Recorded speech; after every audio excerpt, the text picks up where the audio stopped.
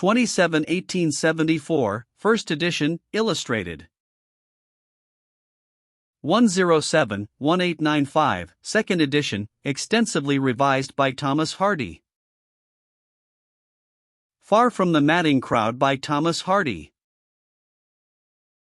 Contents. Preface. Chapter 1, Description of Farmer Oak and Incident.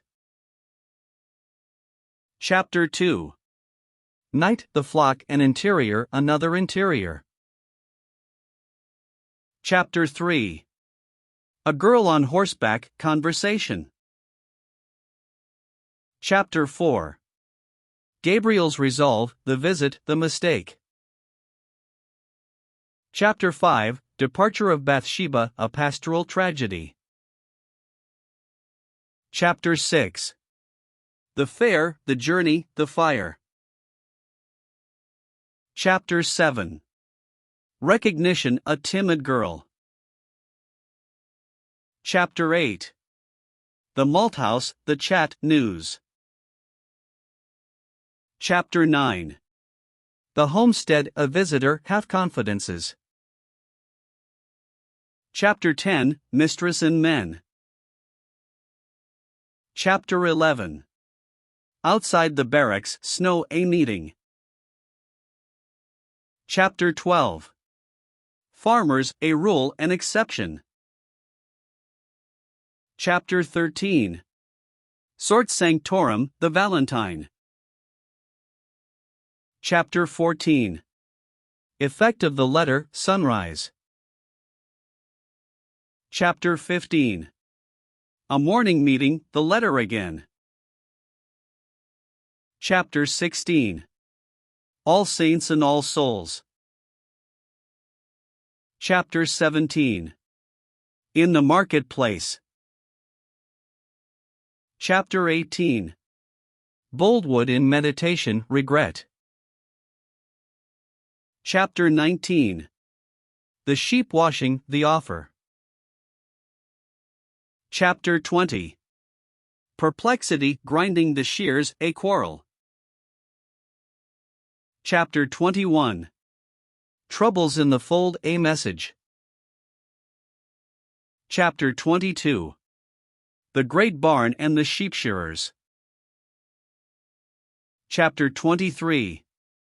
Eventide, a Second Declaration. Chapter 24. The Same Night, the Fir Plantation. Chapter 25. The New Acquaintance Described. Chapter 26. Scene on the Verge of the Haymead. Chapter 27. Hiving the Bees. Chapter 28. The Hollow Amid the Ferns. Chapter 29. Particulars of a Twilight Walk. Chapter 30. Hot Cheeks and Tearful Eyes. Chapter 31. Blame, Fury. Chapter 32. Night Horses Tramping. Chapter 33. In the Sun, a Harbinger. Chapter 34. Home Again, a Trickster. Chapter 35. At an Upper Window. Chapter 36. Wealth in Jeopardy, the Rebel. Chapter 37. The Storm, the Two Together. Chapter 38. Rain, One Solitary Meets Another. Chapter 39. Coming Home, a Cry. Chapter 40. On Casterbridge Highway. Chapter 41. Suspicion, Fanny is sent for. Chapter 42. Joseph and his burden, Buck's Head. Chapter 43. Fanny's Revenge. Chapter 44. Under a Tree Reaction. Chapter 45. Troy's Romanticism. Chapter 46. The Gargoyle, Its Doings.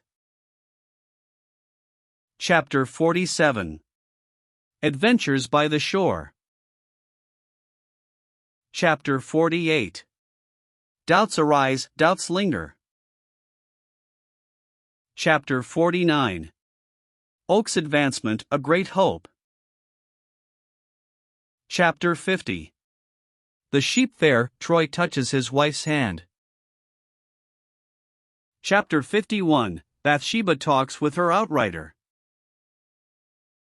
Chapter 52. Converging Courses. Chapter 53. Concurator, Ori Memento. Chapter 54. After the Shock. Chapter 55. The March Following, Bathsheba Boldwood. Chapter 56. Beauty in Loneliness After All. Chapter 57. A Foggy Night and Morning, Conclusion. Notes. Preface. In reprinting this story for a new edition, I am reminded that it was in the chapters of Far from the Madding Crowd, as they appeared month by month in a popular magazine, that I first ventured to adopt the word Wessex from the pages of early English history, and give it a fictitious significance as the existing name of the district once included in that extinct kingdom. The series of novels I projected being mainly of the kind called local, they seem to require a territorial definition of some sort to lend unity to their scene. Finding that the area of a single county did not afford a canvas large enough for this purpose, and that there were objections to an invented name, I disinterred the old one. The press and the public were kind enough to welcome the fanciful plan, and willingly joined me in the anachronism of imagining a Wessex population living under Queen Victoria, a modern Wessex of railways, the penny post, mowing and reaping machines, union workhouses, lucifer matches, laborers who could read and write, and national school children. But I believe I am correct in stating that, until the existence of this contemporaneous Wessex was announced in the present story, in 1874, it had never been heard of, and that the expression, a Wessex peasant, or a Wessex custom, would theretofore have been taken to refer to nothing later in date than the Norman conquest. I did not anticipate that this application of the word to a modern use would extend outside the chapters of my own chronicles. But the name was soon taken up elsewhere as a local designation. The first to do so was the now defunct Examiner, which, in the impression bearing date July 15, 1876, entitled one of its articles The Wessex Laborer, the article turning out to be no dissertation on farming during the Heptarchy, but on the modern peasant of the southwest counties, and his presentation in these stories. Since then, the appellation which I had thought to reserve to the horizons and landscapes of a merely realistic dream country has become more and more popular as a practical definition, and the dream country has, by degrees, solidified into a utilitarian region which people can go to, take a house in, and write to the papers from. But I ask all good and gentle readers to be so kind as to forget this, and to refuse steadfastly to believe that there are any inhabitants of a Victorian Wessex outside the pages of this and the companion volumes in which they were first discovered. Moreover, the village called Weatherbury, wherein the scenes of the present story of the series are for the most part laid, would perhaps be hardly discernible by the explorer, without help, in any existing place nowadays, though at the time, comparatively recent, at which the tale was written, a sufficient reality to meet the descriptions, both of backgrounds and personages, might have been traced easily enough. The church remains, by great good fortune, unrestored and intact, and a few of the old houses, but the ancient malthouse, which was formerly so characteristic of the parish, has been pulled down these 20 years, also most of the thatched and dormered cottages that were once lifeholds. The game of prisoner's base, which not so long ago seemed to enjoy a perennial vitality in front of the worn-out stocks, may, so far as I can say, be entirely unknown to the rising generation of schoolboys there. The practice of divination by Bible and key, the regarding of valentines as things of serious import, the shearing supper, and the harvest home, have, too, nearly disappeared in the wake of the old houses, and with them have gone, it is said, much of that love of fuddling to which the village at one time was notoriously prone. The change at the root of this has been the recent supplanting of the class of stationary cottagers, who carried on the local traditions and humors, by a population of more or less migratory laborers, which has led to a break of continuity in local history, more fatal than any other thing to the preservation of legend, folklore, close intersocial relations, and eccentric individualities. For these, the indispensable conditions of existence are attachment to the soil of one particular spot by generation after generation. Th. February 1895. Chapter 1 Description of Farmer Oak and Incident. When Farmer Oak smiled, the corners of his mouth spread till they were within an unimportant distance of his ears, his eyes were reduced to chinks, and diverging wrinkles appeared round them, extending upon his countenance like the rays in a rudimentary sketch of the rising sun. His Christian name was Gabriel, and on working days he was a young man of sound judgment, easy motions, proper dress, and general good character. On Sundays he was a man of misty views, rather given to postponing, and hampered by his best clothes and umbrella, upon the whole, one who felt himself to occupy morally that vast middle space of Laodicean neutrality which lay between the communion people of the parish and the drunken section, that is, he went to church, but yawned privately by the time the congregation reached the Nicene Creed, and thought of what there would be for dinner when he meant to be listening to the sermon. Or, to state his character as it stood in the scale of public opinion, when his friends and critics were in tantrums, he was considered rather a bad man; when they were pleased, he was rather a good man; when they were neither, he was a man whose moral color was a kind of pepper and salt mixture. Since he lived 6 times as many working days as Sundays, Oak's appearance in his old clothes was most peculiarly his own, the mental picture formed by his neighbors in imagining him being always dressed in that way. He wore a low-crowned felt hat, spread out at the base by tight jamming upon the head for security in high winds, and a coat like Dr. Johnson's, his lower extremities being encased in ordinary leather leggings and boots emphatically large, affording to each foot a roomy apartment so constructed that any wearer might stand in a river all day long and know nothing of damp, their maker being a conscientious man who endeavored to compensate for any weakness in his cut by unstinted dimension and solidity. Mr. Oak carried about him, by way of watch, what may be called a small silver clock. In other words, it was a watch as to shape and intention, and a small clock as to size. This instrument, being several years older than Oak's grandfather, had the peculiarity of going either too fast or not at all. The smaller of its hands, too, occasionally slipped round on the pivot, and thus, though the minutes were told with precision, nobody could be quite certain of the hour they belonged to. The stopping peculiarity of his watch Oak remedied by thumps and shakes, and he escaped any evil consequences from the other 2 defects by constant comparisons with and observations of the sun and stars, and by pressing his face close to the glass of his neighbor's windows, till he could discern the hour marked by the green-faced timekeepers within.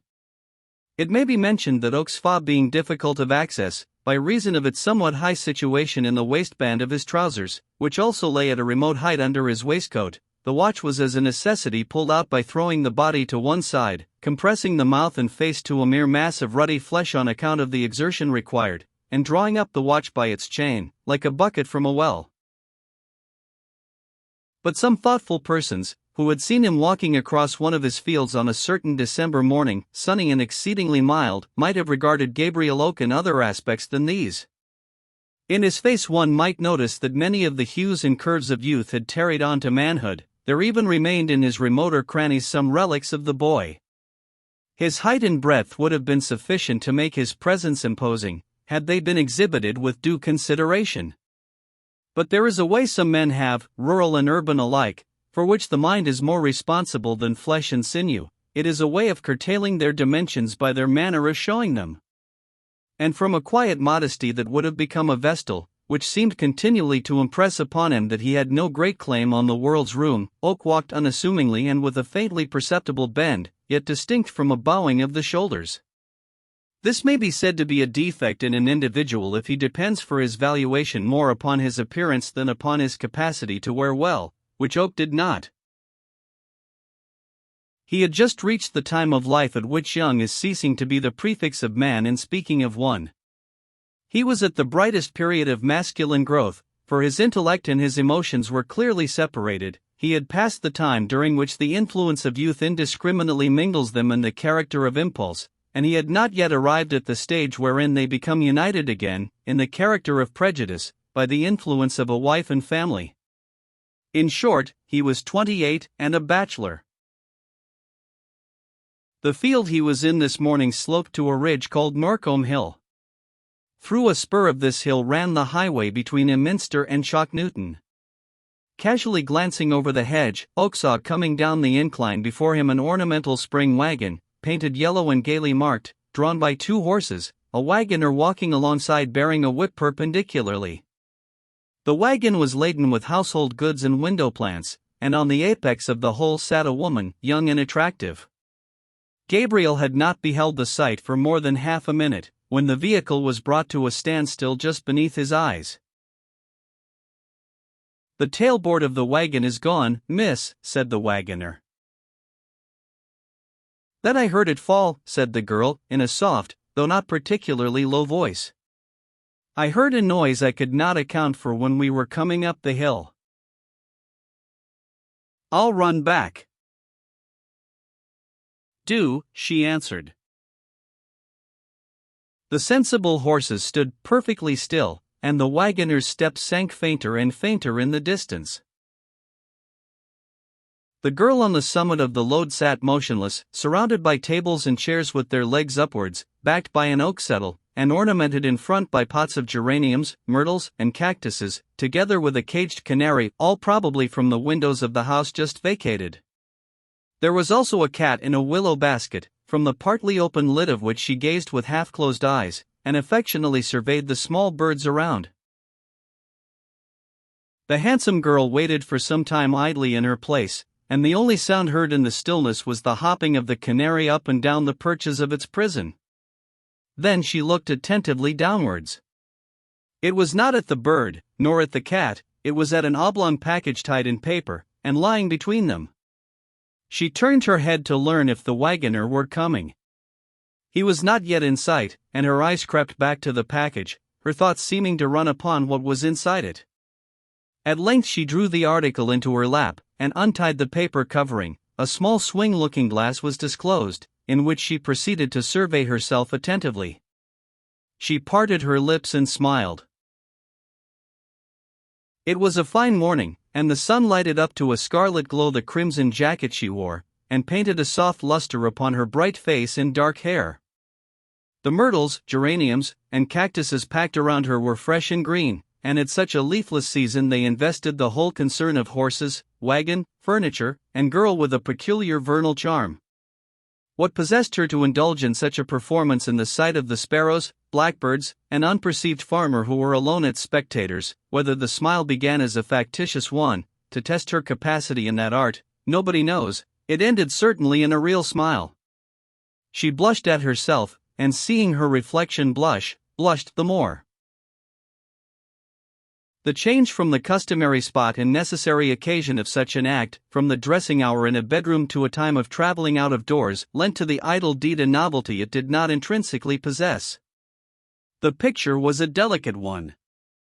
Woman's prescriptive infirmity had stalked into the sunlight, which had clothed it in the freshness of an originality. A cynical inference was irresistible by Gabriel Oak as he regarded the scene, generous though he fain would have been. There was no necessity whatever for her looking in the glass. She did not adjust her hat, or pat her hair, or press a dimple into shape, or do one thing to signify that any such intention had been her motive in taking up the glass. She simply observed herself as a fair product of nature in the feminine kind, her thoughts seeming to glide into far off the likely dramas in which men would play a part, vistas of probable triumphs, the smiles being of a phase suggesting that hearts were imagined as lost and won. Still, this was but conjecture, and the whole series of actions was so idly put forth as to make it rash to assert that intention had any part in them at all. The wagoner's steps were heard returning. She put the glass in the paper, and the whole again into its place.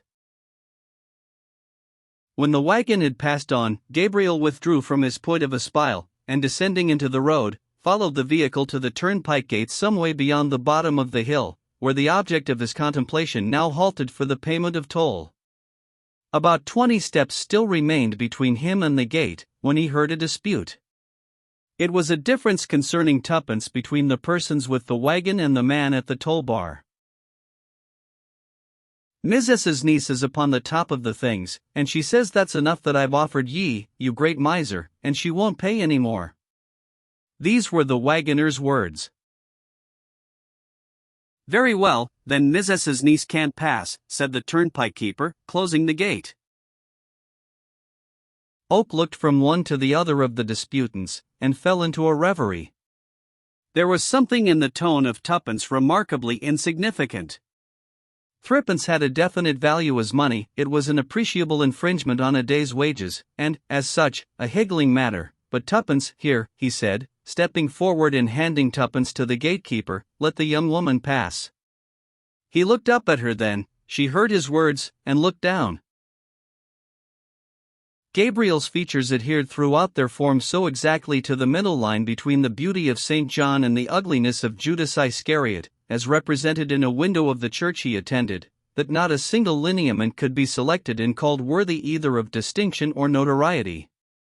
The red-jacketed and dark-haired maiden seemed to think so too, for she carelessly glanced over him, and told her man to drive on.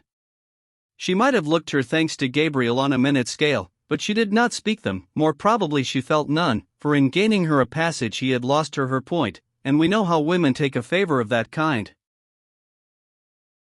The gatekeeper surveyed the retreating vehicle. That's a handsome maid, he said to Oak. But she has her faults, said Gabriel. True, farmer. And the greatest of them is, well, what it is always. Beating people down? Aye, 'tis so. Oh no. What, then? Gabriel, perhaps a little piqued by the comely traveller's indifference, glanced back to where he had witnessed her performance over the hedge, and said, Vanity. Chapter 2 Night, the flock, an interior, another interior. It was nearly midnight on the eve of St. Thomas's, the shortest day in the year. A desolating wind wandered from the north over the hill whereon Oak had watched the yellow wagon and its occupant in the sunshine of a few days earlier. Norcombe Hill, not far from lonely Toller Down, was one of the spots which suggest to a passerby that he is in the presence of a shape approaching the indestructible as nearly as any to be found on earth. It was a featureless convexity of chalk and soil, an ordinary specimen of those smoothly outlined protuberances of the globe which may remain undisturbed on some great day of confusion, when far grander heights and dizzy granite precipices topple down. The hill was covered on its northern side by an ancient and decaying plantation of beeches, whose upper verge formed a line over the crest, fringing its arched curve against the sky, like a mane. Tonight these trees sheltered the southern slope from the keenest blasts, which smote the wood and floundered through it with a sound as of grumbling, or gushed over its crowning boughs in a weakened moan. The dry leaves in the ditch simmered and boiled in the same breezes, a tongue of air occasionally ferreting out a few, and sending them spinning across the grass. A group or two of the latest in date amongst the dead multitude had remained till this very midwinter time on the twigs which bore them and in falling rattled against the trunks with smart taps. Between this half-wooded half-naked hill, and the vague still horizon that its summit indistinctly commanded, was a mysterious sheet of fathomless shade, the sounds from which suggested that what it concealed bore some reduced resemblance to features here. The thin grasses, more or less coating the hill, were touched by the wind in breezes of differing powers, and almost of differing natures, one rubbing the blades heavily, another raking them piercingly, another brushing them like a soft broom. The instinctive act of humankind was to stand and listen, and learn how the trees on the right and the trees on the left wailed or chanted to each other in the regular antiphonies of a cathedral choir, how hedges and other shapes to leeward then caught the note, lowering it to the tenderest sob, and how the hurrying gust then plunged into the south, to be heard no more. The sky was clear, remarkably clear, and the twinkling of all the stars seemed to be but throbs of one body, timed by a common pulse. The North Star was directly in the wind's eye, and since evening the bear had swung round it outwardly to the east, till he was now at a right angle with the meridian. A difference of color in the stars, oftener read of than seen in England, was really perceptible here. The sovereign brilliancy of Sirius pierced the eye with a steely glitter. The star called Capella was yellow, Aldebaran and Betelgeuse shone with a fiery red. To persons standing alone on a hill during a clear midnight such as this, the roll of the world eastward is almost a palpable movement. The sensation may be caused by the panoramic glide of the stars past earthly objects, which is perceptible in a few minutes of stillness, or by the better outlook upon space that a hill affords, or by the wind, or by the solitude, but whatever be its origin, the impression of riding along is vivid and abiding. The poetry of motion is a phrase much in use, and to enjoy the epic form of that gratification it is necessary to stand on a hill at a small hour of the night, and, having first expanded with a sense of difference from the mass of civilized mankind, who are dream-wrapped and disregardful of all such proceedings at this time, long and quietly watch your stately progress through the stars. After such a nocturnal reconnoiter it is hard to get back to earth, and to believe that the consciousness of such majestic speeding is derived from a tiny human frame. Suddenly an unexpected series of sounds began to be heard in this place up against the sky. They had a clearness which was to be found nowhere in the wind, and a sequence which was to be found nowhere in nature. They were the notes of Farmer Oak's flute. The tune was not floating unhindered into the open air, it seemed muffled in some way, and was altogether too curtailed in power to spread high or wide. It came from the direction of a small dark object under the plantation hedge, a shepherd's hut, now presenting an outline to which an uninitiated person might have been puzzled to attach either meaning or use. The image as a whole was that of a small Noah's Ark on a small Ararat, allowing the traditionary outlines and general form of the ark which are followed by toymakers, and by these means are established in men's imaginations among their firmest, because earliest impressions, to pass as an approximate pattern. The hut stood on little wheels, which raised its floor about a foot from the ground. Such shepherds' huts are dragged into the fields when the lambing season comes on, to shelter the shepherd in his enforced nightly attendance. It was only latterly that people had begun to call Gabriel Farmer Oak. During the 12-month preceding this time he had been enabled by sustained efforts of industry and chronic good spirits to lease the small sheep farm of which Norcombe Hill was a portion, and stock it with 200 sheep. Previously he had been a bailiff for a short time, and earlier still a shepherd only, having from his childhood assisted his father in tending the flocks of large proprietors, till old Gabriel sank to rest. This venture, unaided and alone, into the paths of farming as master and not as man, with an advance of sheep not yet paid for, was a critical juncture with Gabriel Oak, and he recognized his position clearly. The first movement in his new progress was the lambing of his ewes, and sheep having been his speciality from his youth, he wisely refrained from deputing the task of tending them at this season to a hireling or a novice. The wind continued to beat about the corners of the hut, but the flute playing ceased. A rectangular space of light appeared in the side of the hut, and in the opening the outline of Farmer Oak's figure. He carried a lantern in his hand, and closing the door behind him, came forward and busied himself about this nook of the field for nearly 20 minutes, the lantern light appearing and disappearing here and there, and brightening him or darkening him as he stood before or behind it. Oak's motions, though they had a quiet energy, were slow, and their deliberateness accorded well with his occupation. Fitness being the basis of beauty, nobody could have denied that his steady swings and turns in and about the flock had elements of grace. Yet, although if occasion demanded he could do or think a thing with as mercurial a dash as can the men of towns who are more to the manner born, his special power, morally, physically, and mentally, was static, owing little or nothing to momentum as a rule. A close examination of the ground hereabout, even by the wan starlight only, revealed how a portion of what would have been casually called a wild slope had been appropriated by Farmer Oak for his great purpose this winter. Detached hurdles thatched with straw were stuck into the ground at various scattered points, amid and under which the whitish forms of his meek ewes moved and rustled. The ring of the sheep bell, which had been silent during his absence, recommenced, in tones that had more mellowness than clearness, owing to an increasing growth of surrounding wool. This continued till Oak withdrew again from the flock. He returned to the hut, bringing in his arms a newborn lamb, consisting of 4 legs large enough for a full-grown sheep, united by a seemingly inconsiderable membrane about half the substance of the legs collectively, which constituted the animal's entire body just at present. The little speck of life he placed on a wisp of hay before the small stove, where a can of milk was simmering. Oak extinguished the lantern by blowing into it and then pinching the snuff, the cot being lighted by a candle suspended by a twisted wire. A rather hard couch, formed of a few corn sacks thrown carelessly down, covered half the floor of this little habitation, and here the young man stretched himself alone, loosened his woolen cravat, and closed his eyes. In about the time a person unaccustomed to bodily labor would have decided upon which side to lie, Farmer Oak was asleep. The inside of the hut, as it now presented itself, was cozy and alluring, and the scarlet handful of fire in addition to the candle, reflecting its own genial color upon whatever it could reach, flung associations of enjoyment even over utensils and tools. In the corner stood the sheep crook, and along a shelf at one side were ranged bottles and canisters of the simple preparations pertaining to ovine surgery and physic, spirits of wine, turpentine, tar, magnesia, ginger, and castor oil being the chief. On a triangular shelf across the corner stood bread, bacon, cheese, and a cup for ale or cider, which was supplied from a flagon beneath.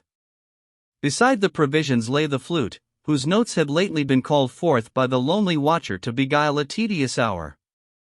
The house was ventilated by 2 round holes, like the lights of a ship's cabin, with wood slides. The lamb, revived by the warmth, began to bleat, and the sound entered Gabriel's ears and brain with an instant meaning, as expected sounds will. Passing from the profoundest sleep to the most alert wakefulness with the same ease that had accompanied the reverse operation, he looked at his watch, found that the hour hand had shifted again, put on his hat, took the lamb in his arms, and carried it into the darkness. After placing the little creature with its mother, he stood and carefully examined the sky, to ascertain the time of night from the altitudes of the stars. The Dog Star and Aldebaran, pointing to the restless Pleiades, were halfway up the southern sky, and between them hung Orion, which gorgeous constellation never burnt more vividly than now, as it soared forth above the rim of the landscape. Castor and Pollux with their quiet shine were almost on the meridian. The barren and gloomy square of Pegasus was creeping round to the northwest. Far away through the plantation Vega sparkled like a lamp suspended amid the leafless trees, and Cassiopeia's chair stood daintily poised on the uppermost boughs. 1 o'clock, said Gabriel. Being a man not without a frequent consciousness that there was some charm in this life he led, he stood still after looking at the sky as a useful instrument, and regarded it in an appreciative spirit, as a work of art superlatively beautiful. For a moment he seemed impressed with the speaking loneliness of the scene, or rather with the complete abstraction from all its compass of the sights and sounds of man. Human shapes, interferences, troubles, and joys were all as if they were not, and there seemed to be on the shaded hemisphere of the globe no sentient being save himself. He could fancy them all gone round to the sunny side. Occupied thus, with eyes stretched afar, Oak gradually perceived that what he had previously taken to be a star low down behind the outskirts of the plantation was in reality no such thing. It was an artificial light, almost close at hand. To find themselves utterly alone at night where company is desirable and expected makes some people fearful, but a case more trying by far to the nerves is to discover some mysterious companionship when intuition, sensation, memory, analogy, testimony, probability, induction, every kind of evidence in the logician's list, have united to persuade consciousness that it is quite in isolation. Farmer Oak went towards the plantation and pushed through its lower boughs to the windy side. A dim mass under the slope reminded him that a shed occupied a place here, the site being a cutting into the slope of the hill, so that at its back part the roof was almost level with the ground. In front it was formed of board nailed to posts and covered with tar as a preservative. Through crevices in the roof and side spread streaks and dots of light, a combination of which made the radiance that had attracted him. Oak stepped up behind, where, leaning down upon the roof and putting his eye close to a hole, he could see into the interior clearly. The place contained 2 women and 2 cows. By the side of the latter a steaming bran mash stood in a bucket. One of the women was past middle age. Her companion was apparently young and graceful. He could form no decided opinion upon her looks, her position being almost beneath his eye, so that he saw her in a bird's-eye view, as Milton's Satan first saw paradise. She wore no bonnet or hat, but had enveloped herself in a large cloak, which was carelessly flung over her head as a covering. "There, now we'll go home," said the elder of the 2, resting her knuckles upon her hips, and looking at their goings-on as a whole. "I do hope Daisy will fetch round again now. I have never been more frightened in my life, but I don't mind breaking my rest if she recovers." The young woman, whose eyelids were apparently inclined to fall together on the smallest provocation of silence, yawned without parting her lips to any inconvenient extent, whereupon Gabriel caught the infection and slightly yawned in sympathy. "I wish we were rich enough to pay a man to do these things," she said. "As we are not, we must do them ourselves," said the other, "for you must help me if you stay." "Well, my hat is gone, however," continued the younger. "It went over the hedge, I think. The idea of such a slight wind catching it." The cow standing erect was of the Devon breed, and was encased in a tight warm hide of rich Indian red, as absolutely uniform from eyes to tail as if the animal had been dipped in a dye of that color, her long back being mathematically level. The other was spotted, gray and white. Beside her Oak now noticed a little calf about a day old, looking idiotically at the 2 women, which showed that it had not long been accustomed to the phenomenon of eyesight, and often turning to the lantern, which it apparently mistook for the moon, inherited instinct having as yet had little time for correction by experience. Between the sheep and the cows Lucina had been busy on Norcombe Hill lately. "I think we had better send for some oatmeal," said the elder woman, "there's no more bran." "Yes, Aunt, and I'll ride over for it as soon as it is light." "But there's no side saddle." "I can ride on the other, trust me." Oak, upon hearing these remarks, became more curious to observe her features, but this prospect being denied him by the hooding effect of the cloak, and by his aerial position, he felt himself drawing upon his fancy for their details. In making even horizontal and clear inspections we color and mold according to the wants within us whatever our eyes bring in. Had Gabriel been able from the first to get a distinct view of her countenance, his estimate of it as very handsome or slightly so would have been as his soul required a divinity at the moment or was ready supplied with one. Having for some time known the want of a satisfactory form to fill an increasing void within him, his position moreover affording the widest scope for his fancy, he painted her a beauty. By one of those whimsical coincidences in which nature, like a busy mother, seems to spare a moment from her unremitting labors to turn and make her children smile, the girl now dropped the cloak, and forth tumbled ropes of black hair over a red jacket. Oak knew her instantly as the heroine of the Yellow Wagon, Myrtles, and Looking Glass, prosily, as the woman who owed him 2d. They placed the calf beside its mother again, took up the lantern, and went out, the light sinking down the hill till it was no more than a nebula. Gabriel Oak returned to his flock. Chapter 3: A Girl on Horseback Conversation. The sluggish day began to break. Even its position terrestrially is one of the elements of a new interest, and for no particular reason save that the incident of the night had occurred there, Oak went again into the plantation. Lingering and musing here, he heard the steps of a horse at the foot of the hill, and soon there appeared in view an auburn pony with a girl on its back, ascending by the path leading past the cattle shed. She was the young woman of the night before. Gabriel instantly thought of the hat she had mentioned as having lost in the wind. Possibly she had come to look for it. He hastily scanned the ditch and after walking about 10 yards along it found the hat among the leaves. Gabriel took it in his hand and returned to his hut. Here he ensconced himself, and peeped through the loophole in the direction of the writer's approach. She came up and looked around, then on the other side of the hedge. Gabriel was about to advance and restore the missing article when an unexpected performance induced him to suspend the action for the present. The path, after passing the cowshed, bisected the plantation. It was not a bridle path, merely a pedestrian's track, and the boughs spread horizontally at a height not greater than 7 feet above the ground, which made it impossible to ride erect beneath them. The girl, who wore no riding habit, looked around for a moment, as if to assure herself that all humanity was out of view, then dexterously dropped backwards flat upon the pony's back, her head over its tail, her feet against its shoulders, and her eyes to the sky. The rapidity of her glide into this position was that of a kingfisher, its noiselessness that of a hawk. Gabriel's eyes had scarcely been able to follow her. The tall lank pony seemed used to such doings, and ambled along unconcerned. Thus she passed under the level boughs.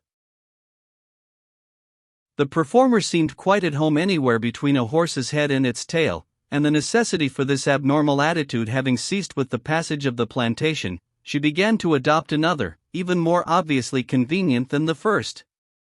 She had no side saddle, and it was very apparent that a firm seat upon the smooth leather beneath her was unattainable sideways.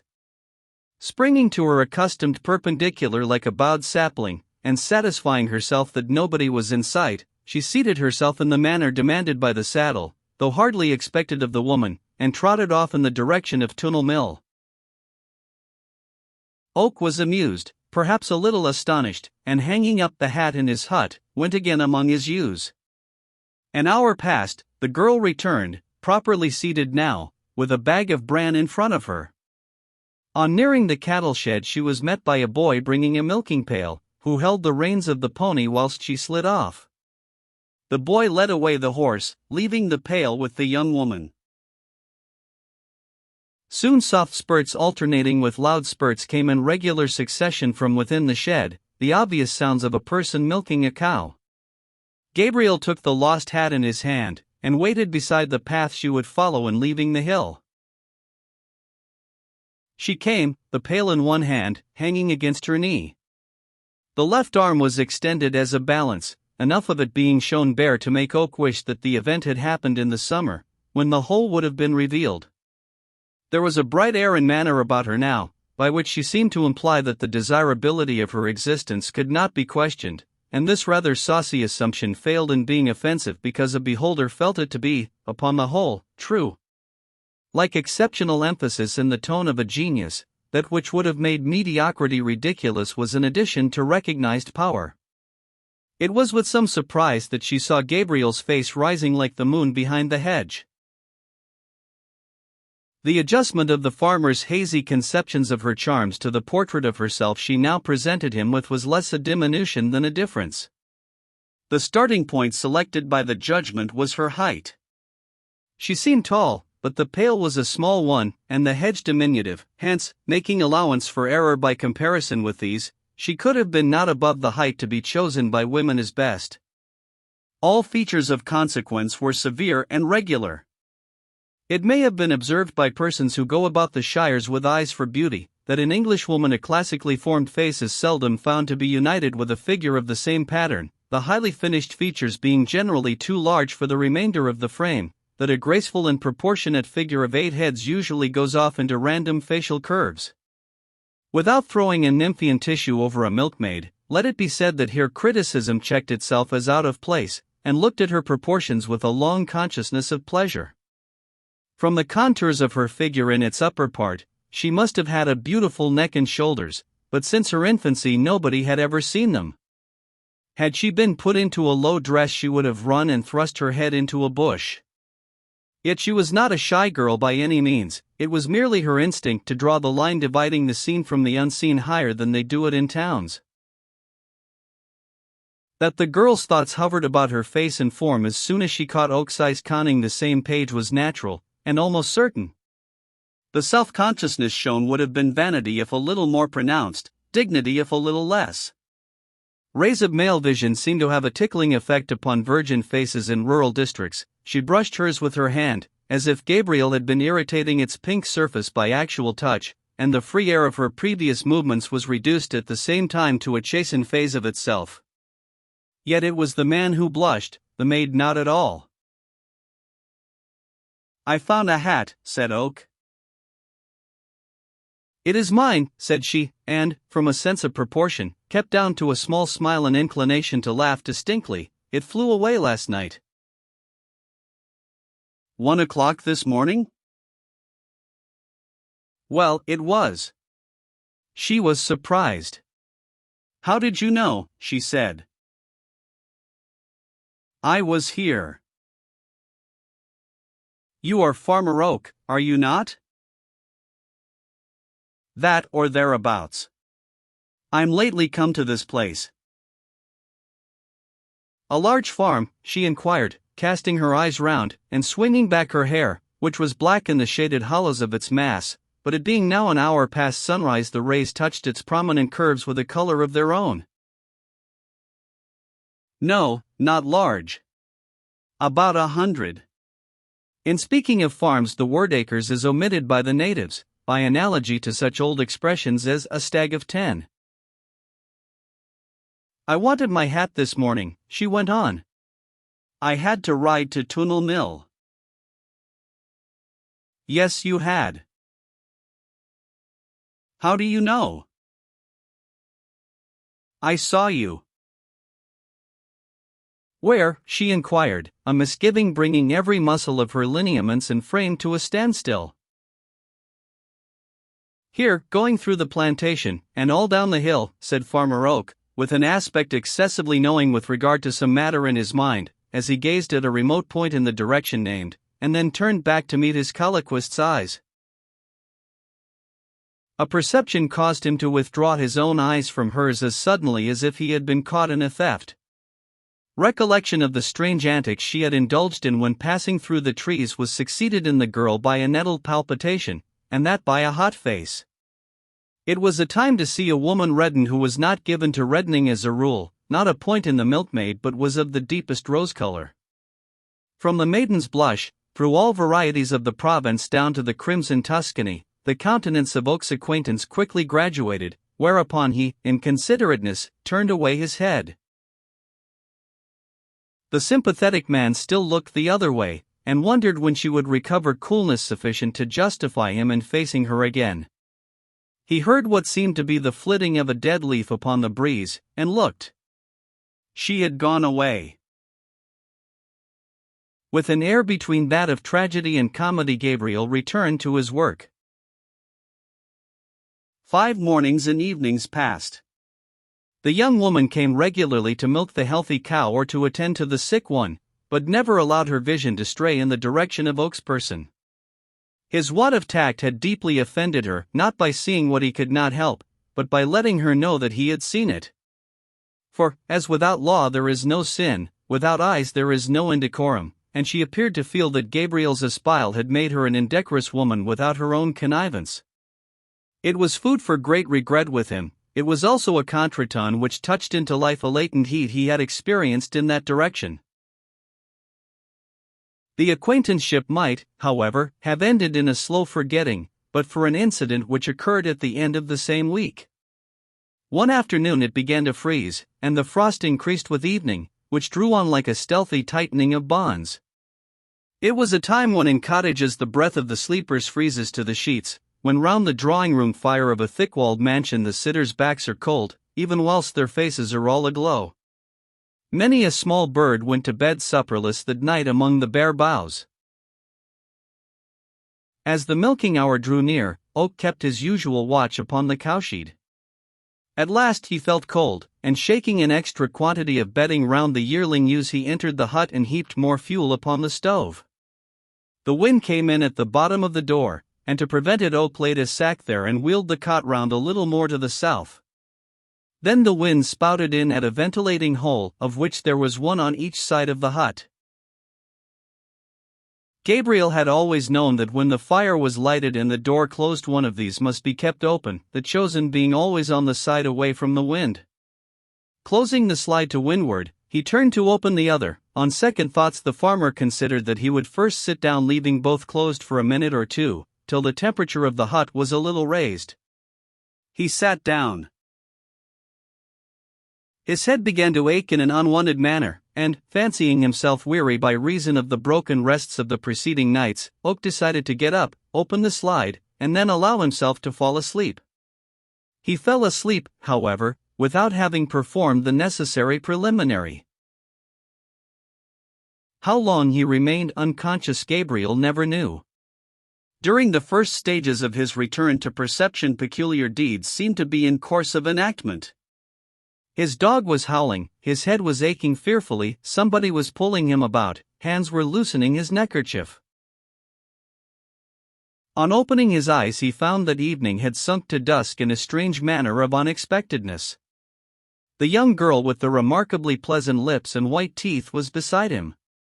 More than this, astonishingly more, his head was upon her lap, his face and neck were disagreeably wet, and her fingers were unbuttoning his collar. "Whatever is the matter?" said Oak, vacantly. She seemed to experience mirth, but of too insignificant a kind to start enjoyment. "Nothing now," she answered, "since you are not dead. It is a wonder you were not suffocated in this hut of yours." "Ah, the hut," murmured Gabriel. "I gave £10 for that hut.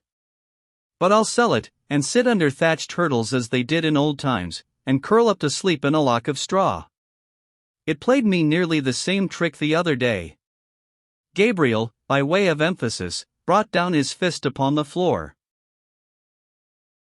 "It was not exactly the fault of the hut," she observed in a tone which showed her to be that novelty among women, one who finished a thought before beginning the sentence which was to convey it. "You should, I think, have considered, and not have been so foolish as to leave the slides closed." "Yes, I suppose I should," said Oak, absently. He was endeavoring to catch and appreciate the sensation of being thus with her, his head upon her dress, before the event passed on into the heap of bygone things. He wished she knew his impressions, but he would as soon have thought of carrying an odor in a net as of attempting to convey the intangibilities of his feeling in the coarse meshes of language. So he remained silent. She made him sit up, and then Oak began wiping his face and shaking himself like a Samson. "How can I thank ye?" he said at last, gratefully, some of the natural rusty red having returned to his face. "Oh, never mind that," said the girl, smiling, and allowing her smile to hold good for Gabriel's next remark, whatever that might prove to be. "How did you find me?" "I heard your dog howling and scratching at the door of the hut when I came to the milking. It was so lucky. Daisy's milking is almost over for the season, and I shall not come here after this week or the next. The dog saw me, and jumped over to me, and laid hold of my skirt. I came across and looked round the hut the very first thing to see if the slides were closed. My uncle has a hut like this one, and I have heard him tell his shepherd not to go to sleep without leaving a slide open. I opened the door, and there you were like dead. I threw the milk over you, as there was no water, forgetting it was warm, and no use. I wonder if I should have died," Gabriel said, in a low voice, which was rather meant to travel back to himself than to her. "Oh no," the girl replied. She seemed to prefer a less tragic probability. To have saved a man from death involved talk that should harmonize with the dignity of such a deed, and she shunned it. "I believe you saved my life, miss. I don't know your name." "I know your aunt's, but not yours." "I would just as soon not tell it, rather not. There is no reason either why I should, as you probably will never have much to do with me. Still, I should like to know."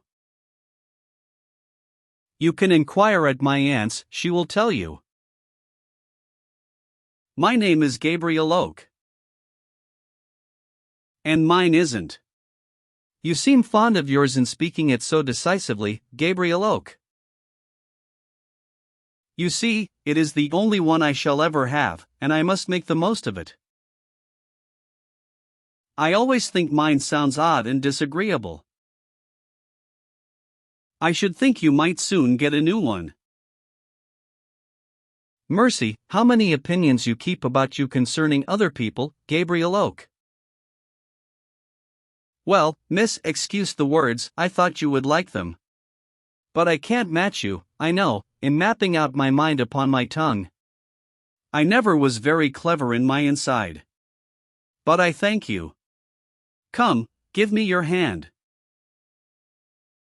She hesitated, somewhat disconcerted at Oak's old-fashioned earnest conclusion to a dialogue lightly carried on. Very well, she said, and gave him her hand, compressing her lips to a demure impassivity. He held it but an instant, and in his fear of being too demonstrative, swerved to the opposite extreme, touching her fingers with the lightness of a small-hearted person. I am sorry, he said the instant after. What for? Letting your hand go so quick. You may have it again if you like, there it is. She gave him her hand again. Oak held it longer this time, indeed, curiously long. How soft it is, being winter time, too, not chapped or rough or anything, he said. There, that's long enough, said she, though without pulling it away. But I suppose you are thinking you would like to kiss it? You may if you want to. I wasn't thinking of any such thing, said Gabriel, simply, but I will. That you won't. She snatched back her hand. Gabriel felt himself guilty of another want of tact. Now find out my name, she said, teasingly, and withdrew.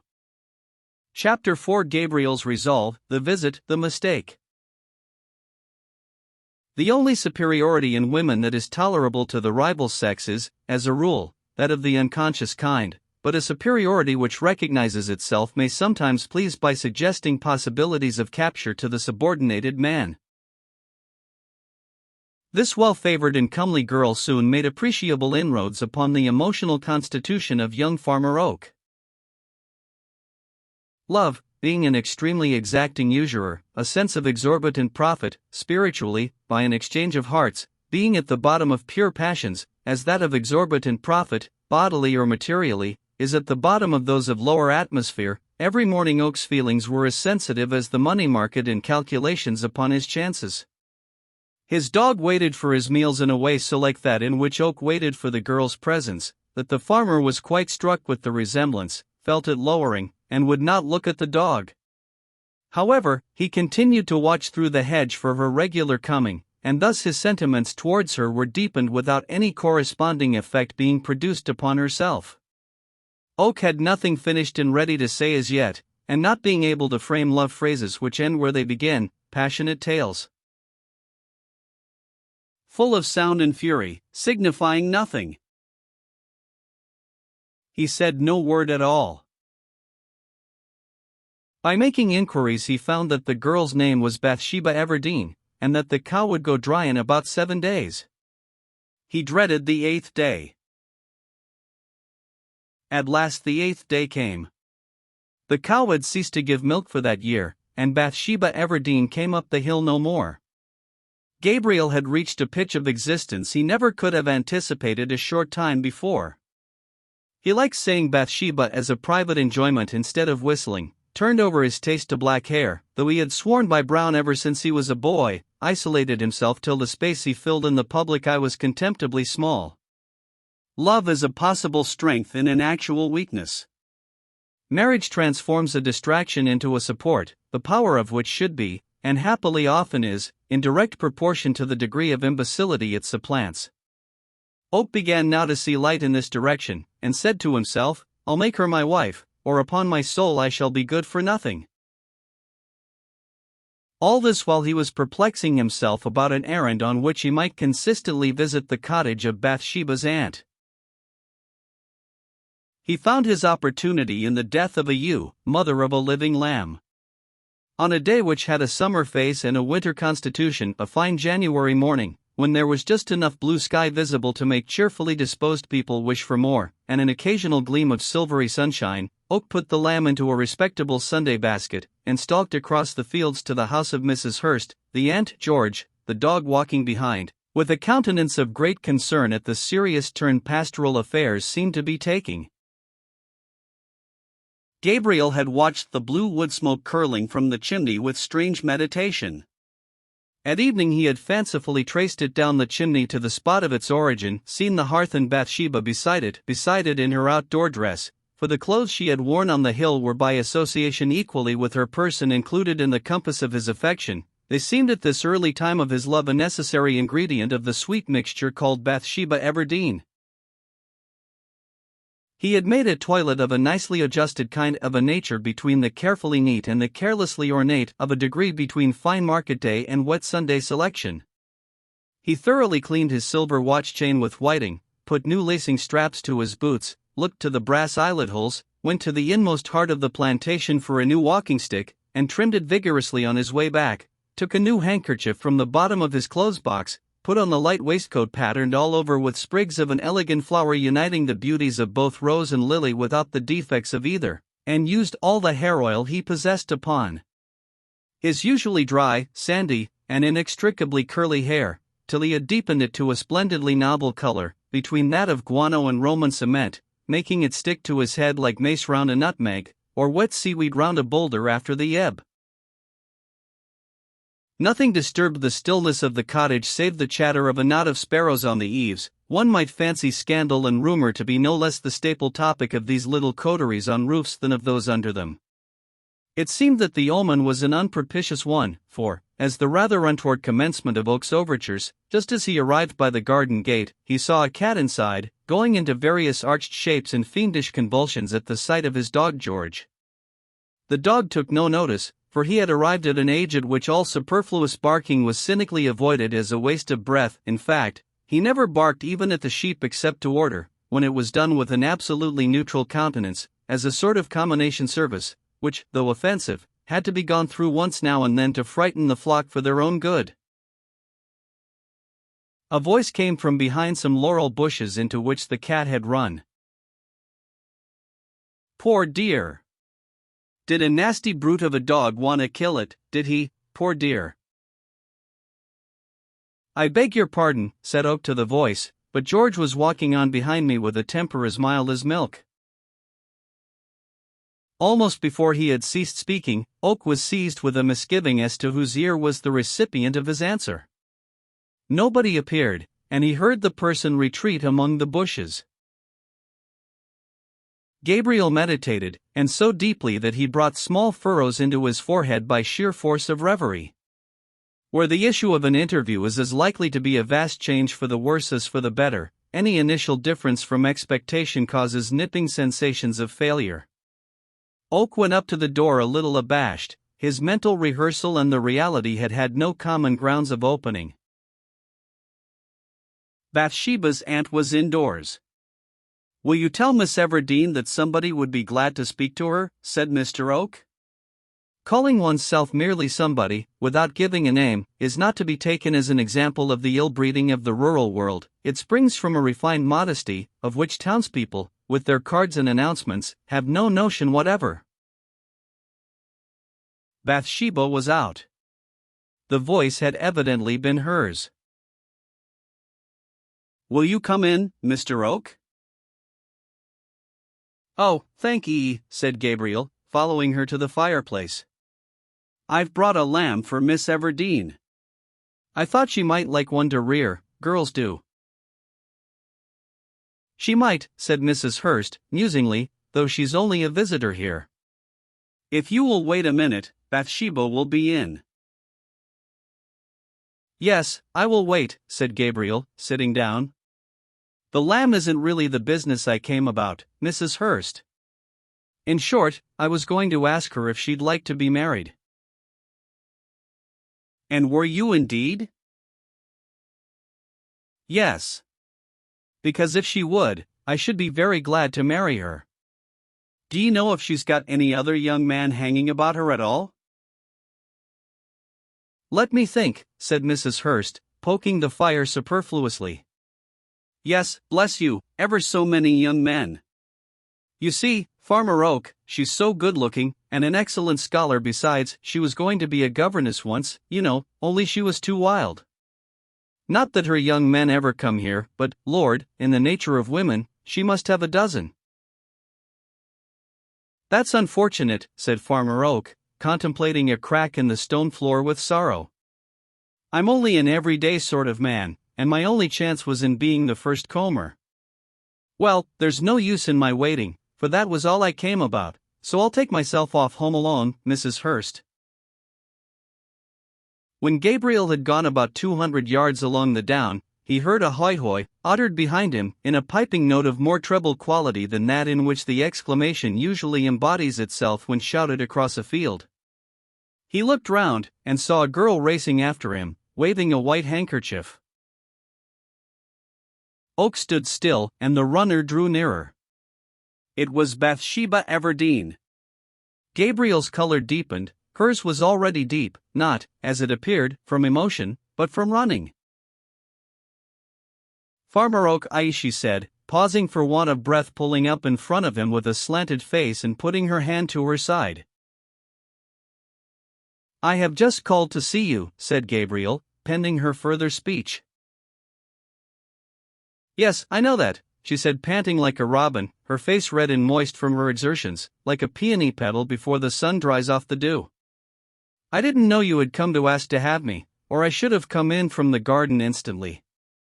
I ran after you to say that my aunt made a mistake in sending you away from courting me." Gabriel expanded. "I'm sorry to have made you run so fast, my dear," he said, with a grateful sense of favors to come. "Wait a bit till you've found your breath. It was quite a mistake Aunt's telling you I had a young man already," Bathsheba went on. "I haven't a sweetheart at all, and I never had one, and I thought that, as times go with women, it was such a pity to send you away thinking that I had several." "Really and truly I am glad to hear that," said Farmer Oak, smiling one of his long special smiles, and blushing with gladness. He held out his hand to take hers, which, when she had eased her side by pressing it there, was prettily extended upon her bosom to still her loud beating heart. Directly he seized it she put it behind her, so that it slipped through his fingers like an eel.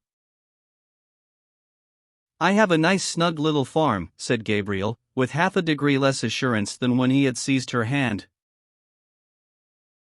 "Yes, you have. A man has advanced me money to begin with, but still, it will soon be paid off, and though I am only an everyday sort of man, I have got on a little since I was a boy." Gabriel uttered a little in a tone to show her that it was the complacent form of a great deal. He continued, "When we be married, I am quite sure I can work twice as hard as I do now." He went forward and stretched out his arm again. Bathsheba had overtaken him at a point beside which stood a low stunted holly bush, now laden with red berries. Seeing his advance take the form of an attitude threatening a possible enclosure, if not compression, of her person, she edged off round the bush. "Why, Farmer Oak," she said, over the top, looking at him with rounded eyes, "I never said I was going to marry you." "Well, that is a tale," said Oak, with dismay. "To run after anybody like this, and then say you don't want him." "What I meant to tell you was only this," she said eagerly, and yet half conscious of the absurdity of the position she had made for herself, "that nobody has got me yet as a sweetheart. Instead of my having a dozen, as my aunt said, I hate to be thought men's property in that way, though possibly I shall be had some day. Why, if I'd wanted you I shouldn't have run after you like this, would have been the forwardest thing." But there was no harm in hurrying to correct a piece of false news that had been told you. "Oh, no, no harm at all. But there is such a thing as being too generous in expressing a judgment impulsively," and Oak added with a more appreciative sense of all the circumstances, "Well, I am not quite certain it was no harm. Indeed, I hadn't time to think before starting whether I wanted to marry or not, for you'd have been gone over the hill." "Come," said Gabriel, freshening again, "think a minute or two. I'll wait a while, Miss Everdeen. Will you marry me? Do, Bathsheba. I love you far more than common. I'll try to think, she observed, rather more timorously. If I can think out of doors, my mind spreads away so. But you can give a guess. Then give me time. Bathsheba looked thoughtfully into the distance, away from the direction in which Gabriel stood. I can make you happy, said he to the back of her head, across the bush. You shall have a piano in a year or two. Farmers' wives are getting to have pianos now, and I'll practice up the flute right well to play with you in the evenings. Yes, I should like that. And have one of those little 10-pound gigs for market, and nice flowers, and birds, cocks and hens I mean, because they'd be useful, continued Gabriel, feeling balanced between poetry and practicality. I should like it very much. And a frame for cucumbers, like a gentleman and lady. Yes. And when the wedding was over, we'd have it put in the newspaper list of marriages. Dearly, I should like that. And the babies in the berths, every man jack of 'em. And at home by the fire, whenever you look up, there I shall be, and whenever I look up there will be you. Wait, and don't be improper. Her countenance fell, and she was silent a while. He regarded the red berries between them over and over again, to such an extent, that holly seemed in his afterlife to be a cipher signifying a proposal of marriage. Bathsheba decisively turned to him. No, 'tis no use, she said. I don't want to marry you. Try. I have tried hard all the time I've been thinking, for a marriage would be very nice in one sense. People would talk about me, and think I had won my battle, and I should feel triumphant, and all that. But a husband. Well. Why, he'd always be there, as you say, whenever I looked up, there he'd be. Of course he would, that is. Well, what I mean is that I shouldn't mind being a bride at a wedding, if I could be one without having a husband. But since a woman can't show off in that way by herself, I shan't marry, at least yet. That's a terrible wooden story. At this criticism of her statement, Bathsheba made an addition to her dignity by a slight sweep away from him. Upon my heart and soul, I don't know what a maid can say stupider than that, said Oak. But dearest, he continued in a palliative voice, don't be like it. Oak sighed a deep honest sigh, none the less so in that, being like the sigh of a pine plantation, it was rather noticeable as a disturbance of the atmosphere. Why won't you have me, he appealed, creeping round the holly to reach her side. I cannot, she said, retreating. But why, he persisted, standing still at last in despair of ever reaching her, and facing over the bush. Because I don't love you. Yes, but... She contracted a yawn to an inoffensive smallness, so that it was hardly ill-mannered at all. I don't love you, she said. But I love you, and, as for myself, I am content to be liked. Oh, Mr. Oak, that's very fine. You'd get to despise me. Never, said Mr. Oak, so earnestly that he seemed to be coming, by the force of his words, straight through the bush and into her arms. I shall do one thing in this life, one thing certain, that is, love you, and long for you, and keep wanting you till I die. His voice had a genuine pathos now, and his large brown hands perceptibly trembled. It seems dreadfully wrong not to have you when you feel so much, she said with a little distress, and looking hopelessly around for some means of escape from her moral dilemma. How I wish I hadn't run after you. However, she seemed to have a shortcut for getting back to cheerfulness, and set her face to signify archness. It wouldn't do, Mr. Oak. I want somebody to tame me. I am too independent, and you would never be able to, I know. Oak cast his eyes down the field in a way implying that it was useless to attempt argument. Mr. Oak, she said, with luminous distinctness and common sense, you are better off than I. I have hardly a penny in the world. I am staying with my aunt for my bare sustenance. I am better educated than you, and I don't love you a bit. That's my side of the case. Now yours, you are a farmer just beginning, and you ought in common prudence, if you marry at all, which you should certainly not think of doing at present, to marry a woman with money, who would stock a larger farm for you than you have now. Gabriel looked at her with a little surprise and much admiration. That's the very thing I had been thinking myself, he naively said. Farmer Oak had 1.5 Christian characteristics too many to succeed with Bathsheba: his humility, and a superfluous moiety of honesty. Bathsheba was decidedly disconcerted. Well, then, why did you come and disturb me? She said, almost angrily, if not quite, an enlarging red spot rising in each cheek. I can't do what I think would be. Right? No, wise. You have made an admission now, Mr. Oak, she exclaimed, with even more hauteur, and rocking her head disdainfully. After that, do you think I could marry you? Not if I know it. He broke in passionately. But don't mistake me like that. Because I am open enough to own what every man in my shoes would have thought of, you make your colors come up your face, and get crabbed with me. That about your not being good enough for me is nonsense. You speak like a lady, all the parish notice it, and your uncle at Weatherbury is, I have heard, a large farmer, much larger than ever I shall be. May I call in the evening, or will you walk along with me o' Sundays? I don't want you to make up your mind at once, if you'd rather not. No, I cannot. Don't press me any more, don't.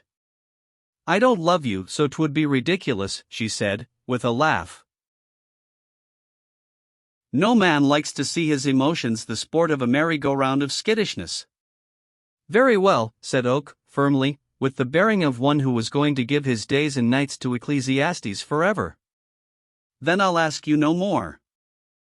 Chapter 5: Departure of Bathsheba, a Pastoral Tragedy. The news which one day reached Gabriel, that Bathsheba Everdeen had left the neighborhood, had an influence upon him which might have surprised any who never suspected that the more emphatic the renunciation the less absolute its character. It may have been observed that there is no regular path for getting out of love as there is for getting in. Some people look upon marriage as a shortcut that way, but it has been known to fail. Separation, which was the means that chance offered to Gabriel Oak by Bathsheba's disappearance, though effectual with people of certain humors, is apt to idealize the removed object with others, notably those whose affection, placid and regular as it may be, flows deep and long. Oak belonged to the even-tempered order of humanity, and felt the secret fusion of himself and Bathsheba to be burning with a finer flame now that she was gone, that was all. His incipient friendship with her aunt had been nipped by the failure of his suit, and all that Oak learnt of Bathsheba's movements was done indirectly. It appeared that she had gone to a place called Weatherbury, more than 20 miles off, but in what capacity, whether as a visitor, or permanently, he could not discover. Gabriel had 2 dogs. George, the elder, exhibited an ebony-tipped nose, surrounded by a narrow margin of pink flesh, and a coat marked in random splotches approximating in color to white and slaty gray, but the gray, after years of sun and rain, had been scorched and washed out of the more prominent locks, leaving them of a reddish-brown, as if the blue component of the gray had faded, like the indigo from the same kind of color in Turner's pictures. In substance it had originally been hair, but long contact with sheep seemed to be turning it by degrees into wool of a poor quality and staple. This dog had originally belonged to a shepherd of inferior morals and dreadful temper, and the result was that George knew the exact degrees of condemnation signified by cursing and swearing of all descriptions better than the wickedest old man in the neighborhood. Long experience had so precisely taught the animal the difference between such exclamations as "come in" and "dee, come in," that he knew to a hair's breadth the rate of trotting back from the used tails that each call involved, if a staggerer with the sheep crook was to be escaped. Though old, he was clever and trustworthy still. The young dog, George's son, might possibly have been the image of his mother, for there was not much resemblance between him and George. He was learning the sheep-keeping business, so as to follow on at the flock when the other should die, but had got no further than the rudiments as yet, still finding an insuperable difficulty in distinguishing between doing a thing well enough and doing it too well. So earnest and yet so wrong-headed was this young dog, he had no name in particular, and answered with perfect readiness to any pleasant interjection, that if sent behind the flock to help them on, he did it so thoroughly that he would have chased them across the whole county with the greatest pleasure if not called off or reminded when to stop by the example of old George. Thus much for the dogs. On the further side of Norcombe Hill was a chalk pit, from which chalk had been drawn for generations, and spread over adjacent farms. Two hedges converged upon it in the form of a V, but without quite meeting. The narrow opening left, which was immediately over the brow of the pit, was protected by a rough railing. One night, when Farmer Oak had returned to his house, believing there would be no further necessity for his attendance on the down, he called as usual to the dogs, previously to shutting them up in the outhouse till next morning. Only one responded, old George; the other could not be found, either in the house, lane, or garden. Gabriel then remembered that he had left the two dogs on the hill eating a dead lamb, a kind of meat he usually kept from them, except when other food ran short, and concluding that the young one had not finished his meal, he went indoors to the luxury of a bed, which latterly he had only enjoyed on Sundays. It was a still, moist night. Just before dawn he was assisted in waking by the abnormal reverberation of familiar music. To the shepherd, the note of the sheep bell, like the ticking of the clock to other people, is a chronic sound that only makes itself noticed by ceasing or altering in some unusual manner from the well-known idle twinkle which signifies to the accustomed ear, however distant, that all is well in the fold. In the solemn calm of the awakening morn that note was heard by Gabriel, beating with unusual violence and rapidity. This exceptional ringing may be caused in two ways: by the rapid feeding of the sheep bearing the bell, as when the flock breaks into new pasture, which gives it an intermittent rapidity, or by the sheep starting off in a run, when the sound has a regular palpitation. The experienced ear of Oak knew the sound he now heard to be caused by the running of the flock with great velocity. He jumped out of bed, dressed, tore down the lane through a foggy dawn, and ascended the hill.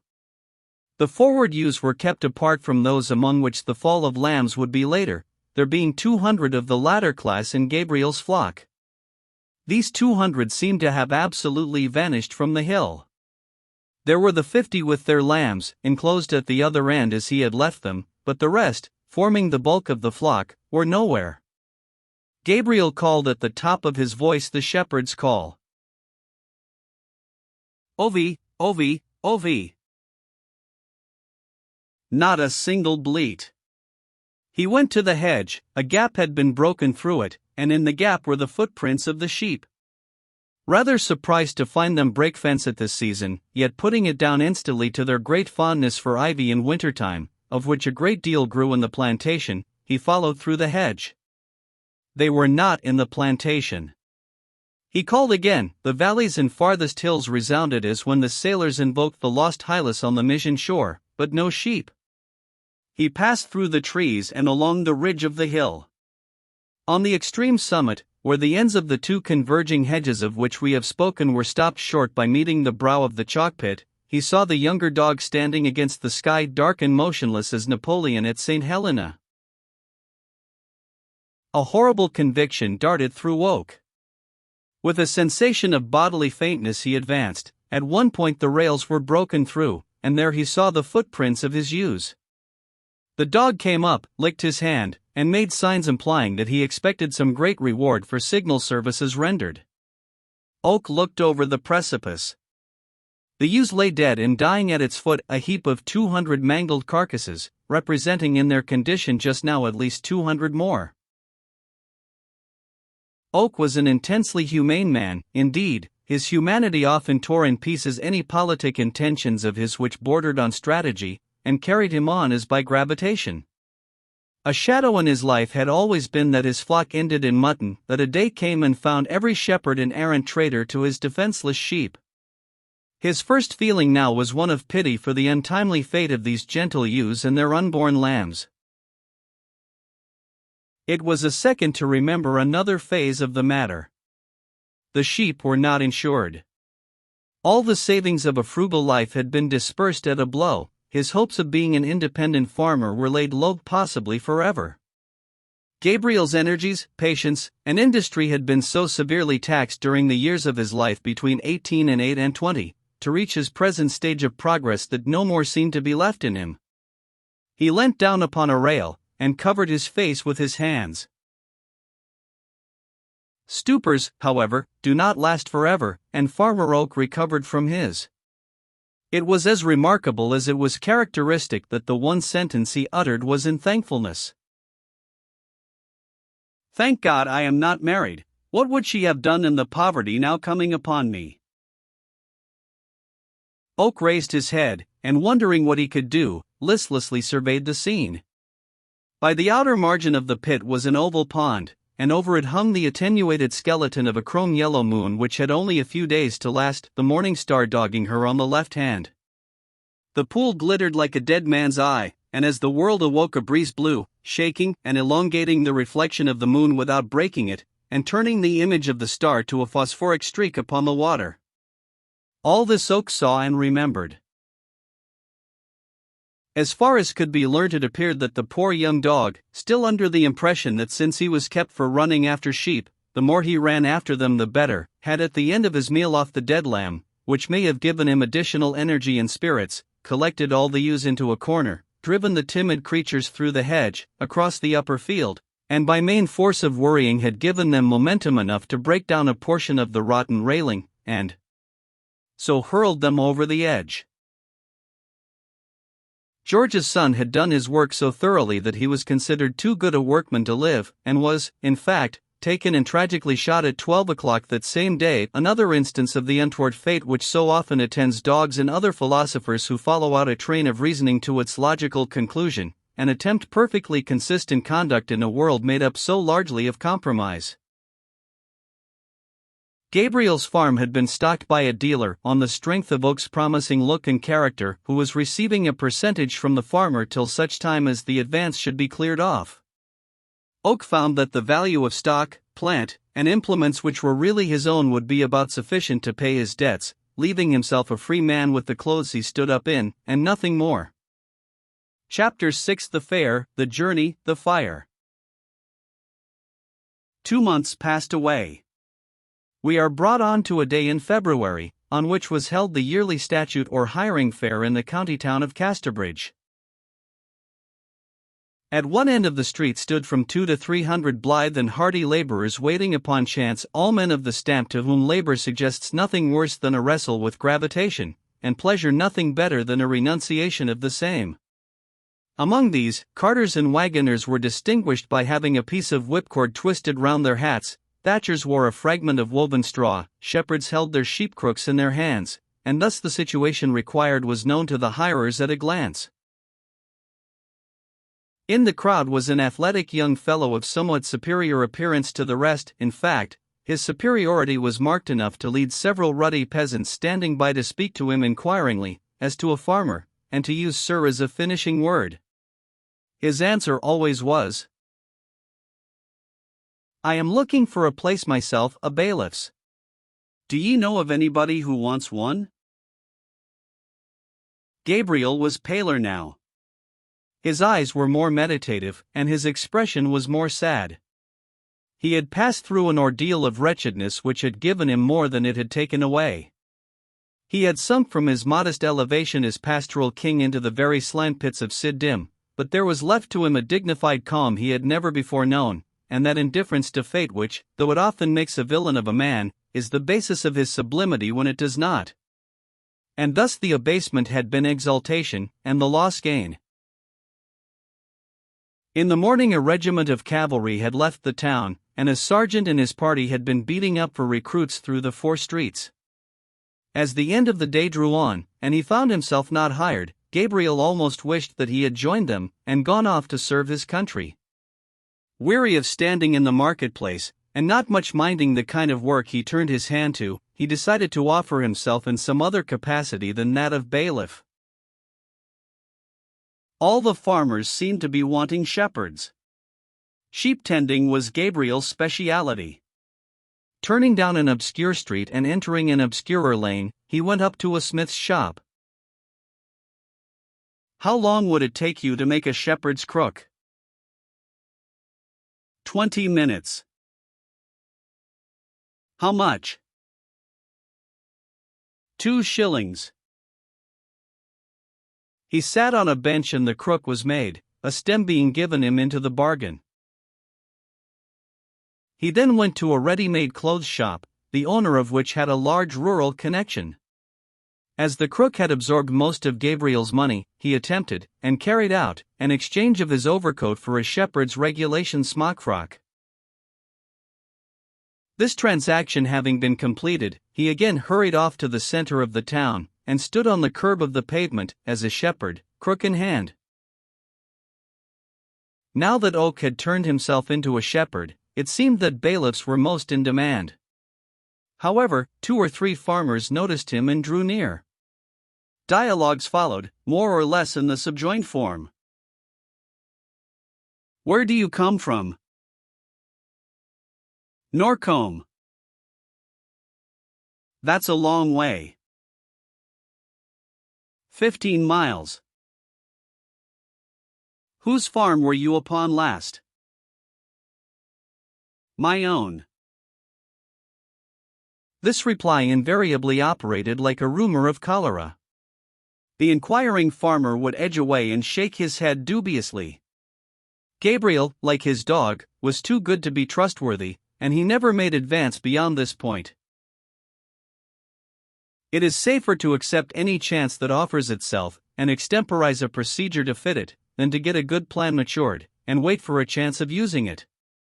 Gabriel wished he had not nailed up his colors as a shepherd, but had laid himself out for anything in the whole cycle of labor that was required in the fair. It grew dusk. Some merry men were whistling and singing by the corn exchange. Gabriel's hand, which had lain for some time idle in his smock-frock pocket, touched his flute which he carried there. Here was an opportunity for putting his dearly bought wisdom into practice.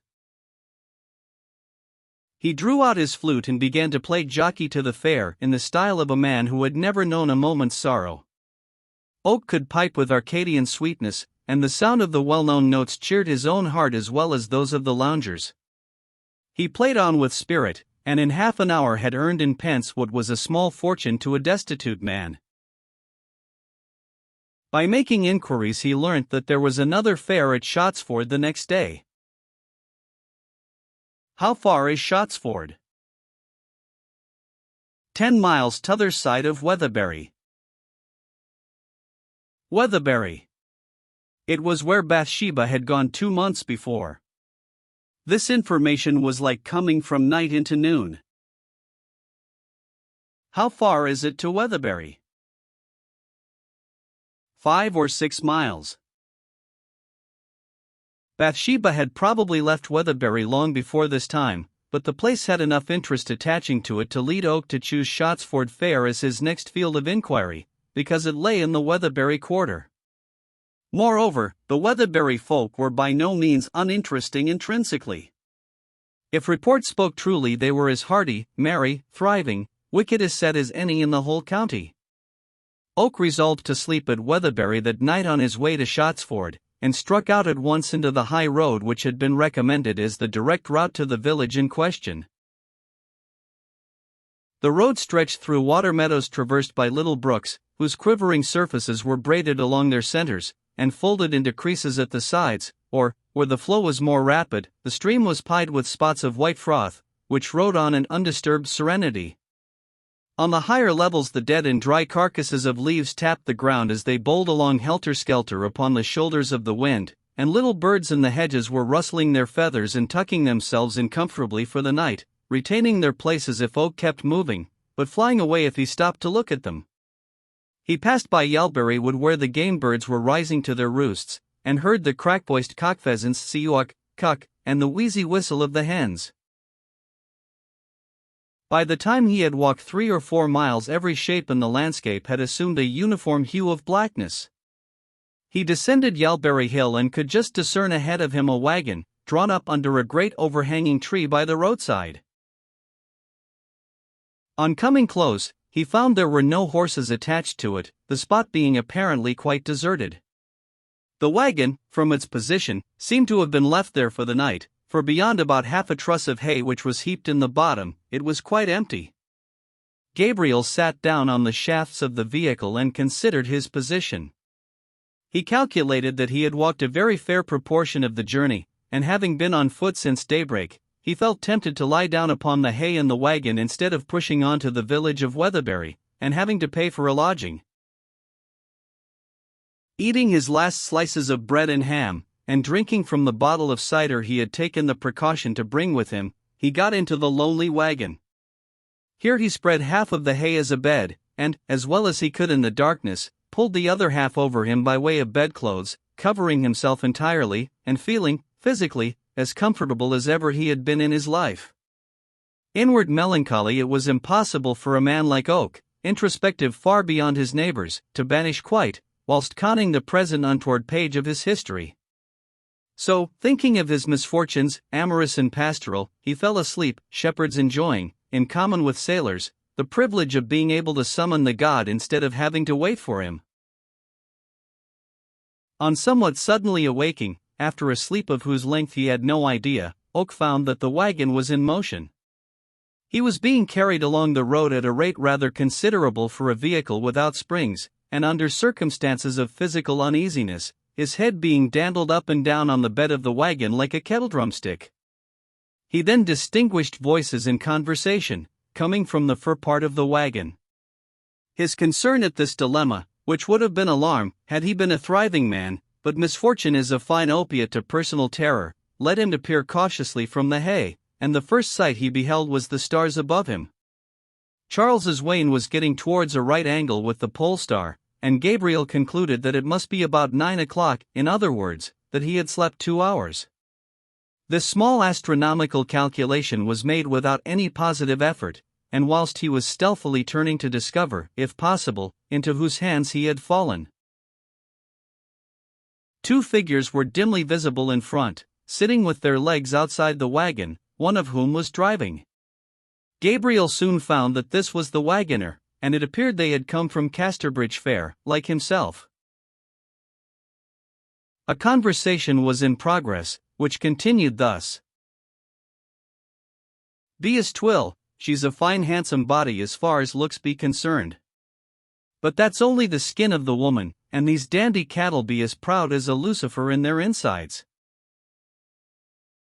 I'd so it do seem, Billy Smallberry, so it do seem." This utterance was very shaky by nature, and more so by circumstance, the jolting of the wagon not being without its effect upon the speaker's larynx. It came from the man who held the reins. "She's a very vain female, so 'tis said here and there." "Ah, now. If so be 'tis like that, I can't look her in the face." "Lord, no, not I, ha ha ha. Such a shy man as I be." "Yes, she's very vain. 'Tis said that every night at going to bed she looks in the glass to put on her nightcap properly." "And not a married woman. Oh, the world. And a can play the pianer, so 'tis said. Can play so clever that it can make a psalm tune sound as well as the merriest loose song a man can wish for. D'ye tell out. A happy time for us, and I feel quite a new man. And how do she pay?" "That I don't know, Master Poorgrass." On hearing these and other similar remarks, a wild thought flashed into Gabriel's mind that they might be speaking of Bathsheba. There were, however, no grounds for retaining such a supposition, for the wagon, though going in the direction of Weatherbury, might be going beyond it, and the woman alluded to seemed to be the mistress of some estate. They were now apparently close upon Weatherbury, and not to alarm the speakers unnecessarily, Gabriel slipped out of the wagon unseen. He turned to an opening in the hedge, which he found to be a gate, and mounting thereon, he sat meditating whether to seek a cheap lodging in the village, or to ensure a cheaper one by lying under some hay or cornstack. The crunching jangle of the wagon died upon his ear. He was about to walk on, when he noticed on his left hand an unusual light appearing about half a mile distant. Oak watched it, and the glow increased. Something was on fire.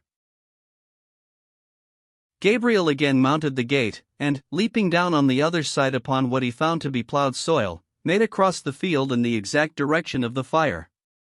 The blaze, enlarging in a double ratio by his approach and its own increase, showed him as he drew nearer the outlines of ricks beside it, lighted up to great distinctness.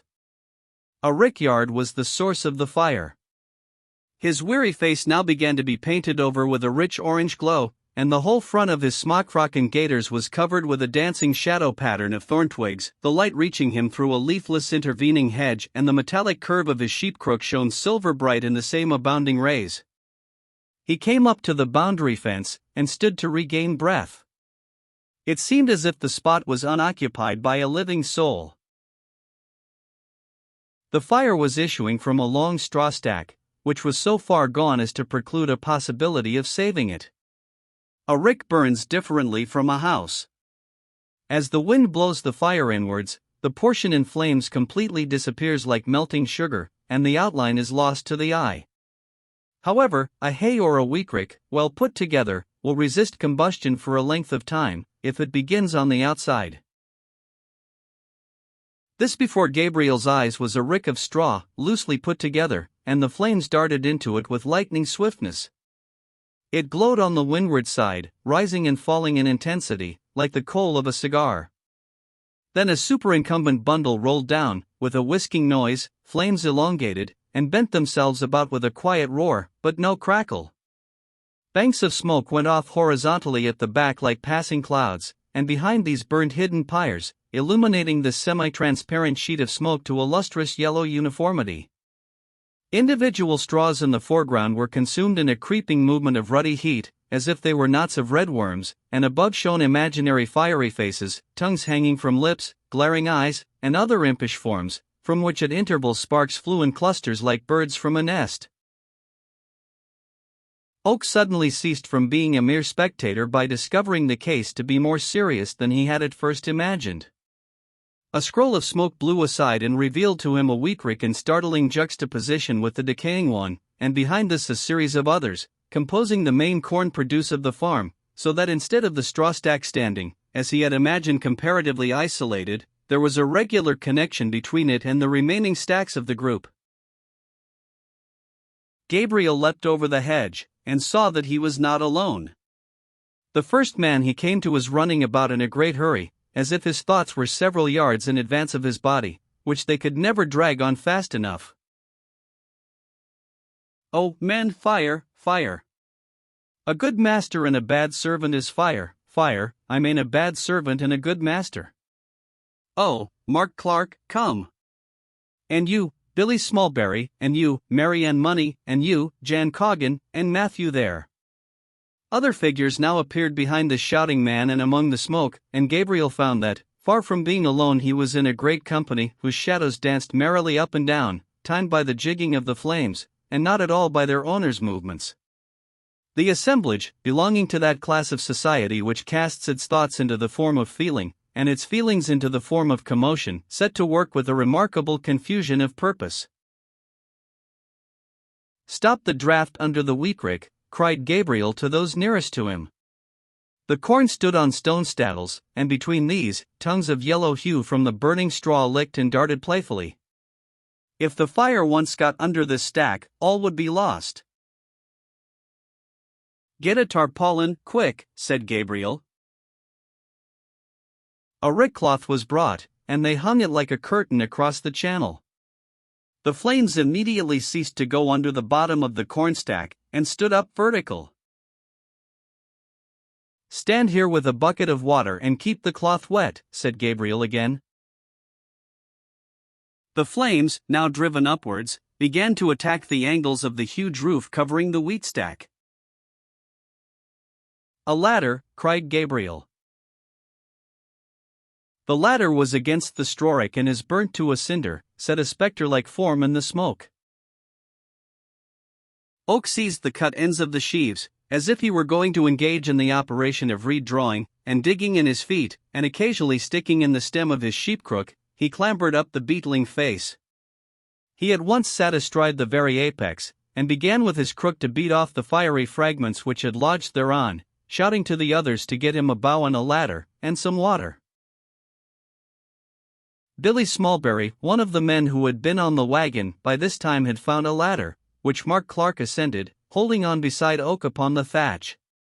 The smoke at this corner was stifling, and Clark, a nimble fellow, having been handed a bucket of water, bathed Oak's face and sprinkled him generally, whilst Gabriel, now with a long beech bough in one hand, in addition to his crook in the other, kept sweeping the stack and dislodging all fiery particles. On the ground the groups of villagers were still occupied in doing all they could to keep down the conflagration, which was not much. They were all tinged orange, and backed up by shadows of varying pattern. Round the corner of the largest stack, out of the direct rays of the fire, stood a pony, bearing a young woman on its back. By her side was another woman, on foot. These two seemed to keep at a distance from the fire, that the horse might not become restive. "He's a shepherd," said the woman on foot. "Yes, he is. See how his crook shines as he beats the rick with it. And his smock frock is burnt in 2 holes, I declare. A fine young shepherd he is too, ma'am." "Whose shepherd is he?" said the equestrian in a clear voice. "Don't know, ma'am." "Don't any of the others know?" "Nobody at all, I've asked them. Quite a stranger, they say." The young woman on the pony rode out from the shade and looked anxiously around. "Do you think the barn is safe?" she said. "Do you think the barn is safe, Jan Coggan?" said the second woman, passing on the question to the nearest man in that direction. "Safe now, leastwise I think so. If this rick had gone the barn would have followed. 'Tis that bold shepherd up there that have done the most good. He's sitting on the top o' rick, whizzing his great long arms about like a windmill." "He does work hard," said the young woman on horseback, looking up at Gabriel through her thick woolen veil. "I wish he was shepherd here. Don't any of you know his name?" "Never heard the man's name in my life, or seed his form afore." The fire began to get worsted, and Gabriel's elevated position being no longer required of him, he made as if to descend. "Marianne," said the girl on horseback, "go to him as he comes down, and say that the farmer wishes to thank him for the great service he has done." Marianne stalked off towards the rick and met Oak at the foot of the ladder. She delivered her message. "Where is your master the farmer?" asked Gabriel, kindling with the idea of getting employment that seemed to strike him now. "'Tisn't a master, 'tis a mistress, shepherd." "A woman farmer?" "I believe, and a rich one too," said a bystander. "Lately it came here from a distance. Took on her uncle's farm, who died suddenly. Used to measure his money in half-pint cups. They say now that she ve business in every bank in Casterbridge, and thinks no more of playing pitch and toss sovereign than you and I do pitch halfpenny, not a bit in the world, shepherd." "That's she, back there upon the pony," said Marianne. "Why her face a covered up in that black cloth with holes in it?" Oak, his features smudged, grimy, and undiscoverable from the smoke and heat, his smock frock burnt into holes and dripping with water, the ash stem of his sheepcoat charred 6 inches shorter, advanced with the humility stern adversity had thrust upon him up to the slight female form in the saddle. He lifted his hat with respect, and not without gallantry. Stepping close to her hanging feet, he said in a hesitating voice, "Do you happen to want a shepherd, ma'am?" She lifted the wool veil tied round her face, and looked all astonishment. Gabriel and his cold-hearted darling, Bathsheba Everdeen, were face to face. Bathsheba did not speak, and he mechanically repeated in an abashed and sad voice, "Do you want a shepherd, ma'am?" Chapter 7 Recognition, a timid girl. Bathsheba withdrew into the shade. She scarcely knew whether most to be amused at the singularity of the meeting, or to be concerned at its awkwardness. There was room for a little pity, also for a very little exultation, the former at his position, the latter at her own. Embarrassed she was not, and she remembered Gabriel's declaration of love to her at Norcombe only to think she had nearly forgotten it. "Yes," she murmured, putting on an air of dignity, and turning again to him with a little warmth of cheek, "I do want a shepherd. But he's the very man, ma'am," said one of the villagers, quietly. "Conviction breeds conviction." "Aye, that is," said a second, decisively. "The man, truly," said a third, with heartiness. "He's all there," said number 4, fervidly. "Then will you tell him to speak to the bailiff," said Bathsheba. All was practical again now. A summer eve in loneliness would have been necessary to give the meeting its proper fullness of romance. The bailiff was pointed out to Gabriel, who, checking the palpitation within his breast at discovering that this Ashtoreth of strange report was only a modification of Venus the well-known and admired, retired with him to talk over the necessary preliminaries of hiring. The fire before them wasted away. "Men," said Bathsheba, "you shall take a little refreshment after this extra work. Will you come to the house? We could knock in a bit and a drop a good deal freer, miss, if so be ye'd send it to Warren's Malthouse," replied the spokesman.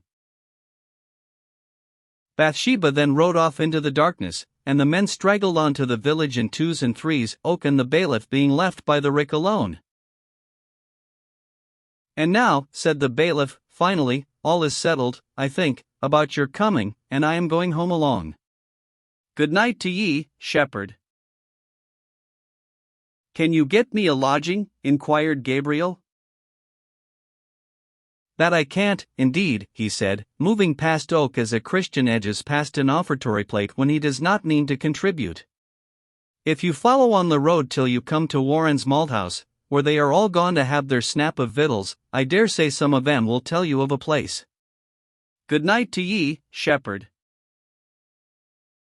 The bailiff, who showed this nervous dread of loving his neighbor as himself, went up the hill, and Oak walked on to the village, still astonished at the re-encounter with Bathsheba, glad of his nearness to her, and perplexed at the rapidity with which the unpracticed girl of Norcombe had developed into the supervising and cool woman here.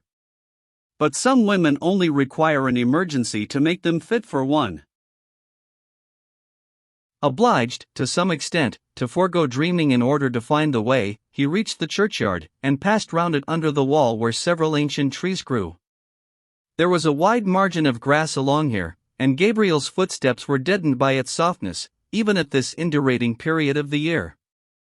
When abreast of a trunk which appeared to be the oldest of the old, he became aware that a figure was standing behind it. Gabriel did not pause in his walk, and in another moment he accidentally kicked a loose stone. The noise was enough to disturb the motionless stranger, who started and assumed a careless position. It was a slim girl, rather thinly clad. "Good night to you," said Gabriel, heartily.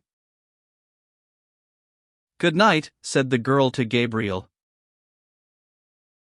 The voice was unexpectedly attractive. It was the low and dulcet note suggestive of romance, common in descriptions, rare in experience. I'll thank you to tell me if I'm in the way for Warren's Malthouse? Gabriel resumed, primarily to gain the information, indirectly to get more of the music. Quite right. It's at the bottom of the hill. And do you know, the girl hesitated and then went on again. Do you know how late they keep open the Buck's Head Inn? She seemed to be won by Gabriel's heartiness, as Gabriel had been won by her modulations. I don't know where the Buck's Head is, or anything about it. Do you think of going there tonight? Yes, the woman again paused. There was no necessity for any continuance of speech, and the fact that she did add more seemed to proceed from an unconscious desire to show unconcern by making a remark, which is noticeable in the ingenuous when they are acting by stealth. You are not a Weatherbury man, she said, timorously. I am not. I am the new shepherd, just arrived. Only a shepherd, and you seem almost a farmer by your ways. Only a shepherd, Gabriel repeated, in a dull cadence of finality. His thoughts were directed to the past, his eyes to the feet of the girl, and for the first time he saw lying there a bundle of some sort. She may have perceived the direction of his face, for she said coaxingly, You won't say anything in the parish about having seen me here, will you, at least, not for a day or two? I won't if you wish me not to, said Oak. Thank you, indeed, the other replied. I am rather poor, and I don't want people to know anything about me. Then she was silent and shivered. You ought to have a cloak on such a cold night, Gabriel observed. I would advise EE to get indoors. Oh no. Would you mind going on and leaving me? I thank you much for what you have told me. I will go on, he said, adding hesitatingly, since you are not very well off, perhaps you would accept this trifle from me. It is only a shilling, but it is all I have to spare. Yes, I will take it, said the stranger gratefully. She extended her hand, Gabriel his. In feeling for each other's palm in the gloom before the money could be passed, a minute incident occurred which told much. Gabriel's fingers alighted on the young woman's wrist. It was beating with a throb of tragic intensity. He had frequently felt the same quick, hard beat in the femoral artery of his lambs when overdriven. It suggested a consumption too great of a vitality which, to judge from her figure and stature, was already too little. What is the matter? Nothing. But there is? No, no, no. Let your having seen me be a secret. Very well, I will. Good night, again. Good night. The young girl remained motionless by the tree, and Gabriel descended into the village of Weatherbury, or Lower Longpuddle as it was sometimes called. He fancied that he had felt himself in the penumbra of a very deep sadness when touching that slight and fragile creature. But wisdom lies in moderating mere impressions, and Gabriel endeavored to think little of this. Chapter 8: The Malthouse, the Chat, News. Warren's malthouse was enclosed by an old wall enwrapped with ivy, and though not much of the exterior was visible at this hour, the character and purposes of the building were clearly enough shown by its outline upon the sky. From the walls an overhanging thatched roof sloped up to a point in the center, upon which rose a small wooden lantern, fitted with louveboards on all the four sides, and from these openings a mist was dimly perceived to be escaping into the night air. There was no window in front, but a square hole in the door was glazed with a single pane, through which red, comfortable rays now stretched out upon the ivied wall in front. Voices were to be heard inside. Oak's hand skimmed the surface of the door with fingers extended to an Elymas the Sorcerer pattern, till he found a leathern strap, which he pulled. This lifted a wooden latch, and the door swung open. The room inside was lighted only by the ruddy glow from the kiln mouth, which shone over the floor with the streaming horizontality of the setting sun, and threw upwards the shadows of all facial irregularities in those assembled around. The stone flag floor was worn into a path from the doorway to the kiln, and into undulations everywhere. A curved settle of unplanned oak stretched along one side, and in a remote corner was a small bed and bedstead, the owner and frequent occupier of which was the maltster. This aged man was now sitting opposite the fire, his frosty white hair and beard overgrowing his gnarled figure like the grey moss and lichen upon a leafless apple tree. He wore breeches and the laced-up shoes called ankle-jacks. He kept his eyes fixed upon the fire. Gabriel's nose was greeted by an atmosphere laden with the sweet smell of new malt. The conversation, which seemed to have been concerning the origin of the fire, immediately ceased, and everyone ocularly criticized him to the degree expressed by contracting the flesh of their foreheads and looking at him with narrowed eyelids, as if he had been a light too strong for their sight. Several exclaimed meditatively, after this operation had been completed, "Oh, 'tis the new shepherd, a believe. We thought we heard a hand pawing about the door for the bobbin, but weren't sure 'twere not a dead leaf blowed across," said another. "Come in, shepherd, sure ye be welcome, though we don't know your name." "Gabriel Oak, that's my name, neighbors." The ancient maltster sitting in the midst turned at this, his turning being as the turning of a rusty crane. "That's never Gable Oak's grandson over at Norcombe, never," he said, as a formula expressive of surprise, which nobody was supposed for a moment to take literally. "My father and my grandfather were old men of the name of Gabriel," said the shepherd, placidly. "Thought I knowed the man's face as I seed him on the rick, thought I did. And where be ye trading out to now, shepherd?" "I'm thinking of biding here," said Mr. Oak. "Knowed your grandfather for years and years," continued the maltster, the words coming forth of their own accord as if the momentum previously imparted had been sufficient. "Ah, and did you? Knowed your grandmother? And her too? Likewise knowed your father when he was a child? Why, my boy Jacob there and your father were sworn brothers, that they were sure, weren't ye, Jacob?" "Aye, sure," said his son, a young man about 65, with a semi-bald head and one tooth in the left center of his upper jaw, which made much of itself by standing prominent, like a milestone in a bank. "But 'twas Joe had most to do with him. However, my son William must have knowed the very man afore us, didn't ye, Billy, afore ye left Norcombe?" "No, 'twas Andrew," said Jacob's son Billy, a child of 40, or thereabouts, who manifested the peculiarity of possessing a cheerful soul and a gloomy body, and whose whiskers were assuming a chinchilla shade here and there. "I can mind Andrew," said Oak, "as being a man in the place when I was quite a child. The other day I and my youngest daughter, Liddy, were over at my grandson's christening," continued Billy.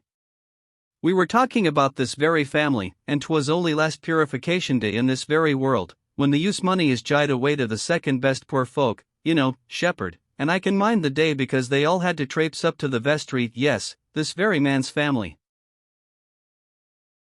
Come, shepherd, and drink. 'Tis gape and swaller with us, a drap of sommet, but not of much account," said the maltster, removing from the fire his eyes, which were vermilion red and bleared by gazing into it for so many years. "Take up the God forgive me, Jacob. See if 'tis warm, Jacob." Jacob stooped to the God forgive me, which was a two-handled tall mug standing in the ashes, cracked and charred with heat. It was rather furred with extraneous matter about the outside, especially in the crevices of the handles, the innermost curves of which may not have seen daylight for several years by reason of this incrustation thereon, formed of ashes accidentally wetted with cider and baked hard. But to the mind of any sensible drinker the cup was no worse for that, being incontestably clean on the inside and about the rim. It may be observed that such a class of mug is called a God forgive me in Weatherbury and its vicinity for uncertain reasons, probably because its size makes any given toper feel ashamed of himself when he sees its bottom and drinking it empty. Jacob, on receiving the order to see if the liquor was warm enough, placidly dipped his forefinger into it by way of thermometer, and having pronounced it nearly of the proper degree, raised the cup and very civilly attempted to dust some of the ashes from the bottom with the skirt of his smock frock, because Shepherd Oak was a stranger. "A clane cup for the shepherd," said the maltster commandingly. "No, not at all," said Gabriel, in a reproving tone of considerateness. "I never fuss about dirt in its pure state, and when I know what sort it is." Taking the mug, he drank an inch or more from the depth of its contents, and duly passed it to the next man.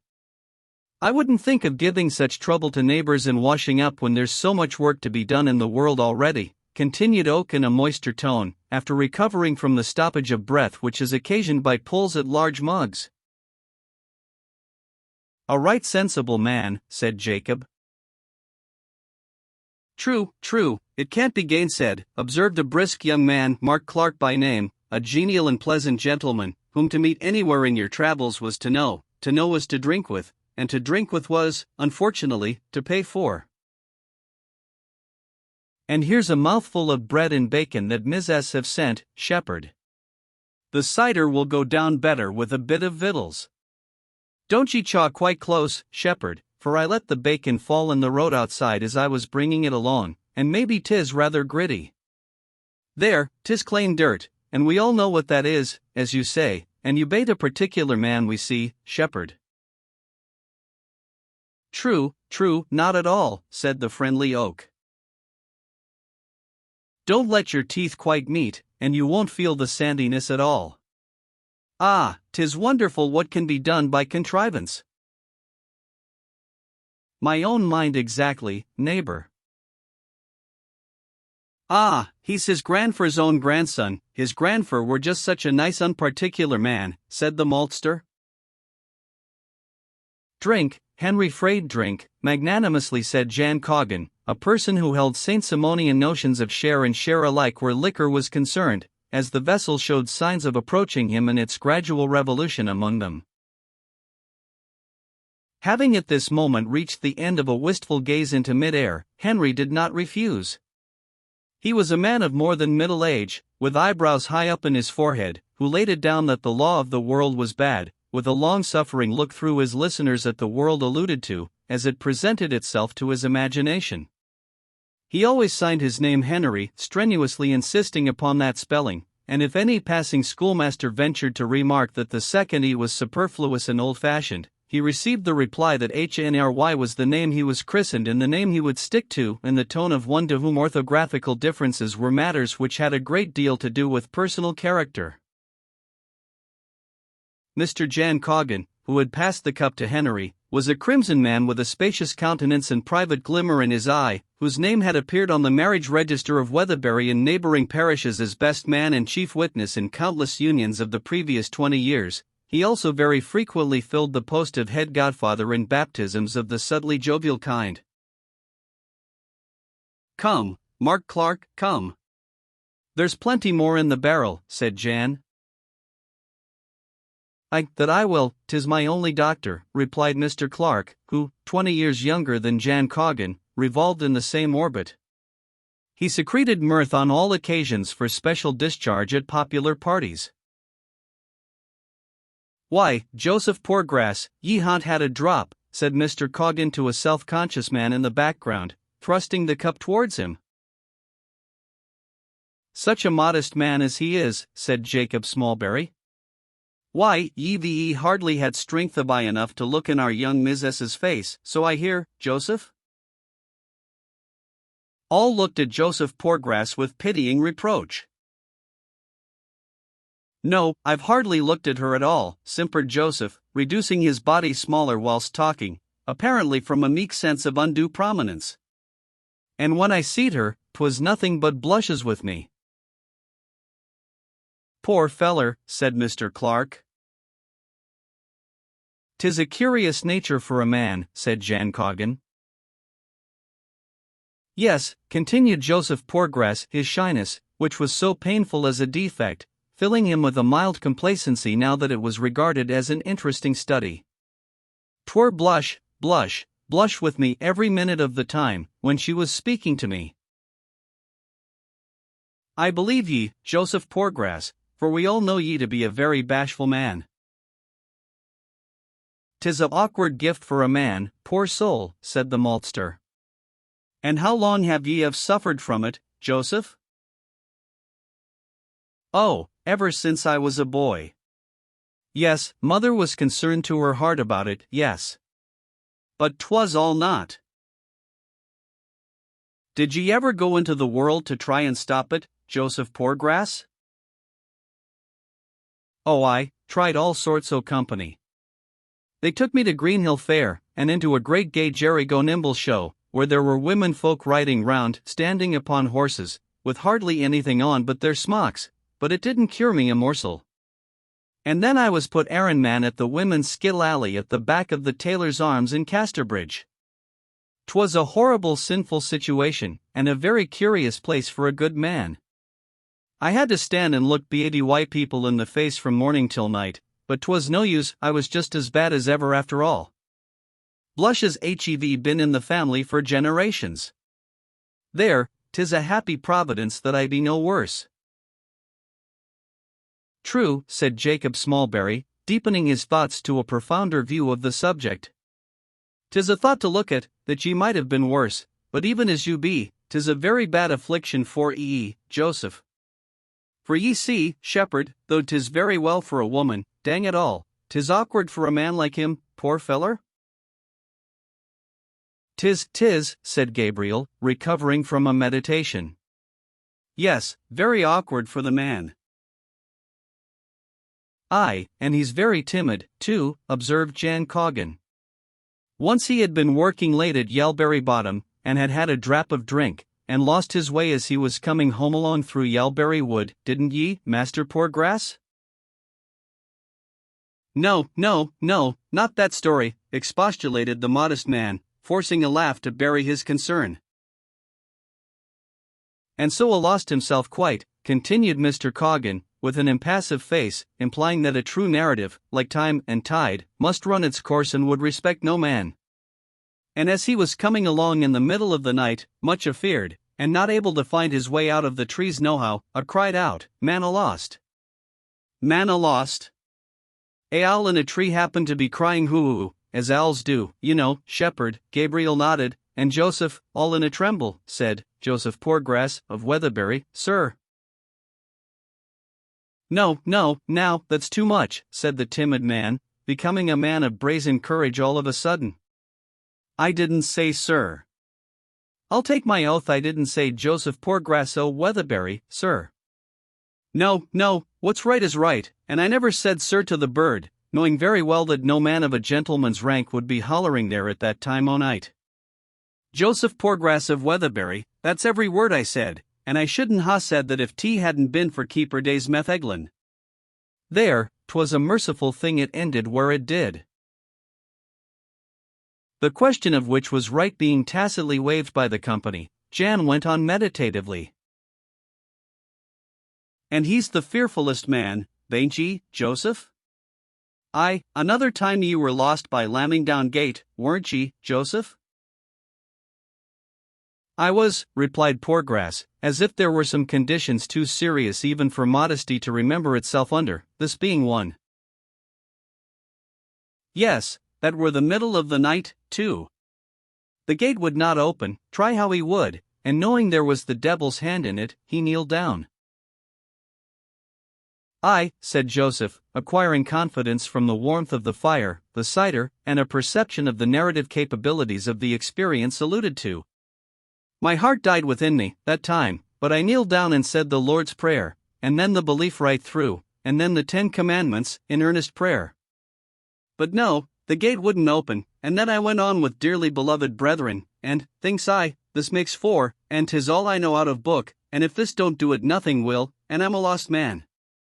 Well, when I got to saying after me, I rose from my knees and found the gate would open. Yes, neighbors, the gate opened the same as ever." A meditation on the obvious inference was indulged in by all, and during its continuance each directed his vision into the ash pit, which glowed like a desert in the tropics under a vertical sun, shaping their eyes long and liney, partly because of the light, partly from the depth of the subject discussed. Gabriel broke the silence. What sort of a place is this to live at, and what sort of a missus is she to work under? Gabriel's bosom thrilled gently as he thus slipped under the notice of the assembly the innermost subject of his heart. We know little of her, nothing. She only showed herself a few days ago. Her uncle was took bad, and the doctor was called with his worldwide skill, but he couldn't save the man. As I take it, she's going to keep on the farm. That's about the shape o't, I believe, said Jan Coggan. Aye, 'tis a very good family. I'd as soon be under 'em as under one here and there. Her uncle was a very fair sort of man. Did ye know en, shepherd, a bachelor man? Not at all. I used to go to his house courting my first wife, Charlotte, who was his dairymaid. Well, a very good-hearted man were Farmer Everdeen, and I being a respectable young fellow was allowed to call and see her and drink as much ale as I liked, but not to carry away any, outside my skin I mane of course. Aye, Jan Coggan, we know your munning. And so you see 'twas beautiful ale, and I wished to value his kindness as much as I could, and not to be so ill-mannered as to drink only a thimbleful, which would have been insulting the man's generosity. True, Master Coggan, 'twould so, corroborated Mark Clark. And so I used to eat a lot of salt fish afore going, and then by the time I got there I were as dry as a lime basket, so thorough dry that ale would slip down, 'twould slip down sweet. Happy times! Heavenly times! Such lovely drunks as I used to have at that house. You can mind, Jacob? You used to go wimy sometimes. I can, said Jacob. That one, too, that we had at Buck's Head on a White Monday was a pretty tipple. 'Twas. But for a wet of the better class, that brought you no nearer to the horned man than you were afore you begun, there was none like those in Farmer Everdeen's kitchen. Not a single dam allowed, no, not a bare poor one, even at the most cheerful moment when all were blindest, though the good old word of sin thrown in here and there at such times is a great relief to a merry soul. True, said the maltster. Nature requires her swearing at the regular times, or she's not herself, and unholy exclamations is a necessity of life. But Charlotte, continued Coggan, not a word of the sort would Charlotte allow, nor the smallest item of taking in vain. Poor Charlotte, I wonder if she had the good fortune to get into heaven when it died. But was never much in luck's way, and perhaps went downwards after all, poor soul. And did any of you know Miss Everdeen's father and mother? Inquired the shepherd, who found some difficulty in keeping the conversation in the desired channel. I knew them a little, said Jacob Smallberry, but they were townsfolk, and didn't live here. They've been dead for years. Father, what sort of people were Mrs. Father and Mother? Well, said the maltster, he wasn't much to look at, but she was a lovely woman. He was fond enough of her as his sweetheart. Used to kiss her scores and long hundreds o' times, so 'twas said, observed Coggan. He was very proud of her, too, when they were married, as I've been told, said the maltster. Aye, said Coggan. He admired her so much that he used to light the candle 3 times a night to look at her. Boundless love, I shouldn't have supposed it in the universe, murmured Joseph Poorgrass, who habitually spoke on a large scale in his moral reflections. Well, to be sure, said Gabriel. Oh, 'tis true enough. I knowed the man and woman both well. Levi Everdeen, that was the man's name, sure. Man, saith I in my hurry, but he were of a higher circle of life than that, was a gentleman tailor really, worth scores of pounds. And he became a very celebrated bankrupt 2 or 3 times. Oh, I thought he was quite a common man, said Joseph. Oh no, no. That man failed for heaps of money, hundreds in gold and silver. The maltster being rather short of breath, Mr. Coggan, after absently scrutinizing a coal which had fallen among the ashes, took up the narrative, with a private twirl of his eye. Well, now, you'd hardly believe it, but that man, our Miss Everdene's father, was one of the ficklest husbands alive, after a while. Understand, I didn't want to be fickle, but he couldn't help it. The poor feller were faithful and true enough to her in his wish, but his heart would rove, do what he would. He spoke to me in real tribulation about it once. Coggan, he said, I could never wish for a handsomer woman than I've got, but feeling she's ticketed as my lawful wife, I can't help my wicked heart wandering, do what I will. But at last I believe he cured it by making her take off her wedding ring and calling her by her maiden name as they sat together after the shop was shut, and so I would get to fancy she was only his sweetheart, and not married to him at all. And as soon as he could thoroughly fancy he was doing wrong in committing the seventh, I got to like her as well as ever, and they lived on a perfect picture of mutual love. Well, 'twas a most ungodly remedy, murmured Joseph Poorgrass, but we ought to feel deep cheerfulness that a happy providence kept it from being any worse. You see, he might have gone the bad road and given his eyes to unlawfulness entirely, yes, gross unlawfulness, so to say it. You see, said Billy Smallberry, the man's will was to do right, sure enough, but his heart didn't chime in. He got so much better, that he was quite godly in his later years, wasn't he, Jan, said Joseph Poorgrass. He got himself confirmed over again in a more serious way, and took to saying amen almost as loud as the clerk, and he liked to copy comforting verses from the tombstones. He used, too, to hold the money-plated "Let Your Light So Shine," and stand godfather to poor little come-by-chance children, and he kept a missionary box upon his table to nab folks unawares when they called, yes, and he would box the charity boys' ears, if they laughed in church, till they could hardly stand upright, and do other deeds of piety natural to the saintly inclined. Aye, at that time he thought of nothing but high things, added Billy Smallberry. One day Parson Thirdly met him and said, Good morning, Mr. Everdene, 'tis a fine day. Amen, said Everdene, quite absent-like, thinking only of religion when he seed a parson.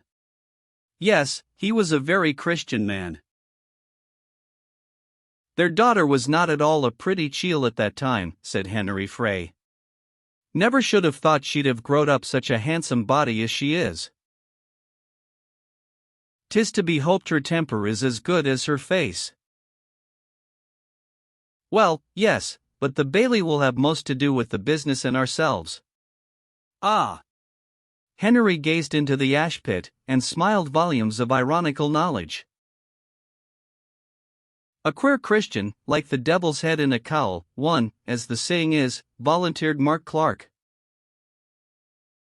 He is, said Henry, implying that irony must cease at a certain point. Between we two, man and man, I believe that man would as soon tell a lie Sundays as working days, that I do so. Good faith, you do talk, said Gabriel. True enough, said the man of bitter moods, looking round upon the company with the antithetic laughter that comes from a keener appreciation of the miseries of life than ordinary men are capable of. Ah, there's people of one sort, and people of another, but that man, bless your souls. Gabriel thought fit to change the subject.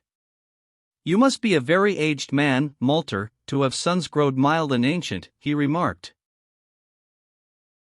Father's so old that it can't mind his age, can ye, father, interposed Jacob. And he's growed terrible crooked too, lately, Jacob continued, surveying his father's figure, which was rather more bowed than his own. Really one may say that father there is three double. Crooked folk will last a long while, said the maltster, grimly, and not in the best humor. Shepherd would like to hear the pedigree of your life, father, wouldn't ye, Shepherd?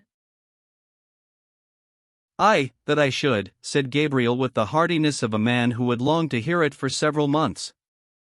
What may your age be, Malter? The maltster cleared his throat in an exaggerated form for emphasis, and elongating his gaze to the remotest point of the ash pit, said, in the slow speech justifiable when the importance of a subject is so generally felt that any mannerism must be tolerated in getting at it, "Well, I don't mind the year I were born in, but perhaps I can reckon up the places I've lived at, and so get it that way.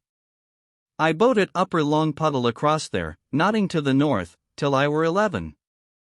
I bode 7 at Kingsbere, nodding to the east, where I took to malting. I went there from to Norcombe, and malted there 22 years, and 22 years I was there turnip hoeing and harvesting." "Ah, I know that old place, Norcombe, years afore you were thought of, Master Oak." Oak smiled sincere belief in the fact. "Then I malted at Durnover 4 year, and 4 year turnip hoeing, and I was 14 times 11 months at Millpond St. Jude's, nodding northwest by north. Old Twills wouldn't hire me for more than 11 months at a time, to keep me from being chargeable to the parish if so be I was disabled. Then I was 3 year at Mellstock, and I've been here 31 year come Candlemas. How much is that?" "117, chuckled another old gentleman, given to mental arithmetic and little conversation, who had hitherto sat unobserved in a corner.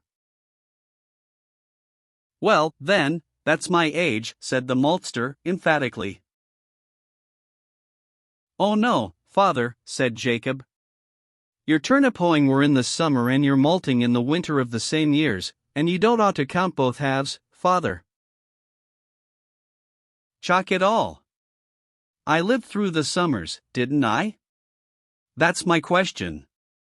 I suppose ye'll say next I be no age at all to speak of?" "Sure we shan't," said Gabriel, soothingly. "Ye be a very old-aged person, malter," attested Jan Coggan, also soothingly. "We all know that, and ye must have a wonderful talented constitution to be able to live so long, mustn't he, neighbors?" "True, ye must, malter, wonderful," said the meeting unanimously. The maltster, being now pacified, was even generous enough to voluntarily disparage in a slight degree the virtue of having lived a great many years, by mentioning that the cup they were drinking out of was 3 years older than he. While the cup was being examined, the end of Gabriel Oak's flute became visible over his smock-frock pocket, and Henry Frey exclaimed, "Surely, shepherd, I seed you blowing into a great flute by now at Casterbridge?" "You did," said Gabriel, blushing faintly. "I've been in great trouble, neighbors, and was driven to it. I used not to be so poor as I be now." "Never mind, heart," said Mark Clark. "You should take it careless like, shepherd, and your time will come. But we could thank ye for a tune, if ye bain't too tired." "Neither drum nor trumpet have I heard since Christmas," said Jan Coggan. "Come, raise a tune, Master Oak." "Aye, that I will," said Gabriel, pulling out his flute and putting it together. "A poor tool, neighbors, but such as I can do ye shall have and welcome." Oak then struck up "Jockey to the Fair," and played that sparkling melody 3 times through, accenting the notes in the third round in a most artistic and lively manner by bending his body in small jerks and tapping with his foot to beat time. "He can blow the flute very well, that it can," said a young married man, who, having no individuality worth mentioning, was known as Susan Tall's husband. He continued, "I'd as lief as not be able to blow into a flute as well as that." "He's a clever man, and 'tis a true comfort for us to have such a shepherd," murmured Joseph Poorgrass, in a soft cadence.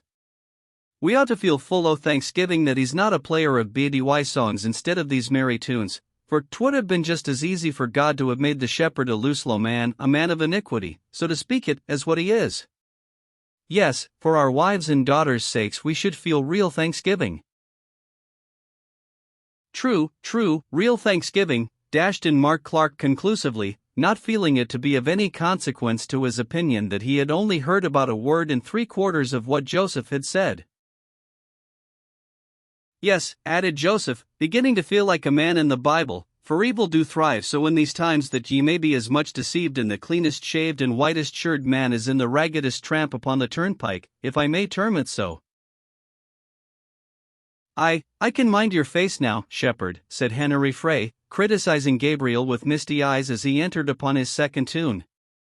Yes, now I see E blowing into the flute. I know E to be the same man I see play at Casterbridge, for your mouth were scrimped up and your eyes a starring out like a strangled man's, just as they be now. 'Tis a pity that playing the flute should make a man look such a scarecrow, observed Mr. Mark Clark, with additional criticism of Gabriel's countenance, the latter person jerking out, with the ghastly grimace required by the instrument, the chorus of Dame Durden. 'Twas Moll and Bet, and Doll, and Kate, and Dorothy Draggeely Tail. I hope you don't mind that young man's bad manners in naming your features, whispered Joseph to Gabriel. Not at all, said Mr. Oak. For by nature ye be a very handsome man, shepherd, continued Joseph Poorgrass, with winning suavity. Aye, that ye be, shepherd, said the company. Thank you very much, said Oak, in the modest tone good manners demanded, thinking, however, that he would never let Bathsheba see him playing the flute, in this resolve showing a discretion equal to that related to its sagacious inventress, the divine Minerva herself. Ah, when I and my wife were married at Norcombe Church, said the old maltster, not pleased at finding himself left out of the subject, we were called the handsomest couple in the neighborhood. Everybody said so. Dongate if ye bain't altered now, Malter, said a voice with the vigor natural to the enunciation of a remarkably evident truism. It came from the old man in the background, whose offensiveness and spiteful ways were barely atoned for by the occasional chuckle he contributed to general laughs. Oh no, no, said Gabriel. Don't ye play no more shepherd, said Susan Tall's husband, the young married man who had spoken once before. I must be moving, and when there's tunes going on I seem as if hung in wires. If I thought after I'd left that music was still playing, and I not there, I should be quite melancholy-like. What's your hurry then, Laban? Inquired Coggan. You used to bide as late as the latest. Well, ye see, neighbors, I was lately married to a woman, and she's my vocation now, and so ye see, the young man halted lamely. New lords, new laws, as the saying is, I suppose, remarked Coggan. I believe said Susan Tall's husband, in a tone intended to imply his habitual reception of jokes without minding them at all. The young man then wished them good night and withdrew. Henry Frey was the first to follow. Then Gabriel arose and went off with Jan Coggan, who had offered him a lodging. A few minutes later, when the remaining ones were on their legs and about to depart, Frey came back again in a hurry. Flourishing his finger ominously, he threw a gaze teeming with tidings just where his eye alighted by accident, which happened to be in Joseph Poorgrass's face.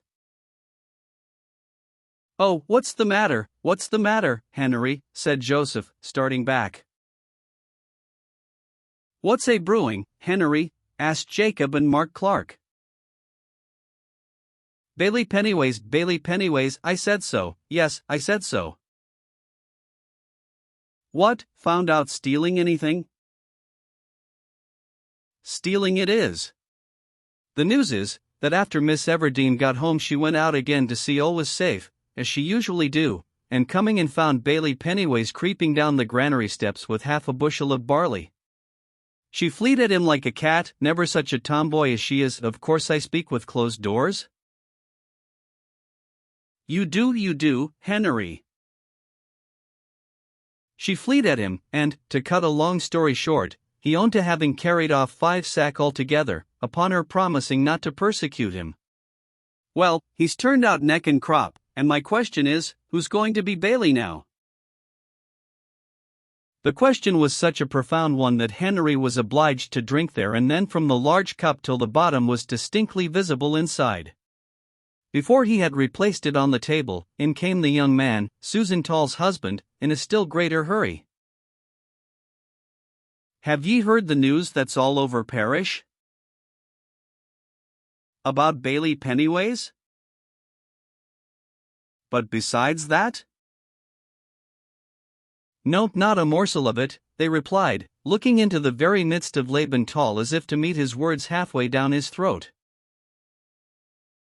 What a night of horrors, murmured Joseph Poorgrass, waving his hands spasmodically. I've had the news bell ringing in my left ear quite bad enough for a murder, and I've seen a magpie all alone. Fanny Robin, Miss Everdene's youngest servant, can't be found. They've been wanting to lock up the door these 2 hours, but she isn't come in. And they don't know what to do about going to bed for fear of locking her out. They wouldn't be so concerned if she hadn't been noticed in such low spirits these last few days, and Marianne D. think the beginning of a crowner's inquest has happened to the poor girl. Oh, 'tis burned, came from Joseph Poorgrass's dry lips. No, 'tis drowned, said Tall. Or 'tis her father's razor, suggested Billy Smallberry, with a vivid sense of detail. Well, Miss Everdene wants to speak to one or two of us before we go to bed. What with this trouble about the Bailey, and now about the girl, Ms. S is almost wild. They all hastened up the lane to the farmhouse, excepting the old maltster, whom neither news, fire, rain, nor thunder could draw from his hole. There, as the other's footsteps died away, he sat down again and continued gazing as usual into the furnace with his red, bleared eyes. From the bedroom window above their heads, Bathsheba's head and shoulders, robed in mystic white, were dimly seen extended into the air. "Are any of my men among you?" she said anxiously. "Yes, ma'am, several," said Susan Tall's husband. "Tomorrow morning I wish 2 or 3 of you to make inquiries in the villages round if they have seen such a person as Fanny Robin. Do it quietly, there is no reason for alarm as yet. She must have left whilst we were all at the fire." "I beg your pardon, but had she any young man courting her in the parish, ma'am?" asked Jacob Smallberry. "I don't know," said Bathsheba. "I've never heard of any such thing, ma'am," said 2 or 3. "It is hardly likely either," continued Bathsheba. "For any lover of hers might have come to the house if he had been a respectable lad. The most mysterious matter connected with her absence, indeed, the only thing which gives me serious alarm, is that she was seen to go out of the house by Marianne with only her indoor working gown on, not even a bonnet." "And you mean, ma'am, excusing my words, that a young woman would hardly go to see her young man without dressing up," said Jacob, turning his mental vision upon past experiences. "That's true, she would not, ma'am.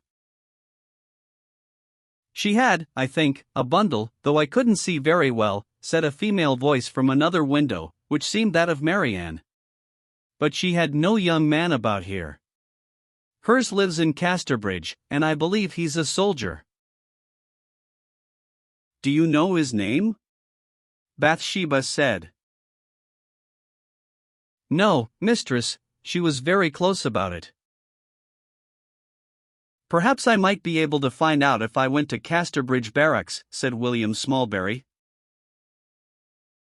"Very well, if she doesn't return tomorrow, mind you go there and try to discover which man it is, and see him. I feel more responsible than I should if she had had any friends or relations alive. I do hope she has come to no harm through a man of that kind. And then there's this disgraceful affair of the bailiff, but I can't speak of him now." Bathsheba had so many reasons for uneasiness that it seemed she did not think it worthwhile to dwell upon any particular one. "Do as I told you, then," she said in conclusion, closing the casement. Aye, mistress, we will," they replied, and moved away.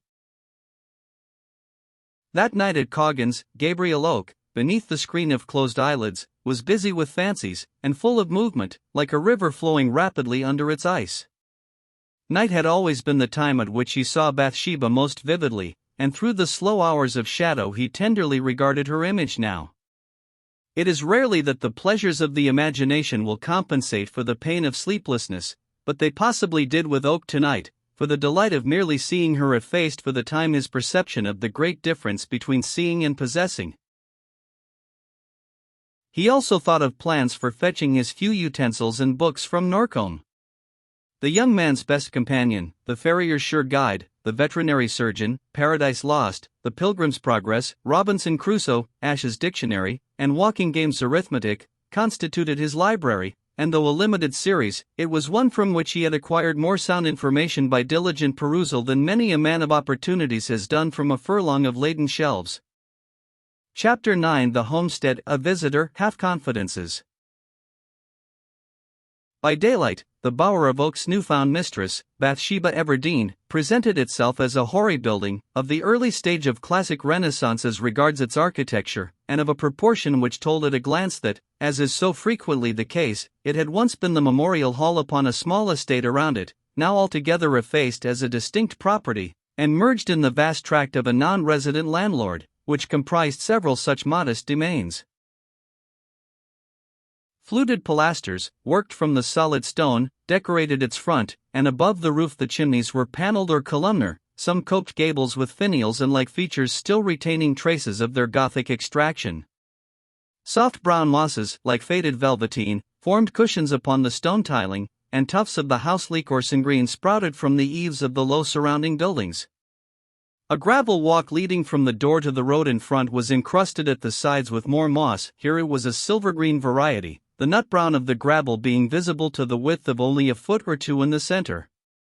This circumstance, and the generally sleepy air of the whole prospect here, together with the animated and contrasting state of the reverse facade, suggested to the imagination that on the adaptation of the building for farming purposes the vital principle of the house had turned round inside its body to face the other way. Reversals of this kind, strange deformities, tremendous paralyses, are often seen to be inflicted by trade upon edifices either individual or in the aggregate as streets and towns, which were originally planned for pleasure alone. Lively voices were heard this morning in the upper rooms, the main staircase to which was of hard oak, the balusters, heavy as bedposts, being turned and molded in the quaint fashion of their century, the handrail as stout as a parapet top, and the stairs themselves continually twisting round like a person trying to look over his shoulder. Going up, the floors above were found to have a very irregular surface, rising to ridges, sinking into valleys, and being just then uncarpeted. The face of the boards was seen to be eaten into innumerable vermiculations. Every window replied by a clang to the opening and shutting of every door, a tremble followed every bustling movement, and a creak accompanied a walker about the house, like a spirit, wherever he went. In the room from which the conversation proceeded, Bathsheba and her servant companion, Liddy Smallberry, were to be discovered sitting upon the floor, and sorting a complication of papers, books, bottles, and rubbish spread out thereon, remnants from the household stores of the late occupier. Liddy, the maltster's great-granddaughter, was about Bathsheba's equal in age, and her face was a prominent advertisement of the light-hearted English country girl. The beauty her features might have lacked in form was amply made up for by perfection of hue, which at this winter-time was the softened ruddiness on a surface of high rotundity that we meet with in a Terburg or a Gerard Dow, and, like the presentations of those great colorists, it was a face which kept well back from the boundary between comeliness and the ideal. Though elastic in nature, she was less daring than Bathsheba, and occasionally showed some earnestness, which consisted half of genuine feeling, and half of mannerliness superadded by way of duty. Through a partly open door the noise of a scrubbing brush led up to the charwoman, Mary Ann Money, a person who for a face had a circular disc, furrowed less by age than by long gazes of perplexity at distant objects. To think of her was to get good-humored, to speak of her was to raise the image of a dried Normandy pippin. "Stop your scrubbing a moment," said Bathsheba through the door to her. "I hear something." Mary Ann suspended the brush. The tramp of a horse was apparent, approaching the front of the building. The paces slackened, turned in at the wicket, and, what was most unusual, came up the mossy path close to the door. The door was tapped with the end of a crop or stick. "What impertinence," said Liddy, in a low voice. "To ride up the footpath like that. Why didn't he stop at the gate? Lord! 'Tis a gentleman. I see the top of his hat." Be quiet, said Bathsheba. The further expression of Liddy's concern was continued by aspect instead of narrative. Why doesn't Mrs. Coggan go to the door? Bathsheba continued. Rat-tat-tat-tat resounded more decisively from Bathsheba's oak. Marianne, you go, said she, fluttering under the onset of a crowd of romantic possibilities. Oh ma'am, see, here's a mess.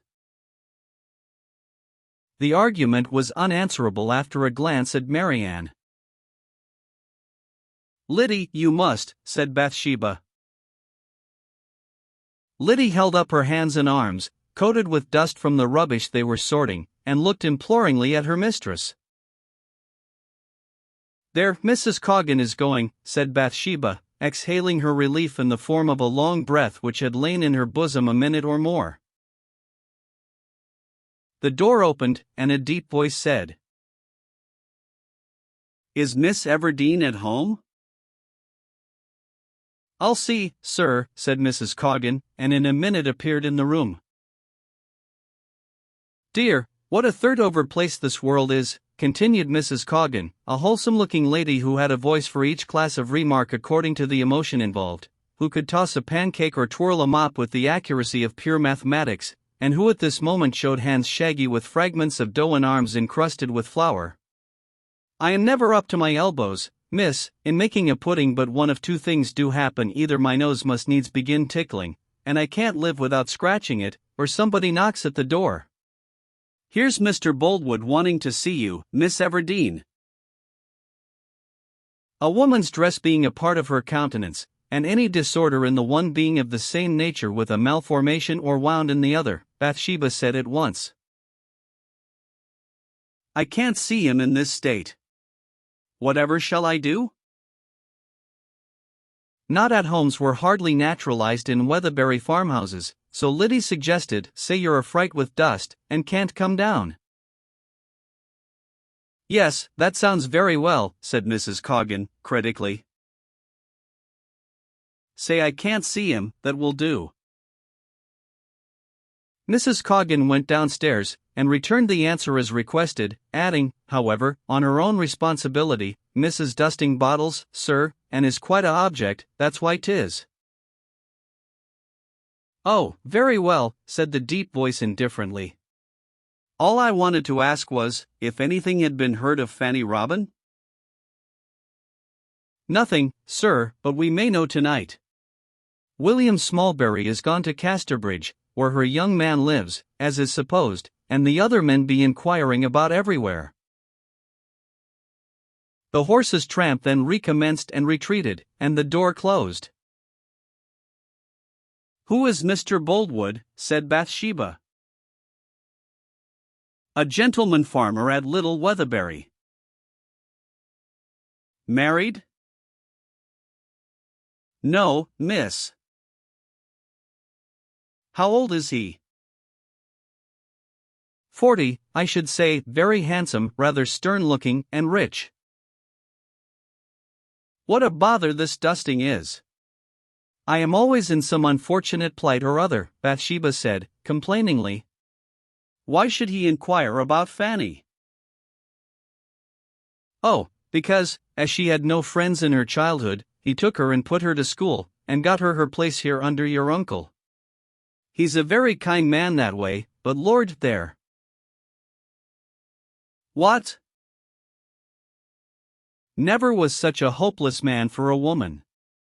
He's been courted by 6s and 7s, all the girls, gentle and simple, for miles round, have tried him.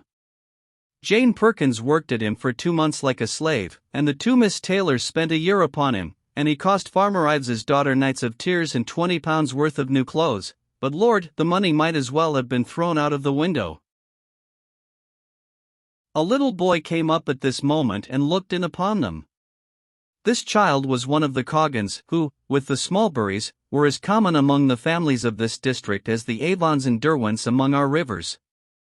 He always had a loosened tooth or a cut finger to show to particular friends, which he did with an air of being thereby elevated above the common herd of afflictionless humanity, to which exhibition people were expected to say poor child, with a dash of congratulation as well as pity. "I've got a penny," said Master Coggan in his scanning measure. "Well, who gave it you, Teddy?" said Liddy. "Mr. Boldwood. He gave it to me for opening the gate." "What did he say?" "He said, 'Where are you going, my little man?' and I said, 'To Miss Everdene's, please,' and he said, 'She is a staid woman, isn't she, my little man?' and I said, 'Yes.'" "You naughty child. What did you say that for?" "'Cause he gave me the penny." "What a pucker everything is in," said Bathsheba, discontentedly when the child had gone. "Get away, Marianne, or go on with your scrubbing, or do something. You ought to be married by this time, and not here troubling me." "Aye, mistress, so I did. But what between the poor men I won't have, and the rich men who won't have me, I stand as a pelican in the wilderness." "Did anybody ever want to marry you, miss?" Liddy ventured to ask when they were again alone. "Lots of 'em, I dare say."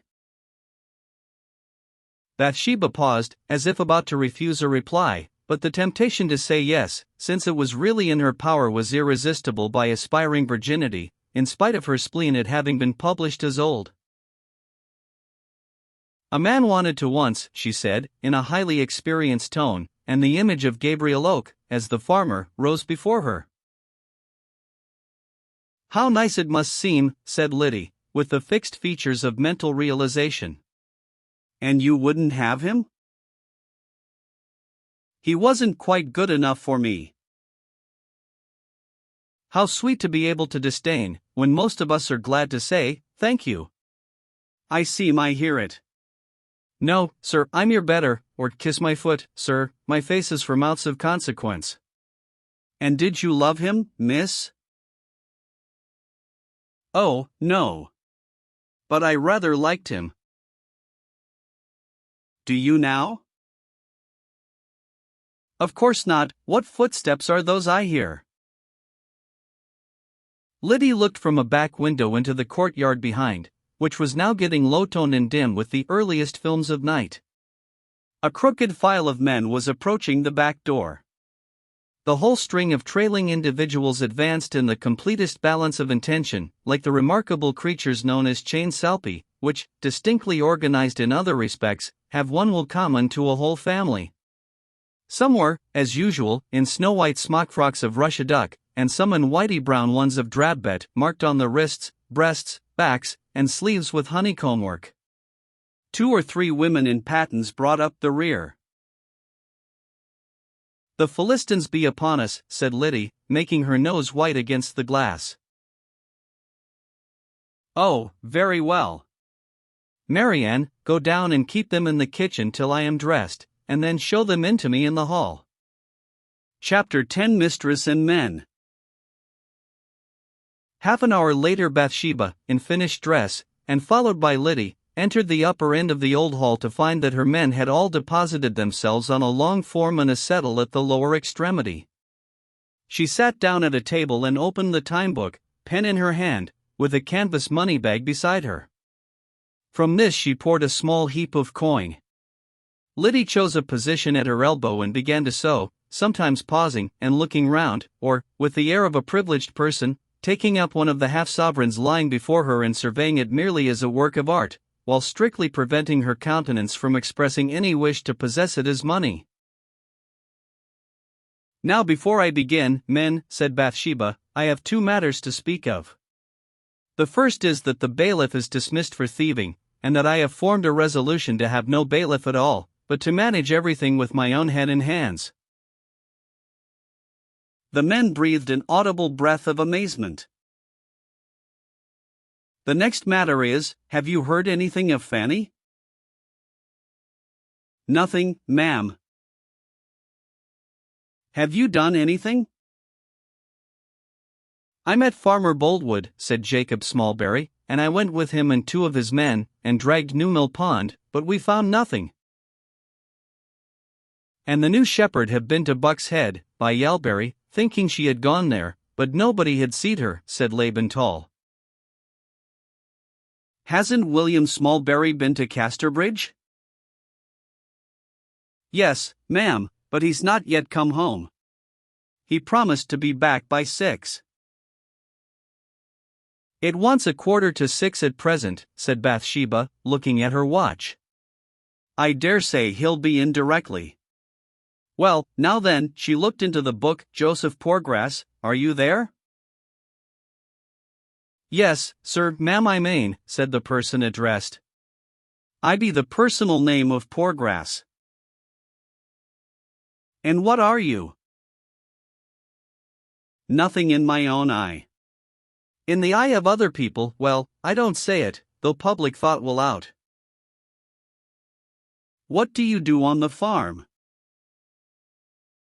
I do carting things all the year, and in seed time I shoots the rooks and sparrows, and helps at pig killing, sir. How much to you? Please 9 and 9pence and a good halfpenny where 'twas a bad one, sir, ma'am, I main. Quite correct. Now here are 10 shillings in addition as a small present, as I am a newcomer. Bathsheba blushed slightly at the sense of being generous in public, and Henry Frey, who had drawn up towards her chair, lifted his eyebrows and fingers to express amazement on a small scale. How much do I owe you? That man in the corner, what's your name? Continued Bathsheba. Matthew Moon, ma'am, said a singular framework of clothes with nothing of any consequence inside them, which advanced with the toes in no definite direction forwards, but turned in or out as they chanced to swing. Matthew Mark, did you say? Speak out, I shall not hurt you, inquired the young farmer, kindly. Matthew Moon, ma'am, said Henry Frey, correctingly, from behind her chair, to which point he had edged himself. Matthew Moon, murmured Bathsheba, turning her bright eyes to the book. 10 and 2pence halfpenny is the sum put down to you, I see? Yes, Mrs., said Matthew, as the rustle of wind among dead leaves. Here it is, and 10 shillings. Now the next. Andrew Randall, you are a new man, I hear. How come you to leave your last farm? PPPPPPLPLPLPLLLL is, ma'am, PPPPPLPLPLPL please, ma'am please em. A's a stammering man, ma'am, said Henry Frey in an undertone, and they turned him away because the only time he ever did speak plain he said his soul was his own, and other iniquities, to the squire. I can cuss, ma'am, as well as you or I, but I can't speak a common speech to save his life. Andrew Randall, here's yours, finish thanking me in a day or two. Temperance Miller, oh, here's another, soberness, both women I suppose? Yes'm. Here we be, a believe, was echoed in shrill unison. What have you been doing? Tending thrashing machine and wimbling haybonds, and saying hush to the cocks and hens when they go upon your seeds, and planting early flower balls in Thompson's Wonderfuls with a dibble. Yes, I see. Are they satisfactory women? She inquired softly of Henry Frey. Oh me, don't ask me. Yielding women, as scarlet a pair as ever was, groaned Henry under his breath. Sit down. Who, M.E.M.? Sit down. Joseph Poorgrass in the background twitched, and his lips became dry with fear of some terrible consequences, as he saw Bathsheba summarily speaking, and Henry slinking off to a corner. Now the next. Laban Tall, you'll stay on working for me? For you or anybody that pays me well, ma'am, replied the young married man. True, the man must live, said a woman in the back quarter, who had just entered with clicking pattens. What woman is that? Bathsheba asked. I be his lawful wife, continued the voice with greater prominence of manner and tone. This lady called herself 25, looked 30, passed as 35, and was 40. She was a woman who never, like some newly married, showed conjugal tenderness in public, perhaps because she had none to show. Oh, you are, said Bathsheba. Well, Laban, will you stay on? Yes, he'll stay, ma'am, said again the shrill tongue of Laban's lawful wife. Well, he can speak for himself, I suppose. Oh Lord, not he, ma'am. A simple tool. Well enough, but a poor gawkhammer mortal, the wife replied. Ha ha ha, laughed the married man with a hideous effort of appreciation, for he was as irrepressibly good-humored under ghastly snubs as a parliamentary candidate on the hustings. The names remaining were called in the same manner. Now I think I have done with you, said Bathsheba, closing the book and shaking back a stray twine of hair. Has William Smallberry returned? No, ma'am. The new shepherd will want a man under him, suggested Henry Frey, trying to make himself official again by a sideway approach towards her chair. Oh, he will. Who can he have? Young Caneball is a very good lad, Henry said, and Shepherd Oak don't mind his youth, he added, turning with an apologetic smile to the shepherd, who had just appeared on the scene, and was now leaning against the doorpost with his arms folded. No, I don't mind that, said Gabriel. How did Cain come by such a name? Asked Bathsheba. Oh, you see, ma'am, his poor mother, not being a scripture-read woman, made a mistake at his christening, thinking 'twas Abel killed Cain, and called in Cain, meaning Abel all the time. The parson put it right, but 'twas too late, for the name could never be got rid of in the parish. 'Tis very unfortunate for the boy. It is rather unfortunate. Yes. However, we soften it down as much as we can, and call him Caney. Ah, poor widow woman! She cried her heart out about it almost. She was brought up by a very heathen father and mother, who never sent her to church or school, and it shows how the sins of the parents are visited upon the children, miem. Mr. Frey here drew up his features to the mild degree of melancholy required when the persons involved in the given misfortune do not belong to your own family.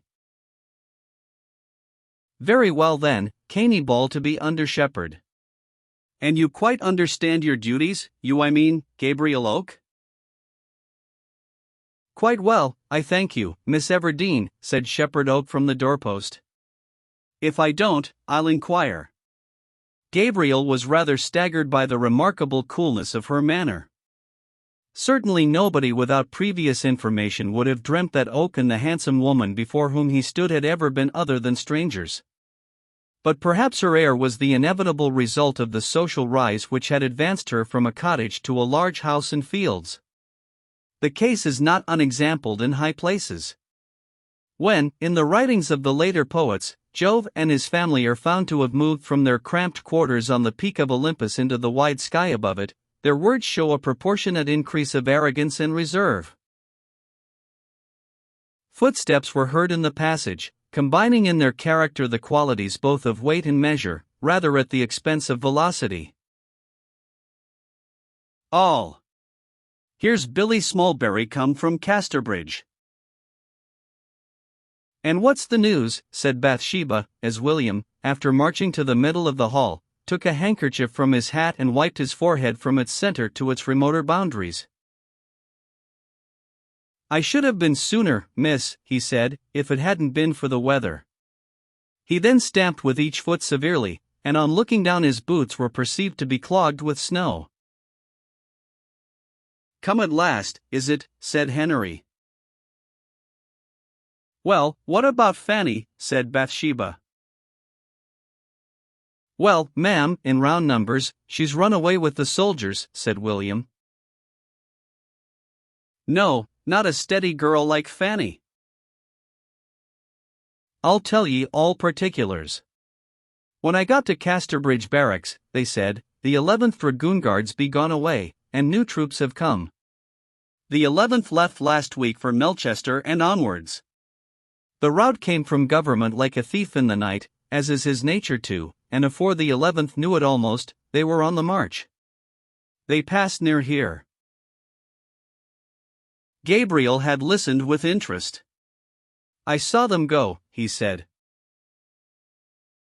Yes, continued William, they pranced down the street playing The Girl I Left Behind Me, so 'tis said, in glorious notes of triumph.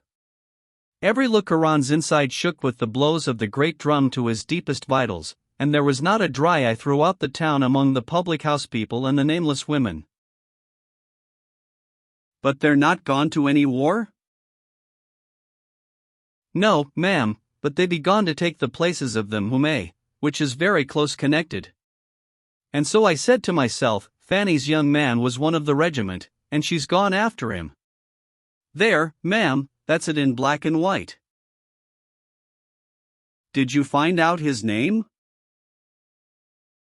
No, nobody knew it. I believe he was higher in rank than a private. Gabriel remained musing and said nothing, for he was in doubt. Well, we are not likely to know more tonight, at any rate, said Bathsheba. But one of you had better run across to Farmer Boldwood's and tell him that much. She then rose, but before retiring, addressed a few words to them with a pretty dignity, to which her morning dress added a soberness that was hardly to be found in the words themselves. Now mind, you have a mistress instead of a master. I don't yet know my powers or my talents in farming, but I shall do my best, and if you serve me well, so shall I serve you. Don't any unfair ones among you, if there are any such, but I hope not, suppose that because I'm a woman I don't understand the difference between bad goings-on and good. All. No M. Liddy. Excellent, well said. I shall be up before you are awake, I shall be afield before you are up, and I shall have breakfasted before you are afield. In short, I shall astonish you all. All. Yes'm. And so good night. All. Good night, ma'am. Then the small Thesmothete stepped from the table, and surged out of the hall, her black silk dress licking up a few straws and dragging them along with a scratching noise upon the floor. Liddy, elevating her feelings to the occasion from a sense of grandeur, floated off behind Bathsheba with a milder dignity not entirely free from travesty, and the door was closed. Chapter 11. Outside the barracks, Snow a meeting. For dreariness nothing could surpass a prospect in the outskirts of a certain town and military station, many miles north of Weatherbury, at a later hour on this same snowy evening, if that may be called a prospect of which the chief constituent was darkness.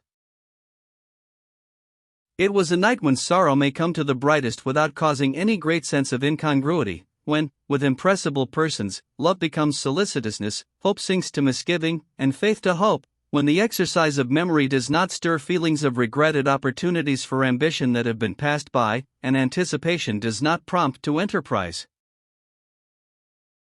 The scene was a public path, bordered on the left hand by a river, behind which rose a high wall. On the right was a tract of land, partly meadow and partly moor, reaching, at its remote verge, to a wide undulating upland.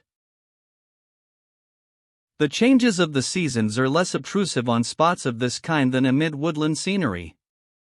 Still, to a close observer, they are just as perceptible. The difference is that their media of manifestation are less trite and familiar than such well-known ones as the bursting of the buds or the fall of the leaf.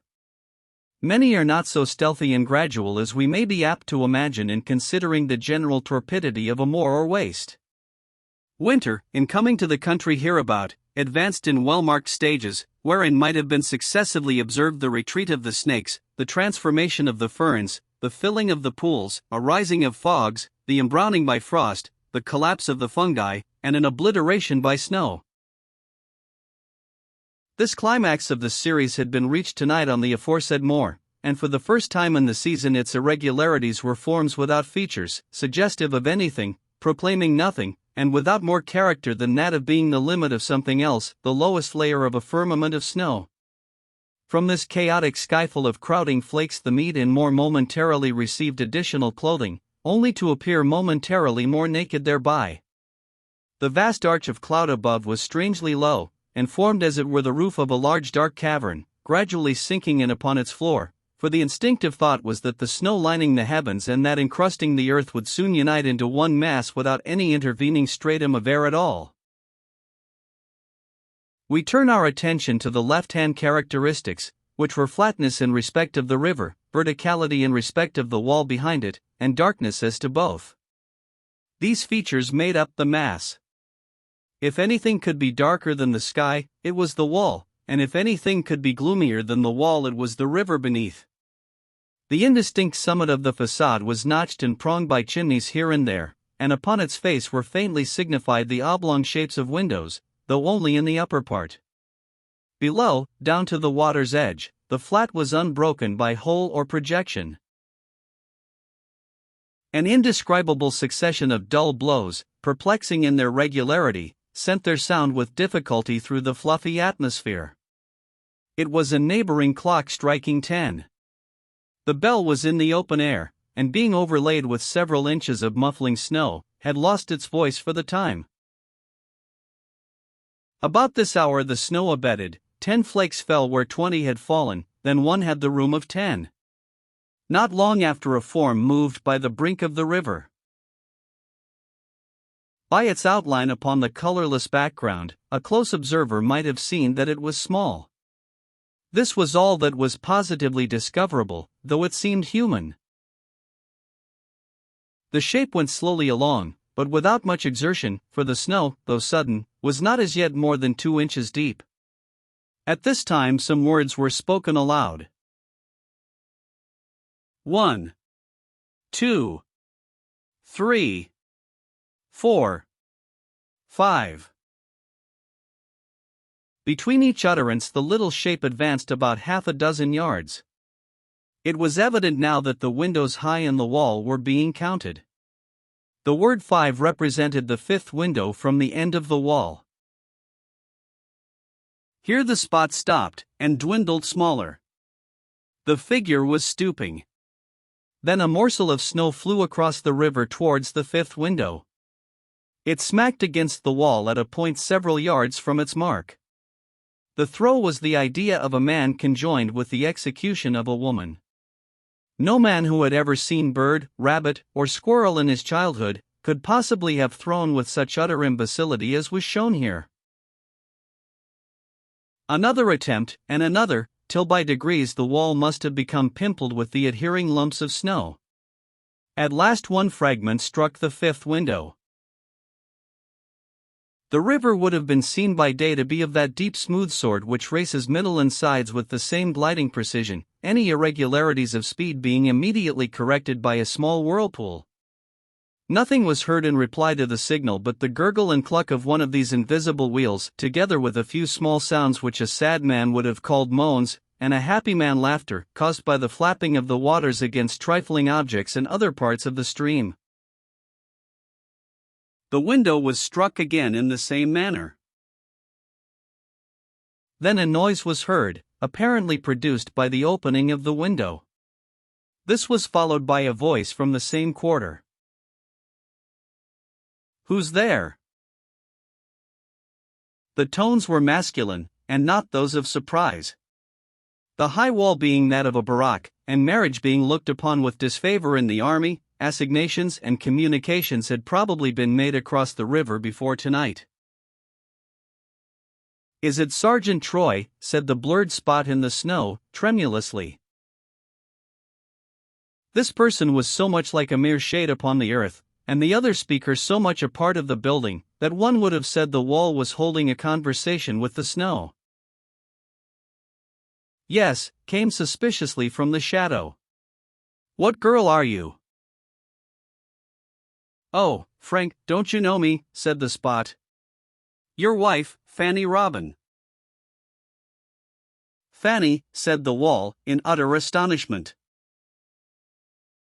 Yes, said the girl, with a half-suppressed gasp of emotion. There was something in the woman's tone which is not that of the wife, and there was a manner in the man which is rarely a husband's. The dialogue went on. How did you come here? I asked which was your window. Forgive me. I did not expect you tonight. Indeed, I did not think you would come at all. It was a wonder you found me here. I am orderly tomorrow. You said I was to come. Well, I said that you might. Yes, I mean that I might. You are glad to see me, Frank? Oh yes, of course. Can you come to me? My dear Fan, no. The bugle has sounded, the barrack gates are closed, and I have no leave. We are all of us as good as in the county jail till tomorrow morning. Then I shan't see you till then. The words were in a faltering tone of disappointment. How did you get here from Weatherbury? I walked some part of the way, the rest by the carriers. I am surprised. Yes, so am I. And Frank, when will it be? What? That you promised. I don't quite recollect. Oh, you do. Don't speak like that. It weighs me to the earth. It makes me say what ought to be said first by you. Never mind, say it. Oh, must I? It is. When shall we be married, Frank? Oh, I see. Well, you have to get proper clothes. I have money. Will it be by banns or license? Banns, I should think. And we live in 2 parishes. Do we? What then? My lodgings are in St. Mary's, and this is not. So they will have to be published in both. Is that the law? Yes. Oh, Frank, you think me forward, I am afraid. Don't, dear Frank, will you, for I love you so. And you said lots of times you would marry me, and I. Don't cry, now. It is foolish. If I said so, of course I will. And shall I put up the banns in my parish, and will you in yours? Yes. Tomorrow? Not tomorrow. We'll settle in a few days. You have the permission of the officers? No, not yet. Oh, how is it? You said you almost had before you left Casterbridge. The fact is, I forgot to ask. Your coming like this is so sudden and unexpected. Yes, it is. It was wrong of me to worry you. I'll go away now. Will you come and see me tomorrow, at Mrs. Twills's, in North Street? I don't like to come to the barracks. There are bad women about, and they think me one. Quite so. I'll come to you, my dear. Good night. Good night, Frank, good night. And the noise was again heard of a window closing. The little Spot moved away. When she passed the corner, a subdued exclamation was heard inside the wall. Ho ho, Sergeant, ho ho! An expostulation followed, but it was indistinct, and it became lost amid a low peal of laughter, which was hardly distinguishable from the gurgle of the tiny whirlpools outside. Chapter 12: Farmers, a Rule, an Exception. The first public evidence of Bathsheba's decision to be a farmer in her own person and by proxy no more was her appearance the following market day in the corn market at Casterbridge. The low though extensive hall, supported by beams and pillars, and latterly dignified by the name of Corn Exchange, was thronged with hot men who talked among each other in twos and threes, the speaker of the minute looking sideways into his auditor's face and concentrating his argument by a contraction of one eyelid during delivery. The greater number carried in their hands ground ash saplings, using them partly as walking sticks and partly for poking up pigs, sheep, neighbors with their backs turned, and restful things in general, which seemed to require such treatment in the course of their peregrinations. During conversations each subjected his sapling to great varieties of usage, bending it round his back, forming an arch of it between his two hands, overweighting it on the ground till it reached nearly a semicircle, or perhaps it was hastily tucked under the arm whilst the sample bag was pulled forth and a handful of corn poured into the palm, which, after criticism, was flung upon the floor, an issue of events perfectly well known to half a dozen acute town-bred fowls which had as usual crept into the building unobserved, and waited the fulfillment of their anticipations with a high-stretched neck and oblique eye.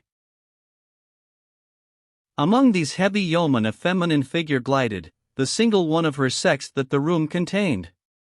She was prettily and even daintily dressed. She moved between them as a chaise between carts, was heard after them as a romance after sermons, was felt among them like a breeze among furnaces. It had required a little determination, far more than she had at first imagined, to take up a position here, for at her first entry the lumbering dialogues had ceased, nearly every face had been turned towards her, and those that were already turned rigidly fixed there.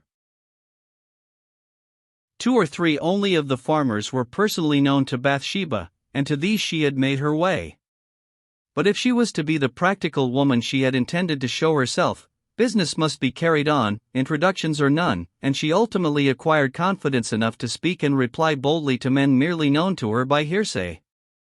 Bathsheba too had her sample bags, and by degrees adopted the professional pour into the hand, holding up the grains in her narrow palm for inspection, in perfect Casterbridge manner. Something in the exact arch of her upper unbroken row of teeth, and in the keenly pointed corners of her red mouth when, with parted lips, she somewhat defiantly turned up her face to argue a point with a tall man, suggested that there was potentiality enough in that lithe slip of humanity for alarming exploits of sex, and daring enough to carry them out. But her eyes had a softness, invariably a softness, which, had they not been dark, would have seemed mistiness. As they were, it lowered an expression that might have been piercing to simple clearness. Strange to say of a woman in full bloom and vigor, she always allowed her interlocutors to finish their statements before rejoining with hers. In arguing on prices, she held to her own firmly, as was natural in a dealer, and reduced theirs persistently, as was inevitable in a woman. But there was an elasticity in her firmness which removed it from obstinacy, as there was a naivete in her cheapening which saved it from meanness. Those of the farmers with whom she had no dealings, by far the greater part, were continually asking each other, "Who is she?" The reply would be, "Farmer Everdene's niece, took on Weatherbury Upper Farm, turned away the bailey, and swears she'll do everything herself." The other man would then shake his head. "Yes, 'tis a pity she's so headstrong," the first would say. "But we ought to be proud of her here, she lightens up the old place. 'Tis such a shapely maid, however, that she'll soon get picked up."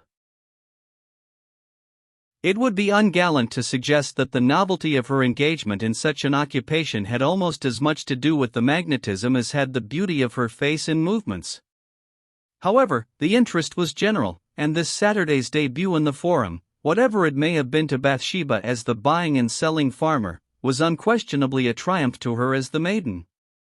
Indeed, the sensation was so pronounced that her instinct on 2 or 3 occasions was merely to walk as a queen among these gods of the fallow, like a little sister of a little Jove, and to neglect closing prices altogether. The numerous evidences of her power to attract were only thrown into greater relief by a marked exception. Women seem to have eyes in their ribbons for such matters as these. Bathsheba, without looking within a right angle of him, was conscious of a black sheep among the flock.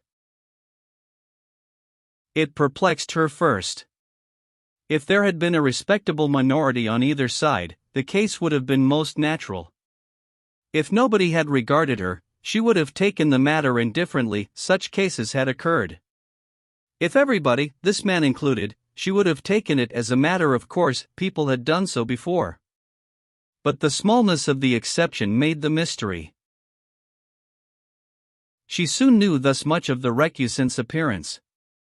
He was a gentlemanly man, with full and distinctly outlined Roman features, the prominences of which glowed in the sun with a bronze-like richness of tone.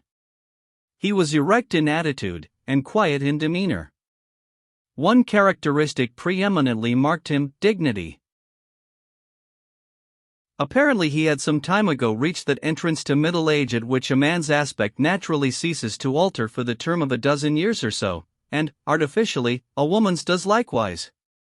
35 and 50 were his limits of variation. He might have been either, or anywhere between the two. It may be said that married men of 40 are usually ready and generous enough to fling passing glances at any specimen of moderate beauty they may discern by the way. Probably, as with persons playing whist for love, the consciousness of a certain immunity under any circumstances from that worst possible ultimate, the having to pay, makes them unduly speculative. Bathsheba was convinced that this unmoved person was not a married man. When marketing was over, she rushed off to Liddy, who was waiting for her beside the yellow gig in which they had driven to town. The horse was put in, and on they trotted, Bathsheba's sugar, tea, and drapery parcels being packed behind, and expressing in some indescribable manner, by their color, shape, and general lineaments, that they were that young lady farmer's property, and the grocer's and draper's no more. "I've been through it, Liddy, and it is over. I shan't mind it again, for they will all have grown accustomed to seeing me there, but this morning it was as bad as being married, eyes everywhere." "I knowed it would be," Liddy said. "Men be such a terrible class of society to look at a body." But there was one man who had more sense than to waste his time upon me. The information was put in this form that Liddy might not for a moment suppose her mistress was at all piqued. "A very good-looking man," she continued, "upright, about 40, I should think. Do you know at all who he could be?" Liddy couldn't think. "Can't you guess at all?" said Bathsheba with some disappointment. "I haven't a notion. Besides, 'tis no difference, since he took less notice of you than any of the rest. Now, if he'd taken more, it would have mattered a great deal." Bathsheba was suffering from the reverse feeling just then, and they bowled along in silence. A low carriage, bowling along still more rapidly behind a horse of unimpeachable breed, overtook and passed them. "Why, there he is," she said. Liddy looked. That's Farmer Boldwood, of course 'tis, the man you couldn't see the other day when he called." "Oh, Farmer Boldwood," murmured Bathsheba, and looked at him as he outstripped them. The farmer had never turned his head once, but with eyes fixed on the most advanced point along the road, passed as unconsciously and abstractedly as if Bathsheba and her charms were thin air. "He's an interesting man, don't you think so?" she remarked. "Oh yes, very. Everybody owns it," replied Liddy. "I wonder why he is so wrapped up and indifferent, and seemingly so far away from all he sees around him. It is said, but not known for certain, that he met with some bitter disappointment when he was a young man and merry. A woman jilted him, they say. People always say that, and we know very well women scarcely ever jilt men, 'tis the men who jilt us. I expect it is simply his nature to be so reserved." "Simply his nature, I expect so, miss, nothing else in the world." Still, 'tis more romantic to think he has been served cruelly, poor thing. Perhaps, after all, he has. Depend upon it, he has. Oh yes, miss, he has. I feel he must have. However, we are very apt to think extremes of people. I shouldn't wonder after all if it wasn't a little of both, just between the two, rather cruelly used and rather reserved. Oh dear no, miss, I can't think it between the two. That's most likely. Well, yes, so it is. I am convinced it is most likely. You may take my word, miss, that that's what's the matter with him. Chapter 13 Sort Sanctorum, the Valentine. It was Sunday afternoon in the farmhouse, on the 13th of February. Dinner being over, Bathsheba, for want of a better companion, had asked Liddy to come and sit with her. The moldy pile was dreary in wintertime before the candles were lighted and the shutters closed. The atmosphere of the place seemed as old as the walls. Every nook behind the furniture had a temperature of its own, for the fire was not kindled in this part of the house early in the day, and Bathsheba's new piano, which was an old one in other annals, looked particularly sloping and out of level on the warped floor before night threw a shade over its less prominent angles and hid the unpleasantness. Liddy, like a little brook, though shallow, was always rippling. Her presence had not so much weight as to task thought, and yet enough to exercise it. On the table lay an old quarto Bible, bound in leather. Liddy, looking at it, said, "Did you ever find out, miss, who you are going to marry by means of the Bible and key?" "Don't be so foolish, Liddy. As if such things could be." "Well, there's a good deal in it, all the same." "Nonsense, child. And it makes your heart beat fearful. Some believe in it, some don't. I do." "Very well, let's try it," said Bathsheba, bounding from her seat with that total disregard of consistency which can be indulged in towards a dependent, and entering into the spirit of divination at once. "Go and get the front door key." Liddy fetched it. "I wish it wasn't Sunday," she said, on returning. "Perhaps 'tis wrong." "What's right weekdays is right Sundays," replied her mistress in a tone which was a proof in itself. The book was opened, the leaves, drab with age, being quite worn away at much read verses by the forefingers of unpracticed readers in former days, where they were moved along under the line as an aid to the vision. The special verse in the book of Ruth was sought out by Bathsheba, and the sublime words met her eye. They slightly thrilled and abashed her. It was wisdom in the abstract facing folly in the concrete. Folly in the concrete blushed, persisted in her intention, and placed the key on the book. A rusty patch immediately upon the verse, caused by previous pressure of an iron substance thereon, told that this was not the first time the old volume had been used for the purpose. "Now keep steady, and be silent," said Bathsheba. The verse was repeated, the book turned round, Bathsheba blushed guiltily. "Who did you try?" said Liddy curiously. "I shall not tell you." "Did you notice Mr. Boldwood's doings in church this morning, miss?" Liddy continued, adumbrating by the remark the track her thoughts had taken.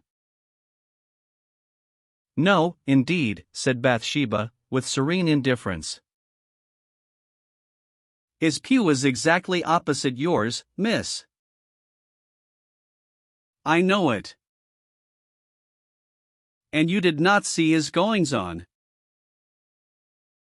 "Certainly I did not, I tell you." Liddy assumed a smaller physiognomy, and shut her lips decisively. This move was unexpected, and proportionally disconcerting. "What did he do?" Bathsheba said perforce.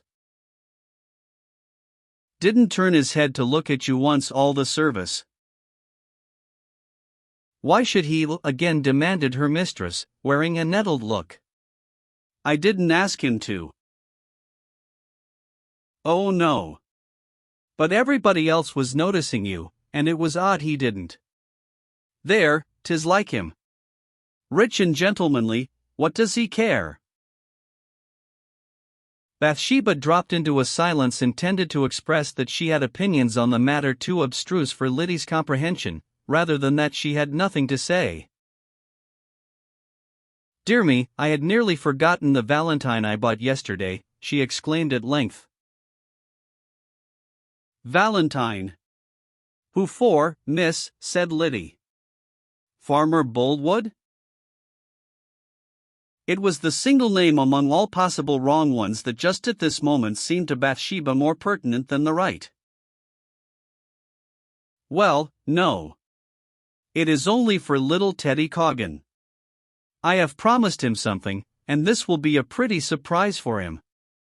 Liddy, you may as well bring me my desk and I'll direct it at once.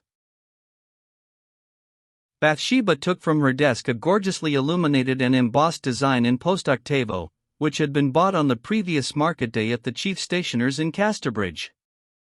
In the center was a small oval enclosure. This was left blank, that the sender might insert tender words more appropriate to the special occasion than any generalities by a printer could possibly be. Here's a place for writing, said Bathsheba. What shall I put? Something of this sort, I should think, returned Liddy promptly. The rose is red, the violet blue, carnation sweet, and so are you. Yes, that shall be it. It just suits itself to a chubby-faced child like him, said Bathsheba. She inserted the words in a small though legible handwriting, enclosed the sheet in an envelope, and dipped her pen for the direction. What fun it would be to send it to the stupid old Boldwood, and how he would wonder, said the irrepressible Liddy, lifting her eyebrows, and indulging in an awful mirth on the verge of fear as she thought of the moral and social magnitude of the man contemplated. Bathsheba paused to regard the idea at full length. Boldwoods had begun to be a troublesome image, a species of Daniel in her kingdom who persisted in kneeling eastward when reason and common sense said that he might just as well follow suit with the rest, and afford her the official glance of admiration which cost nothing at all. She was far from being seriously concerned about his nonconformity.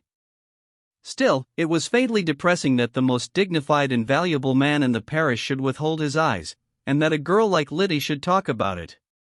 So Liddy's idea was at first rather harassing than piquant. No, I won't do that. He wouldn't see any humor in it. He'd worry to death, said the persistent Liddy. Really, I don't care particularly to send it to Teddy, remarked her mistress. He's rather a naughty child sometimes. Yes, that he is. Let's toss as men do, said Bathsheba, idly. Now then, head, Boldwood, tail, Teddy. No, we won't toss money on a Sunday, that would be tempting the devil indeed. Toss this hymn book, there can't be no sinfulness in that, miss. Very well. Open, Boldwood, shut, Teddy. No, it's more likely to fall open. Open, Teddy, shut, Boldwood. The book went fluttering in the air and came down shut. Bathsheba, a small yawn upon her mouth, took the pen, and with offhand serenity directed the missive to Boldwood. Now light a candle, Liddy. Which seal shall we use? Here's a unicorn's head, there's nothing in that. What's this, 2 doves? No. It ought to be something extraordinary, ought it not, Liddy? Here's one with a motto, I remember it is some funny one, but I can't read it. We'll try this, and if it doesn't do we'll have another. A large red seal was duly affixed. Bathsheba looked closely at the hot wax to discover the words. Capital, she exclaimed, throwing down the letter frolicsomely. 'Twould upset the solemnity of a parson and clerk too. Liddy looked at the words of the seal, and read, "Marry me." The same evening the letter was sent, and was duly sorted in Casterbridge post office that night, to be returned to Weatherbury again in the morning. So very idly and unreflectingly was this deed done. Of love as a spectacle Bathsheba had a fair knowledge, but of love subjectively she knew nothing. Chapter 14 Effect of the Letter, Sunrise.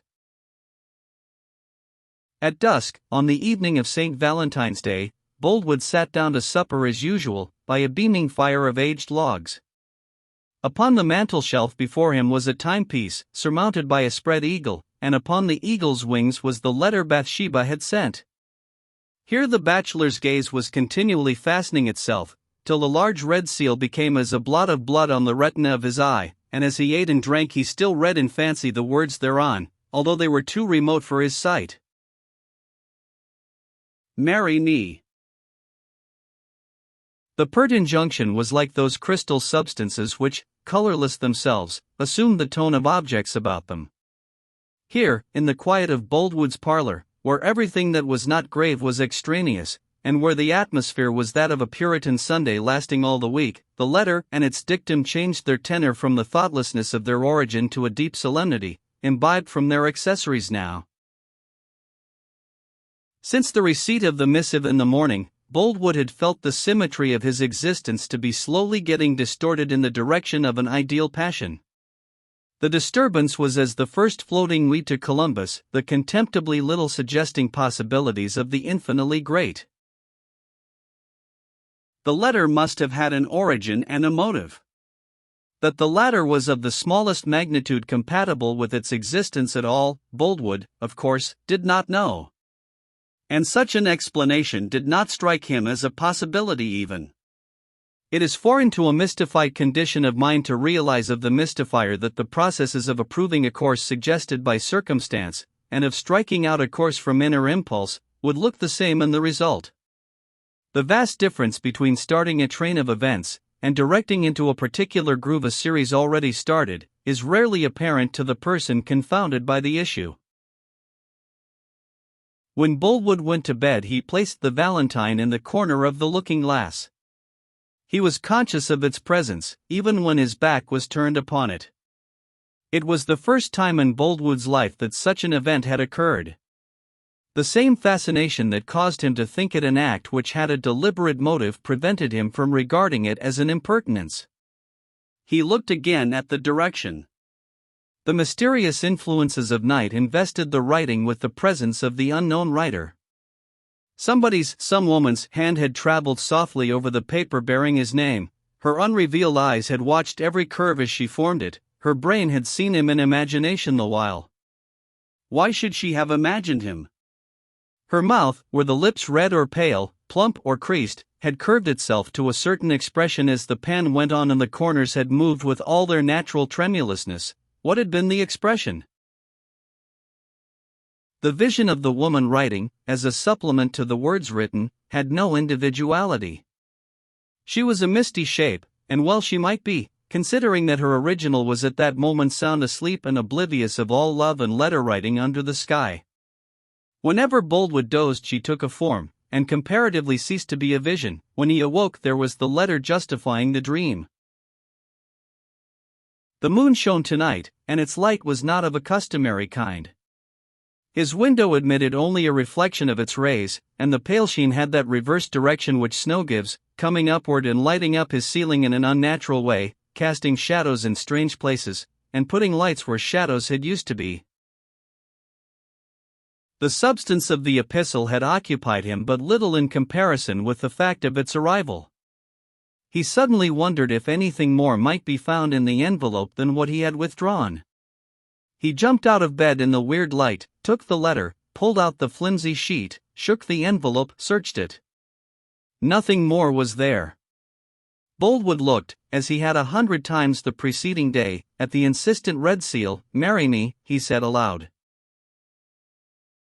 The solemn and reserved yeoman again closed the letter, and stuck it in the frame of the glass. In doing so, he caught sight of his reflected features, wan in expression and insubstantial in form. He saw how closely compressed was his mouth, and that his eyes were widespread and vacant. Feeling uneasy and dissatisfied with himself for this nervous excitability, he returned to bed. Then the dawn drew on. The full power of the clear heaven was not equal to that of a cloudy sky at noon, when Boldwood arose and dressed himself. He descended the stairs and went out towards the gate of a field to the east, leaning over which he paused and looked around. It was one of the usual slow sunrises of this time of the year, and the sky, pure violet in the zenith, was leaden to the northward and murky to the east, where, over the snowy down or Ulysses on Weatherbury Upper Farm, and apparently resting upon the ridge, the only half of the sun yet visible burnt rayless, like a red and flameless fire shining over a white hearthstone. The whole effect resembled a sunset as childhood resembles age.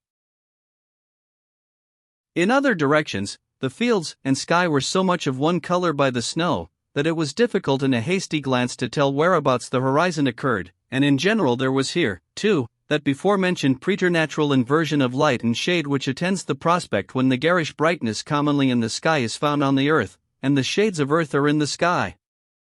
Over the west hung the wasting moon, now dull and greenish-yellow, like tarnished brass. Boldwood was listlessly noting how the frost had hardened and glazed the surface of the snow, till it shone in the red eastern light with the polish of marble, how, in some portions of the slope, withered grass bents, encased in icicles, bristled through the smooth-won coverlet in the twisted and curved shapes of old Venetian glass, and how the footprints of a few birds, which had hopped over the snow whilst it lay in the state of a soft fleece, were now frozen to a short permanency. A half-muffled noise of light wheels interrupted him. Boldwood turned back into the road. It was the mail cart, a crazy, two-wheeled vehicle, hardly heavy enough to resist a puff of wind. The driver held out a letter. Boldwood seized it and opened it, expecting another anonymous one, so greatly are people's ideas of probability a mere sense that precedent will repeat itself. "I don't think it is for you, sir," said the man, when he saw Boldwood's action. "Though there is no name, I think it is for your shepherd." Boldwood looked then at the address. "To the new shepherd, Weatherbury Farm, near Casterbridge." "Oh, what a mistake, it is not mine. Nor is it for my shepherd. It is for Miss Everdene's. You had better take it on to him, Gabriel Oak, and say I opened it in mistake." At this moment, on the ridge, up against the blazing sky, a figure was visible, like the black snuff in the midst of a candle flame. Then it moved and began to bustle about vigorously from place to place, carrying square skeleton masses, which were riddled by the same rays. A small figure on all fours followed behind. The tall form was that of Gabriel Oak, the small one that of George. The articles in course of transit were hurdles. "Wait," said Boldwood. "That's the man on the hill. I'll take the letter to him myself." To Boldwood it was now no longer merely a letter to another man. It was an opportunity. Exhibiting a face pregnant with intention, he entered the snowy field. Gabriel, at that minute, descended the hill towards the right. The glow stretched down in this direction now, and touched the distant roof of Warren's malthouse, whither the shepherd was apparently bent. Boldwood followed at a distance. Chapter 15. A morning meeting, the letter again. The scarlet and orange light outside the malthouse did not penetrate to its interior, which was, as usual, lighted by a rival glow of similar hue, radiating from the hearth. The maltster, after having lain down in his clothes for a few hours, was now sitting beside a three-legged table, breakfasting off bread and bacon. This was eaten on the plateless system, which is performed by placing a slice of bread upon the table, the meat flat upon the bread, a mustard plaster upon the meat, and a pinch of salt upon the whole, then cutting them vertically downwards with a large pocket knife till wood is reached, when the severed lump is impaled on the knife, elevated, and sent the proper way of food. The maltster's lack of teeth appeared not to sensibly diminish his powers as a mill. He had been without them for so many years that toothlessness was felt less to be a defect than hard gums an acquisition. Indeed, he seemed to approach the grave as a hyperbolic curve approaches a straight line less directly as he got nearer, till it was doubtful if he would ever reach it at all.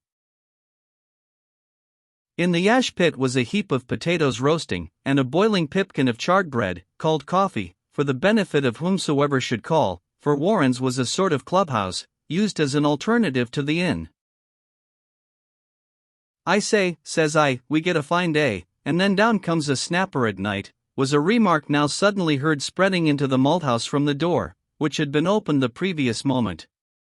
The form of Henry Frey advanced to the fire, stamping the snow from his boots when about halfway there. The speech and entry had not seemed to be at all an abrupt beginning to the maltster, introductory matter being often omitted in this neighborhood, both from word and deed, and the maltster having the same latitude allowed him, did not hurry to reply. He picked up a fragment of cheese, by pecking upon it with his knife, as a butcher picks up skewers. Henry appeared in a drab kerseymere greatcoat, buttoned over his smock-frock, the white skirts of the latter being visible to the distance of about a foot below the coat-tails, which, when you got used to the style of dress, looked natural enough, and even ornamental. It certainly was comfortable. Matthew Moon, Joseph Poorgrass, and other carters and wagoners followed at his heels, with great lanterns dangling from their hands, which showed that they had just come from the cart-horse stables, where they had been busily engaged since 4 o'clock that morning. "And how is she getting on without a Bailey?" the maltster inquired. Henry shook his head, and smiled one of the bitter smiles, dragging all the flesh of his forehead into a corrugated heap in the center. "She'll rue it, surely, surely," he said. "Benjy Pennyways were not a true man or an honest Bailey, as big a betrayer as Judas Iscariot himself. But to think she can car on alone!" He allowed his head to swing laterally 3 or 4 times in silence. "Never in all my creeping up, never." This was recognized by all as the conclusion of some gloomy speech which had been expressed in thought alone during the shake of the head. Henry meanwhile retained several marks of despair upon his face, to imply that they would be required for use again directly he should go on speaking. "All will be ruined, and ourselves too, or there's no meat in gentlemen's houses," said Mark Clark. "A headstrong maid, that's what she is, and won't listen to no advice at all. Pride and vanity have ruined many a cobbler's dog. Dear, dear, when I think o' it, I sorrows like a man in travel." "True, Henry, you do, I've heard ye," said Joseph Poorgrass in a voice of thorough attestation, and with a wire-drawn smile of misery. "'Twould do a Martell man no harm to have what's under her bonnet," said Billy Smallberry, who had just entered, bearing his one tooth before him. "She can spake real language, and must have some sense somewhere. Do ye foller me?" I do, but no Bailey, I deserved that place," wailed Henry, signifying wasted genius by gazing blankly at visions of a high destiny apparently visible to him on Billy Smallberry's smock-frock. "There, 'twas to be, I suppose. Your lot is your lot, and Scripture is nothing, for if you do good you don't get rewarded according to your works, but be cheated in some mean way out of your recompense."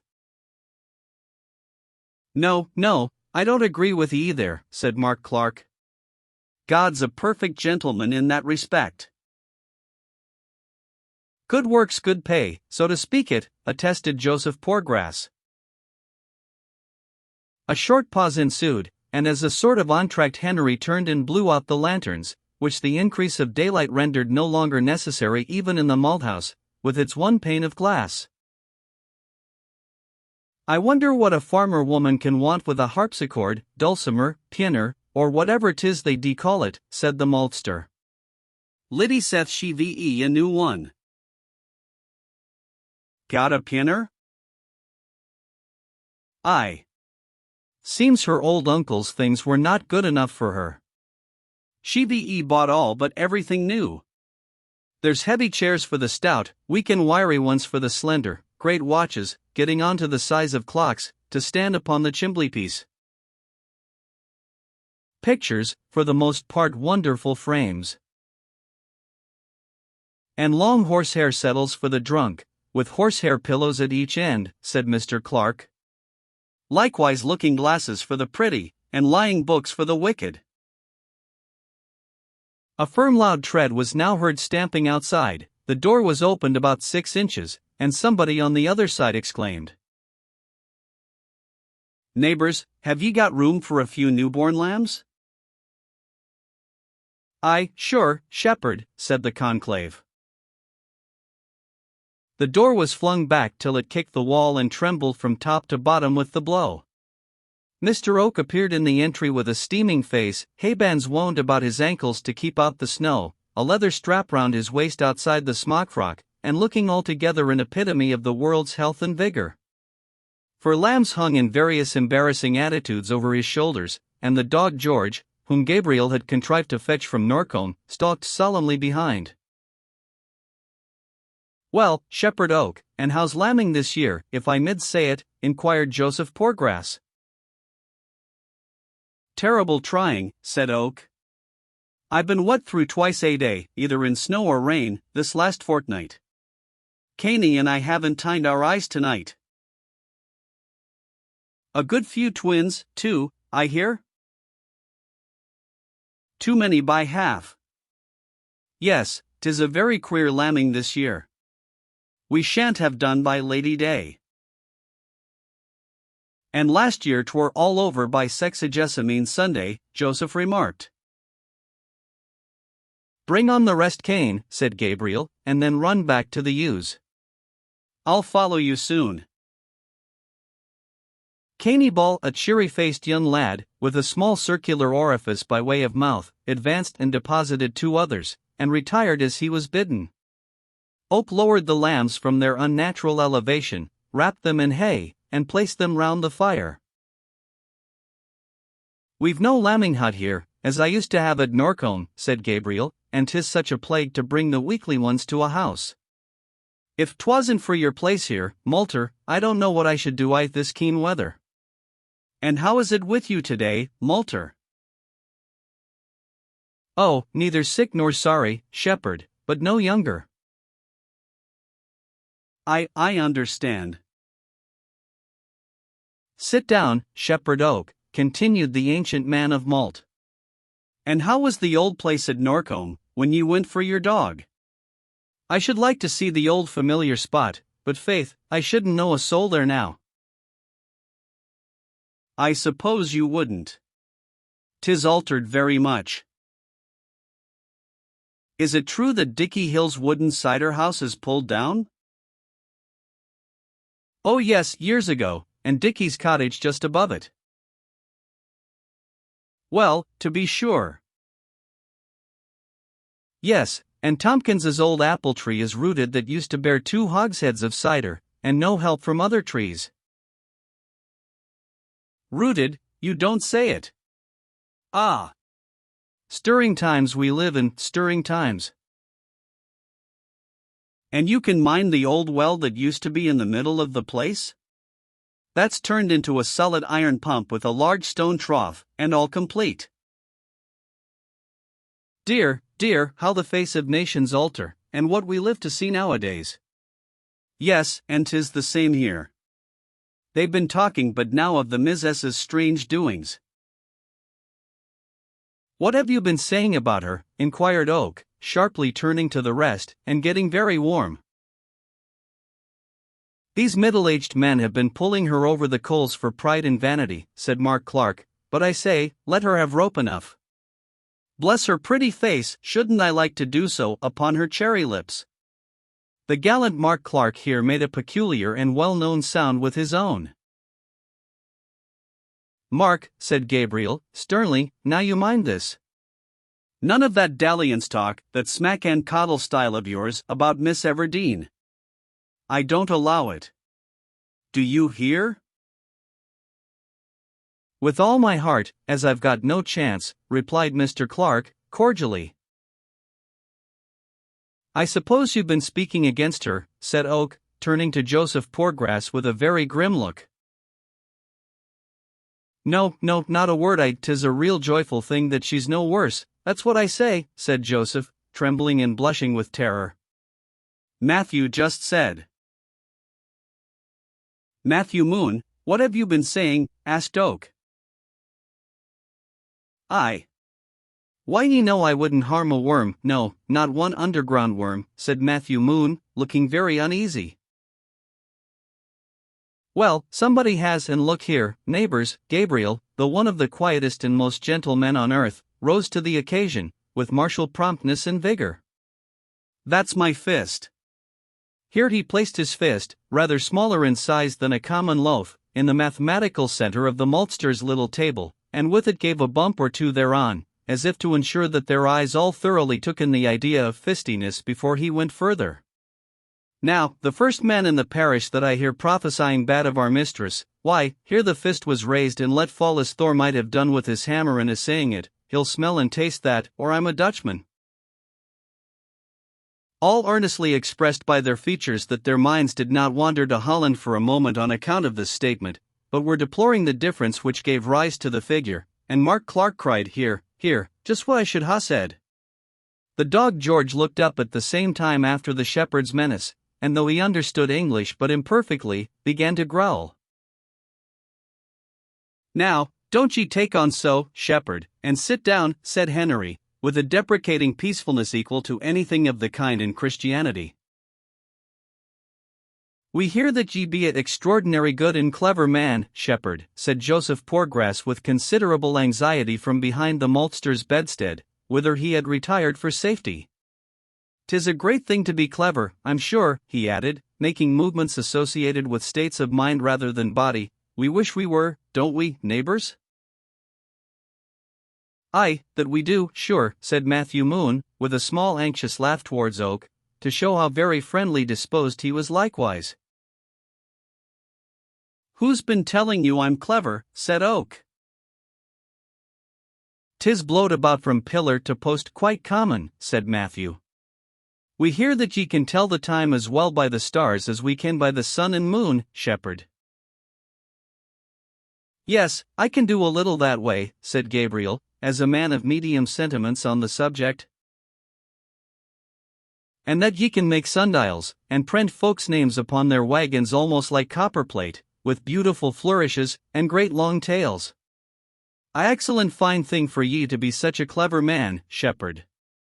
Joseph Poorgrass used to print to Farmer James Everdene's wagons before you came, and it could never mind which way to turn the J's and E's, could ye, Joseph? Joseph shook his head to express how absolute was the fact that he couldn't.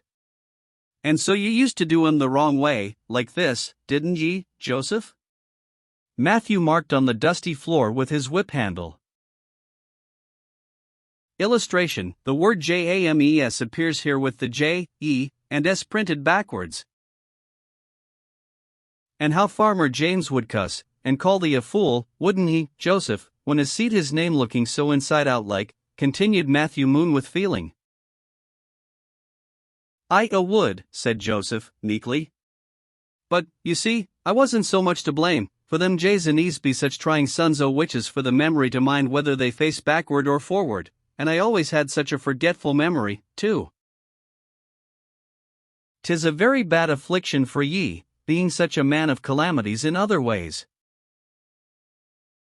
Well, 'tis, but a happy providence ordered that it should be no worse, and I feel my thanks. As to shepherd, there, I'm sure Miss S ought to have made ye her bailey, such a fitting man for it as you be. I don't mind owning that I expected it, said Oak, frankly. Indeed, I hoped for the place. At the same time, Miss Everdene has a right to be her own bailey if she choose, and to keep me down to be a common shepherd only. Oak drew a slow breath, looked sadly into the bright ash pit, and seemed lost in thoughts not of the most hopeful hue. The genial warmth of the fire now began to stimulate the nearly lifeless lambs to bleat and move their limbs briskly upon the hay, and to recognize for the first time the fact that they were born. Their noise increased to a chorus of bass, upon which Oak pulled the milk can from before the fire, and taking a small teapot from the pocket of his smock-frock, filled it with milk, and taught those of the helpless creatures which were not to be restored to their dams how to drink from the spout, a trick they acquired with astonishing aptitude. And she don't even let ye have the skins of the dead lambs, I hear, resumed Joseph Poorgrass, his eyes lingering on the operations of Oak with the necessary melancholy. I don't have them, said Gabriel. Ye be very badly used, shepherd, hazarded Joseph again, in the hope of getting Oak as an ally in lamentation after all. I think she's took against ye, that I do. Oh no, not at all, replied Gabriel, hastily, and a sigh escaped him, which the deprivation of lambskins could hardly have caused. Before any further remark had been added, a shade darkened the door, and Boldwood entered the malthouse, bestowing upon each a nod of equality between friendliness and condescension. Ah! Oak, I thought you were here, he said. I met the mail car 10 minutes ago, and a letter was put into my hand, which I opened without reading the address. I believe it is yours. You must excuse the accident, please. Oh yes, not a bit of difference, Mr. Boldwood, not a bit, said Gabriel, readily. He had not a correspondent on earth, nor was there a possible letter coming to him whose contents the whole parish would not have been welcome to peruse. Oak stepped aside, and read the following in an unknown hand. Dear friend, I do not know your name, but I think these few lines will reach you, which I wrote to thank you for your kindness to me the night I left Weatherbury in a reckless way. I also return the money I owe you, which you will excuse my not keeping as a gift. All has ended well, and I am happy to say I am going to be married to the young man who has courted me for some time, Sergeant Troy, of the 11th Dragoon Guards, now quartered in this town. He would, I know, object to my having received anything except as a loan, being a man of great respectability and high honor, indeed, a nobleman by blood. I should be much obliged to you if you would keep the contents of this letter a secret for the present, dear friend. We mean to surprise Weatherbury by coming there soon as husband and wife, though I blush to state it to one nearly a stranger. The sergeant grew up in Weatherbury. Thanking you again for your kindness. I am, your sincere well-wisher, Fanny Robin. Have you read it, Mr. Boldwood? Said Gabriel. If not, you had better do so. I know you are interested in Fanny Robin. Boldwood read the letter and looked grieved. Fanny, poor Fanny. The end she is so confident of has not yet come, she should remember, and may never come. I see she gives no address. What sort of a man is this Sergeant Troy? Said Gabriel. I'm afraid not one to build much hope upon in such a case as this, the farmer murmured, though he's a clever fellow, and up to everything. A slight romance attaches to him, too. His mother was a French governess, and it seems that a secret attachment existed between her and the late Lord Severn. She was married to a poor medical man, and soon after an infant was born, and while money was forthcoming all went on well. Unfortunately for her boy, his best friends died, and he got then a situation as second clerk at a lawyer's in Casterbridge. He stayed there for some time, and might have worked himself into a dignified position of some sort had he not indulged in the wild freak of enlisting. I have much doubt if ever little Fanny will surprise us in the way she mentions, very much doubt. A silly girl, silly girl.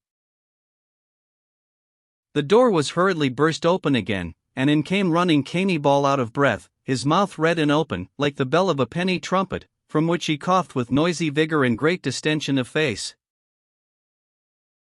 Now, Cane Ball, said Oak, sternly, why will you run so fast and lose your breath so? I'm always telling you of it. Oh, a puff of me breath went the wrong way, please, Mr. Oak, and made me cough hock. Well, what have you come for? I've run to tell ye, said the junior shepherd, supporting his exhausted youthful frame against the doorpost, that you must come directly. 2 more ewes have twinned, that's what's the matter, Shepherd Oak. Oh, that's it, said Oak, jumping up, and dismissing for the present his thoughts on poor Fanny. You are a good boy to run and tell me, Cane, and you shall smell a large plum pudding some day as a treat. But, before we go, Caney, bring the tar pot, and we'll mark this lot and have done with them. Oak took from his illimitable pockets a marking iron, dipped it into the pot, and imprinted on the buttocks of the infant sheep the initials of her he delighted to muse on, B.E., which signified to all the region round that henceforth the lambs belonged to Farmer Bathsheba Everdeen, and to no one else. Now, Caney, shoulder your two, and off. Good morning, Mr. Boldwood. The shepherd lifted the 16 large legs and 4 small bodies he had himself brought, and vanished with them in the direction of the lambing field hard by, their frames being now in a sleek and hopeful state, pleasantly contrasting with their death's door plight of half an hour before. Boldwood followed him a little way up the field, hesitated, and turned back. He followed him again with a last resolve, annihilating return. On approaching the nook in which the fold was constructed, the farmer drew out his pocket-book, unfastened it, and allowed it to lie open on his hand. A letter was revealed, Bathsheba's. I was going to ask you, Oak, he said, with unreal carelessness, if you know whose writing this is? Oak glanced into the book, and replied instantly, with a flushed face, Miss Everdeen's. Oak had colored simply at the consciousness of sounding her name. He now felt a strangely distressing qualm from a new thought. The letter could of course be no other than anonymous, or the inquiry would not have been necessary. Boldwood mistook his confusion. Sensitive persons are always ready with their is it I, in preference to objective reasoning. The question was perfectly fair, he returned, and there was something incongruous in the serious earnestness with which he applied himself to an argument on a Valentine. You know, it is always expected that privy inquiries will be made. That's where the fun lies. If the word fun had been torture, it could not have been uttered with a more constrained and restless countenance than was Boldwood's then. Soon parting from Gabriel, the lonely and reserved man returned to his house to breakfast, feeling twinges of shame and regret at having so far exposed his mood by those fevered questions to a stranger. He again placed the letter on the mantelpiece, and sat down to think of the circumstances attending it by the light of Gabriel's information. Chapter 16, All Saints and All Souls. On a weekday morning a small congregation, consisting mainly of women and girls, rose from its knees in the mouldy nave of a church called All Saints, in the distant baroque town before mentioned, at the end of a service without a sermon. They were about to disperse, when a smart footstep, entering the porch and coming up the central passage, arrested their attention. The step echoed with a ring unusual in a church. It was the clink of spurs. Everybody looked. A young cavalry soldier in a red uniform, with the 3 chevrons of a sergeant upon his sleeve, strode up the aisle, with an embarrassment which was only the more marked by the intense vigor of his step, and by the determination upon his face to show none. A slight flush had mounted his cheek by the time he had run the gauntlet between these women, but, passing on through the chancel arch, he never paused till he came close to the altar railing. Here for a moment he stood alone. The officiating curate, who had not yet doffed his surplice, perceived the newcomer, and followed him to the communion space. He whispered to the soldier, and then beckoned to the clerk, who in his turn whispered to an elderly woman, apparently his wife, and they also went up the chancel steps. "'Tis a wedding," murmured some of the women, brightening. "Let's wait." The majority again sat down. There was a creaking of machinery behind, and some of the young ones turned their heads. From the interior face of the west wall of the tower projected a little canopy with a quarter-jack and small bell beneath it, the automaton being driven by the same clock machinery that struck the large bell in the tower. Between the tower and the church was a close screen, the door of which was kept shut during services, hiding this grotesque clockwork from sight. At present, however, the door was open, and the egress of the jack, the blows on the bell, and the mannequin's retreat into the nook again, were visible to many, and audible throughout the church. The jack had struck 11:30. "Where's the woman?" whispered some of the spectators. The young sergeant stood still with the abnormal rigidity of the old pillars around. He faced the southeast, and was as silent as he was still. The silence grew to be a noticeable thing as the minutes went on, and nobody else appeared, and not a soul moved. The rattle of the quarter-jack again from its niche, its blows for three-quarters, its fussy retreat, were almost painfully abrupt, and caused many of the congregation to start palpably. "I wonder where the woman is," a voice whispered again.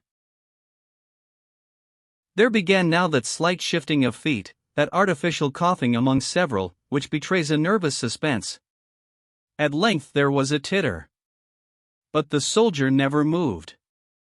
There he stood, his face to the southeast, upright as a column, his cap in his hand. The clock ticked on. The women threw off their nervousness, and titters and giggling became more frequent. Then came a dead silence. Everyone was waiting for the end. Some persons may have noticed how extraordinarily the striking of quarters seems to quicken the flight of time. It was hardly credible that the jack had not got wrong with the minutes when the rattle began again, the puppet emerged, and the 4 quarters were struck fitfully as before. One could almost be positive that there was a malicious leer upon the hideous creature's face, and a mischievous delight in its twitchings. Then followed the dull and remote resonance of the 12 heavy strokes in the tower above. The women were impressed, and there was no giggle this time. The clergyman glided into the vestry, and the clerk vanished. The sergeant had not yet turned, every woman in the church was waiting to see his face, and he appeared to know it. At last he did turn, and stalked resolutely down the nave, braving them all, with a compressed lip. 2 bowed and toothless old almsmen then looked at each other and chuckled, innocently enough, but the sound had a strange weird effect in that place. Opposite to the church was a paved square, around which several overhanging wood buildings of old time cast a picturesque shade. The young man on leaving the door went to cross the square, when, in the middle, he met a little woman. The expression of her face, which had been one of intense anxiety, sank at the sight of his nearly to terror. "Well," he said, in a suppressed passion, fixedly looking at her. "Oh, Frank, I made a mistake. I thought that church with the spire was All Saints, and I was at the door at 11:30 to a minute as you said. I waited till 11:45, and found then that I was in All Souls. But I wasn't much frightened, for I thought it could be tomorrow as well." "You fool, for so fooling me. But say no more." "Shall it be tomorrow, Frank?" she asked blankly. "Tomorrow," and he gave vent to a hoarse laugh. "I don't go through that experience again for some time, I warrant you." But after all, she expostulated in a trembling voice, the mistake was not such a terrible thing. "Now, dear Frank, when shall it be?" "Ah, when?" "God knows," he said, with a light irony, and turning from her walked rapidly away. Chapter 17 In the Marketplace. On Saturday Boldwood was in Casterbridge Market House as usual, when the disturber of his dreams entered and became visible to him. Adam had awakened from his deep sleep, and behold, there was Eve. The farmer took courage, and for the first time really looked at her. Material causes and emotional effects are not to be arranged in regular equation. The result from capital employed in the production of any movement of a mental nature is sometimes as tremendous as the cause itself is absurdly minute.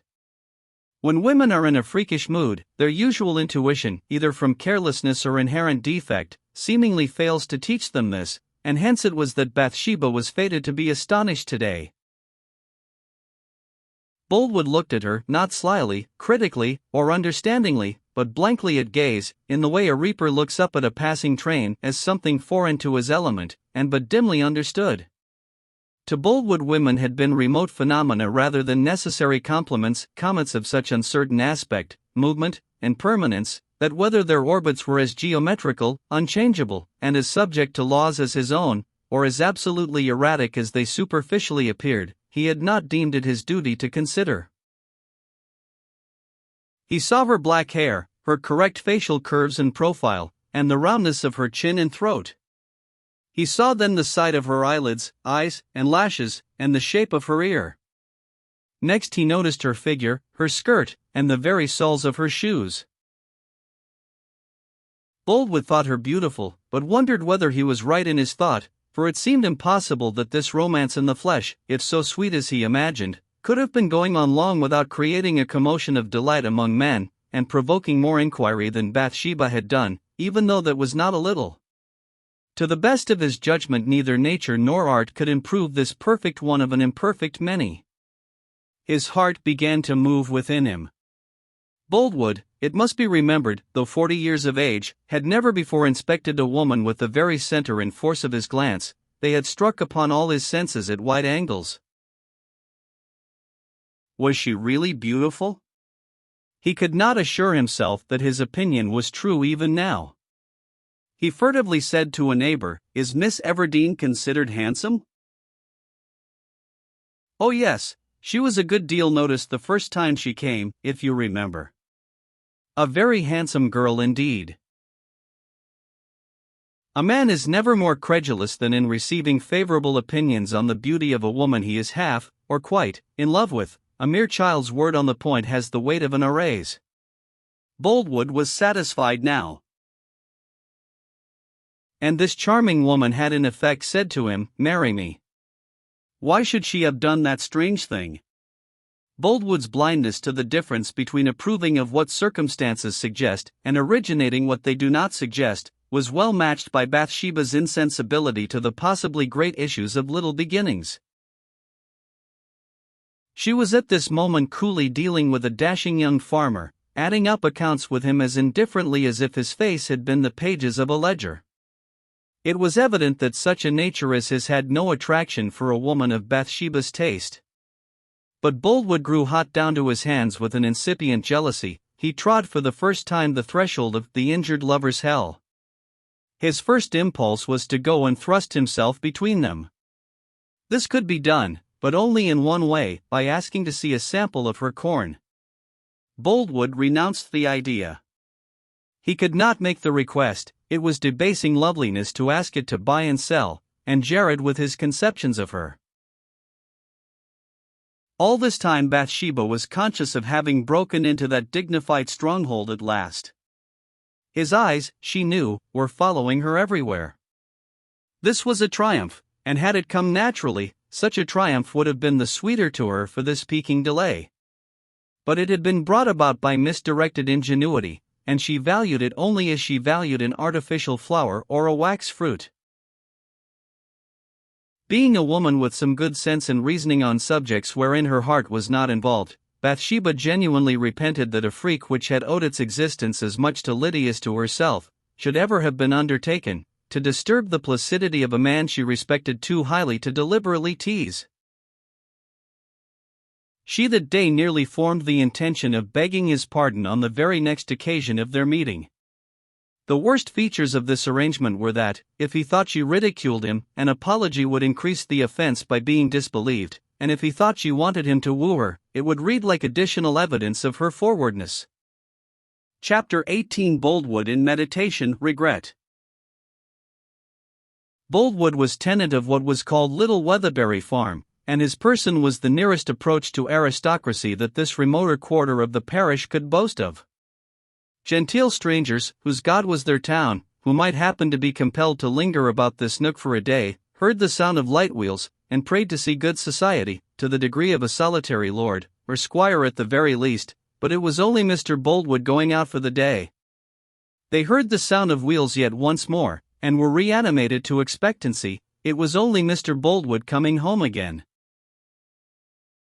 His house stood recessed from the road, and the stables, which are to a farm what a fireplace is to a room, were behind, their lower portions being lost amid bushes of laurel. Inside the blue door, open halfway down, were to be seen at this time the backs and tails of half a dozen warm and contented horses standing in their stalls, and as thus viewed, they presented alternations of roan and bay, in shapes like a Moorish arch, the tail being a streak down the midst of each. Over these, and lost to the eye gazing in from the outer light, the mouths of the same animals could be heard busily sustaining the above-named warmth and plumpness by quantities of oats and hay. The restless and shadowy figure of a colt wandered about a loose box at the end, whilst the steady grind of all the eaters was occasionally diversified by the rattle of a rope or the stamp of a foot. Pacing up and down at the heels of the animals was Farmer Boldwood himself. This place was his almonry and cloister in one. Here, after looking to the feeding of his four-footed dependents, the celibate would walk and meditate of an evening till the moon's rays streamed in through the cobwebbed windows, or total darkness enveloped the scene. His square-framed perpendicularity showed more fully now than in the crowd and bustle of the market-house. In this meditative walk his foot met the floor with heel and toe simultaneously, and his fine reddish-fleshed face was bent downwards just enough to render obscure the still mouth and the well-rounded though rather prominent and broad chin. A few clear and thread-like horizontal lines were the only interruption to the otherwise smooth surface of his large forehead. The phases of Boldwood's life were ordinary enough, but his was not an ordinary nature. That stillness, which struck casual observers more than anything else in his character and habit, and seemed so precisely like the rest of inanition, may have been the perfect balance of enormous antagonistic forces, positives and negatives in fine adjustment. His equilibrium disturbed, he was in extremity at once. If an emotion possessed him at all, it ruled him. A feeling not mastering him was entirely latent. Stagnant or rapid, it was never slow. He was always hit mortally, or he was missed. He had no light and careless touches in his constitution, either for good or for evil. Stern in the outlines of action, mild in the details, he was serious throughout all. He saw no absurd sides to the follies of life, and thus, though not quite companionable in the eyes of merry men and scoffers, and those to whom all things show life as a jest, he was not intolerable to the earnest and those acquainted with grief. Being a man who read all the dramas of life seriously, if he failed to please when they were comedies, there was no frivolous treatment to reproach him for when they chanced to end tragically.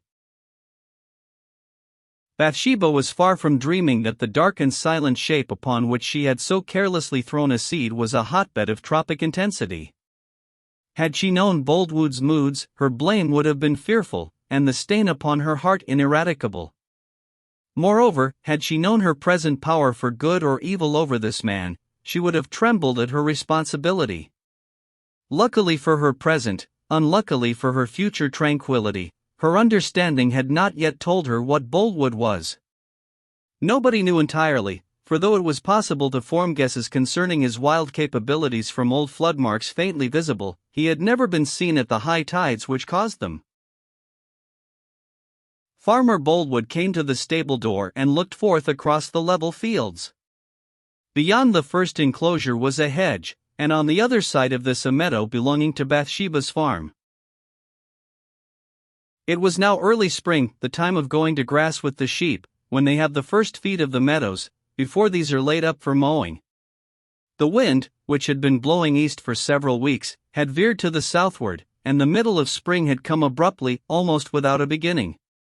It was that period in the vernal quarter when we may suppose the dryads to be waking for the season.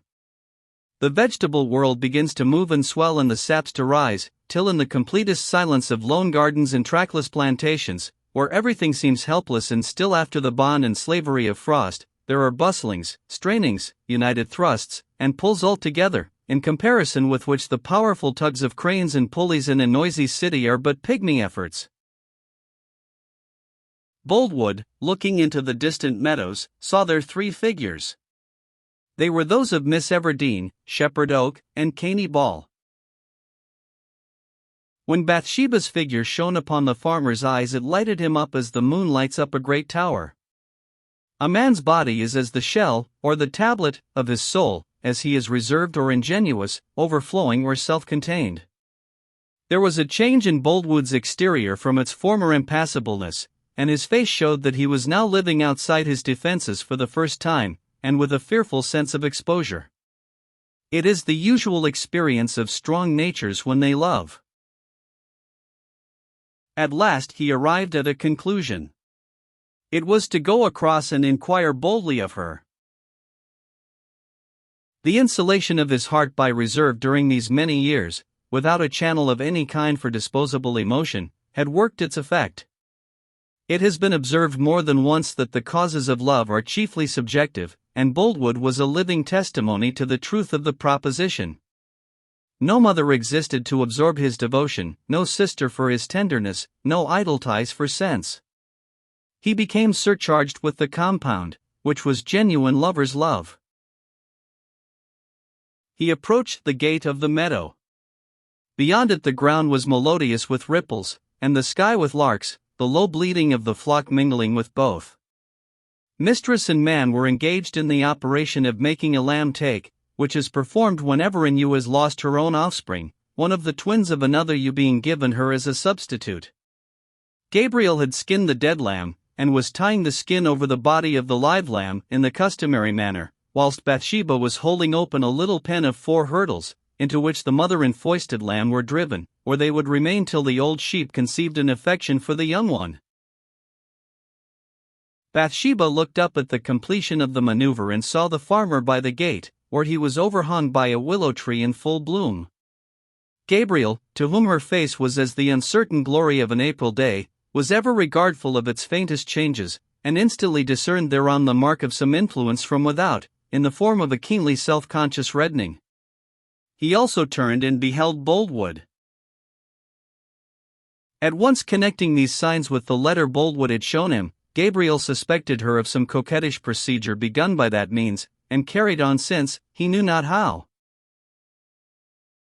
Farmer Boldwood had read the pantomime denoting that they were aware of his presence, and the perception was as too much light turned upon his new sensibility. He was still in the road, and by moving on he hoped that neither would recognize that he had originally intended to enter the field. He passed by with an utter and overwhelming sensation of ignorance, shyness, and doubt. Perhaps in her manner there were signs that she wished to see him, perhaps not. He could not read a woman. The Kabbalah of this erotic philosophy seemed to consist of the subtlest meanings expressed in misleading ways. Every turn, look, word, and accent contained a mystery quite distinct from its obvious import, and not one had ever been pondered by him until now. As for Bathsheba, she was not deceived into the belief that Farmer Boldwood had walked by on business or in idleness. She collected the probabilities of the case, and concluded that she was herself responsible for Boldwood's appearance there. It troubled her much to see what a great flame a little wildfire was likely to kindle. Bathsheba was no schemer for marriage, nor was she deliberately a trifler with the affections of men, and a censor's experience on seeing an actual flirt after observing her would have been a feeling of surprise that Bathsheba could be so different from such a one, and yet so like what a flirt is supposed to be. She resolved never again, by look or by sign, to interrupt the steady flow of this man's life.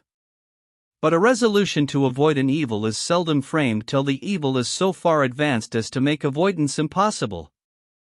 Chapter 19: The Sheep Washing, the Offer. Boldwood did eventually call upon her. She was not at home.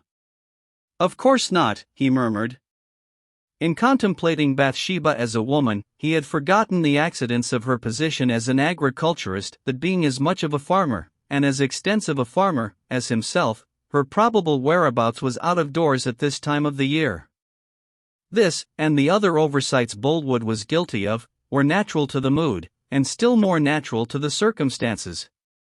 The great aids to idealization in love were present here: occasional observation of her from a distance, and the absence of social intercourse with her, visual familiarity, oral strangeness. The smaller human elements were kept out of sight. The pettinesses that enter so largely into all earthly living and doing were disguised by the accident of lover and loved one not being on visiting terms, and there was hardly awakened a thought in Boldwood that sorry household realities appertained to her, or that she, like all others, had moments of commonplace, when to be least plainly seen was to be most prettily remembered. Thus a mild sort of apotheosis took place in his fancy, whilst she still lived and breathed within his own horizon, a troubled creature like himself. It was the end of May when the farmer determined to be no longer repulsed by trivialities or distracted by suspense.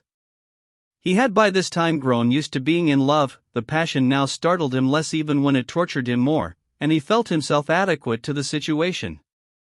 On inquiring for her at her house, they had told him she was at the sheep washing, and he went off to seek her there.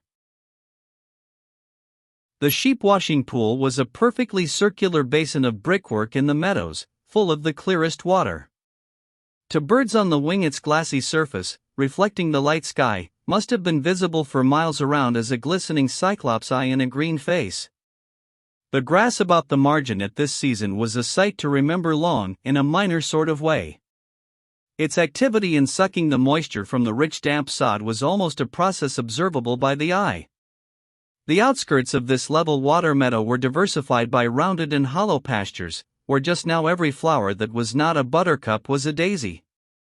The river slid along noiselessly as a shade, the swelling reeds and sedge forming a flexible palisade upon its moist brink. To the north of the mead were trees, the leaves of which were new, soft, and moist, not yet having stiffened and darkened under summer sun and drought, their color being yellow beside a green and green beside a yellow. From the recesses of this knot of foliage the loud notes of 3 cuckoos were resounding through the still air. Boldwood went meditating down the slopes with his eyes on his boots, which the yellow pollen from the buttercups had bronzed in artistic gradations. A tributary of the main stream flowed through the basin of the pool by an inlet and outlet at opposite points of its diameter. Shepherd oak, Jan Coggan, moon, poorgrass, cane ball, and several others were assembled here, all dripping wet to the very roots of their hair, and Bathsheba was standing by in a new riding habit, the most elegant she had ever worn, the reins of her horse being looped over her arm. Flagons of cider were rolling about upon the green. The meek sheep were pushed into the pool by Coggan and Matthew Moon, who stood by the lower hatch, immersed to their waists, then Gabriel, who stood on the brink, thrust them under as they swam along, with an instrument like a crutch, formed for the purpose, and also for assisting the exhausted animals when the wool became saturated and they began to sink. They were let out against the stream, and through the upper opening, all impurities flowing away below. Caney Ball and Joseph, who performed this latter operation, were if possible wetter than the rest. They resembled dolphins under a fountain, every protuberance and angle of their clothes dribbling forth a small rill. Boldwood came close and bade her good morning, with such constraint that she could not but think he had stepped across to the washing for its own sake, hoping not to find her there. More, she fancied his brow severe and his eye slighting. Bathsheba immediately contrived to withdraw, and glided along by the river till she was a stone's throw off. She heard footsteps brushing the grass, and had a consciousness that love was encircling her like a perfume. Instead of turning or waiting, Bathsheba went further among the high sedges, but Boldwood seemed determined, and pressed on till they were completely past the bend of the river. Here, without being seen, they could hear the splashing and shouts of the washers above. "Miss Everdene," said the farmer. She trembled, turned, and said good morning. His tone was so utterly removed from all she had expected as a beginning. It was lowness and quiet accentuated, an emphasis of deep meanings, their form, at the same time, being scarcely expressed. Silence has sometimes a remarkable power at showing itself as the disembodied soul of feeling wandering without its carcass, and it is then more impressive than speech. In the same way, to say a little is often to tell more than to say a great deal. Boldwood told everything in that word. As the consciousness expands on learning that what was fancied to be the rumble of wheels is the reverberation of thunder, so did Bathsheba's at her intuitive conviction. "I feel almost too much to think," he said, with a solemn simplicity. "I have come to speak to you without preface.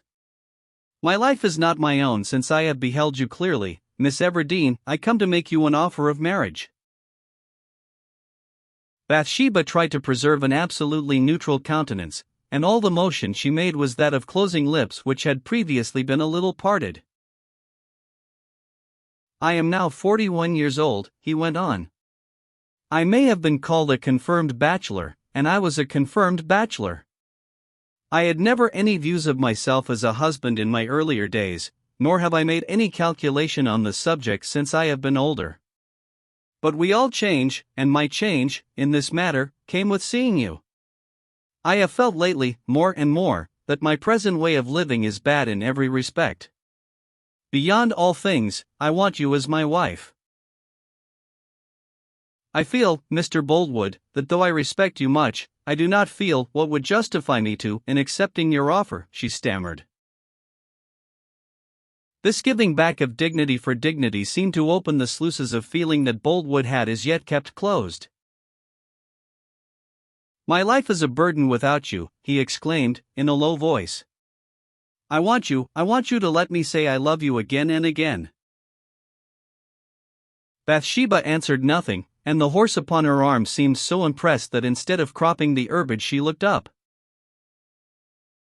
I think and hope you care enough for me to listen to what I have to tell.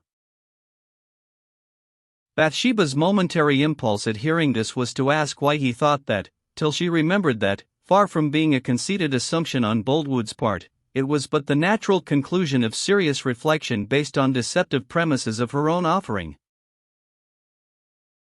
I wish I could say courteous flatteries to you, the farmer continued in an easier tone, and put my rugged feeling into a graceful shape, but I have neither power nor patience to learn such things. I want you for my wife so wildly that no other feeling can abide in me, but I should not have spoken out had I not been led to hope. The Valentine again. Oh, that Valentine, she said to herself, but not a word to him. If you can love me, say so, Miss Everdeen. If not, don't say no. Mr. Boldwood, it is painful to have to say I am surprised, so that I don't know how to answer you with propriety and respect, but am only just able to speak out my feeling, I mean my meaning, that I am afraid I can't marry you, much as I respect you. You are too dignified for me to suit you, sir. But, Miss Everdeen, I know I ought never to have dreamt of sending that Valentine, forgive me, sir, it was a wanton thing which no woman with any self-respect should have done. If you will only pardon my thoughtlessness, I promise never to. No. Don't say thoughtlessness. Make me think it was something more, that it was a sort of prophetic instinct, the beginning of a feeling that you would like me. You torture me to say it was done in thoughtlessness, I never thought of it in that light, and I can't endure it. Ah! I wish I knew how to win you. But that I can't do, I can only ask if I have already got you. If I have not, and it is not true that you have come unwittingly to me as I have to you, I can say no more. I have not fallen in love with you, Mr. Boldwood, certainly I must say that. She allowed a very small smile to creep for the first time over her serious face in saying this, and the white row of upper teeth, and keenly cut lips already noticed, suggested an idea of heartlessness, which was immediately contradicted by the pleasant eyes. But you will just think, in kindness and condescension think, if you cannot bear with me as a husband. I fear I am too old for you, but believe me I will take more care of you than would many a man of your own age. I will protect and cherish you with all my strength, I will indeed. You shall have no cares, be worried by no household affairs, and live quite at ease, Miss Everdeen. The dairy superintendence shall be done by a man, I can afford it well, you shall never have so much as to look out of doors at haymaking time, or to think of weather in the harvest. I rather cling to the chaise, because it is the same my poor father and mother drove, but if you don't like it I will sell it, and you shall have a pony carriage of your own. I cannot say how far above every other idea and object on earth you seem to me, nobody knows, God only knows, how much you are to me. Bathsheba's heart was young, and it swelled with sympathy for the deep-natured man who spoke so simply. Don't say it! Don't! I cannot bear you to feel so much, and me to feel nothing. And I am afraid they will notice us, Mr. Boldwood. Will you let the matter rest now? I cannot think collectedly. I did not know you were going to say this to me. Oh, I am wicked to have made you suffer so. She was frightened as well as agitated at his vehemence. Say then, that you don't absolutely refuse. Do not quite refuse? I can do nothing. I cannot answer. I may speak to you again on the subject? Yes. I may think of you? Yes, I suppose you may think of me. And hope to obtain you? No, do not hope. Let us go on. I will call upon you again tomorrow. No, please not. Give me time. Yes, I will give you any time, he said earnestly and gratefully. I am happier now. No, I beg you. Don't be happier if happiness only comes from my agreeing. Be neutral, Mr. Boldwood. I must think. I will wait, he said. And then she turned away. Boldwood dropped his gaze to the ground, and stood long like a man who did not know where he was. Realities then returned upon him like the pain of a wound received in an excitement which eclipses it, and he, too, then went on. Chapter 20 Perplexity, Grinding the Shears, a Quarrel. He is so disinterested and kind to offer me all that I can desire, Bathsheba mused. Yet Farmer Boldwood, whether by nature kind or the reverse to kind, did not exercise kindness here. The rarest offerings of the purest loves are but a self-indulgence, and no generosity at all.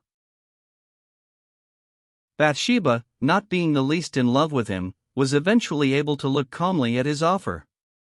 It was one which many women of her own station in the neighborhood, and not a few of higher rank, would have been wild to accept and proud to publish. In every point of view, ranging from politic to passionate, it was desirable that she, a lonely girl, should marry, and marry this earnest, well-to-do, and respected man. He was close to her doors, his standing was sufficient, his qualities were even supererogatory. Had she felt, which she did not, any wish whatever for the married state in the abstract, she could not reasonably have rejected him, being a woman who frequently appealed to her understanding for deliverance from her whims. Boldwood as a means to marriage was unexceptionable, she esteemed and liked him, yet she did not want him. It appears that ordinary men take wives because possession is not possible without marriage, and that ordinary women accept husbands because marriage is not possible without possession. With totally differing aims, the method is the same on both sides. But the understood incentive on the woman's part was wanting here. Besides, Bathsheba's position as absolute mistress of a farm and house was a novel one, and the novelty had not yet begun to wear off. But a disquiet filled her which was somewhat to her credit, for it would have affected few. Beyond the mentioned reasons with which she combated her objections, she had a strong feeling that, having been the one who began the game, she ought in honesty to accept the consequences. Still the reluctance remained. She said in the same breath that it would be ungenerous not to marry Boldwood, and that she couldn't do it to save her life. Bathsheba's was an impulsive nature under a deliberative aspect. An Elizabeth in brain and a Mary Stuart in spirit, she often performed actions of the greatest temerity with a manner of extreme discretion. Many of her thoughts were perfect syllogisms, unluckily they always remained thoughts. Only a few were irrational assumptions, but, unfortunately, they were the ones which most frequently grew into deeds. The next day to that of the declaration she found Gabriel Oak at the bottom of her garden, grinding his shears for the sheep shearing. All the surrounding cottages were more or less scenes of the same operation, the skir of weddings spread into the sky from all parts of the village as from an armory previous to a campaign. Peace and war kiss each other at their hours of preparation, sickles, scythes, shears, and pruning hooks, ranking with swords, bayonets, and lances, in their common necessity for point and edge. Caney Ball turned the handle of Gabriel's grindstone, his head performing a melancholy seesaw up and down with each turn of the wheel.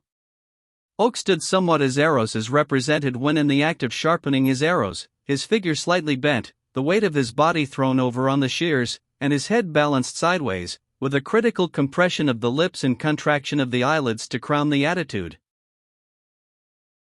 His mistress came up and looked upon them in silence for a minute or two, then she said,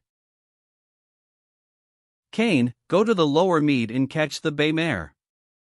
I'll turn the winch of the grindstone. I want to speak to you, Gabriel." Cain departed, and Bathsheba took the handle. Gabriel had glanced up in intense surprise, quelled its expression, and looked down again. Bathsheba turned the winch, and Gabriel applied the shears. The peculiar motion involved in turning a wheel has a wonderful tendency to benumb the mind. It is a sort of attenuated variety of excience punishment, and contributes a dismal chapter to the history of jails. The brain gets muddled, the head grows heavy, and the body's center of gravity seems to settle by degrees in a leaden lump somewhere between the eyebrows and the crown. Bathsheba felt the unpleasant symptoms after 2 or 3 dozen turns. "Will you turn, Gabriel, and let me hold the shears?" she said. "My head is in a whirl, and I can't talk." Gabriel turned.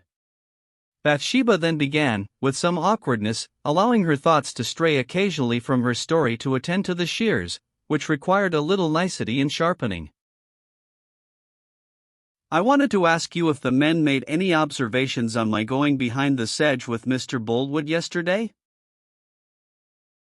"Yes, they did," said Gabriel. "You don't hold the shears right, miss. I knew you wouldn't know the way. Hold like this." He relinquished the winch, and enclosing her 2 hands completely in his own, taking each as we sometimes slap a child's hand in teaching him to write, grasped the shears with her. "Incline the edge so," he said. Hands and shears were inclined to suit the words, and held thus for a peculiarly long time by the instructor as he spoke. "That will do," exclaimed Bathsheba. "Loose my hands. I won't have them held. Turn the winch." Gabriel freed her hands quietly, retired to his handle, and the grinding went on.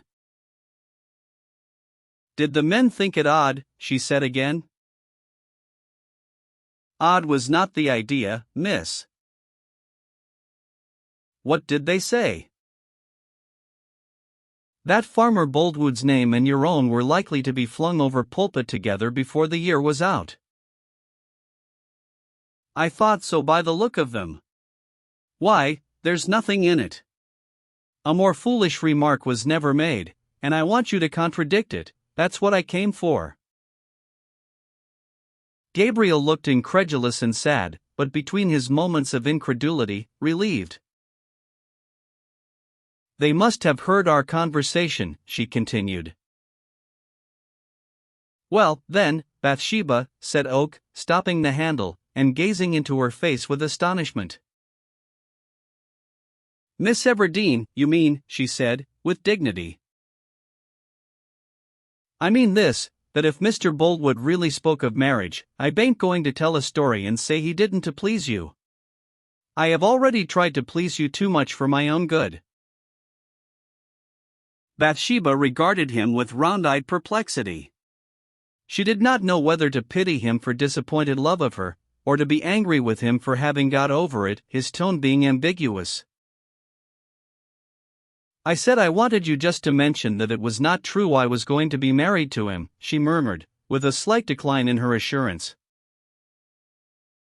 "I can say that to them if you wish, Miss Everdeen. And I could likewise give an opinion to EE on what you have done." "I dare say. But I don't want your opinion." "I suppose not," said Gabriel bitterly, and going on with his turning, his words rising and falling in a regular swell and cadence as he stooped or rose with the winch, which directed them, according to his position, perpendicularly into the earth, or horizontally along the garden, his eyes being fixed on a leaf upon the ground. With Bathsheba a hastened act was a rash act, but, as does not always happen, time gained was prudence insured. It must be added, however, that time was very seldom gained. At this period the single opinion in the parish on herself and her doings that she valued as sounder than her own was Gabriel Oak's. And the outspoken honesty of his character was such that on any subject, even that of her love for, or marriage with, another man, the same disinterestedness of opinion might be calculated on, and be had for the asking. Thoroughly convinced of the impossibility of his own suit, a high resolve constrained him not to injure that of another. This is a lover's most stoical virtue, as the lack of it is a lover's most venial sin. Knowing he would reply truly, she asked the question, painful as she must have known the subject would be. Such is the selfishness of some charming women. Perhaps it was some excuse for her thus torturing honesty to her own advantage, that she had absolutely no other sound judgment within easy reach. "Well, what is your opinion of my conduct?" she said, quietly. "That it is unworthy of any thoughtful, and meek, and comely woman." In an instant Bathsheba's face colored with the angry crimson of a Danby sunset. But she forbore to utter this feeling, and the reticence of her tongue only made the loquacity of her face the more noticeable. The next thing Gabriel did was to make a mistake. "Perhaps you don't like the rudeness of my reprimanding you, for I know it is rudeness, but I thought it would do good." She instantly replied sarcastically. "On the contrary, my opinion of you is so low, that I see in your abuse the praise of discerning people. I am glad you don't mind it, for I said it honestly and with every serious meaning." "I see. But, unfortunately, when you try not to speak in jest you are amusing, just as when you wish to avoid seriousness you sometimes say a sensible word." It was a hard hit, but Bathsheba had unmistakably lost her temper, and on that account Gabriel had never in his life kept his own better. He said nothing. She then broke out. "I may ask, I suppose, where in particular my unworthiness lies? In my not marrying you, perhaps?" "Not by any means," said Gabriel quietly. "I have long given up thinking of that matter." "Or wishing it, I suppose," she said, and it was apparent that she expected an unhesitating denial of this supposition. Whatever Gabriel felt, he coolly echoed her words. "Or wishing it either.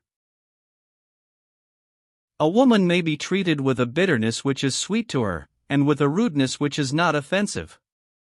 Bathsheba would have submitted to an indignant chastisement for her levity had Gabriel protested that he was loving her at the same time. The impetuosity of passion unrequited is bearable, even if it stings and anathematizes. There is a triumph in the humiliation, and a tenderness in the strife.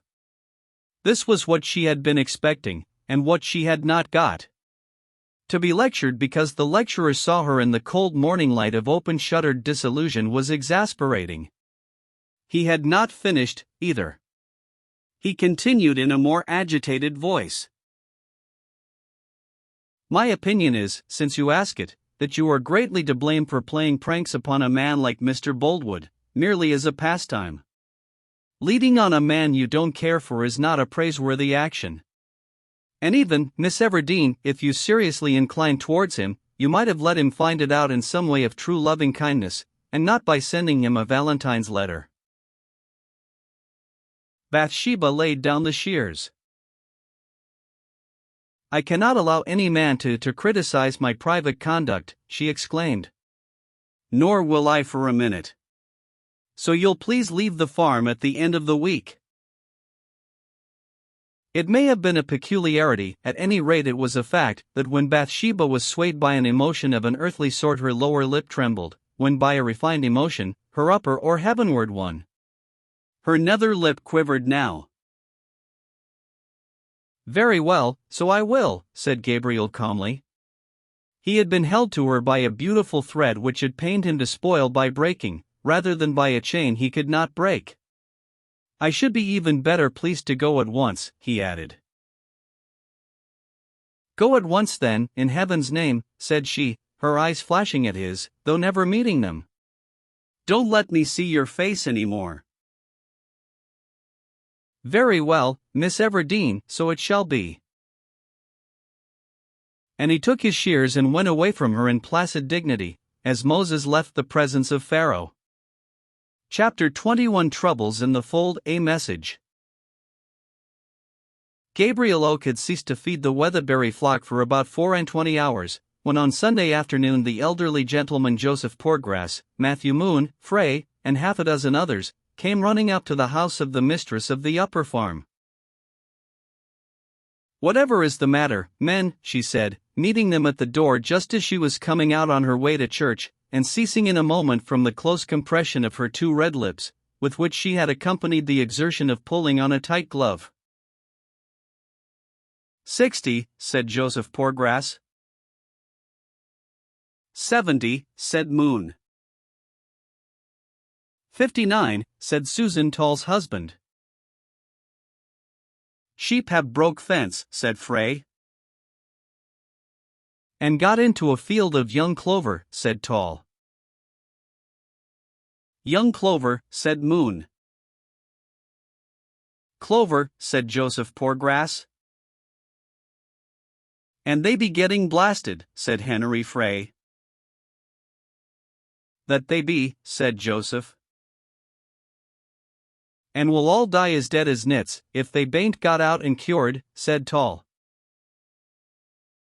Joseph's countenance was drawn into lines and puckers by his concern. Frey's forehead was wrinkled both perpendicularly and crosswise, after the pattern of a portcullis, expressive of a double despair. Laban Tall's lips were thin, and his face was rigid. Matthew's jaws sank, and his eyes turned whichever way the strongest muscle happened to pull them. Yes, said Joseph, and I was sitting at home, looking for Ephesians, and says I to myself, 'tis nothing but Corinthians and Thessalonians in this Dongate Testament, when who should come in but Henry there. Joseph, he said, the sheep have blasted theirselves. With Bathsheba it was a moment when thought was speech and speech exclamation. Moreover, she had hardly recovered her equanimity since the disturbance which she had suffered from Oak's remarks. That's enough, oh, you fools, she cried, throwing the parasol and prayer book into the passage, and running out of doors in the direction signified. To come to me, and not go and get them out directly. Oh, the stupid numbskulls! Her eyes were at their darkest and brightest now. Bathsheba's beauty belonging rather to the demonian than to the angelic school, she never looked so well as when she was angry, and particularly when the effect was heightened by a rather dashing velvet dress, carefully put on before a glass. All the ancient men ran in a jumbled throng after her to the clover field, Joseph sinking down in the midst when about halfway, like an individual withering in a world which was more and more insupportable. Having once received the stimulus that her presence always gave them, they went round among the sheep with a will. The majority of the afflicted animals were lying down, and could not be stirred. These were bodily lifted out, and the others driven into the adjoining field. Here, after the lapse of a few minutes, several more fell down, and lay helpless and livid as the rest. Bathsheba, with a sad, bursting heart, looked at these primest specimens of her prime flock as they rolled there. Swollen with wind and the rank mist they drew. Many of them foamed at the mouth, their breathing being quick and short, whilst the bodies of all were fearfully distended. Oh, what can I do? What can I do? Said Bathsheba, helplessly. Sheep are such unfortunate animals, there's always something happening to them. I never knew a flock pass a year without getting into some scrape or other. There's only one way of saving them, said Tall. What way? Tell me quick. They must be pierced in the side with a thing made on purpose. Can you do it? Can I? No, ma'am. We can't, nor you neither. It must be done in a particular spot. If ye go to the right or left but an inch you stab the ewe and kill her. Not even a shepherd can do it, as a rule. Then they must die, she said, in a resigned tone. Only one man in the neighborhood knows the way, said Joseph, now just come up. He could cure 'em all if he were here. Who is he? Let's get him. Shepherd Oak, said Matthew. Ah, he's a clever man in talents. Ah, that he is so, said Joseph Poorgrass. True, he's the man, said Laban Tall. How dare you name that man in my presence, she said excitedly. I told you never to allude to him, nor shall you if you stay with me. Ah, she added, brightening, Farmer Boldwood knows. Oh no, ma'am, said Matthew. Two of his story-ewes got into some vetches t'other day, and were just like these. He sent a man on horseback here post-haste for Gable, and Gable went and saved 'em. Farmer Boldwood hev got the thing they do it with. 'Tis a holler pipe, with a sharp pricker inside. Isn't it, Joseph? Aye, a holler pipe, echoed Joseph. That's what 'tis. Aye, sure, that's the machine, chimed in Henry Frey, reflectively, with an oriental indifference to the flight of time. Well, burst out Bathsheba, don't stand there with your eyes and your shirts talking at me. Get somebody to cure the sheep instantly. All then stalked off in consternation, to get somebody as directed, without any idea of who it was to be. In a minute they had vanished through the gate, and she stood alone with the dying flock. Never will I send for him, never, she said firmly. One of the ewes here contracted its muscles horribly, extended itself, and jumped high into the air. The leap was an astonishing one. The ewe fell heavily, and lay still. Bathsheba went up to it. The sheep was dead. Oh, what shall I do, what shall I do? She again exclaimed, wringing her hands. I won't send for him. No, I won't. The most vigorous expression of a resolution does not always coincide with the greatest vigor of the resolution itself. It is often flung out as a sort of prop to support a decaying conviction which, while strong, required no enunciation to prove it so. The no, I won't of Bathsheba meant virtually, I think I must. She followed her assistants through the gate, and lifted her hand to one of them. Laban answered to her signal. Where is Oak staying? Across the valley at Nest Cottage. Jump on the bay mare, and ride across, and say he must return instantly, that I say so. Tall scrambled off to the field, and in 2 minutes was on pole, the bay, barebacked, and with only a halter by way of rein. He diminished down the hill. Bathsheba watched. So did all the rest. Tall cantered along the bridle path through 16 acres, sheeplands, Middlefield, the flats, Capel's Piece, shrank almost to a point, crossed the bridge, and ascended from the valley through Springmead and Whitepits on the other side. The cottage to which Gabriel had retired before taking his final departure from the locality was visible as a white spot on the opposite hill, backed by blue firs. Bathsheba walked up and down. The men entered the field and endeavored to ease the anguish of the dumb creatures by rubbing them. Nothing availed. Bathsheba continued walking.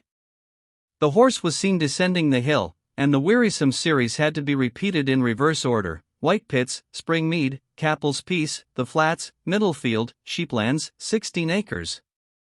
She hoped Tall had had presence of mind enough to give the mare up to Gabriel, and return himself on foot. The rider neared them. It was Tall.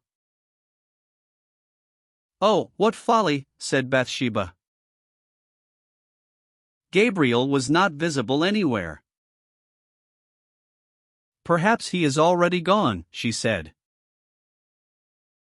Tall came into the enclosure, and leapt off, his face tragic as Morton's after the Battle of Shrewsbury. Well, said Bathsheba, unwilling to believe that her verbal lettre de cachet could possibly have miscarried. He says beggars mustn't be choosers, replied Laban. What? Said the young farmer, opening her eyes and drawing in her breath for an outburst. Joseph Poorgrass retired a few steps behind a hurdle. He says he shall not come unless you request en to come civilly and in a proper manner, as becomes any woman begging a favor. Oh, that's his answer. Where does he get his airs? Who am I, then, to be treated like that? Shall I beg to a man who has begged to me? Another of the flock sprang into the air, and fell dead. The men looked grave, as if they suppressed opinion. Bathsheba turned aside, her eyes full of tears. The strait she was in through pride and shrewishness could not be disguised longer. She burst out crying bitterly, they all saw it, and she attempted no further concealment. I wouldn't cry about it, miss, said William Smallberry, compassionately. Why not ask him softer like? I'm sure he'd come then. Gable is a true man in that way. Bathsheba checked her grief and wiped her eyes. Oh, it is a wicked cruelty to me, it is, she murmured. And he drives me to do what I wouldn't, yes, he does. Tall, come indoors. After this collapse, not very dignified for the head of an establishment, she went into the house, Tall at her heels. Here she sat down and hastily scribbled a note between the small convulsive sobs of convalescence which follow a fit of crying as a groundswell follows a storm. The note was none the less polite for being written in a hurry.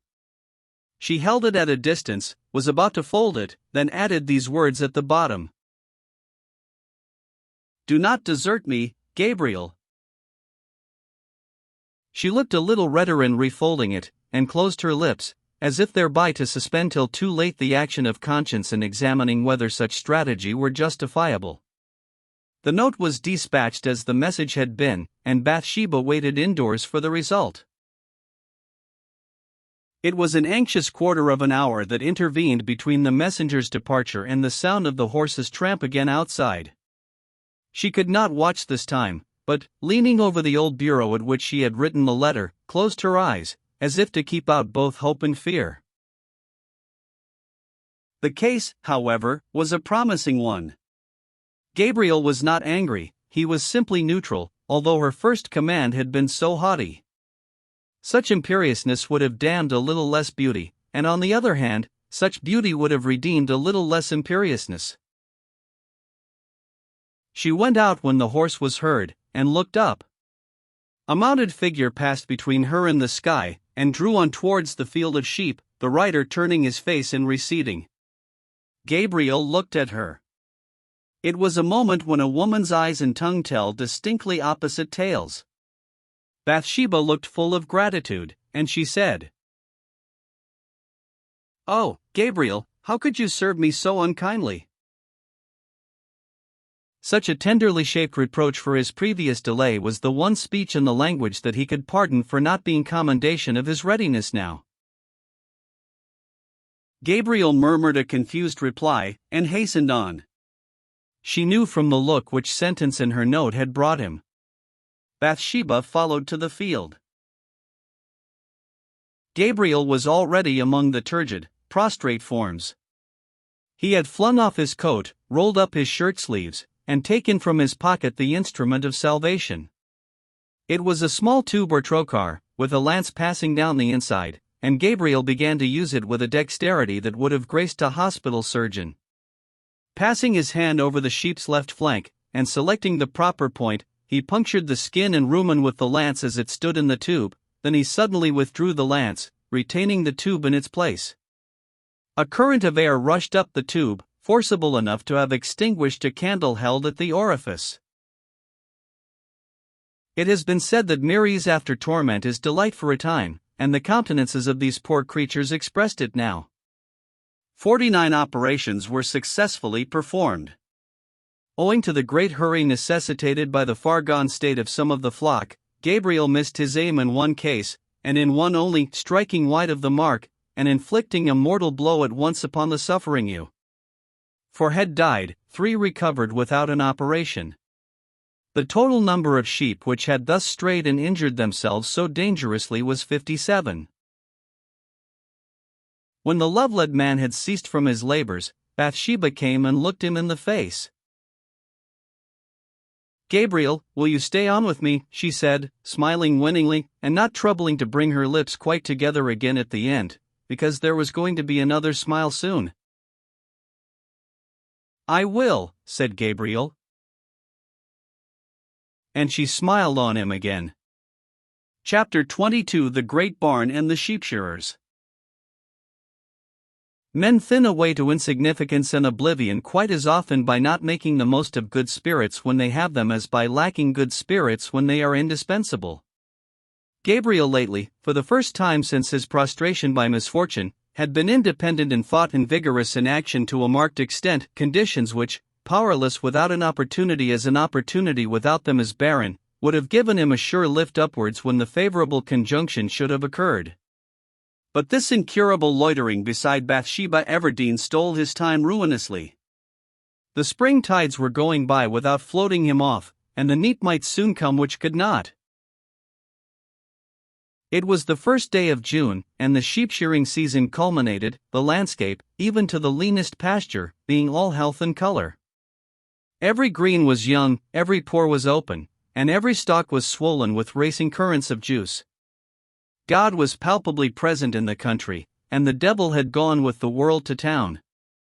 Flossy catkins of the later kinds, fern sprouts like bishop's croziers, the square-headed moscatel, the odd cuckoo-pint, like an apoplectic saint in a niche of malachite, snow-white ladies' smocks, the toothwort, approximating to human flesh, the enchanter's nightshade, and the black-petaled doleful bells, were among the quainter objects of the vegetable world in and about Weatherbury at this teeming time, and of the animal, the metamorphosed figures of Mr. Jan Coggan, the master shearer, the second and third shearers, who traveled in the exercise of their calling, and do not require definition by name, Henry Frey the fourth shearer, Susan Tall's husband the fifth, Joseph Poorgrass the sixth, young Cain Ball as assistant shearer, and Gabriel Oak as general supervisor. None of these were clothed to any extent worth mentioning, each appearing to have hit in the matter of raiment the decent mean between a high and low caste Hindu. An angularity of lineament, and a fixity of facial machinery in general, proclaimed that serious work was the order of the day. They sheared in the great barn, called for the nonce the shearing barn, which on ground plan resembled a church with transepts. It not only emulated the form of the neighboring church of the parish, but vied with it in antiquity. Whether the barn had ever formed one of a group of conventual buildings nobody seemed to be aware. No trace of such surroundings remained. The vast porches at the sides, lofty enough to admit a wagon laden to its highest with corn in the sheaf, were spanned by heavy pointed arches of stone, broadly and boldly cut, whose very simplicity was the origin of a grandeur not apparent in erections where more ornament has been attempted. The dusky, filmed, chestnut roof, braced and tied in by huge collars, curves, and diagonals, was far nobler in design, because more wealthy in material, than 9/10 of those in our modern churches. Along each side wall was a range of striding buttresses, throwing deep shadows on the spaces between them, which were perforated by lancet openings, combining in their proportions the precise requirements both of beauty and ventilation. One could say about this barn, what could hardly be said of either the church or the castle, akin to it in age and style, that the purpose which had dictated its original erection was the same with that to which it was still applied. Unlike and superior to either of those two typical remnants of medievalism, the old barn embodied practices which had suffered no mutilation at the hands of time. Here at least the spirit of the ancient builders was at one with the spirit of the modern beholder.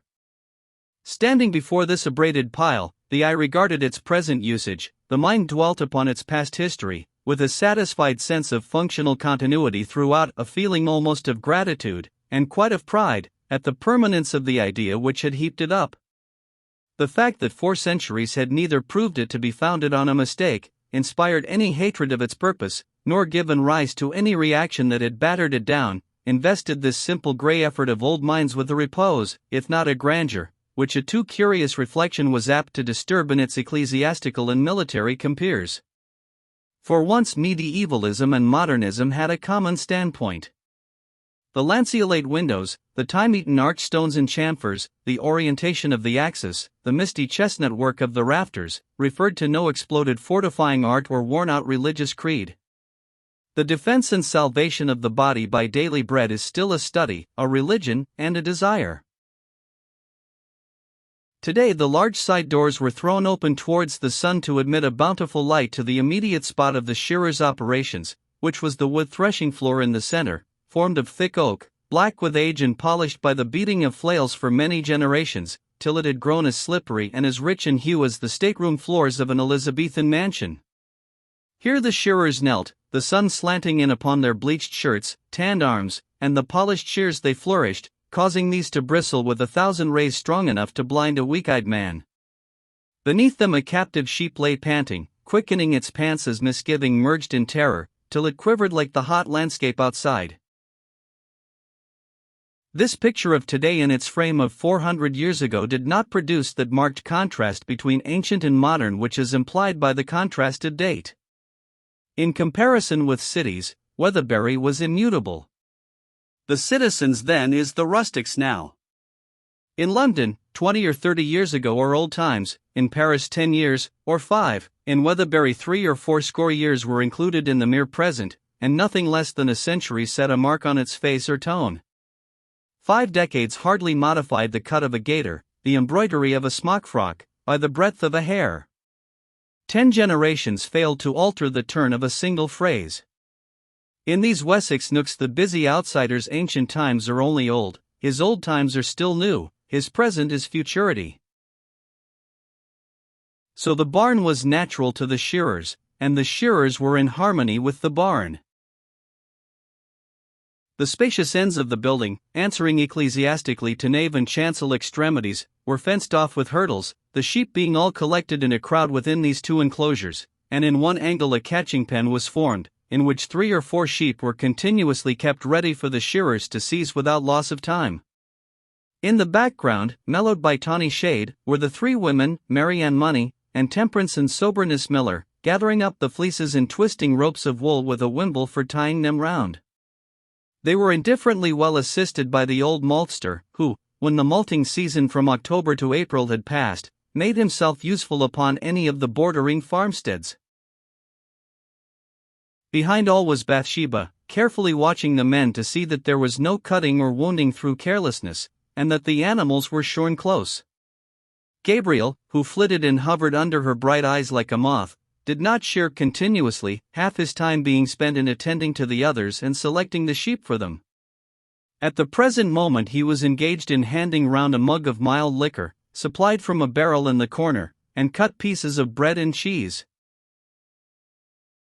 Bathsheba, after throwing a glance here, a caution there, and lecturing one of the younger operators who had allowed his last finished sheep to go off among the flock without re-stamping it with her initials, came again to Gabriel, as he put down the luncheon to drag a frightened ewe to a shear station, flinging it over upon its back with a dexterous twist of the arm. He lopped off the tresses about its head, and opened up the neck and collar, his mistress quietly looking on. "She blushes at the insult," murmured Bathsheba, watching the pink flush which arose and overspread the neck and shoulders of the ewe where they were left bare by the clicking shears, a flush which was enviable, for its delicacy, by many queens of coteries, and would have been creditable, for its promptness, to any woman in the world. Poor Gabriel's soul was fed with the luxury of content by having her over him, her eyes critically regarding his skillful shears, which apparently were going to gather up a piece of the flesh at every close, and yet never did so. Like Guildenstern, Oak was happy in that he was not over-happy. He had no wish to converse with her, that his bright lady and himself formed one group, exclusively their own, and containing no others in the world, was enough. So the chatter was all on her side. There is a loquacity that tells nothing, which was Bathsheba's, and there is a silence which says much, that was Gabriel's. Full of this dim and temperate bliss, he went on to fling the ewe over upon her other side, covering her head with his knee, gradually running the shears line after line round her dewlap, thence about her flank and back, and finishing over the tail. "Well done, and done quickly," said Bathsheba, looking at her watch as the last snip resounded.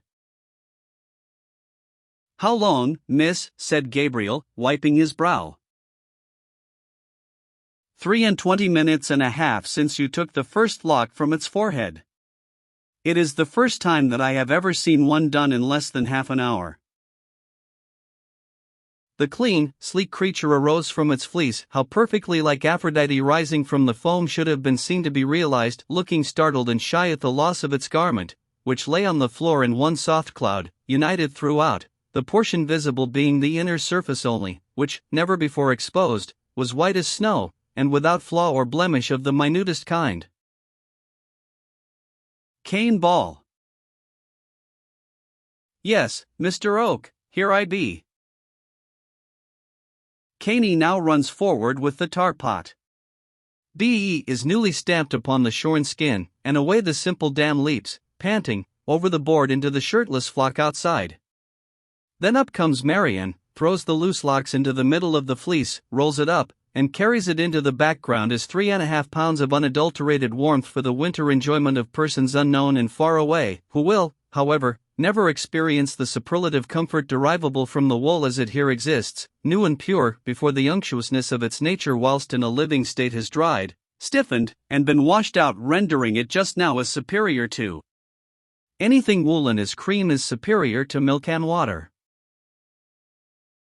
But heartless circumstance could not leave entire Gabriel's happiness of this morning. The rams, old ewes, and 2 shear ewes had duly undergone their stripping, and the men were proceeding with the shearlings and hogs, when Oak's belief that she was going to stand pleasantly by and time him through another performance was painfully interrupted by Farmer Boldwood's appearance in the extremest corner of the barn. Nobody seemed to have perceived his entry, but there he certainly was. Boldwood always carried with him a social atmosphere of his own, which everybody felt who came near him, and the talk, which Bathsheba's presence had somewhat suppressed, was now totally suspended. He crossed over towards Bathsheba, who turned to greet him with a carriage of perfect ease. He spoke to her in low tones, and she instinctively modulated her own to the same pitch, and her voice ultimately even caught the inflection of his. She was far from having a wish to appear mysteriously connected with him, but woman at the impressionable age gravitates to the larger body not only in her choice of words, which is apparent every day, but even in her shades of tone and humor, when the influence is great. What they conversed about was not audible to Gabriel, who was too independent to get near, though too concerned to disregard. The issue of their dialogue was the taking of her hand by the courteous farmer to help her over the spreading board into the bright June sunlight outside. Standing beside the sheep already shorn, they went on talking again. Concerning the flock? Apparently not. Gabriel theorized, not without truth, that in quiet discussion of any matter within reach of the speaker's eyes, these are usually fixed upon it. Bathsheba demurely regarded a contemptible straw lying upon the ground, in a way which suggested less ovine criticism than womanly embarrassment. She became more or less red in the cheek, the blood wavering in uncertain flux and reflux over the sensitive space between ebb and flood. Gabriel sheared on, constrained and sad. She left Boldwood's side, and he walked up and down alone for nearly a quarter of an hour. Then she reappeared in her new riding habit of myrtle green, which fitted her to the waist as a rind fits its fruit, and young Bob Coggan led on her mare, Boldwood fetching his own horse from the tree under which it had been tied. Oak's eyes could not forsake them, and in endeavoring to continue his shearing at the same time that he watched Boldwood's manner, he snipped the sheep in the groin. The animal plunged. Bathsheba instantly gazed towards it, and saw the blood. "Oh, Gabriel," she exclaimed, with severe remonstrance, "you who are so strict with the other men, see what you are doing yourself." To an outsider there was not much to complain of in this remark, but to Oak, who knew Bathsheba to be well aware that she herself was the cause of the poor ew's wound, because she had wounded the ew's shearer in a still more vital part, it had a sting which the abiding sense of his inferiority to both herself and Boldwood was not calculated to heal. But a manly resolve to recognize boldly that he had no longer a lover's interest in her helped him occasionally to conceal a feeling. "Bottle," he shouted, in an unmoved voice of routine. Caney Ball ran up, the wound was anointed, and the shearing continued. Boldwood gently tossed Bathsheba into the saddle, and before they turned away she again spoke out to Oak with the same dominative and tantalizing graciousness. "I am going now to see Mr. Boldwood's Lesters. Take my place in the barn, Gabriel, and keep the men carefully to their work." The horses' heads were put about, and they trotted away. Boldwood's deep attachment was a matter of great interest among all around him, but, after having been pointed out for so many years as the perfect exemplar of thriving bachelorship, his lapse was an anticlimax somewhat resembling that of St. John Long's death by consumption in the midst of his proofs that it was not a fatal disease. "That means matrimony," said Temperance Miller, following them out of sight with her eyes. "I reckon that's the size out," said Coggan, working along without looking up. "Well, better wed over the mixen than over the moor," said Laban Tall, turning his sheep. Henry Frey spoke, exhibiting miserable eyes at the same time. "I don't see why a maid should take a husband when she's bold enough to fight her own battles, and don't want a home, for 'tis keeping another woman out. But let it be, for 'tis a pity he and she should trouble two houses." As usual with decided characters, Bathsheba invariably provoked the criticism of individuals like Henry Frey. Her emblazoned fault was to be too pronounced in her objections, and not sufficiently overt in her likings. We learn that it is not the rays which bodies absorb, but those which they reject, that give them the colors they are known by, and in the same way people are specialized by their dislikes and antagonisms, whilst their goodwill is looked upon as no attribute at all. Henry continued in a more complaisant mood. "I once hinted my mind to her on a few things, as nearly as a battered frame dared to do so to such a froward piece. You all know, neighbors, what a man I be, and how I come down with my powerful words when my pride is boiling wy scarn." We do, Henry." "So I said, Mistress Everdeen, there's places empty, and there's gifted men willing. But the spite, no, not the spite, I didn't say spite, but the villainy of the contraricant, I said, meaning womankind, keeps them out." "That wasn't too strong for her, say?" "Passably well put." "Yes, and I would have said it, had death and salvation overtook me for it. Such is my spirit when I have a mind. A true man, and proud as a Lucifer." "You see the artfulness?" "Why, 'twas about being Bailey really, but I didn't put it so plain that she could understand my meaning, so I could lay it on all the stronger. That was my depth. However, let her marry and she will. Perhaps 'tis high time. I believe Farmer Boldwood kissed her behind the spear bed at the sheep washing t'other day, that I do." "What a lie," said Gabriel. "Ah, neighbor Oak, house no," said Henry, mildly. "Because she told me all that passed," said Oak, with a pharisaical sense that he was not as other shearers in this matter. "Ye have a right to believe it," said Henry, with dudgeon, "a very true right. But I mid see a little distance into things. To be long-headed enough for a bailie's place is a poor mere trifle, yet a trifle more than nothing. However, I look round upon life quite cool. Do you heed me, neighbors? My words, though made as simple as I can, mid be rather deep for some heads." "Oh yes, Henry, we quite heed ye." A strange old piece, Goodman whirled about from here to yonder, as if I were nothing. A little warped, too. But I have my depths, and even my great depths. I might gird at a certain shepherd, brain to brain. But no, oh no. A strange old piece, ye say, interposed the maltster, in a querulous voice.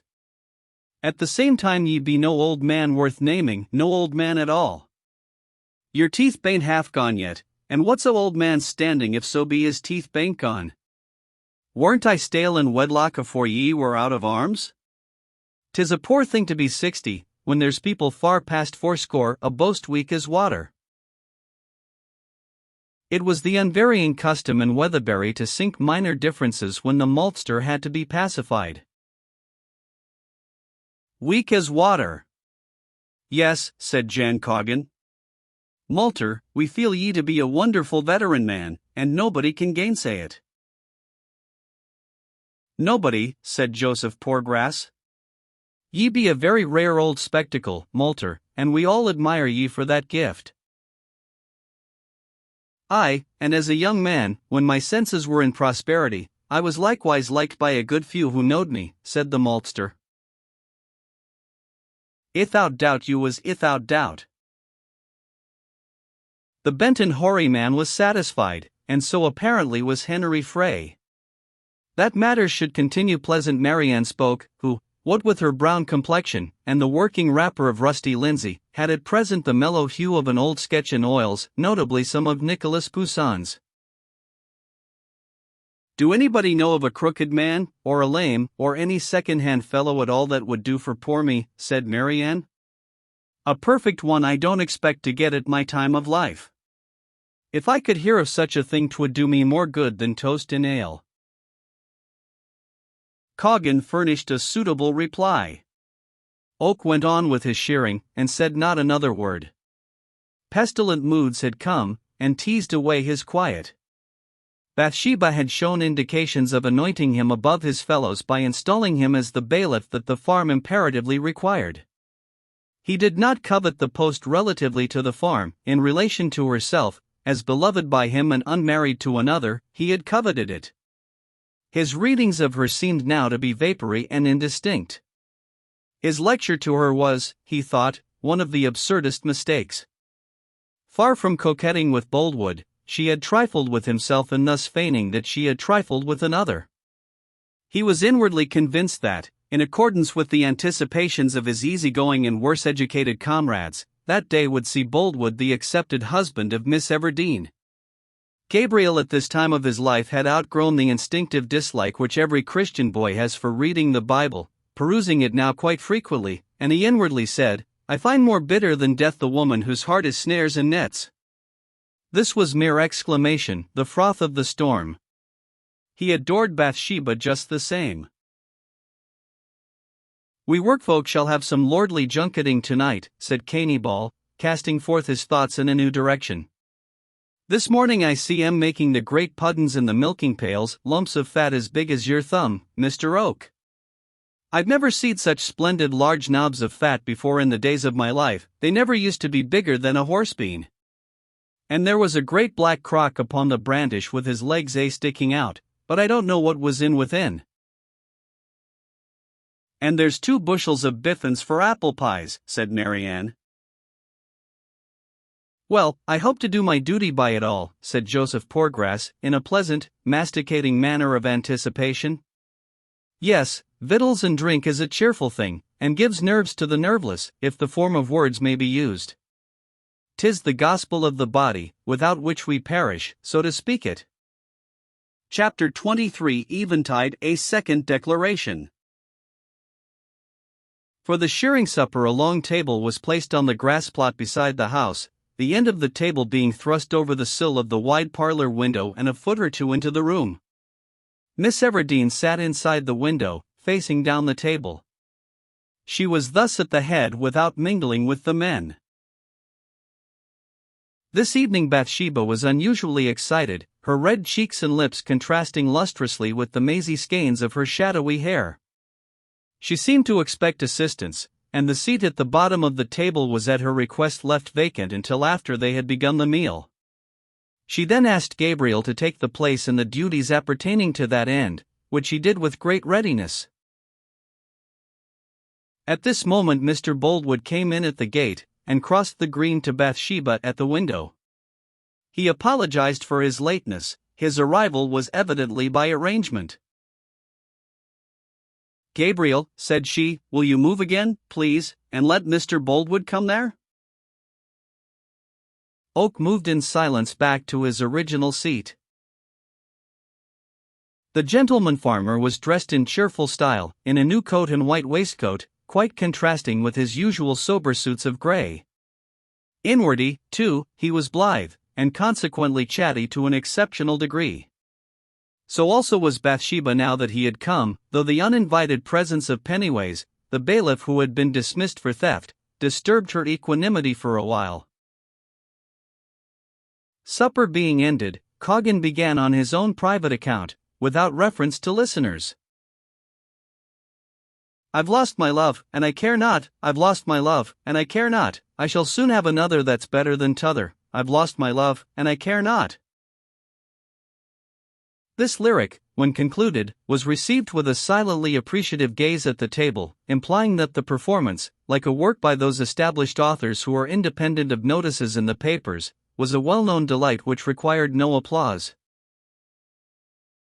"Now, Master Poorgrass, your song," said Coggan. "I be all but in liquor, and the gift is wanting in me," said Joseph, diminishing himself. "Nonsense, whilst never be so ungrateful, Joseph, it never," said Coggan, expressing hurt feelings by an inflection of voice. "And mistress is looking hard at ye, as much as to say, sing at once, Joseph Poorgrass." "Faith, so she is. Well, I must suffer it. Just eye my features, and see if the telltale blood overheats me much, neighbors." "No, your blushes be quite reasonable," said Coggan.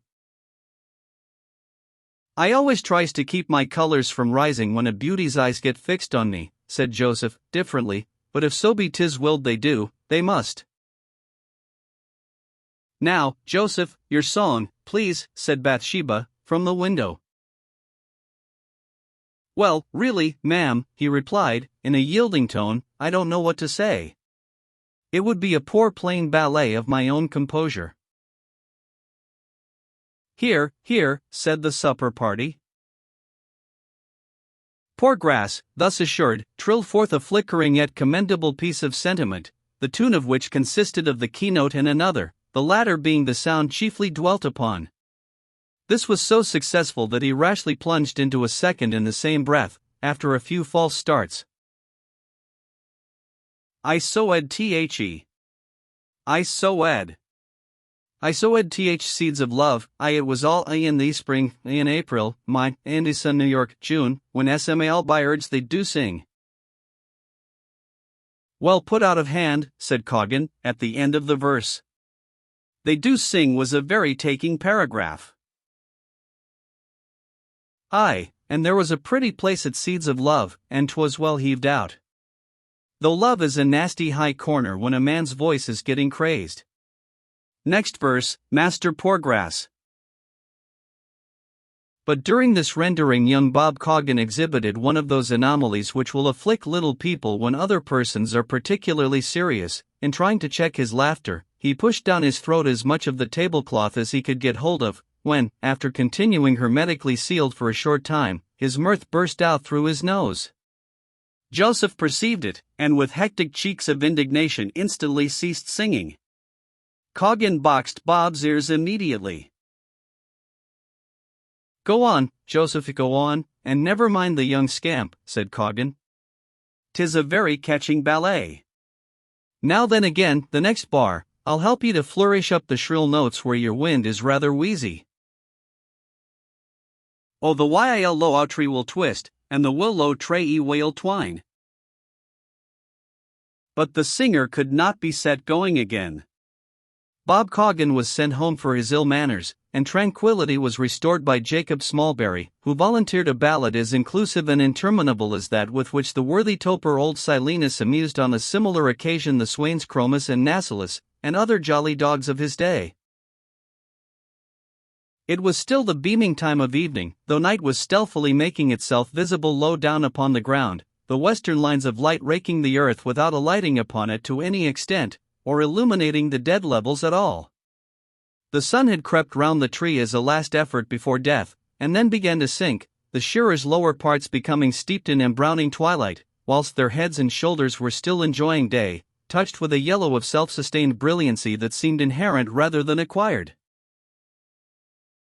The sun went down in an ochreous mist, but they sat, and talked on, and grew as merry as the gods in Homer's heaven. Bathsheba still remained enthroned inside the window, and occupied herself in knitting, from which she sometimes looked up to view the fading scene outside.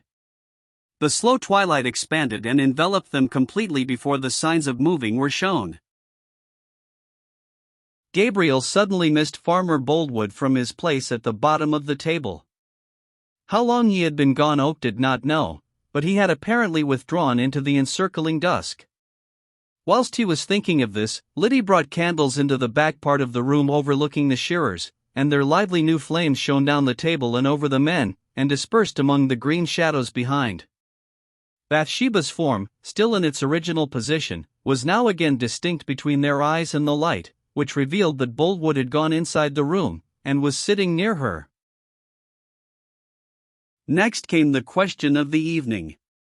Would Miss Everdeen sing to them the song she always sang so charmingly, The Banks of Allan Water, before they went home? After a moment's consideration Bathsheba assented, beckoning to Gabriel, who hastened up into the coveted atmosphere. "Have you brought your flute?" she whispered. "Yes, miss." "Play to my singing, then." She stood up in the window opening, facing the men, the candles behind her, Gabriel on her right hand, immediately outside the sash frame. Boldwood had drawn up on her left, within the room. Her singing was soft and rather tremulous at first, but it soon swelled to a steady clearness. Subsequent events caused one of the verses to be remembered for many months, and even years, by more than one of those who were gathered there. For his bride a soldier sought her, and a winning tongue had he, on the banks of Allan Water none was gay as she.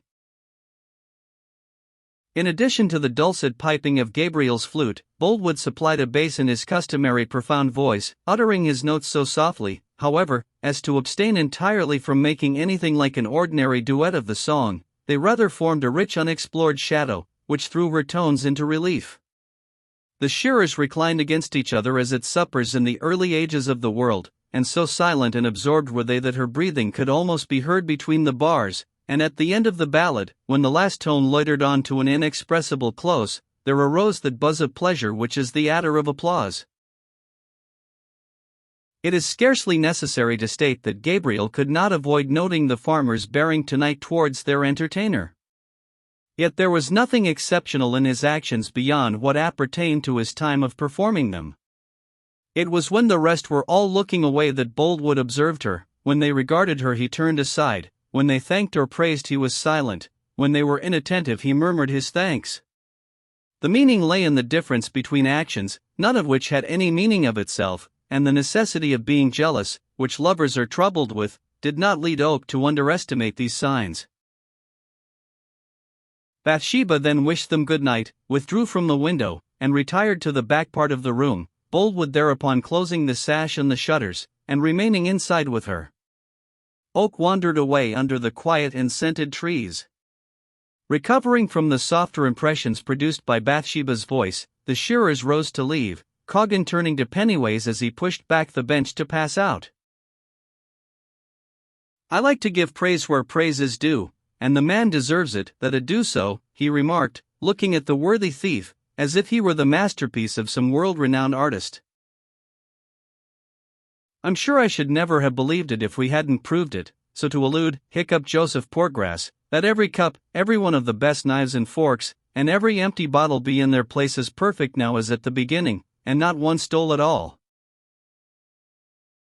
"I'm sure I don't deserve half the praise you give me," said the virtuous thief, grimly. "Well, I'll say this for Pennyways," added Coggan, "that whenever he do really make up his mind to do a noble thing in the shape of a good action, as I could see by his face he did tonight afore sitting down, he's generally able to carry it out. Yes, I'm proud to say, neighbors, that he stole nothing at all." "Well, 'tis an honest deed, and we thank ye for it, Pennyways," said Joseph, to which opinion the remainder of the company subscribed unanimously. At this time of departure, when nothing more was visible of the inside of the parlor than a thin and still chink of light between the shutters, a passionate scene was in course of enactment there. Miss Everdene and Boldwood were alone.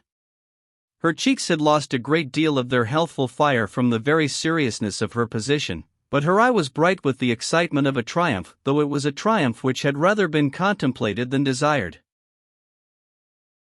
She was standing behind a low armchair, from which she had just risen, and he was kneeling in it, inclining himself over its back towards her, and holding her hand in both his own.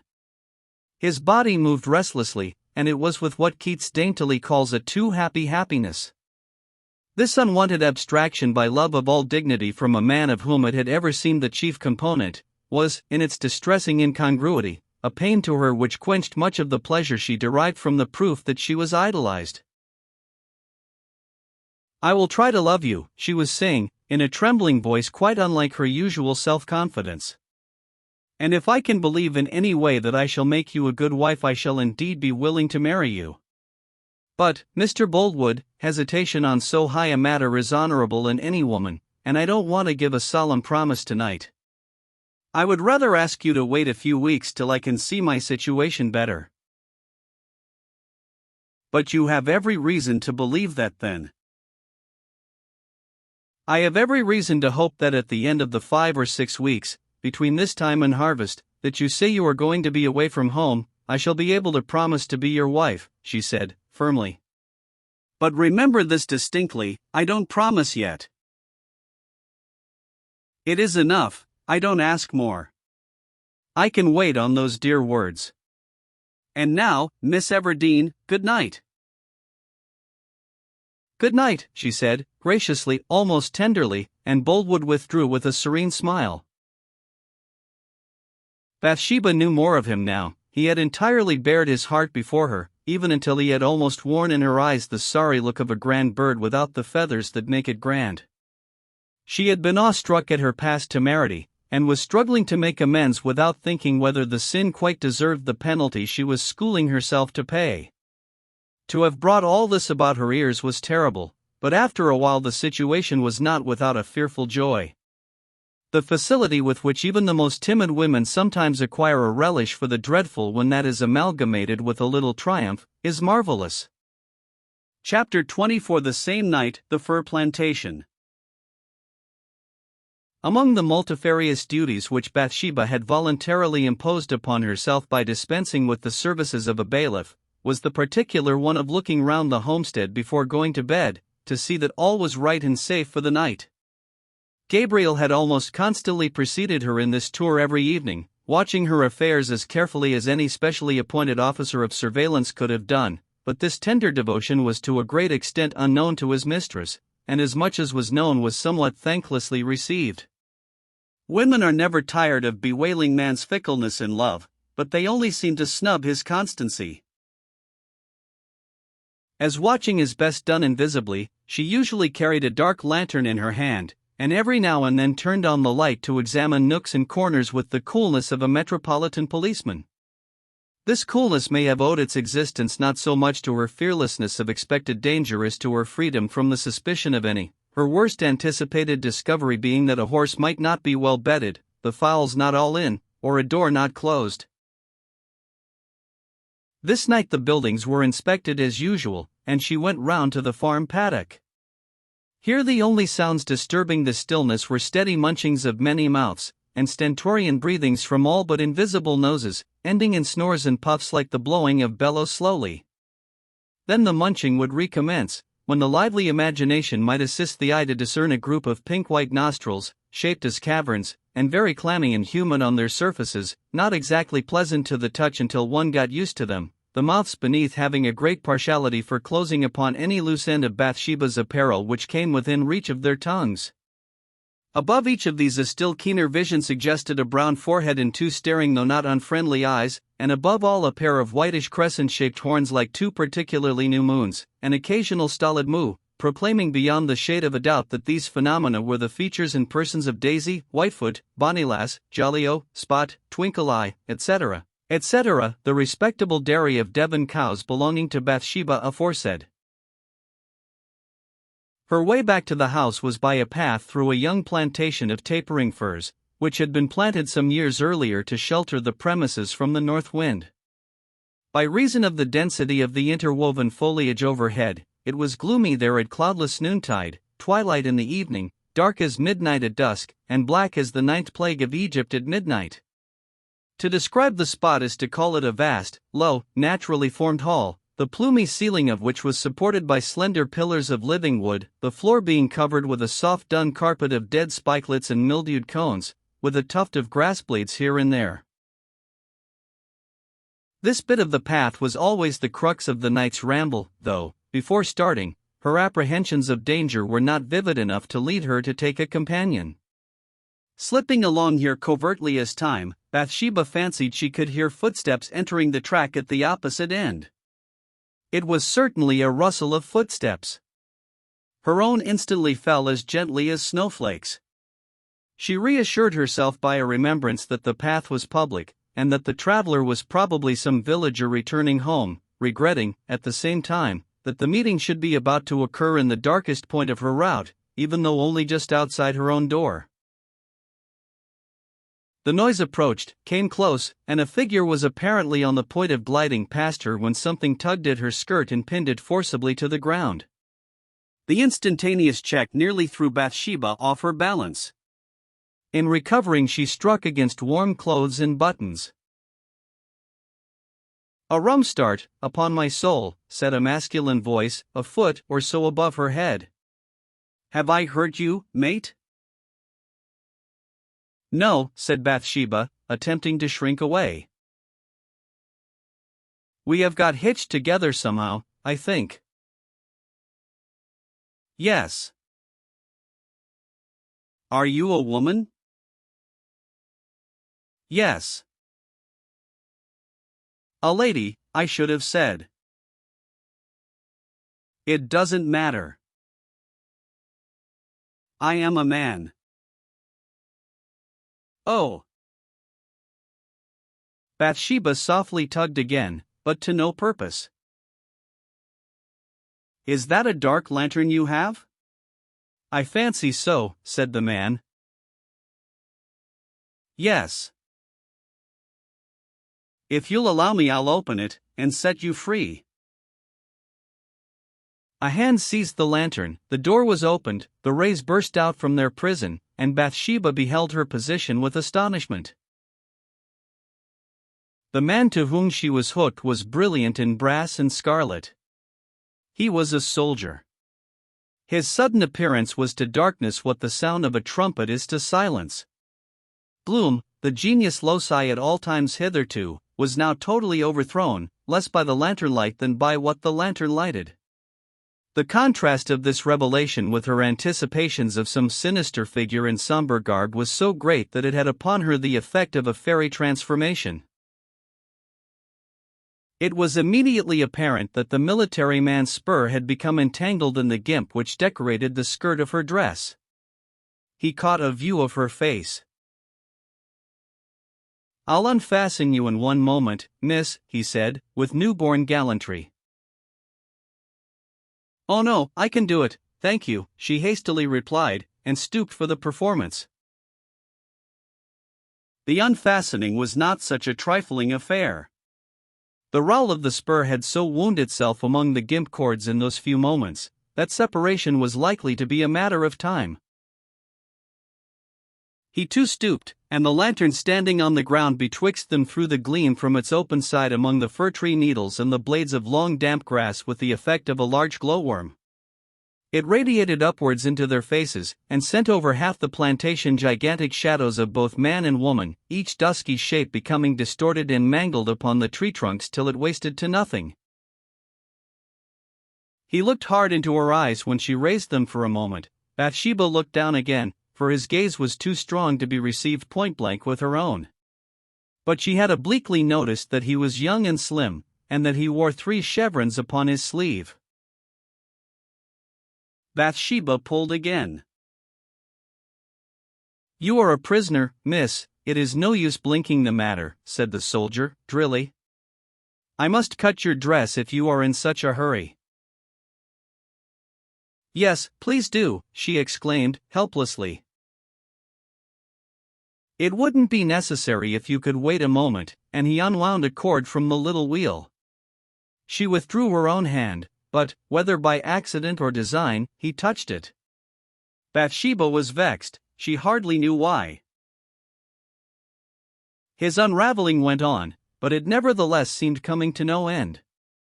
She looked at him again. "Thank you for the sight of such a beautiful face," said the young sergeant, without ceremony. She colored with embarrassment.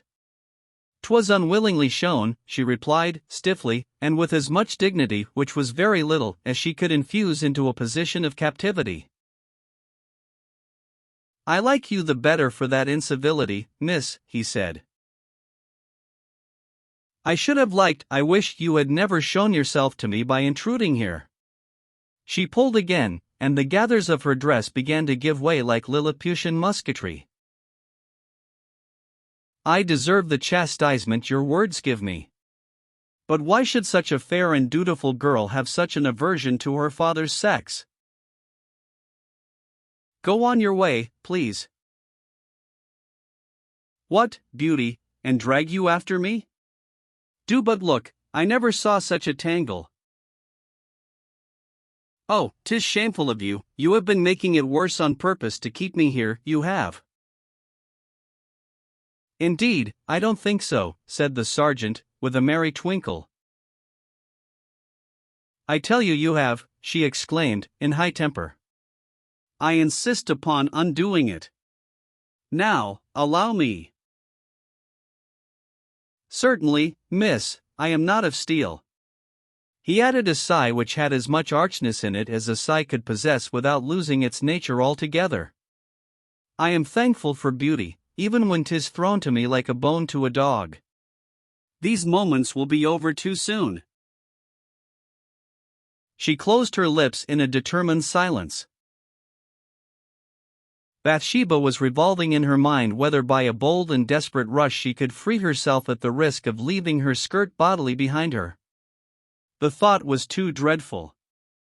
The dress, which she had put on to appear stately at the supper, was the head in front of her wardrobe. Not another in her stock became her so well. What woman in Bathsheba's position, not naturally timid, and within call of her retainers, would have bought escape from a dashing soldier at so dear a price? "All in good time, it will soon be done, I perceive," said her cool friend. "This trifling provokes, and not too cruel. Insults me. It is done in order that I may have the pleasure of apologizing to so charming a woman, which I straightway do most humbly, madam," he said, bowing low. Bathsheba really knew not what to say. "I've seen a good many women in my time," continued the young man in a murmur, and more thoughtfully than hitherto, critically regarding her bent head at the same time, "but I've never seen a woman so beautiful as you. Take it or leave it, be offended or like it, I don't care." "Who are you, then, who can so well afford to despise opinion?" "No stranger. Sergeant Troy. I am staying in this place stuck there. It is undone at last, you see. Your light fingers were more eager than mine. I wish it had been the knot of knots, which there's no untying." This was worse and worse. She started up, and so did he. How to decently get away from him, that was her difficulty now. She sidled off inch by inch, the lantern in her hand, till she could see the redness of his coat no longer. "Ah, beauty, goodbye," he said. She made no reply, and, reaching a distance of 20 or 30 yards, turned about, and ran indoors. Liddy had just retired to rest. In ascending to her own chamber, Bathsheba opened the girl's door an inch or two, and, panting, said, "Liddy, is any soldier staying in the village, sergeant somebody, rather gentlemanly for a sergeant, and good-looking, a red coat with blue facings?" "No, miss." No, I say, but really it might be Sergeant Troy home on furlough, though I have not seen him. He was here once in that way when the regiment was at Casterbridge. Yes, that's the name. Had he a mustache, no whiskers or beard? He had. What kind of a person is he? Oh, miss, I blush to name it, a gay man. But I know him to be very quick and trim, who might have made his thousands, like a squire. Such a clever young dandy as he is. He's a doctor's son by name, which is a great deal, and he's an earl's son by nature, which is a great deal more. Fancy. Is it true? Yes. And he was brought up so well, and sent to Casterbridge Grammar School for years and years. Learnt all languages while he was there, and it was said he got on so far that he could take down Chinese in shorthand, but that I don't answer for, as it was only reported. However, he wasted his gifted lot, and listed a soldier, but even then he rose to be a sergeant without trying at all. Ah! Such a blessing it is to be highborn, nobility of blood will shine out even in the ranks and files. And is he really come home, miss? I believe so. Good night, Liddy. After all, how could a cheerful wearer of skirts be permanently offended with the man? There are occasions when girls like Bathsheba will put up with a great deal of unconventional behavior. When they want to be praised, which is often, when they want to be mastered, which is sometimes, and when they want no nonsense, which is seldom. Just now the first feeling was in the ascendant with Bathsheba, with a dash of the second. Moreover, by chance or by devilry, the ministrant was antecedently made interesting by being a handsome stranger who had evidently seen better days. So she could not clearly decide whether it was her opinion that he had insulted her or not. Was ever anything so odd, she at last exclaimed to herself, in her own room. And was ever anything so meanly done as what I did, to skulk away like that from a man who was only civil and kind? Clearly she did not think his barefaced praise of her person an insult now. It was a fatal omission of Boldwood's that he had never once told her she was beautiful. Chapter 25. The new acquaintance described. Idiosyncrasy and vicissitude had combined to stamp Sergeant Troy as an exceptional being. He was a man to whom memories were an encumbrance, and anticipations a superfluity. Simply feeling, considering, and caring for what was before his eyes, he was vulnerable only in the present. His outlook upon time was as a transient flash of the eye now and then, that projection of consciousness into days gone by and to come, which makes the past a synonym for the pathetic and the future a word for circumspection, was foreign to Troy. With him the past was yesterday, the future, tomorrow, never, the day after. On this account he might, in certain lights, have been regarded as one of the most fortunate of his order. For it may be argued with great plausibility that reminiscence is less an endowment than a disease, and that expectation in its only comfortable form, that of absolute faith, is practically an impossibility, whilst in the form of hope and the secondary compounds, patience, impatience, resolve, curiosity, it is a constant fluctuation between pleasure and pain. Sergeant Troy, being entirely innocent of the practice of expectation, was never disappointed. To set against this negative gain there may have been some positive losses from a certain narrowing of the higher tastes and sensations which it entailed. But limitation of the capacity is never recognized as a loss by the loser therefrom. In this attribute moral or aesthetic poverty contrasts plausibly with material, since those who suffer do not mind it, whilst those who mind it soon cease to suffer. It is not a denial of anything to have been always without it, and what Troy had never enjoyed he did not miss, but, being fully conscious that what sober people missed he enjoyed, his capacity, though really less, seemed greater than theirs. He was moderately truthful towards men, but to women lied like a cretin, a system of ethics above all others calculated to win popularity at the first flush of admission into lively society, and the possibility of the favored gain being transitory had reference only to the future. He never passed the line which divides the spruce vices from the ugly, and hence, though his morals had hardly been applauded, disapproval of them had frequently been tempered with a smile. This treatment had led to his becoming a sort of regrader of other men's gallantries, to his own aggrandizement as a Corinthian, rather than to the moral profit of his hearers. His reason and his propensities had seldom any reciprocating influence, having separated by mutual consent long ago. Thence it sometimes happened that, while his intentions were as honorable as could be wished, any particular deed formed a dark background which threw them into fine relief. The sergeant's vicious phases being the offspring of impulse, and his virtuous phases of cool meditation, the latter had a modest tendency to be oftener heard of than seen. Troy was full of activity, but his activities were less of a locomotive than a vegetative nature, and, never being based upon any original choice of foundation or direction, they were exercised on whatever object chance might place in their way. Hence, whilst he sometimes reached the brilliant in speech because that was spontaneous, he fell below the commonplace in action, from inability to guide incipient effort. He had a quick comprehension and considerable force of character, but, being without the power to combine them, the comprehension became engaged with trivialities whilst waiting for the will to direct it, and the force wasted itself in useless grooves through unheeding the comprehension.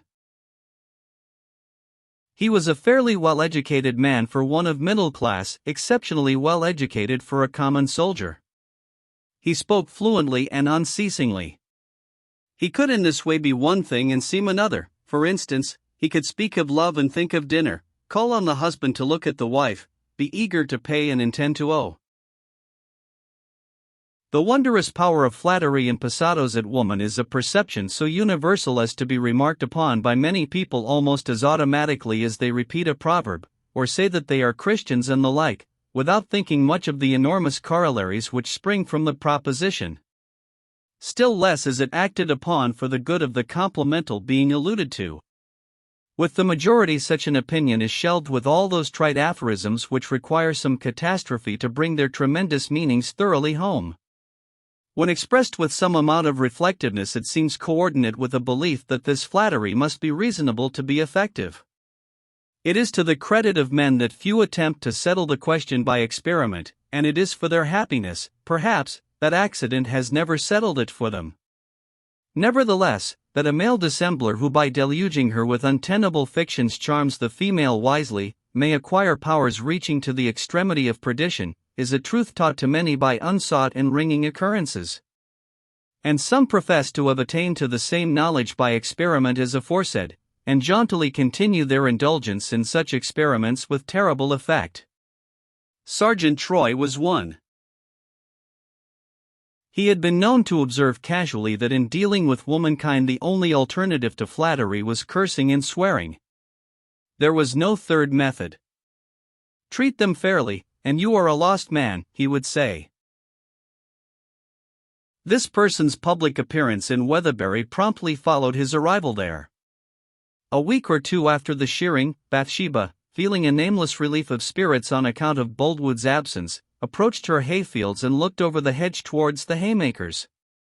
They consisted in about equal proportions of gnarled and flexuous forms, the former being the men, the latter the women, who wore tilt bonnets covered with nankeen, which hung in a curtain upon their shoulders. Coggan and Mark Clark were mowing in a less forward meadow, Clark humming a tune to the strokes of his scythe, to which Jan made no attempt to keep time with his. In the first mead they were already loading hay, the women raking it into cocks and windrows, and the men tossing it upon the wagon. From behind the wagon a bright scarlet spot emerged, and went on loading unconcernedly with the rest. It was the gallant sergeant, who had come haymaking for pleasure, and nobody could deny that he was doing the mistress of the farm real night service by this voluntary contribution of his labor at a busy time. As soon as she had entered the field, Troy saw her, and sticking his pitchfork into the ground and picking up his crop or cane, he came forward. Bathsheba blushed with half-angry embarrassment, and adjusted her eyes as well as her feet to the direct line of her path. Chapter 26. Scene on the verge of the Hoi Mead. Ah, Miss Everdeen, said the sergeant, touching his diminutive cap. Little did I think it was you I was speaking to the other night. And yet, if I had reflected, the Queen of the Corn Market, truth is truth at any hour of the day or night, and I heard you so named in Casterbridge yesterday, the Queen of the Corn Market. I say, could be no other woman. I step across now to beg your forgiveness 1,000 times for having been led by my feelings to express myself too strongly for a stranger. To be sure, I am no stranger to the place. I am Sergeant Troy, as I told you, and I have assisted your uncle in these fields no end of times when I was a lad. I have been doing the same for you today. I suppose I must thank you for that, Sergeant Troy, said the Queen of the Corn Market, in an indifferently grateful tone. The sergeant looked hurt and sad. Indeed you must not, Miss Everdeen, he said. Why could you think such a thing necessary? I am glad it is not. Why? If I may ask without offense. Because I don't much want to thank you for anything. I am afraid I have made a hole with my tongue that my heart will never mend. Oh, these intolerable times, that ill luck should follow a man for honestly telling a woman she is beautiful. 'Twas the most I said, you must own that, and the least I could say, that I own myself. There is some talk I could do without more easily than money. Indeed. That remark is a sort of digression. No. It means that I would rather have your room than your company. And I would rather have curses from you than kisses from any other woman, so I'll stay here. Bathsheba was absolutely speechless. And yet she could not help feeling that the assistance he was rendering forbade a harsh repulse. Well, continued Troy, I suppose there is a praise which is rudeness, and that may be mine. At the same time there is a treatment which is injustice, and that may be yours. Because a plain blunt man, who has never been taught concealment, speaks out his mind without exactly intending it, he's to be snapped off like the son of a sinner. Indeed there's no such case between us, she said, turning away. I don't allow strangers to be bold and impudent even in praise of me. Ah, it is not the fact but the method which offends you, he said, carelessly. But I have the sad satisfaction of knowing that my words, whether pleasing or offensive, are unmistakably true. Would you have had me look at you, and tell my acquaintance that you are quite a commonplace woman, to save you the embarrassment of being stared at if they come near you? Not I. I couldn't tell any such ridiculous lie about a beauty to encourage a single woman in England in too excessive a modesty. It is all pretense, what you are saying, exclaimed Bathsheba, laughing in spite of herself at the sly method. You have a rare invention, Sergeant Troy. Why couldn't you have passed by me that night, and said nothing? That was all I meant to reproach you for. Because I wasn't going to. Half the pleasure of a feeling lies in being able to express it on the spur of the moment, and I let out mine. It would have been just the same if you had been the reverse person, ugly and old. I should have exclaimed about it in the same way.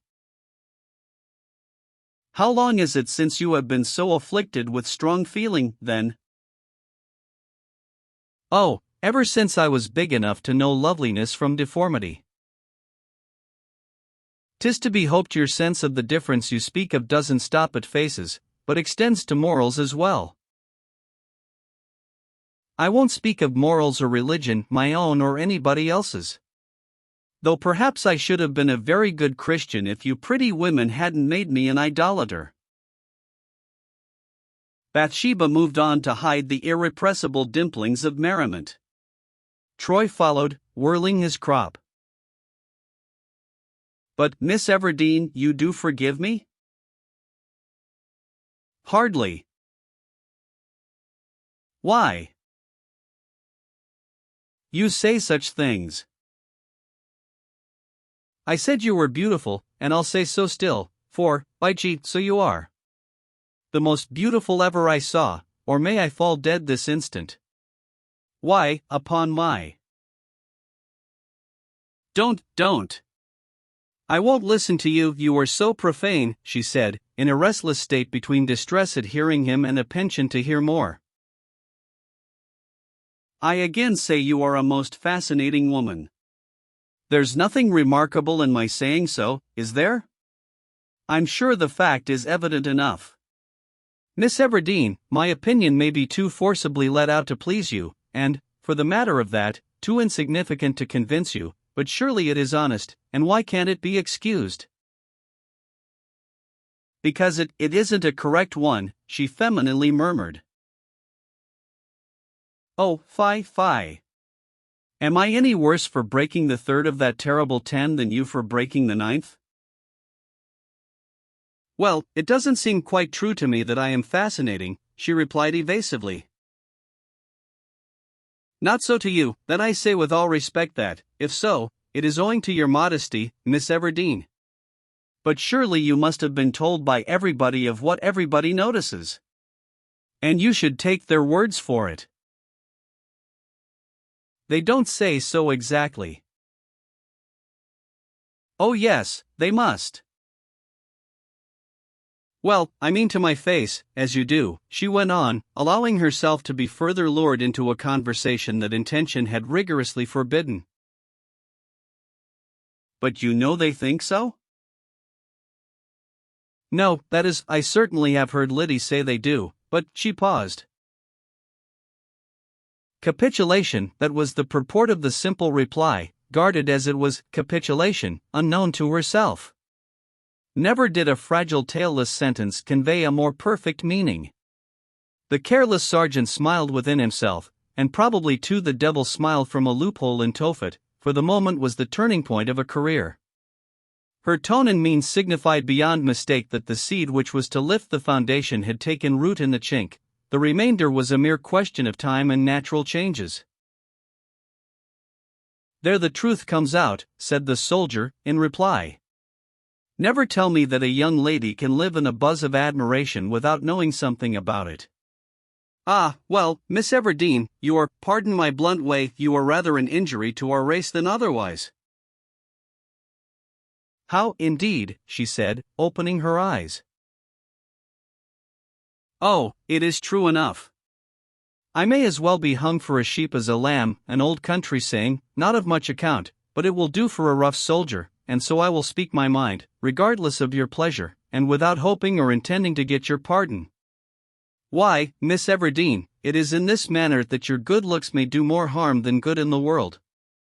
The sergeant looked down the mead in critical abstraction. Probably some one man on an average falls in love with each ordinary woman. She can marry him, he is content, and leads a useful life. Such women as you 100 men always covet, your eyes will bewitch scores on scores into an unavailing fancy for you, you can only marry one of that many. Out of these say 20 will endeavor to drown the bitterness of despised love in drink, 20 more will mope away their lives without a wish or attempt to make a mark in the world, because they have no ambition apart from their attachment to you, 20 more, the susceptible person myself possibly among them, will be always draggling after you, getting where they may just see you, doing desperate things. Men are such constant fools. The rest may try to get over their passion with more or less success. But all these men will be saddened. And not only those 99 men, but the 99 women they might have married are saddened with them. There's my tale. That's why I say that a woman so charming as yourself, Miss Everdeen, is hardly a blessing to her race. The handsome sergeant's features were during this speech as rigid and stern as John Knox's in addressing his gay young queen. Seeing she made no reply, he said, "Do you read French?" "No, I began, but when I got to the verbs, father died," she said simply. "I do when I have an opportunity, which latterly has not been often. My mother was a Parisienne, and there's a proverb they have, qui aime bien, châtie bien, he chastens who loves well. Do you understand me?" "Ah," she replied, and there was even a little tremulousness in the usually cool girl's voice, "if you can only fight half as winningly as you can talk, you are able to make a pleasure of a bayonet wound.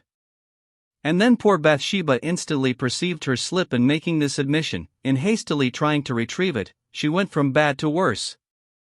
Don't, however, suppose that I derive any pleasure from what you tell me. I know you do not, I know it perfectly, said Troy, with much hearty conviction on the exterior of his face, and altering the expression to moodiness. When a dozen men are ready to speak tenderly to you, and give the admiration you deserve without adding the warning you need, it stands to reason that my poor rough and ready mixture of praise and blame cannot convey much pleasure. Fool as I may be, I am not so conceited as to suppose that. I think you are conceited, nevertheless, said Bathsheba, looking askance at a reed she was fitfully pulling with one hand, having lately grown feverish under the soldier's system of procedure, not because the nature of his cajolery was entirely unperceived, but because its vigor was overwhelming. I would not own it to anybody else, nor do I exactly to you. Still, there might have been some self-conceit in my foolish supposition the other night. I knew that what I said in admiration might be an opinion too often forced upon you to give any pleasure, but I certainly did think that the kindness of your nature might prevent you judging an uncontrolled tongue harshly, which you have done, and thinking badly of me and wounding me this morning, when I am working hard to save your hay. Well, you need not think more of that. Perhaps you did not mean to be rude to me by speaking out your mind. Indeed, I believe you did not, said the shrewd woman, in painfully innocent earnest. And I thank you for giving help here. But mind you don't speak to me again in that way, or in any other, unless I speak to you. Oh, Miss Bathsheba. That is too hard. No, it isn't. Why is it? You will never speak to me, for I shall not be here long. I am soon going back again to the miserable monotony of drill, and perhaps our regiment will be ordered out soon. And yet you take away the one little ewe-lamb of pleasure that I have in this dull life of mine. Well, perhaps generosity is not a woman's most marked characteristic. When are you going from here? She asked, with some interest. In a month. But how can it give you pleasure to speak to me? Can you ask Miss Everdeen, knowing as you do, what my offense is based on? If you do care so much for a silly trifle of that kind, then, I don't mind doing it, she uncertainly and doubtingly answered. But you can't really care for a word from me? You only say so, I think you only say so. That's unjust, but I won't repeat the remark. I am too gratified to get such a mark of your friendship at any price to cavil at the tone. I do, Miss Everdeen, care for it. You may think a man foolish to want a mere word, just a good morning. Perhaps he is, I don't know. But you have never been a man looking upon a woman, and that woman yourself. Well. Then you know nothing of what such an experience is like, and heaven forbid that you ever should. Nonsense, flatterer. What is it like? I am interested in knowing. Put shortly, it is not being able to think, hear, or look in any direction except one without wretchedness, nor there without torture. Ah, Sergeant, it won't do, you are pretending, she said, shaking her head. Your words are too dashing to be true. I am not, upon the honor of a soldier. But why is it so? Of course I ask for mere pastime. Because you are so distracting, and I am so distracted. You look like it. I am indeed. Why, you only saw me the other night. That makes no difference. The lightning works instantaneously. I loved you then, at once, as I do now.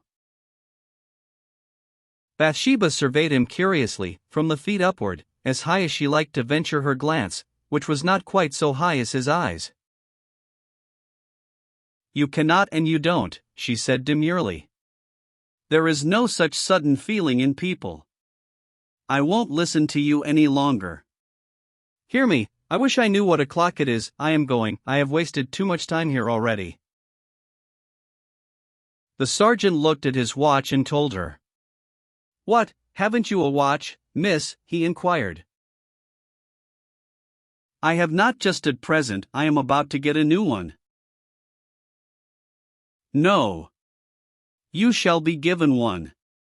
Yes, you shall. A gift, Miss Everdeen, a gift. And before she knew what the young man was intending, a heavy gold watch was in her hand. It is an unusually good one for a man like me to possess, he quietly said. That watch has a history. Press the spring and open the back. She did so. What do you see? A crest and a motto. A coronet with 5 points, and beneath, set it a moribus, love yields to circumstance. It's the motto of the Earls of Severn. That watch belonged to the last lord, and was given to my mother's husband, a medical man, for his use till I came of age, when it was to be given to me. It was all the fortune that ever I inherited. That watch has regulated imperial interests in its time, the stately ceremonial, the courtly assignation, pompous travels, and lordly sleeps. Now it is yours. But, Sergeant Troy, I cannot take this. I cannot, she exclaimed, with round-eyed wonder. A gold watch? What are you doing? Don't be such a dissembler. The sergeant retreated to avoid receiving back his gift, which she held out persistently towards him. Bathsheba followed as he retired. Keep it, do, Miss Everdeen, keep it, said the erratic child of impulse. The fact of your possessing it makes it worth 10 times as much to me. A more plebeian one will answer my purpose just as well, and the pleasure of knowing whose heart my old one beats against, well, I won't speak of that. It is in far worthier hands than ever it has been in before. But indeed I can't have it, she said, in a perfect simmer of distress. Oh, how can you do such a thing, that is if you really mean it? Give me your dead father's watch, and such a valuable one. You should not be so reckless, indeed, Sergeant Troy. I loved my father, good, but better, I love you more. That's how I can do it, said the sergeant, with an intonation of such exquisite fidelity to nature that it was evidently not all acted now. Her beauty, which, whilst it had been quiescent, he had praised in jest, had in its animated phases moved him to earnest, and though his seriousness was less than she imagined, it was probably more than he imagined himself. Bathsheba was brimming with agitated bewilderment, and she said, in half-suspicious accents of feeling, "Can it be? Oh, how can it be, that you care for me, and so suddenly? You have seen so little of me, I may not be really so nice-looking as I seem to you. Please, do take it, oh, do. I cannot and will not have it. Believe me, your generosity is too great. I have never done you a single kindness, and why should you be so kind to me?" A factitious reply had been again upon his lips, but it was again suspended, and he looked at her with an arrested eye. The truth was, that as she now stood excited, wild, and honest as the day, her alluring beauty bore out so fully the epithets he had bestowed upon it that he was quite startled at his temerity in advancing them as false. He said mechanically, "Ah, why?" and continued to look at her. "And my workfolk see me following you about the field, and are wondering. Oh, this is dreadful," she went on, unconscious of the transmutation she was effecting. "I did not quite mean you to accept it at first, for it was my one poor patent of nobility," he broke out, bluntly, "but, upon my soul, I wish you would now. Without any shamming, come. Don't deny me the happiness of wearing it for my sake. But you are too lovely even to care to be kind as others are." "No, no, don't say so. I have reasons for reserve which I cannot explain." "Let it be, then, let it be," he said, receiving back the watch at last, I must be leaving you now. And will you speak to me for these few weeks of my stay? Indeed I will. Yet, I don't know if I will. Oh, why did you come and disturb me so? Perhaps in setting a gin, I have caught myself. Such things have happened. Well, will you let me work in your fields? He coaxed. Yes, I suppose so, if it is any pleasure to you. Miss Everdeen, I thank you. No, no. Goodbye. The sergeant brought his hand to the cap on the slope of his head, saluted, and returned to the distant group of haymakers. Bathsheba could not face the haymakers now. Her heart erratically flitting hither and thither from perplexed excitement, hot, and almost tearful, she retreated homeward, murmuring, "Oh, what have I done? What does it mean? I wish I knew how much of it was true." Chapter 27 Hiving the Bees. The Weatherbury bees were late in their swarming this year. It was in the latter part of June, and the day after the interview with Troy in the hayfield, that Bathsheba was standing in her garden, watching a swarm in the air and guessing their probable settling place. Not only were they late this year, but unruly. Sometimes throughout a whole season all the swarms would alight on the lowest attainable bough, such as part of a currant bush or espalier apple tree. Next year they would, with just the same unanimity, make straight off to the uppermost member of some tall, gaunt costard, or quarrenden, and there defy all invaders who did not come armed with ladders and staves to take them. This was the case at present. Bathsheba's eyes, shaded by one hand, were following the ascending multitude against the unexplorable stretch of blue till they ultimately halted by one of the unwieldy trees spoken of. A process somewhat analogous to that of alleged formations of the universe, time and times ago, was observable.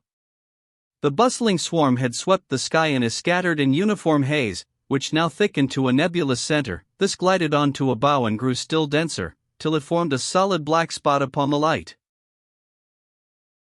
The men and women being all busily engaged in saving the hay, even Liddy had left the house for the purpose of lending a hand. Bathsheba resolved to hive the bees herself, if possible. She had dressed the hive with herbs and honey, fetched a ladder, brush, and crook, made herself impregnable with armor of leather gloves, straw hat, and large gauze veil, once green but now faded to snuff color, and ascended a dozen rungs of the ladder. At once she heard, not 10 yards off, a voice that was beginning to have a strange power in agitating her. "Miss Everdeen, let me assist you. You should not attempt such a thing alone." Troy was just opening the garden gate. Bathsheba flung down the brush, crook, and empty hive, pulled the skirt of her dress tightly round her ankles in a tremendous flurry, and as well as she could slid down the ladder. By the time she reached the bottom, Troy was there also, and he stooped to pick up the hive. "How fortunate I am to have dropped in at this moment," exclaimed the sergeant. She found her voice in a minute. "What? And will you shake them in for me?" she asked, in what, for a defiant girl, was a faltering way, though, for a timid girl, it would have seemed a brave way enough. "Will I?" said Troy. "Why, of course I will. How blooming you are today." Troy flung down his cane and put his foot on the ladder to ascend. "But you must have on the veil and gloves, or you'll be stung fearfully." "Ah, yes. I must put on the veil and gloves. Will you kindly show me how to fix them properly? And you must have the broad-brimmed hat, too, for your cap has no brim to keep the veil off, and they'd reach your face." The broad-brimmed hat, too, by all means. So a whimsical fate ordered that her hat should be taken off, veil and all attached, and placed upon his head, Troy tossing his own into a gooseberry bush. Then the veil had to be tied at its lower edge round his collar and the gloves put on him. He looked such an extraordinary object in this guise that, flurried as she was, she could not avoid laughing outright. It was the removal of yet another stake from the palisade of cold manners which had kept him off. Bathsheba looked on from the ground whilst he was busy sweeping and shaking the bees from the tree, holding up the hive with the other hand for them to fall into. She made use of an unobserved minute whilst his attention was absorbed in the operation to arrange her plumes a little. He came down holding the hive at arm's length, behind which trailed a cloud of bees. "Upon my life," said Troy, through the veil, "holding up this hive makes one's arm ache worse than a week of sword exercise." When the maneuver was complete, he approached her. "Would you be good enough to untie me and let me out? I am nearly stifled inside this silk cage." To hide her embarrassment during the unwanted process of untying the string about his neck, she said, "I have never seen that you spoke of." "What?" "The sword exercise." "Ah. Would you like to?" said Troy. Bathsheba hesitated. She had heard wondrous reports from time to time by dwellers in Weatherbury, who had by chance sojourned a while in Casterbridge, near the barracks, of this strange and glorious performance, the sword exercise. Men and boys who had peeped through chinks or over walls into the barrack-yard returned with accounts of its being the most flashing affair conceivable, accoutrements and weapons glistening like stars here, there, around, yet all by rule and compass. So she said mildly what she felt strongly. "Yes, I should like to see it very much." "And so you shall see me go through it." "No. How?" "Let me consider." "Not with a walking stick, I don't care to see that. It must be a real sword." "Yes, I know, and I have no sword here, but I think I could get one by the evening. Now, will you do this?" Troy bent over her and murmured some suggestion in a low voice. "Oh no, indeed," said Bathsheba, blushing. "Thank you very much, but I couldn't on any account." "Surely you might?" "Nobody would know." She shook her head, but with a weakened negation. "If I were to," she said, "I must bring Liddy too." "Might I not?" Troy looked far away. "I don't see why you want to bring her," he said coldly. An unconscious look of assent in Bathsheba's eyes betrayed that something more than his coldness had made her also feel that Liddy would be superfluous in the suggested scene. She had felt it, even whilst making the proposal. "Well, I won't bring Liddy, and I'll come. But only for a very short time," she added, "a very short time." "It will not take 5 minutes," said Troy. Chapter 28: The Hollow Amid the Ferns. The hill opposite Bathsheba's dwelling extended, a mile off, into an uncultivated tract of land, dotted at this season with tall thickets of brake fern, plump and diaphanous from recent rapid growth, and radiant in hues of clear and untainted green. At 8 o'clock this midsummer evening, whilst the bristling ball of gold in the west still swept the tips of the ferns with its long, luxuriant rays, a soft brushing by of garments might have been heard among them, and Bathsheba appeared in their midst, their soft, feathery arms caressing her up to her shoulders. She paused, turned, went back over the hill and halfway to her own door, whence she cast a farewell glance upon the spot she had just left, having resolved not to remain near the place after all. She saw a dim spot of artificial red moving round the shoulder of the rise. It disappeared on the other side.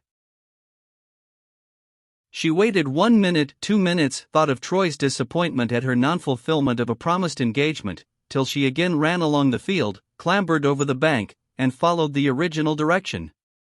She was now literally trembling and panting at this her temerity in such an errant undertaking. Her breath came and went quickly, and her eyes shone with an infrequent light.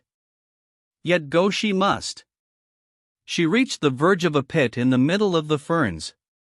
Troy stood in the bottom, looking up towards her. "I heard you rustling through the fern before I saw you," he said, coming up and giving her his hand to help her down the slope. The pit was a saucer-shaped concave, naturally formed, with a top diameter of about 30 feet, and shallow enough to allow the sunshine to reach their heads. Standing in the center, the sky overhead was met by a circular horizon of fern. This grew nearly to the bottom of the slope and then abruptly ceased. The middle within the belt of verdure was floored with a thick flossy carpet of moss and grass intermingled, so yielding that the foot was half buried within it. "Now," said Troy, producing the sword, which, as he raised it into the sunlight, gleamed a sort of greeting, like a living thing. "First, we have 4 right and 4 left cuts, 4 right and 4 left thrusts. Infantry cuts and guards are more interesting than ours, to my mind, but they are not so swashing. They have 7 cuts and 3 thrusts. So much as a preliminary. Well, next, our cut one is as if you were sowing your corn, so." Bathsheba saw a sort of rainbow, upside down in the air, and Troy's arm was still again. "Cut 2, as if you were hedging, so. 3, as if you were reaping, so. 4, as if you were threshing, in that way. Then the same on the left. The thrusts are these: 1, 2, 3, 4, right, 1, 2, 3, 4, left." He repeated them. "Have 'em again," he said. 1, 2. She hurriedly interrupted. "I'd rather not, though I don't mind your 2s and 4s, but your 1s and 3s are terrible." "Very well. I'll let you off the 1s and 3s. Next, cuts, points and guards all together." Troy duly exhibited them. "Then there's pursuing practice, in this way." He gave the movements as before. Those are the stereotyped forms. The infantry have 2 most diabolical upward cuts, which we are too humane to use. Like this: 3, 4. How murderous and bloodthirsty! They are rather deathly. Now I'll be more interesting, and let you see some loose play, giving all the cuts and points, infantry and cavalry, quicker than lightning, and as promiscuously, with just enough rule to regulate instinct and yet not to fetter it. You're my antagonist, with this difference from real warfare, that I shall miss you every time by 1 hair's breadth, or perhaps 2. Mind you don't flinch, whatever you do." "I'll be sure not to," she said invincibly. He pointed to about a yard in front of him. Bathsheba's adventurous spirit was beginning to find some grains of relish in these highly novel proceedings. She took up her position as directed, facing Troy. "Now, just to learn whether you have pluck enough to let me do what I wish, I'll give you a preliminary test." He flourished the sword by way of introduction number 2, and the next thing of which she was conscious was that the point and blade of the sword were darting with a gleam towards her left side, just above her hip, then of their reappearance on her right side, emerging as it were from between her ribs, having apparently passed through her body. The third item of consciousness was that of seeing the same sword, perfectly clean and free from blood, held vertically in Troy's hand, in the position technically called recover swords. All was as quick as electricity. "Oh," she cried out in affright, pressing her hand to her side. "Have you run me through?" "No, you have not." "Whatever have you done?" "I have not touched you," said Troy, quietly. "It was mere sleight of hand. The sword passed behind you. Now you are not afraid, are you?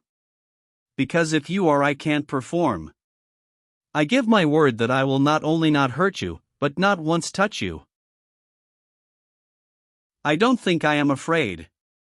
"You are quite sure you will not hurt me?" "Quite sure." "Is the sword very sharp?" "Oh no, only stand as still as a statue. Now." In an instant the atmosphere was transformed to Bathsheba's eyes. Beams of light caught from the low sun's rays, above, around, in front of her, well nigh shut out earth and heaven, all emitted in the marvelous evolutions of Troy's reflecting blade, which seemed everywhere at once, and yet nowhere specially. These circling gleams were accompanied by a keen rush that was almost a whistling, also springing from all sides of her at once. In short, she was enclosed in a firmament of light and of sharp hisses, resembling a sky full of meteors close at hand. Never since the broadsword became the national weapon had there been more dexterity shown in its management than by the hands of Sergeant Troy, and never had he been in such splendid temper for the performance as now in the evening sunshine among the ferns with Bathsheba. It may safely be asserted with respect to the closeness of his cuts, that had it been possible for the edge of the sword to leave in the air a permanent substance wherever it flew past, the space left untouched would have been almost a mold of Bathsheba's figure. Behind the luminous streams of this aurora militaris, she could see the hue of Troy's sword arm, spread in a scarlet haze over the space covered by its motions, like a twanged harp string, and behind all Troy himself, mostly facing her, sometimes, to show the rear cuts, half turned away, his eye nevertheless always keenly measuring her breadth and outline, and his lips tightly closed in sustained effort.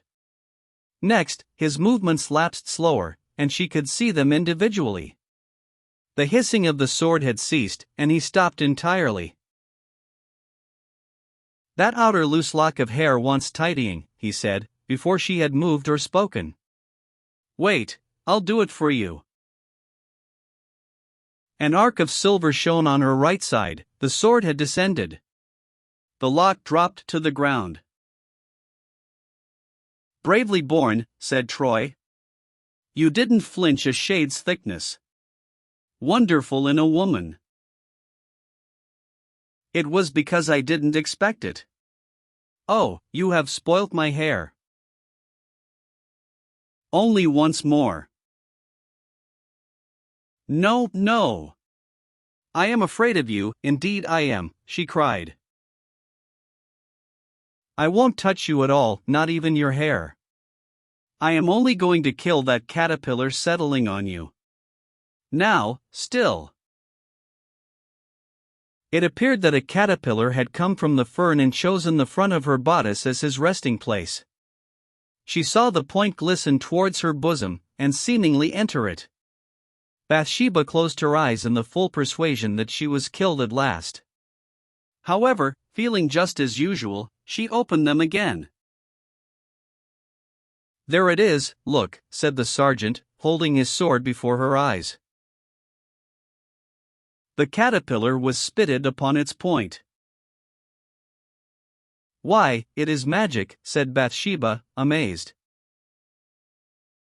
"Oh no, dexterity. I merely gave point to your bosom where the caterpillar was, and instead of running you through checked the extension 1/1000th of an inch short of your surface." "But how could you chop off a curl of my hair with a sword that has no edge?" "No edge. This sword will shave like a razor. Look here." He touched the palm of his hand with the blade, and then, lifting it, showed her a thin shaving of scarfskin dangling therefrom. "But you said before beginning that it was blunt and couldn't cut me." "That was to get you to stand still, and so make sure of your safety. The risk of injuring you through your moving was too great not to force me to tell you a fib to escape it." She shuddered. "I have been within an inch of my life, and didn't know it." "More precisely speaking, you have been within half an inch of being pared alive 295 times. Cruel, cruel, 'tis of you. You have been perfectly safe, nevertheless. My sword never errs." And Troy returned the weapon to the scabbard. Bathsheba, overcome by 100 tumultuous feelings resulting from the scene, abstractedly sat down on a tuft of heather. "I must leave you now," said Troy, softly. "And I'll venture to take and keep this in remembrance of you." She saw him stoop to the grass, pick up the winding lock which he had severed from her manifold tresses, twist it round his fingers, unfasten a button in the breast of his coat, and carefully put it inside. She felt powerless to withstand or deny him. He was altogether too much for her, and Bathsheba seemed as one who, facing a reviving wind, finds it blow so strongly that it stops the breath. He drew near and said, "I must be leaving you." He drew nearer still. A minute later and she saw his scarlet form disappear amid the ferny thicket, almost in a flash, like a brand swiftly waved. That minute's interval had brought the blood beating into her face, set her stinging as if aflame to the very hollows of her feet, and enlarged emotion to a compass which quite swamped thought. It had brought upon her a stroke resulting, as did that of Moses in Horeb, in a liquid stream, here a stream of tears. She felt like one who has sinned a great sin. The circumstance had been the gentle dip of Troy's mouth downwards upon her own. He had kissed her. Chapter 29 Particulars of a Twilight Walk. We now see the element of folly distinctly mingling with the many varying particulars which made up the character of Bathsheba Everdeen. It was almost foreign to her intrinsic nature. Introduced as lymph on the dart of Eros, it eventually permeated and colored her whole constitution. Bathsheba, though she had too much understanding to be entirely governed by her womanliness, had too much womanliness to use her understanding to the best advantage. Perhaps in no minor point does woman astonish her helpmate more than in the strange power she possesses of believing cajoleries that she knows to be false, except, indeed, in that of being utterly skeptical on strictures that she knows to be true. Bathsheba loved Troy in the way that only self-reliant women love when they abandon their self-reliance. When a strong woman recklessly throws away her strength, she is worse than a weak woman who has never had any strength to throw away. One source of her inadequacy is the novelty of the occasion. She has never had practice in making the best of such a condition. Weakness is doubly weak by being new. Bathsheba was not conscious of guile in this matter. Though in one sense a woman of the world, it was, after all, that world of daylight coteries and green carpets wherein cattle form the passing crowd and winds the busy hum, where a quiet family of rabbits or hares lives on the other side of your party wall, where your neighbor is everybody in the tithing, and where calculation is confined to market days. Of the fabricated tastes of good fashionable society she knew but little, and of the formulated self-indulgence of bad, nothing at all. Had her utmost thoughts in this direction been distinctly worded, and by herself they never were, they would only have amounted to such a matter as that she felt her impulses to be pleasanter guides than her discretion. Her love was entire as a child's, and though warm as summer it was fresh as spring. Her culpability lay in her making no attempt to control feeling by subtle and careful inquiry into consequences. She could show others the steep and thorny way, but recked not her own reed. And Troy's deformities lay deep down from a woman's vision, whilst his embellishments were upon the very surface, thus contrasting with homely oak, whose defects were patent to the blindest, and whose virtues were as metals in a mine. The difference between love and respect was markedly shown in her conduct. Bathsheba had spoken of her interest in Boldwood with the greatest freedom to Liddy, but she had only communed with her own heart concerning Troy. All this infatuation Gabriel saw, and was troubled thereby from the time of his daily journey afield to the time of his return, and on to the small hours of many a night. That he was not beloved had hitherto been his great sorrow, that Bathsheba was getting into the toils was now a sorrow greater than the first, and one which nearly obscured it. It was a result which paralleled the oft-quoted observation of Hippocrates concerning physical pains. That is a noble though perhaps an unpromising love which not even the fear of breeding aversion in the bosom of the one beloved can deter from combating his or her errors. Oak determined to speak to his mistress. He would base his appeal on what he considered her unfair treatment of Farmer Boldwood, now absent from home. An opportunity occurred one evening when she had gone for a short walk by a path through the neighboring cornfields. It was dusk when Oak, who had not been far afield that day, took the same path and met her returning, quite pensively, as he thought. The wheat was now tall, and the path was narrow, thus the way was quite a sunken groove between the embowing thicket on either side. Two persons could not walk abreast without damaging the crop, and Oak stood aside to let her pass. "Oh, is it Gabriel?" she said. "You are taking a walk too. Good night." "I thought I would come to meet you, as it is rather late," said Oak, turning and following at her heels when she had brushed somewhat quickly by him. "Thank you, indeed, but I am not very fearful." "Oh no, but there are bad characters about. I never meet them." Now Oak, with marvelous ingenuity, had been going to introduce the gallant sergeant through the channel of bad characters. But all at once the scheme broke down, it suddenly occurring to him that this was rather a clumsy way, and too barefaced to begin with. He tried another preamble. "And as the man who would naturally come to meet you was away from home, Farmer Boldwood, why, thinks I'll go," he said. "Ah, yes." She walked on without turning her head, and for many steps nothing further was heard from her quarter than the rustle of her dress against the heavy corn ears. Then she resumed rather tartly. "I don't quite understand what you meant by saying that Mr. Boldwood would naturally come to meet me." "I meant on account of the wedding which they say is likely to take place between you and him, miss. Forgive my speaking plainly."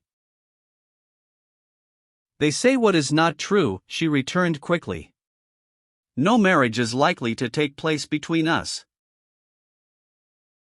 Gabriel now put forth his unobscured opinion, for the moment had come.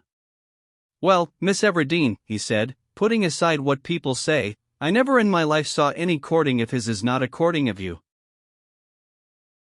Bathsheba would probably have terminated the conversation there and then by flatly forbidding the subject, had not her conscious weakness of position allured her to palter and argue in endeavors to better it. "Since this subject has been mentioned," she said very emphatically, "I am glad of the opportunity of clearing up a mistake which is very common and very provoking. I didn't definitely promise Mr. Boldwood anything. I have never cared for him. I respect him, and he has urged me to marry him. But I have given him no distinct answer. As soon as he returns I shall do so, and the answer will be that I cannot think of marrying him." People are full of mistakes, seemingly. They are. The other day they said you were trifling with him, and you almost proved that you were not. Lately they have said that you be not, and you straightway begin to show that I am, I suppose you mean. Well, I hope they speak the truth. They do, but wrongly applied. I don't trifle with him, but then, I have nothing to do with him.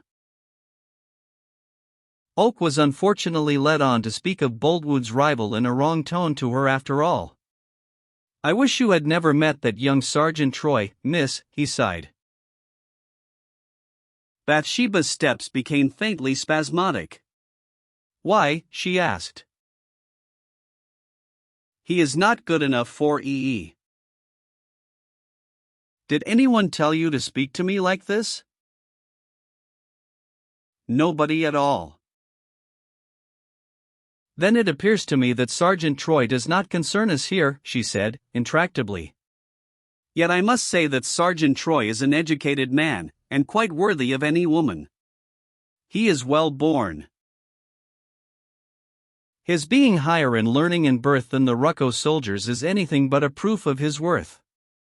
It shows his course to be downward." "I cannot see what this has to do with our conversation.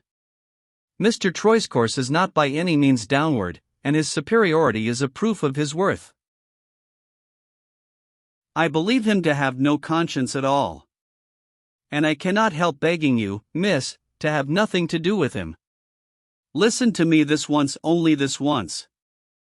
I don't say he's such a bad man as I have fancied, I pray to God he is not. But since we don't exactly know what he is, Why not behave as if he might be bad, simply for your own safety? Don't trust him, mistress, I ask you not to trust him so. Why, pray? I like soldiers, but this one I do not like, he said, sturdily. His cleverness in his calling may have tempted him astray, and what is mirth to the neighbors is ruin to the woman. When he tries to talk to EE again, why not turn away with a short good day, and when you see him coming one way, turn the other? When he says anything laughable, fail to see the point and don't smile, and speak of him before those who will report your talk as that fantastical man, or that sergeant what's his name. That man of a family that has come to the dogs. Don't be unmannerly towards Anne, but harmless and civil, and so get rid of the man. No Christmas robin detained by a window pane ever pulsed as did Bathsheba now. I say again, that it doesn't become you to talk about him. Why he should be mentioned passes me quite, she exclaimed desperately. I know this, that he is a thoroughly conscientious man, blunt sometimes even to rudeness, but always speaking his mind about you plain to your face. Oh.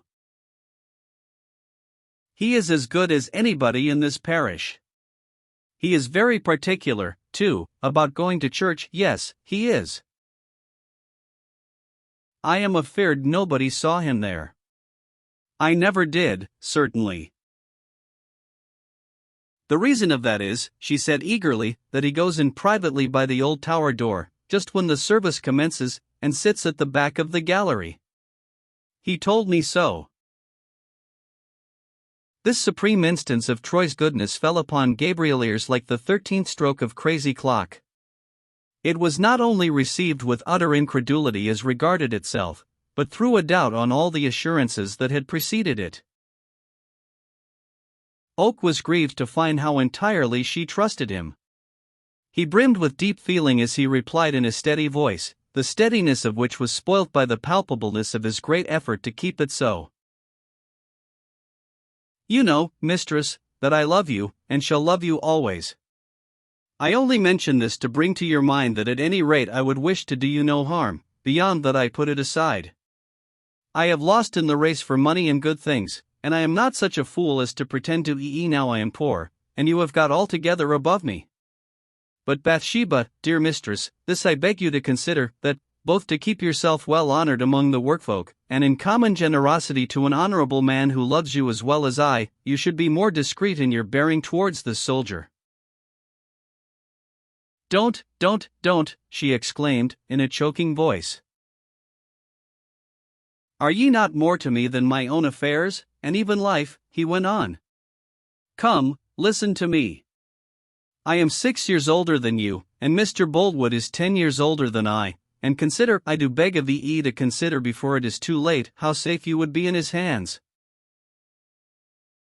Oak's allusion to his own love for her lessened, to some extent, her anger at his interference, but she could not really forgive him for letting his wish to marry her be eclipsed by his wish to do her good, any more than for his slighting treatment of Troy. I wish you to go elsewhere, she commanded, a paleness of face invisible to the eye being suggested by the trembling words. Do not remain on this farm any longer. I don't want you, I beg you to go. That's nonsense, said Oak, calmly. This is the second time you have pretended to dismiss me, and what's the use o' it? Pretended. You shall go, sir, your lecturing I will not hear. I am mistress here. Go, indeed, what folly will you say next? Treating me like Dick, Tom, and Harry when you know that a short time ago my position was as good as yours. Upon my life, Bathsheba, it is too barefaced.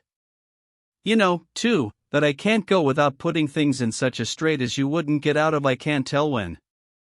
Unless, indeed, you'll promise to have an understanding man as bailiff, or manager, or something.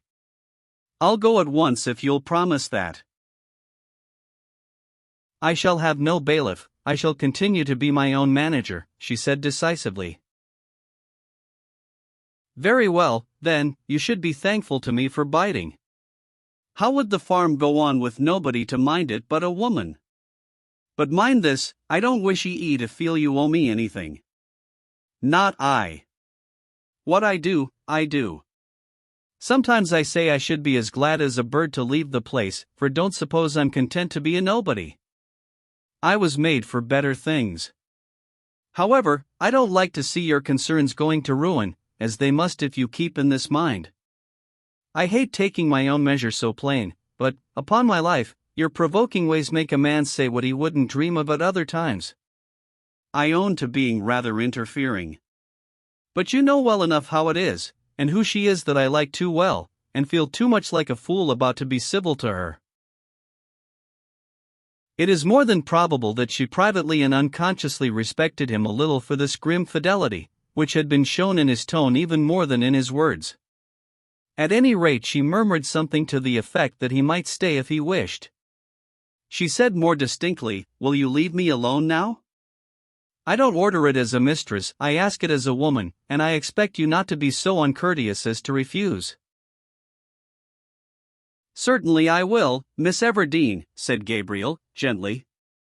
He wondered that the request should have come at this moment, for the strife was over, and they were on a most desolate hill, far from every human habitation, and the hour was getting late. He stood still and allowed her to get far ahead of him till he could only see her form upon the sky. A distressing explanation of this anxiety to be rid of him at that point now ensued. A figure apparently rose from the earth beside her. The shape beyond all doubt was Troy's. Oak would not be even a possible listener, and at once turned back till a good 200 yards were between the lovers and himself. Gabriel went home by way of the churchyard. In passing the tower, he thought of what she had said about the sergeant's virtuous habit of entering the church unperceived at the beginning of service. Believing that the little gallery door alluded to was quite disused, he ascended the external flight of steps at the top of which it stood, and examined it. The pale luster yet hanging in the northwestern heaven was sufficient to show that a sprig of ivy had grown from the wall across the door to a length of more than a foot, delicately tying the panel to the stone jamb. It was a decisive proof that the door had not been opened at least since Troy came back to Weatherbury. Chapter 30. Hot Cheeks and Tearful Eyes. Half an hour later Bathsheba entered her own house. There burnt upon her face when she met the light of the candles the flush and excitement which were little less than chronic with her now. The farewell words of Troy, who had accompanied her to the very door, still lingered in her ears. He had bidden her adieu for 2 days, which were, so he stated, to be spent at Bath and visiting some friends. He had also kissed her a second time. It is only fair to Bathsheba to explain here a little fact which did not come to light till a long time afterwards, that Troy's presentation of himself so aptly at the roadside this evening was not by any distinctly preconcerted arrangement. He had hinted, she had forbidden, and it was only on the chance of his still coming that she had dismissed Oak, fearing a meeting between them just then.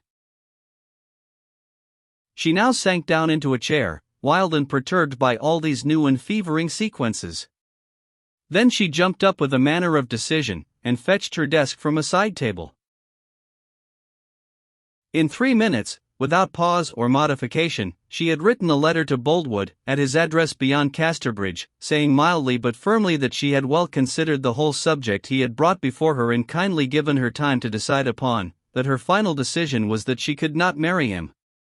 She had expressed to Oak an intention to wait till Boldwood came home before communicating to him her conclusive reply. But Bathsheba found that she could not wait. It was impossible to send this letter till the next day, yet to quell her uneasiness by getting it out of her hands, and so, as it were, setting the act in motion at once, she arose to take it to any one of the women who might be in the kitchen. She paused in the passage. A dialogue was going on in the kitchen, and Bathsheba and Troy were the subject of it.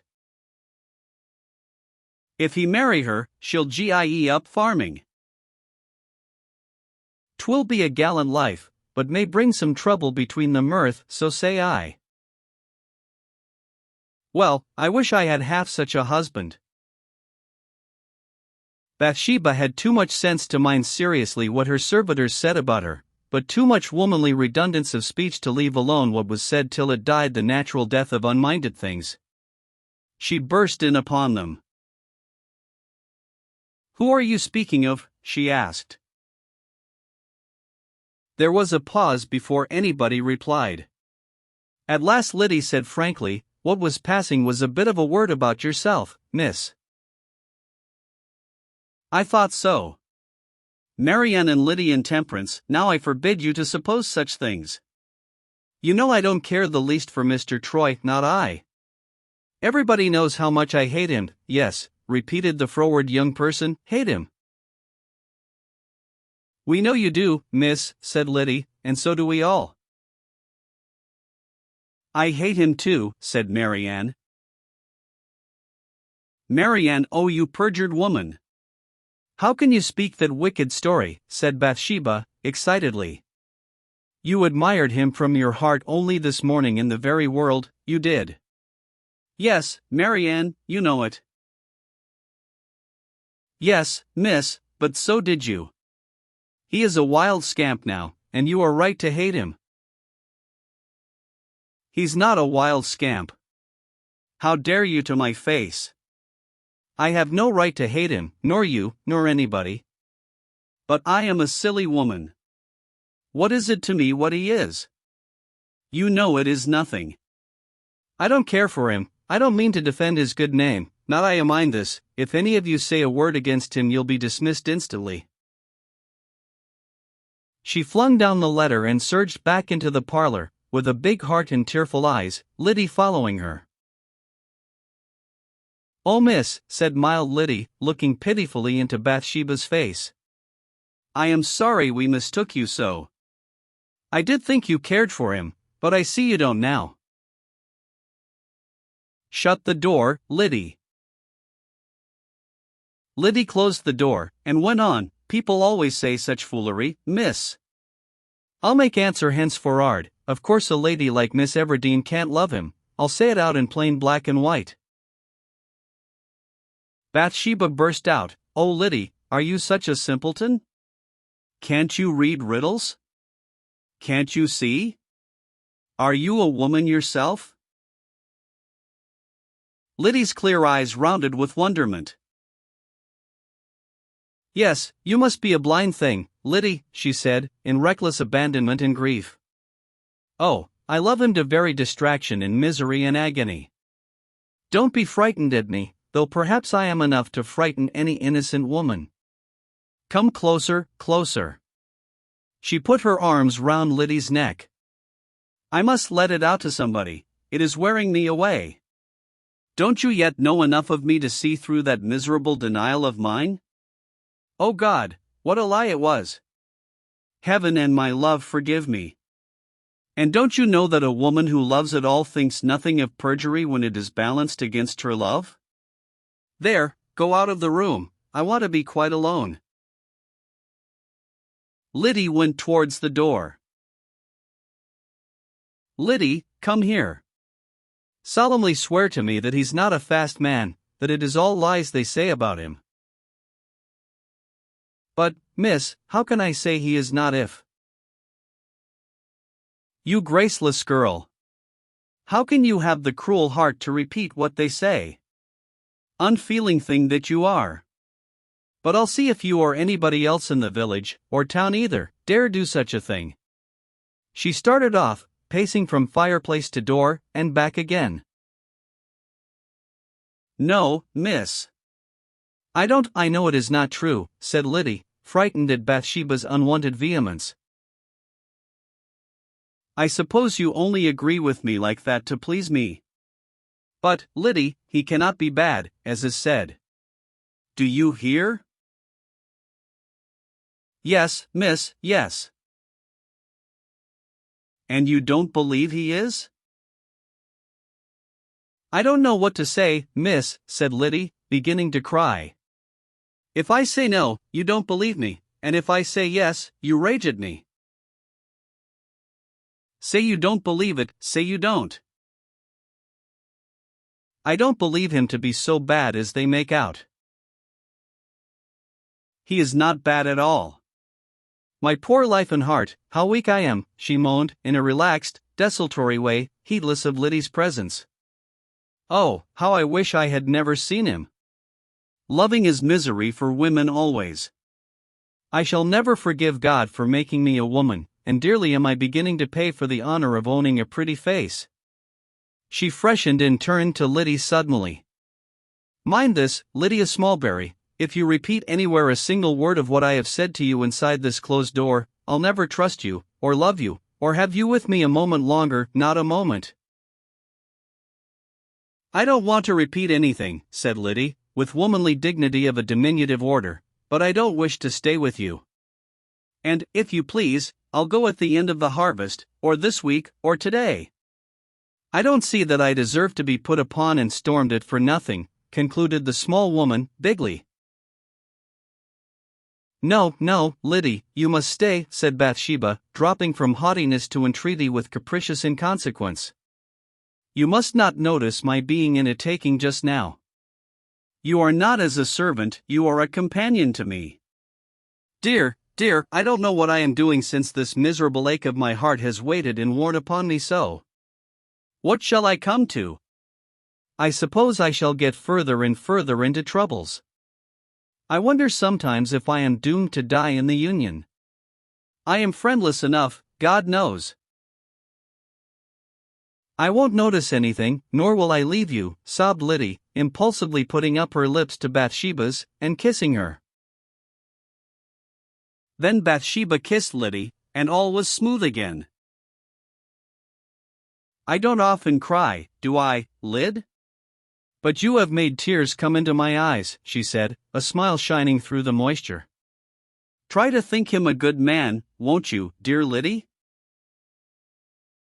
I will, miss, indeed. He is a sort of steady man in a wild way, you know.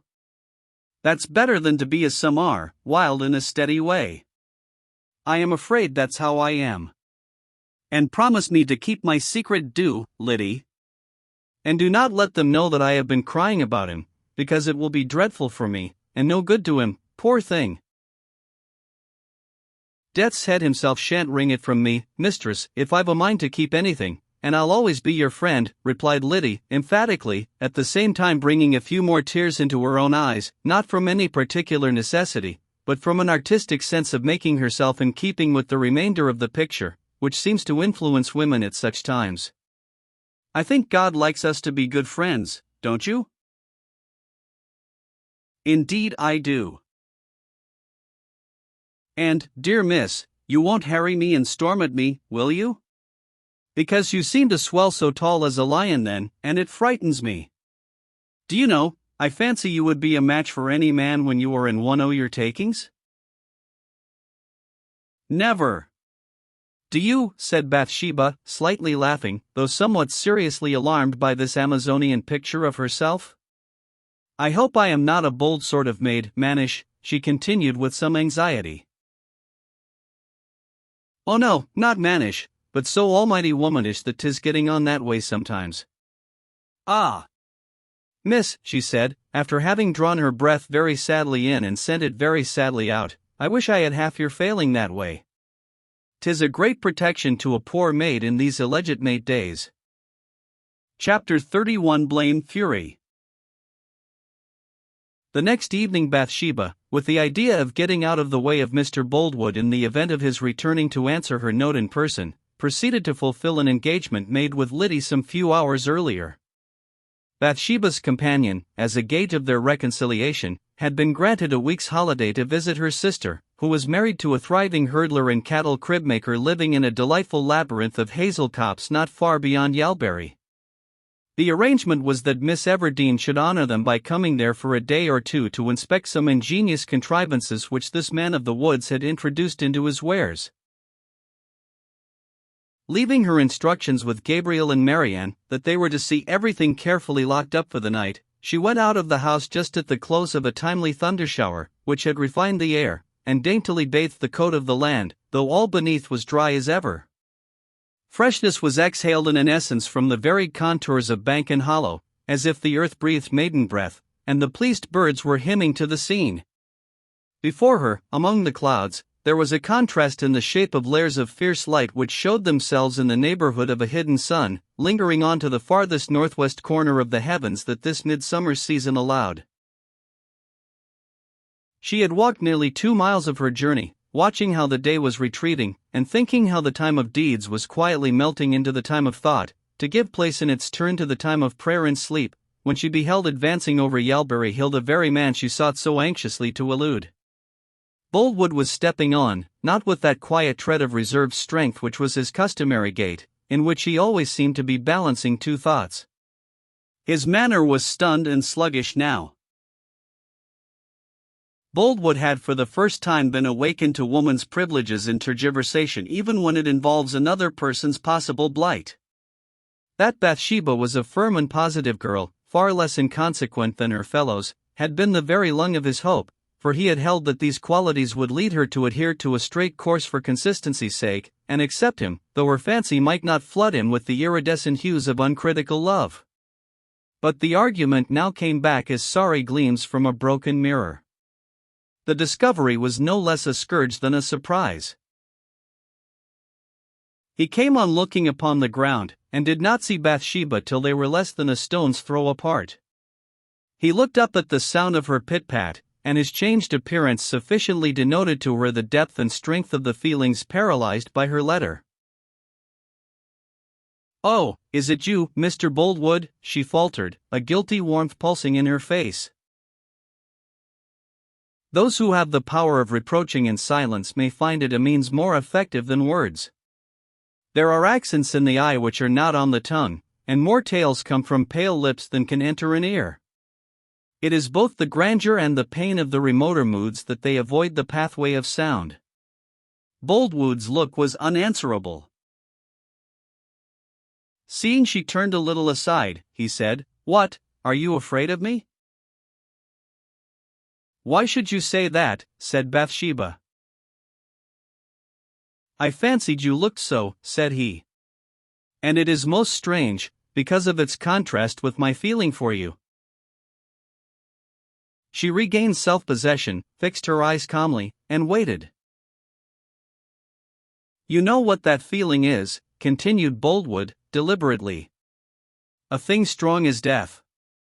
No dismissal by a hasty letter affects that." "I wish you did not feel so strongly about me," she murmured. "It is generous of you, and more than I deserve, but I must not hear it now." "Hear it? What do you think I have to say, then? I am not to marry you, and that's enough. Your letter was excellently plain. I want you to hear nothing, not I." Bathsheba was unable to direct her will into any definite groove for freeing herself from this fearfully awkward position. She confusedly said, "Good evening," and was moving on. Boldwood walked up to her heavily and dully. "Bathsheba, darling, is it final indeed?" "Indeed it is." "Oh, Bathsheba, have pity upon me!" Boldwood burst out. "God sake, yes, I am come to that lowest stage, to ask a woman for pity. Still, she is you, she is you." Bathsheba commanded herself well. But she could hardly get a clear voice for what came instinctively to her lips. There is little honor to the woman in that speech. It was only whispered, for something unutterably mournful no less than distressing in this spectacle of a man showing himself to be so entirely the vein of a passion enervated the feminine instinct for punctilios. "I am beyond myself about this, and am mad," he said. "I am no stoic at all to be supplicating here, but I do supplicate to you. I wish you knew what is in me of devotion to you, but it is impossible, that. In bare human mercy to a lonely man, don't throw me off now." "I don't throw you off, indeed, how can I? I never had you." In her noon-clear sense that she had never loved him, she forgot for a moment her thoughtless angle on that day in February. "But there was a time when you turned to me, before I thought of you. I don't reproach you, for even now I feel that the ignorant and cold darkness that I should have lived in if you had not attracted me by that letter, Valentine you call it, would have been worse than my knowledge of you, though it has brought this misery. But, I say, there was a time when I knew nothing of you, and cared nothing for you, and yet you drew me on. And if you say you gave me no encouragement, I cannot but contradict you. What you call encouragement was the childish game of an idle minute. I have bitterly repented of it, bitterly, and in tears. Can you still go on reminding me? I don't accuse you of it, I deplore it. I took for earnest what you insist was jest, and now this that I pray to be jest you say is awful, wretched earnest. Our moods meet at wrong places. I wish your feeling was more like mine, or my feeling more like yours. Oh, could I but have foreseen the torture that trifling trick was going to lead me into, how I should have cursed you, but only having been able to see it since, I cannot do that, for I love you too well. But it is weak, idle driveling to go on like this. Bathsheba, you are the first woman of any shade or nature that I have ever looked at to love, and it is the having been so near claiming you for my own that makes this denial so hard to bear. How nearly you promised me! But I don't speak now to move your heart, and make you grieve because of my pain. It is no use, that. I must bear it, my pain would get no less by paining you. But I do pity you deeply, oh, so deeply, she earnestly said. Do no such thing, do no such thing. Your dear love, Bathsheba, is such a vast thing beside your pity, that the loss of your pity as well as your love is no great addition to my sorrow, nor does the gain of your pity make it sensibly less. Oh sweet, how dearly you spoke to me behind the spear bed at the washing pool, and in the barn at the shearing, and that dearest last time in the evening at your home. Where are your pleasant words all gone, your earnest hope to be able to love me? Where is your firm conviction that you would get to care for me very much? Really forgotten, really? She checked emotion, looked him quietly and clearly in the face, and said in her low, firm voice, Mr. Boldwood, I promised you nothing. Would you have had me a woman of clay when you paid me that furthest, highest compliment a man can pay a woman, telling her he loves her? I was bound to show some feeling, if I would not be a graceless shrew. Yet each of those pleasures was just for the day just for the pleasure. How was I to know that what is a pastime to all other men was death to you? Have reason, do, and think more kindly of me. Well, never mind arguing, never mind. One thing is sure, you were all but mine, and now you are not nearly mine.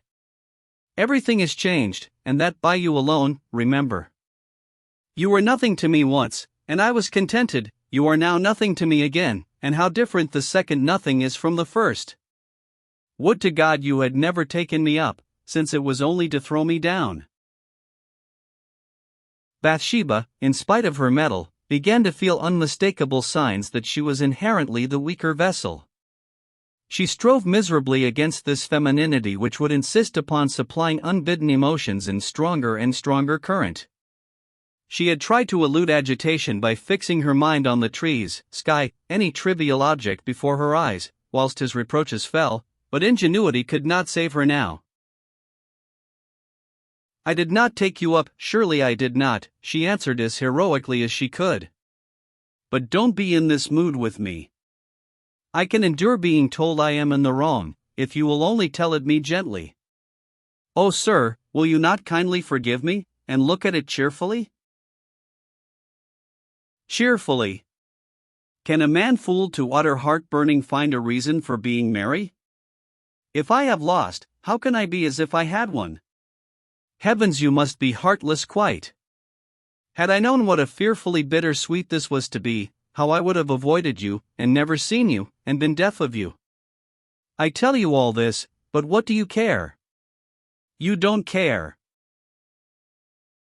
She returned silent and weak denials to his charges, and swayed her head desperately, as if to thrust away the words as they came showering about her ears from the lips of the trembling man in the climax of life, with his bronzed Roman face and fine frame. Dearest, dearest, I am wavering even now between the two opposites of recklessly renouncing you, and laboring humbly for you again. Forget that you have said no, and let it be as it was. Say, Bathsheba, that you only wrote that refusal to me in fun. Come, say it to me. It would be untrue, and painful to both of us. You overrate my capacity for love. I don't possess half the warmth of nature you believe me to have. An unprotected childhood in a cold world has beaten gentleness out of me. He immediately said with more resentment, that may be true, somewhat, but Miss Everdeen, it won't do as a reason. You are not the cold woman you would have me believe. No, no. It isn't because you have no feeling in you that you don't love me. You naturally would have me think so. You would hide from me that you have a burning heart like mine. You have love enough, but it is turned into a new channel. I know where. The swift music of her heart became hubbub now, and she throbbed to extremity. He was coming to Troy.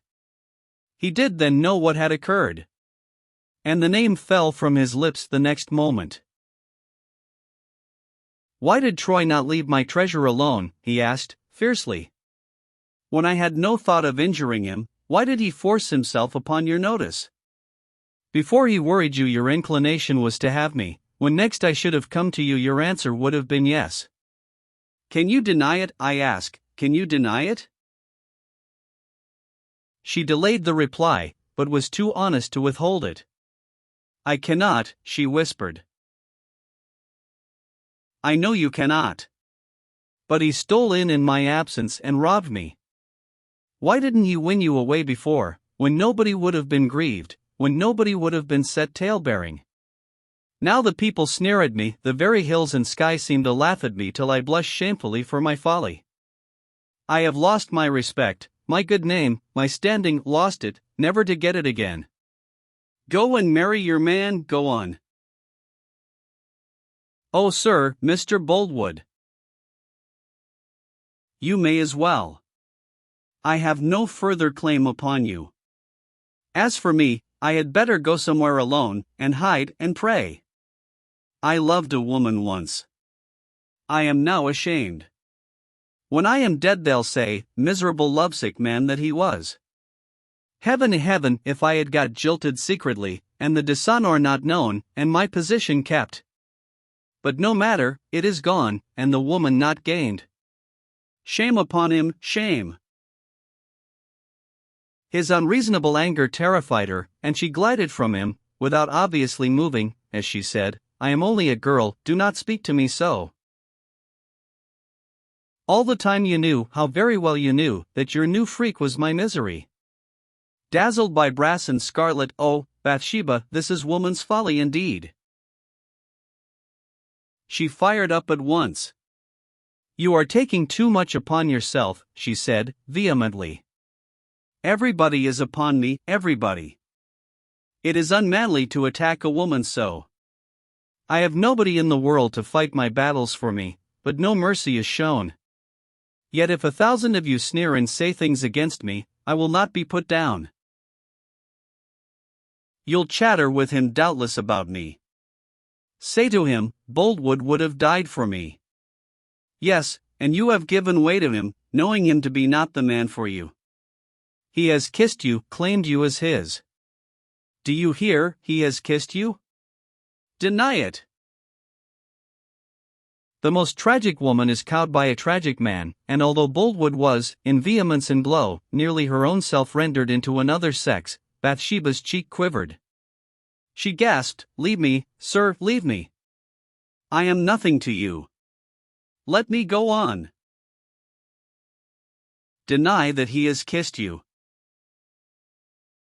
I shall not. Ha, then he has, came hoarsely from the farmer.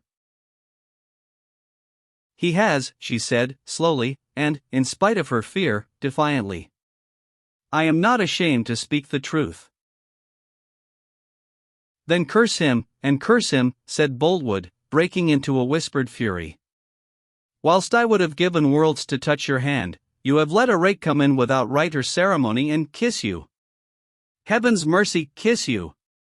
Ah, a time of his life shall come when he will have to repent, and think wretchedly of the pain he has caused another man, and then may he ache, and wish, and curse, and yearn as I do now. Don't pray down evil upon him, she implored in a miserable cry. Anything but that, anything. Oh, be kind to him, sir, for I love him true. Boldwood's ideas had reached that point of fusion at which outline and consistency entirely disappear. The impending night appeared to concentrate in his eye. He did not hear her at all now. I'll punish him, by my soul, that will I. I'll meet him, soldier or no, and I'll horsewhip the untimely stripling for this reckless theft of my one delight. If he were 100 men I'd horsewhip him. He dropped his voice suddenly and unnaturally. Bathsheba, sweet, lost coquette, pardon me. I've been blaming you, threatening you, behaving like a churl to you, when he's the greatest sinner. He stole your dear heart away with his unfathomable lies. It is a fortunate thing for him that he's gone back to his regiment, that he's away up the country, and not here. I hope he may not return here just yet. I pray God he may not come into my sight, for I may be tempted beyond myself. Oh, Bathsheba, keep him away, yes, keep him away from me. For a moment Boldwood stood so inertly after this that his soul seemed to have been entirely exhaled with the breath of his passionate words. He turned his face away, and withdrew, and his form was soon covered over by the twilight as his footsteps mixed in with the low hiss of the leafy trees. Bathsheba, who had been standing motionless as a model all this latter time, flung her hands to her face, and wildly attempted to ponder on the exhibition which had just passed away. Such astounding wells of fevered feeling in a still man like Mr. Boldwood were incomprehensible, dreadful. Instead of being a man trained to repression, he was what she had seen him. The force of the farmer's threats lay in their relation to a circumstance known at present only to herself. Her lover was coming back to Weatherbury in the course of the very next day or two. Troy had not returned to his distant barracks as Boldwood and others supposed, but had merely gone to visit some acquaintance in Bath, and had yet a week or more remaining to his furlough. She felt wretchedly certain that if he revisited her just at this nick of time, and came into contact with Boldwood, a fierce quarrel would be the consequence. She panted with solicitude when she thought of possible injury to Troy. The least spark would kindle the farmer's swift feelings of rage and jealousy. He would lose his self-mastery as he had this evening. Troy's blitheness might become aggressive, it might take the direction of derision, and Boldwood's anger might then take the direction of revenge. With almost a morbid dread of being thought a gushing girl, this guileless woman too well concealed from the world under a manner of carelessness the warm depths of her strong emotions.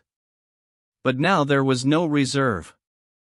In her distraction, instead of advancing further, she walked up and down, beating the air with her fingers, pressing on her brow, and sobbing brokenly to herself. Then she sat down on a heap of stones by the wayside to think. There she remained long. Above the dark margin of the earth appeared foreshores and promontories of coppery cloud, bounding a green and pellucid expanse in the western sky. Amaranthine glosses came over them then, and the unresting world wheeled her round to a contrasting prospect eastward, in the shape of indecisive and palpitating stars. She gazed upon their silent throes amid the shades of space, but realized none at all. Her troubled spirit was far away with Troy. Chapter 32 Night Horses Tramping. The village of Weatherbury was quiet as the graveyard in its midst, and the living were lying well nigh as still as the dead. The church clock struck 11. The air was so empty of other sounds that the whir of the clockwork immediately before the strokes was distinct, and so was also the click of the same at their close. The notes flew forth with the usual blind obtuseness of inanimate things, flapping and rebounding among walls, undulating against the scattered clouds, spreading through their interstices into unexplored miles of space.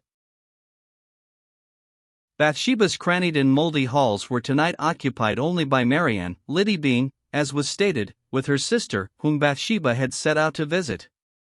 A few minutes after 11 had struck, Marianne turned in her bed with a sense of being disturbed. She was totally unconscious of the nature of the interruption to her sleep.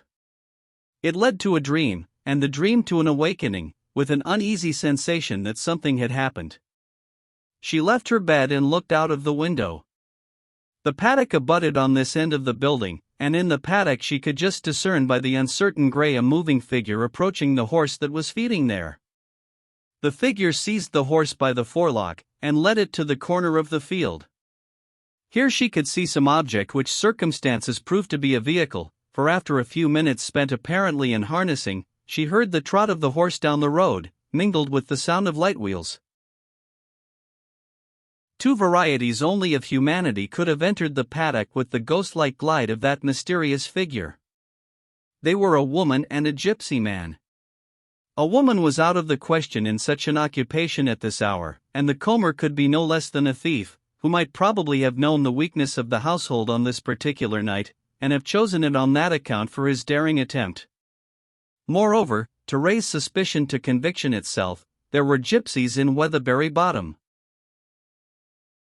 Marianne, who had been afraid to shout in the robber's presence, having seen him depart had no fear. She hastily slipped on her clothes, stumped down the disjointed staircase with its 100 creaks, ran to Coggan's, the nearest house, and raised an alarm. Coggan called Gabriel, who now again lodged in his house as at first, and together they went to the paddock. Beyond all doubt the horse was gone. "Hark," said Gabriel. They listened. Distinct upon the stagnant air came the sounds of a trotting horse passing up Longpuddle Lane, just beyond the gypsies' encampment in Weatherbury Bottom. "That's our dainty, I'll swear to her step," said Jan. "Mighty me! Won't Mrs. Storman call us stupids when she comes back?" moaned Marianne. "How I wish it had happened when she was at home, and none of us had been answerable." "We must ride after," said Gabriel, decisively. "I'll be responsible to Miss Everdeen for what we do." "Yes, we'll follow." "Faith, I don't see how," said Coggan. "All our horses are too heavy for that trick except little Poppet, and what's she between two of us? If we only had that pair over the hedge we might do something." "Which pair?" "Mr. Boldwood's tidy and Moll." "Then wait here till I come hither again," said Gabriel. He ran down the hill towards Farmer Boldwood's. "Farmer Boldwood is not at home," said Marianne. "All the better," said Coggan. "I know what he's gone for." Less than 5 minutes brought up Oak again, running at the same pace, with 2 halters dangling from his hand. "Where did you find em?" said Coggan, turning round and leaping upon the hedge without waiting for an answer. "Under the eaves." "I knew where they were kept," said Gabriel, following him. "Coggan, you can ride barebacked?" "There's no time to look for saddles." "Like a hero," said Jan. "Marianne, you go to bed," Gabriel shouted to her from the top of the hedge.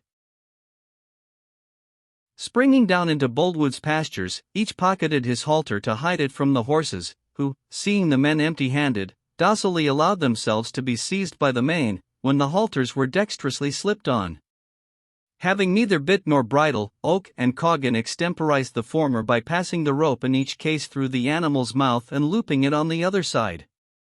Oak vaulted astride, and Coggan clambered up by aid of the bank, when they ascended to the gate and galloped off in the direction taken by Bathsheba's horse and the robber. Whose vehicle the horse had been harnessed to was a matter of some uncertainty. Weatherbury Bottom was reached in 3 or 4 minutes. They scanned the shady green patch by the roadside. The gypsies were gone. "The villains," said Gabriel. "Which way have they gone, I wonder?" "Straight on, as sure as God made little apples," said Jan. "Very well, we are better mounted, and must overtake em," said Oak. "Now on at full speed." No sound of the rider in their van could now be discovered. The road metal grew softer and more clayey as Weatherbury was left behind, and the late rain had wetted its surface to a somewhat plastic, but not muddy state. They came to crossroads. Coggin suddenly pulled up Moll and slipped off. "What's the matter?" said Gabriel. "We must try to track M, since we can't hear M," said Jan, fumbling in his pockets. He struck a light, and held the match to the ground. The rain had been heavier here, and all foot and horse tracks made previous to the storm had been abraded and blurred by the drops, and they were now so many little scoops of water, which reflected the flame of the match like eyes. One set of tracks was fresh and had no water in them, one pair of ruts was also empty, and not small canals, like the others. The footprints forming this recent impression were full of information as to pace. They were in equidistant pairs, 3 or 4 feet apart, the right and left foot of each pair being exactly opposite one another. "Straight on!" Jan exclaimed. "Tracks like that mean a stiff gallop. No wonder we don't hear him. And the horse is harnessed, look at the ruts. Aye, that's our mare sure enough." "How do you know?" "Old Jimmy Harris only shoot her last week, and I'd swear to his make among 10,000. "The rest of the gypsies must hug on earlier, or some other way," said Oak. "You saw there were no other tracks?" "True. They rode along silently for a long weary time. Coggin carried an old pinchbeck repeater which he had inherited from some genius in his family, and had now struck one. He lighted another match, and examined the ground again. "'Tis a canter now," he said, throwing away the light. "A twisty, rickety pace for a gig. The fact is, they overdrove her at starting. We shall catch 'em yet." Again they hastened on, and entered Blackmore Vale. Coggin's watch struck 1. When they looked again, the hoof marks were so spaced as to form a sort of zigzag if united, like the lamps along a street. "That's a trot, I know," said Gabriel. "Only a trot now," said Coggin, cheerfully. "We shall overtake him in time." They pushed rapidly on for yet 2 or 3 miles. "Ah! A moment," said January, "let's see how she was driven up this hill. 'Twill help us." A light was promptly struck upon his gaiters as before, and the examination made. "Hurrah," said Coggin. "She walked up here, and well she might. We shall get them in 2 miles, for a crown." They rode 3, and listened. No sound was to be heard save a millpond trickling hoarsely through a hatch, and suggesting gloomy possibilities of drowning by jumping in. Gabriel dismounted when they came to a turning. The tracks were absolutely the only guide as to the direction that they now had, and great caution was necessary to avoid confusing them with some others which had made their appearance lately. "What does this mean, though, I guess," said Gabriel, looking up at Coggin as he moved the match over the ground about the turning. Coggin, who, no less than the panting horses, had latterly shown signs of weariness, again scrutinized the mystic characters. This time only 3 were of the regular horseshoe shape. Every 4th was a dot. He screwed up his face and emitted a long few WW. "Lame," said Oak. "Yes. Dainty as Lamed, the near foot afore," said Coggin slowly, staring still at the footprints. "We'll push on," said Gabriel, remounting his humid steed. Although the road along its greater part had been as good as any turnpike road in the country, it was nominally only a byway. The last turning had brought them into the high road leading to Bath. Coggin recollected himself. "We shall have him now," he exclaimed. "Where?" "Shirton Turnpike. The keeper of that gate is the sleepiest man between here and London, Dan Randall, that's his name, knowed in for years, when he was at Casterbridge Gate. Between the lameness and the gate 'tis a done job. They now advanced with extreme caution. Nothing was said until, against a shady background of foliage, 5 white bars were visible, crossing their route a little way ahead. "Hush, we are almost close," said Gabriel. "Amble on upon the grass," said Coggan. The white bars were blotted out in the midst by a dark shape in front of them. The silence of this lonely time was pierced by an exclamation from that quarter. "Hoy ahoy! Gate!" It appeared that there had been a previous call which they had not noticed, for on their close approach the door of the turnpike house opened, and the keeper came out half-dressed, with a candle in his hand. The rays illumined the whole group. "Keep the gate close," shouted Gabriel. "He has stolen the horse." "Who?" said the turnpike man. Gabriel looked at the driver of the gig, and saw a woman, Bathsheba, his mistress. On hearing his voice she had turned her face away from the light. Coggan had, however, caught sight of her in the meanwhile. "Why, 'tis mistress, I'll take my oath," he said, amazed. Bathsheba it certainly was, and she had by this time done the trick she could do so well in crises not of love, namely, mask a surprise by coolness of manner. "Well, Gabriel," she inquired quietly, "where are you going?" "We thought," began Gabriel. "I am driving to Bath," she said, taking for her own use the assurance that Gabriel lacked. "An important matter made it necessary for me to give up my visit to Liddy, and go off at once." "What, then, were you following me?" "We thought the horse was stole." "Well, what a thing! How very foolish of you not to know that I had taken the trap and horse. I could neither wake Marianne nor get into the house, though I hammered for 10 minutes against her windowsill. Fortunately, I could get the key of the coach-house, so I troubled no one further." "Didn't you think it might be me?" "Why should we, miss?" "Perhaps not." "Why, those are never Farmer Boldwood's horses." "Goodness mercy!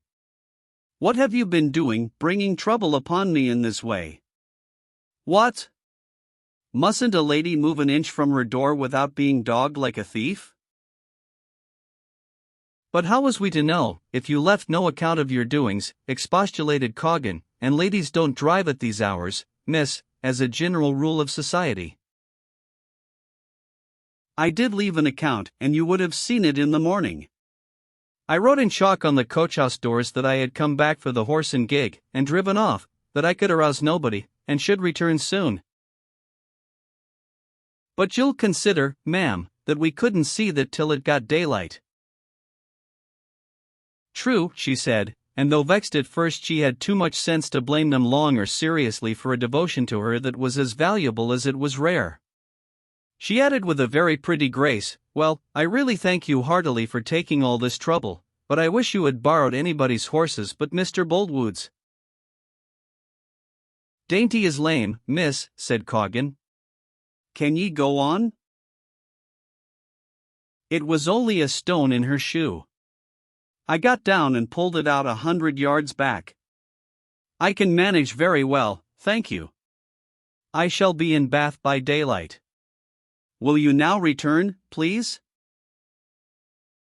She turned her head, the gateman's candle shimmering upon her quick, clear eyes as she did so, passed through the gate, and was soon wrapped in the embowering shades of mysterious summer boughs.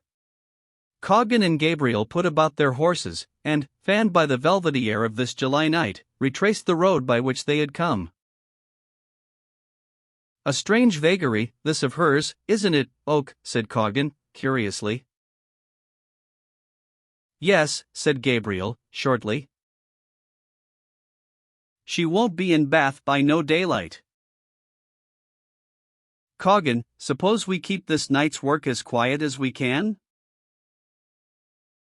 I am of one and the same mind. Very well.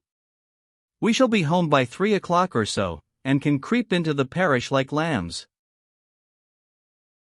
Bathsheba's perturbed meditations by the roadside had ultimately evolved a conclusion that there were only two remedies for the present desperate state of affairs.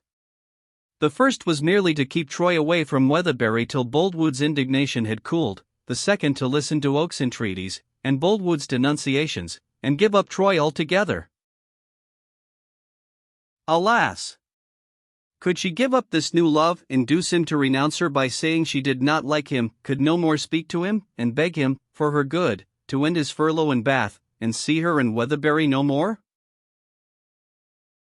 It was a picture full of misery, but for a while she contemplated it firmly, allowing herself, nevertheless, as girls will, to dwell upon the happy life she would have enjoyed had Troy been Boldwood, and the path of love the path of duty, inflicting upon herself gratuitous tortures by imagining him the lover of another woman after forgetting her, for she had penetrated Troy's nature so far as to estimate his tendencies pretty accurately, but unfortunately loved him no less in thinking that he might soon cease to love her, indeed, considerably more. She jumped to her feet. She would see him at once. Yes, she would implore him by word of mouth to assist her in this dilemma. A letter to keep him away could not reach him in time, even if he should be disposed to listen to it. Was Bathsheba altogether blind to the obvious fact that the support of a lover's arms is not of a kind best calculated to assist a resolve to renounce him? Or was she sophistically sensible, with a thrill of pleasure, that by adopting this course for getting rid of him she was ensuring a meeting with him, at any rate, once more? It was now dark, and the hour must have been nearly 10. The only way to accomplish her purpose was to give up her idea of visiting Lydia at Yalbury, return to Weatherbury Farm, put the horse into the gig, and drive at once to Bath. The scheme seemed at first impossible. The journey was a fearfully heavy one, even for a strong horse, at her own estimate, and she much underrated the distance. It was most venturesome for a woman, at night, and alone.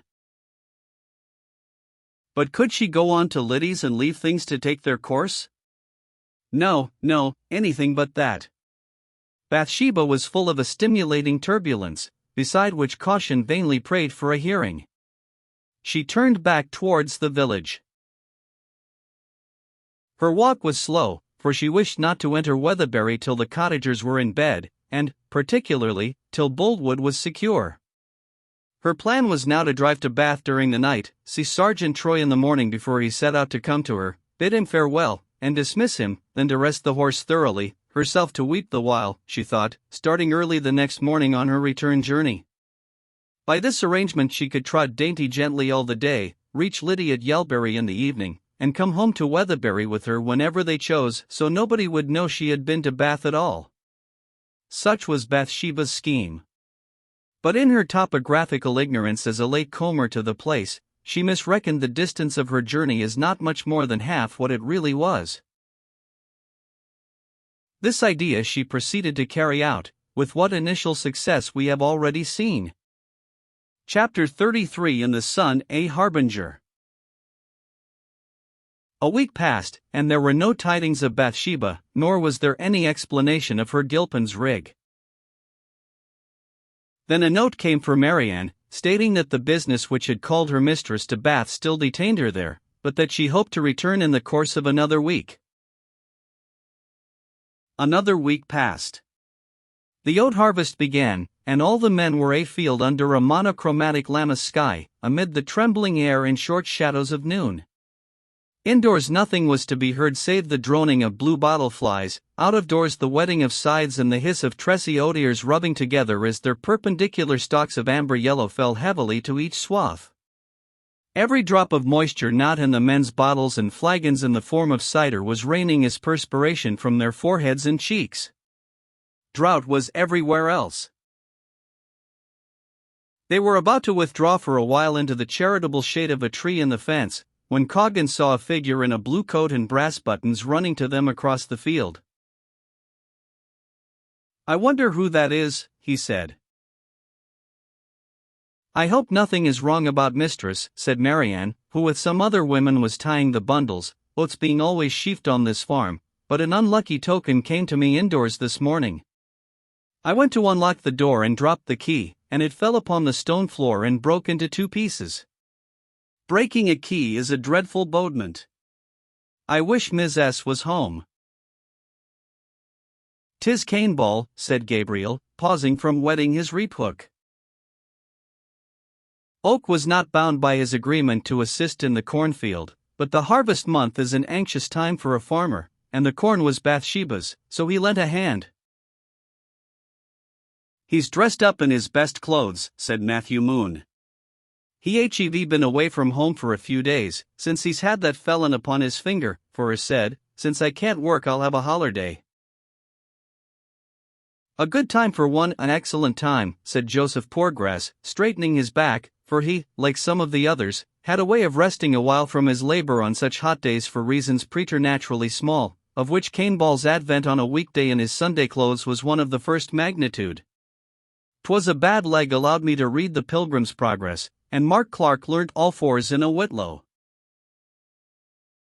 Aye, and my father put his arm out of joint to have time to go courting, said Jan Coggan, in an eclipsing tone, wiping his face with his shirt sleeve and thrusting back his hat upon the nape of his neck.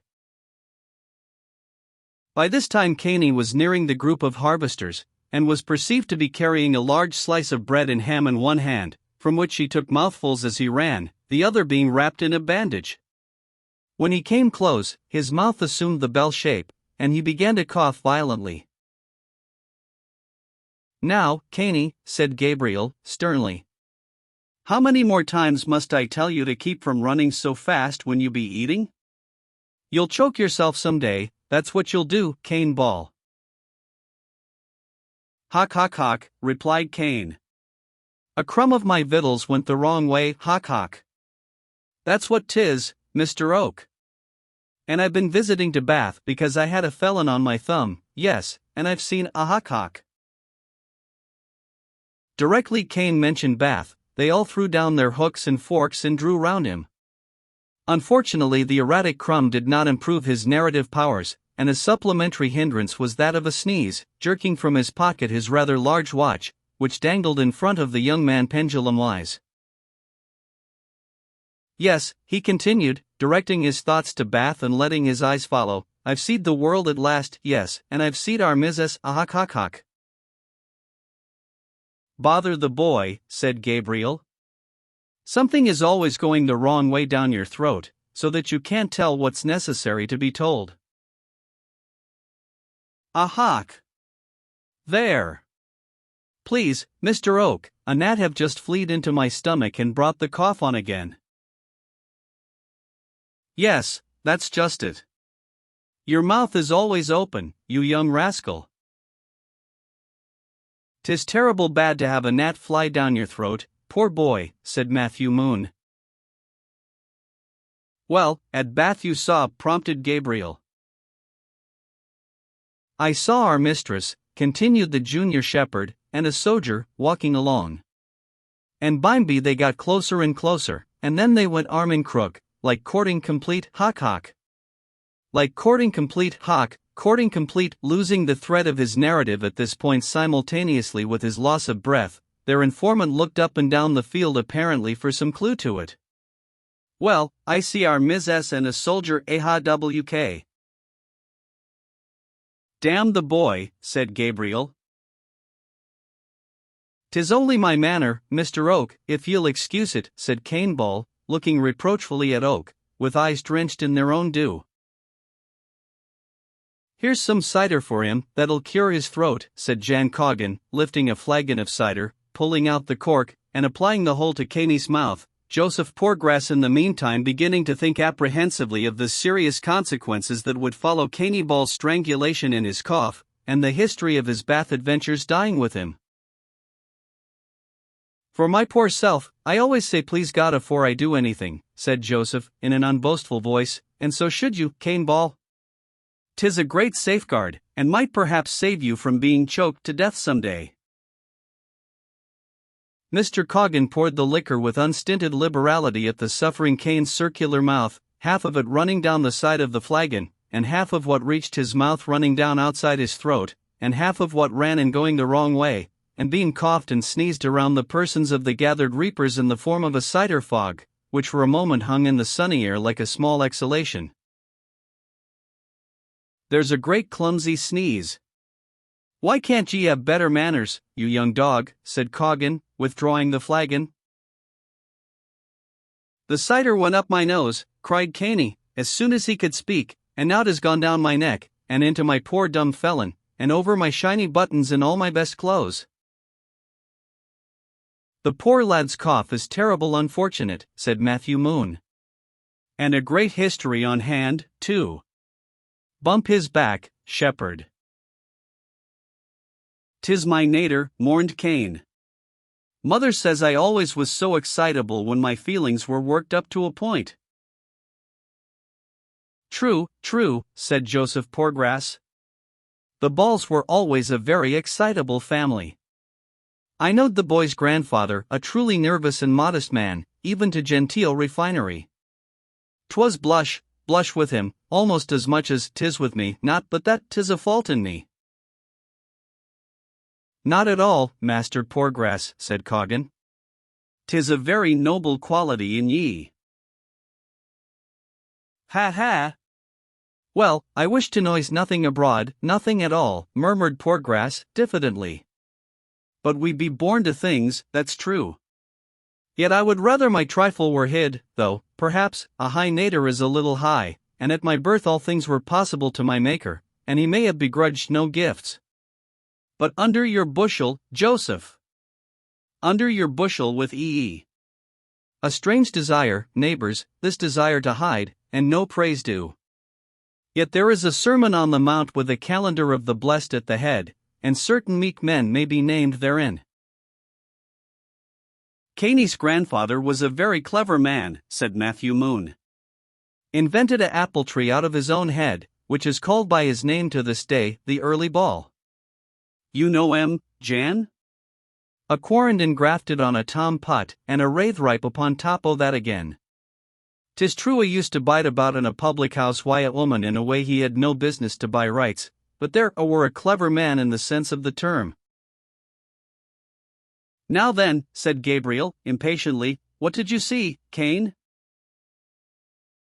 "I seed our Mrs. go into a sort of a park place, where there's seats, and shrubs and flowers, arm in crook with a sojer," continued Caney, firmly, and with a dim sense that his words were very effective as regarded Gabriel's emotions. "And I think the sojer was Sergeant Troy. And they sat there together for more than half an hour, talking moving things, and she once was crying a'most to death. And when they came out her eyes were shining and she was as white as a lily, and they looked into one another's faces, as far gone friendly as a man and woman can be." Gabriel's features seemed to get thinner. "Well, what did you see besides?" "Oh, all sorts. White as a lily." "You are sure 'twas she?" "Yes." "Well, what besides?" "Great glass windows to the shops, and great clouds in the sky, full of rain, and old wooden trees in the country round." "You stun pole! What will ye say next?" said Coggan. "Let en alone," interposed Joseph Poorgrass. "The boy's meaning is that the sky and the earth in the kingdom of Bath is not altogether different from ours here. 'Tis for our good to gain knowledge of strange cities, and as such the boy's words should be suffered, so to speak it." "And the people of Bath," continued Cane, "never need to light their fires except as a luxury, for the water springs up out of the earth ready boiled for use." "'Tis true as the light," testified Matthew Moon. "I've heard other navigators say the same thing." "They drink nothing else there," said Cane, "and seem to enjoy it, to see how they swaller it down." "Well, it seems a barbarian practice enough to us, but I dare say the natives think nothing o' it," said Matthew. And don't victuals spring up as well as drink? Asked Coggan, twirling his eye. No, I own to a blot there in Bath, a true blot. God didn't provide with victuals as well as drink, and 'twas a drawback I couldn't get over at all. Well, 'tis a curious place, to say the least, observed Moon, and it must be a curious people that live therein. Miss Everdeen and the soldier were walking about together, you say, said Gabriel, returning to the group. Aye, and she wore a beautiful gold-color silk gown, trimmed with black lace, that would have stood alone without legs inside if required. 'Twas a very winsome sight, and her hair was brushed splendid. And when the sun shone upon the bright gown and his red coat, my! How handsome they looked! You could see 'em all the length of the street. And what then? Murmured Gabriel. And then I went into Griffin's to hae my boots hobbed, and then I went to Riggs's batty cake shop, and asked em for a penn'orth of the cheapest and nicest stales, that were all but blue mouldy, but not quite. And whilst I was chawing em down I walked on and seed a clock with a face as big as a baking trendle. But that's nothing to do with mistress. I'm coming to that, if you'll leave me alone, Mr. Oak, remonstrated Caney. If you excites me, perhaps you'll bring on my cough, and then I shan't be able to tell ye nothing. Yes, let him tell it his own way, said Coggan. Gabriel settled into a despairing attitude of patience, and Caney went on. And there were great large houses, and more people all the week long than at Weatherbury Club walking on White Tuesdays. And I went to grand churches and chapels. And how the parson would pray! Yes, he would kneel down and put up his hands together, and make the holy gold rings on his fingers gleam and twinkle in your eyes, that he'd earned by praying so excellent well. Ah yes, I wish I lived there. Our poor parson thirdly can't get no money to buy such rings, said Matthew Moon, thoughtfully. And as good a man as ever walked. I don't believe poor thirdly have a single one, even of humblest tin or copper. Such a great ornament as they'd be to him on a dull afternoon, when he's up in the pulpit lighted by the wax candles. But 'tis impossible, poor man. Ah, to think how unequal things be. Perhaps he's made of different stuff than to wear 'em, said Gabriel, grimly. Well, that's enough of this. Go on, Caney, quick. Oh, and the new style of parsons wear mustaches and long beards, continued the illustrious traveler, and look like Moses and Aaron complete, and make we folks in the congregation feel all over like the children of Israel. A very right feeling, very, said Joseph Poorgrass. And there's two religions going on in the nation now, High Church and High Chapel. And, thinks I, I'll play fair, so I went to High Church in the morning, and High Chapel in the afternoon. A right and proper boy, said Joseph Poorgrass. Well, at High Church they pray singing, and worship all the colors of the rainbow, and at High Chapel they pray preaching, and worship drab and whitewash only. And then, I didn't see no more of Miss Everdeen at all. Why didn't you say so afore, then? Exclaimed Oak, with much disappointment. Ah, said Matthew Moon, she'll wish her cake dough if so be she's over-intimate with that man. She's not over-intimate with him, said Gabriel, indignantly. She would know better, said Coggan. Our Mrs. has too much sense under they knots of black hair to do such a mad thing. You see, he's not a coarse, ignorant man, for he was well brought up, said Matthew, dubiously. 'Twas only wildness that made him a soldier, and maid's rather like your man of sin. Now, Cane Ball, said Gabriel restlessly, can you swear in the most awful form that the woman you saw was Miss Everdeen? Cane Ball, you be no longer a babe and suckling, said Joseph in the sepulchral tone the circumstances demanded, and you know what taking an oath is. 'Tis a horrible testament, mind ye, which you say and seal with your bloodstone, and the prophet Matthew tells us that on whomsoever it shall fall it will grind him to powder. Now, before all the workfolk here assembled, can you swear to your words as the shepherd asks ye? Please no, Mr. Oak, said Caney, looking from one to the other with great uneasiness at the spiritual magnitude of the position. I don't mind saying 'tis true, but I don't like to say 'tis damn true, if that's what you mean. Cain, how can you? Asked Joseph sternly. You be asked to swear in a holy manner, and you swear like wicked Shimei, the son of Gera, who cursed as he came. Young man, fie.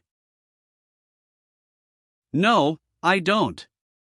'Tis you want to squander a poor boy's soul, Joseph Poorgrass, that's what 'tis, said Cain, beginning to cry. All I mean is that in common truth, 'twas Miss Everdeen and Sergeant Troy, but in the horrible so help me truth that ye want to make of it perhaps 'twas somebody else. There's no getting at the rights of it, said Gabriel, turning to his work. Cain Ball, you'll come to a bit of bread, groaned Joseph Poorgrass. Then the reaper's hooks were flourished again, and the old sounds went on. Gabriel, without making any pretense of being lively, did nothing to show that he was particularly dull. However, Coggan knew pretty nearly how the land lay, and when they were in a nook together he said, Don't take on about her, Gabriel. What difference does it make whose sweetheart she is, since she can't be yours? That's the very thing I say to myself, said Gabriel. Chapter 34 Home Again, a Trickster. That same evening at dusk Gabriel was leaning over Coggan's garden gate, taking an up-and-down survey before retiring to rest. A vehicle of some kind was softly creeping along the grassy margin of the lane. From it spread the tones of two women talking. The tones were natural and not at all suppressed. Oak instantly knew the voices to be those of Bathsheba and Liddy. The carriage came opposite and passed by. It was Miss Everdeen's gig, and Liddy and her mistress were the only occupants of the seat. Liddy was asking questions about the city of Bath, and her companion was answering them listlessly and unconcernedly. Both Bathsheba and the horse seemed weary. The exquisite relief of finding that she was here again, safe and sound, overpowered all reflection, and Oak could only luxuriate in the sense of it. All grave reports were forgotten. He lingered and lingered on, till there was no difference between the eastern and western expanses of sky, and the timid hares began to limp courageously round the dim hillocks. Gabriel might have been there an additional half-hour when a dark form walked slowly by. Good night, Gabriel, the passer said. It was Boldwood. Good night, sir, said Gabriel. Boldwood likewise vanished up the road, and Oak shortly afterwards turned indoors to bed. Farmer Boldwood went on towards Miss Everdeen's house. He reached the front, and approaching the entrance, saw a light in the parlor. The blind was not drawn down, and inside the room was Bathsheba, looking over some papers or letters. Her back was towards Boldwood. He went to the door, knocked, and waited with tense muscles and an aching brow. Boldwood had not been outside his garden since his meeting with Bathsheba in the road to Yalbury. Silent and alone, he had remained in moody meditation on woman's ways, deeming as essentials of the whole sex the accidents of the single one of their number he had ever closely beheld. By degrees a more charitable temper had pervaded him, and this was the reason of his sally tonight. He had come to apologize and beg forgiveness of Bathsheba with something like a sense of shame at his violence, having but just now learnt that she had returned only from a visit to Liddy, as he supposed, the Bath escapade being quite unknown to him. He inquired for Miss Everdeen. Liddy's manner was odd, but he did not notice it. She went in, leaving him standing there, and in her absence the blind of the room containing Bathsheba was pulled down. Boldwood augured ill from that sign. Liddy came out. My mistress cannot see you, sir, she said. The farmer instantly went out by the gate. He was unforgiven, that was the issue of it all. He had seen her who was to him simultaneously a delight and a torture, sitting in the room he had shared with her as a peculiarly privileged guest only a little earlier in the summer, and she had denied him an entrance there now. Boldwood did not hurry homeward. It was 10 o'clock at least, when, walking deliberately through the lower part of Weatherbury, he heard the carrier's spring van entering the village. The van ran to and from a town in a northern direction, and it was owned and driven by a Weatherbury man, at the door of whose house it now pulled up. The lamp fixed to the head of the hood illuminated a scarlet and gilded form, who was the first to alight. "Ah," said Boldwood to himself, "come to see her again." Troy entered the carrier's house, which had been the place of his lodging on his last visit to his native place. Boldwood was moved by a sudden determination. He hastened home. In 10 minutes he was back again, and made as if he were going to call upon Troy at the carrier's. But as he approached, someone opened the door and came out. He heard this person say good night to the inmates, and the voice was Troy's. This was strange, coming so immediately after his arrival. Boldwood, however, hastened up to him. Troy had what appeared to be a carpet-bag in his hand, the same that he had brought with him. It seemed as if he were going to leave again this very night. Troy turned up the hill and quickened his pace. Boldwood stepped forward. "Sergeant Troy?" "Yes, I'm Sergeant Troy. Just arrived from up the country, I think." "Just arrived from Bath." "I am William Boldwood." "Indeed." The tone in which this word was uttered was all that had been wanted to bring Boldwood to the point. "I wish to speak a word with you," he said. "What about?" "About her who lives just ahead there, and about a woman you have wronged."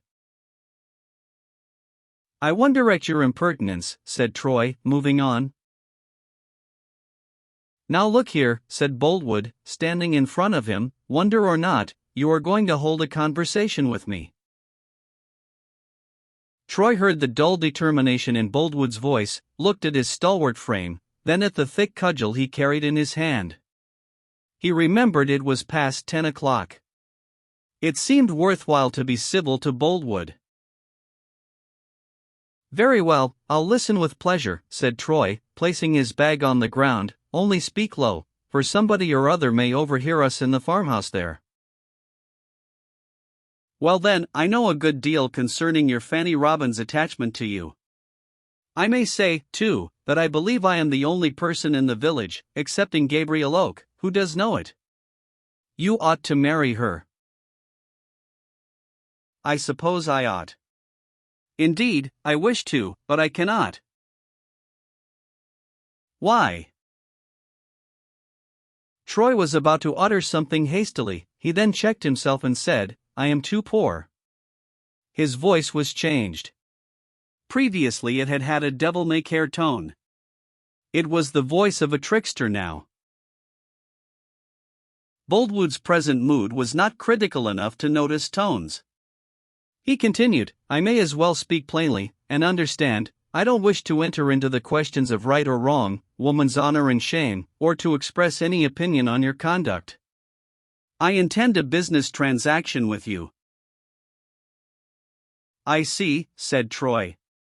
"Suppose we sit down here." An old tree trunk lay under the hedge immediately opposite, and they sat down. "I was engaged to be married to Miss Everdeen," said Boldwood, "but you came in." "Not engaged," said Troy.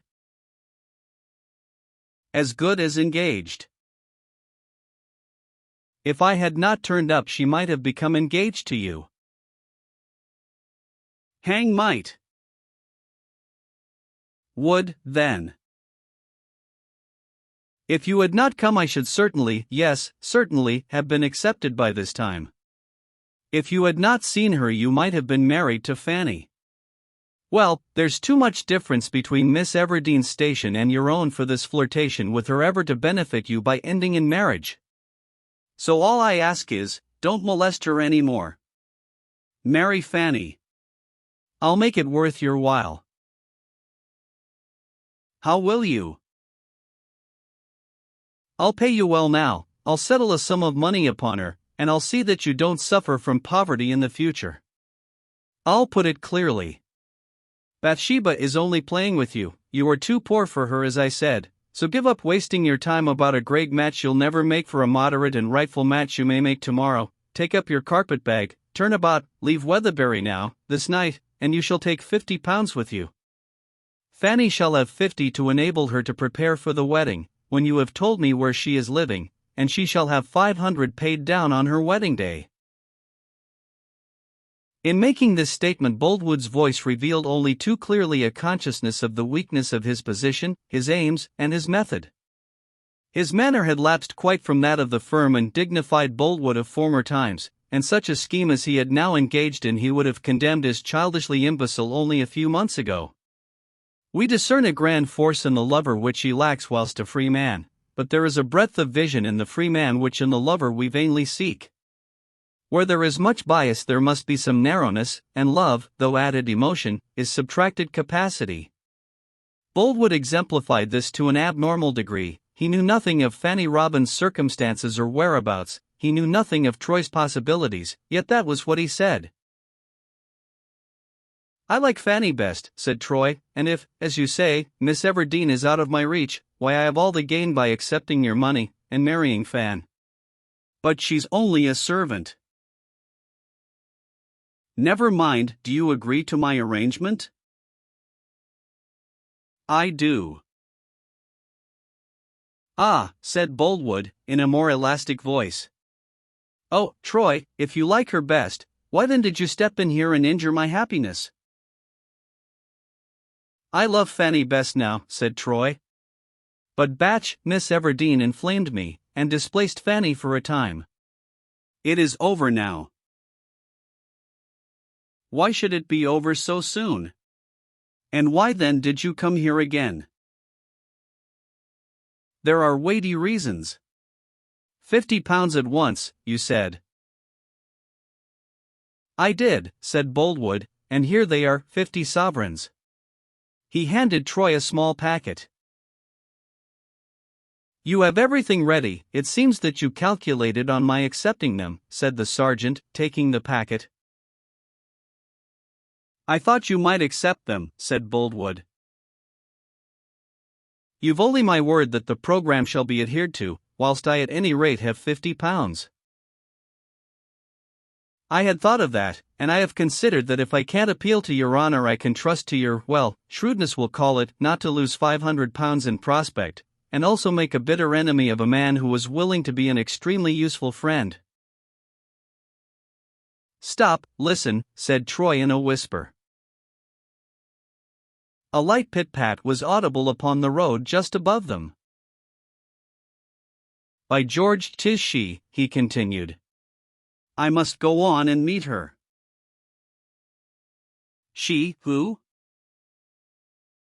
Bathsheba. Bathsheba out alone at this time o' night, said Boldwood in amazement, and starting up. Why must you meet her? She was expecting me tonight, and I must now speak to her, and wish her goodbye, according to your wish. I don't see the necessity of speaking. It can do no harm, and she'll be wandering about looking for me if I don't. You shall hear all I say to her. It will help you in your love-making when I am gone. Your tone is mocking. Oh no. And remember this, if she does not know what has become of me, she will think more about me than if I tell her flatly I have come to give her up. Will you confine your words to that one point? Shall I hear every word you say? Every word. Now sit still there, and hold my carpet bag for me, and mark what you hear. The light footstep came closer, halting occasionally, as if the walker listened for a sound. Troy whistled a double note in a soft, fluty tone. "Come to that, is it?" murmured Boldwood, uneasily. "You promised silence," said Troy. "I promise again." Troy stepped forward. "Frank, dearest, is that you?" The tones were Bathsheba's. "Oh God," said Boldwood. "Yes," said Troy to her. "How late you are," she continued, tenderly. "Did you come by the carrier?" "I listened and heard his wheels entering the village, but it was some time ago, and I had almost given you up, Frank." "I was sure to come," said Frank. "You knew I should, did you not?"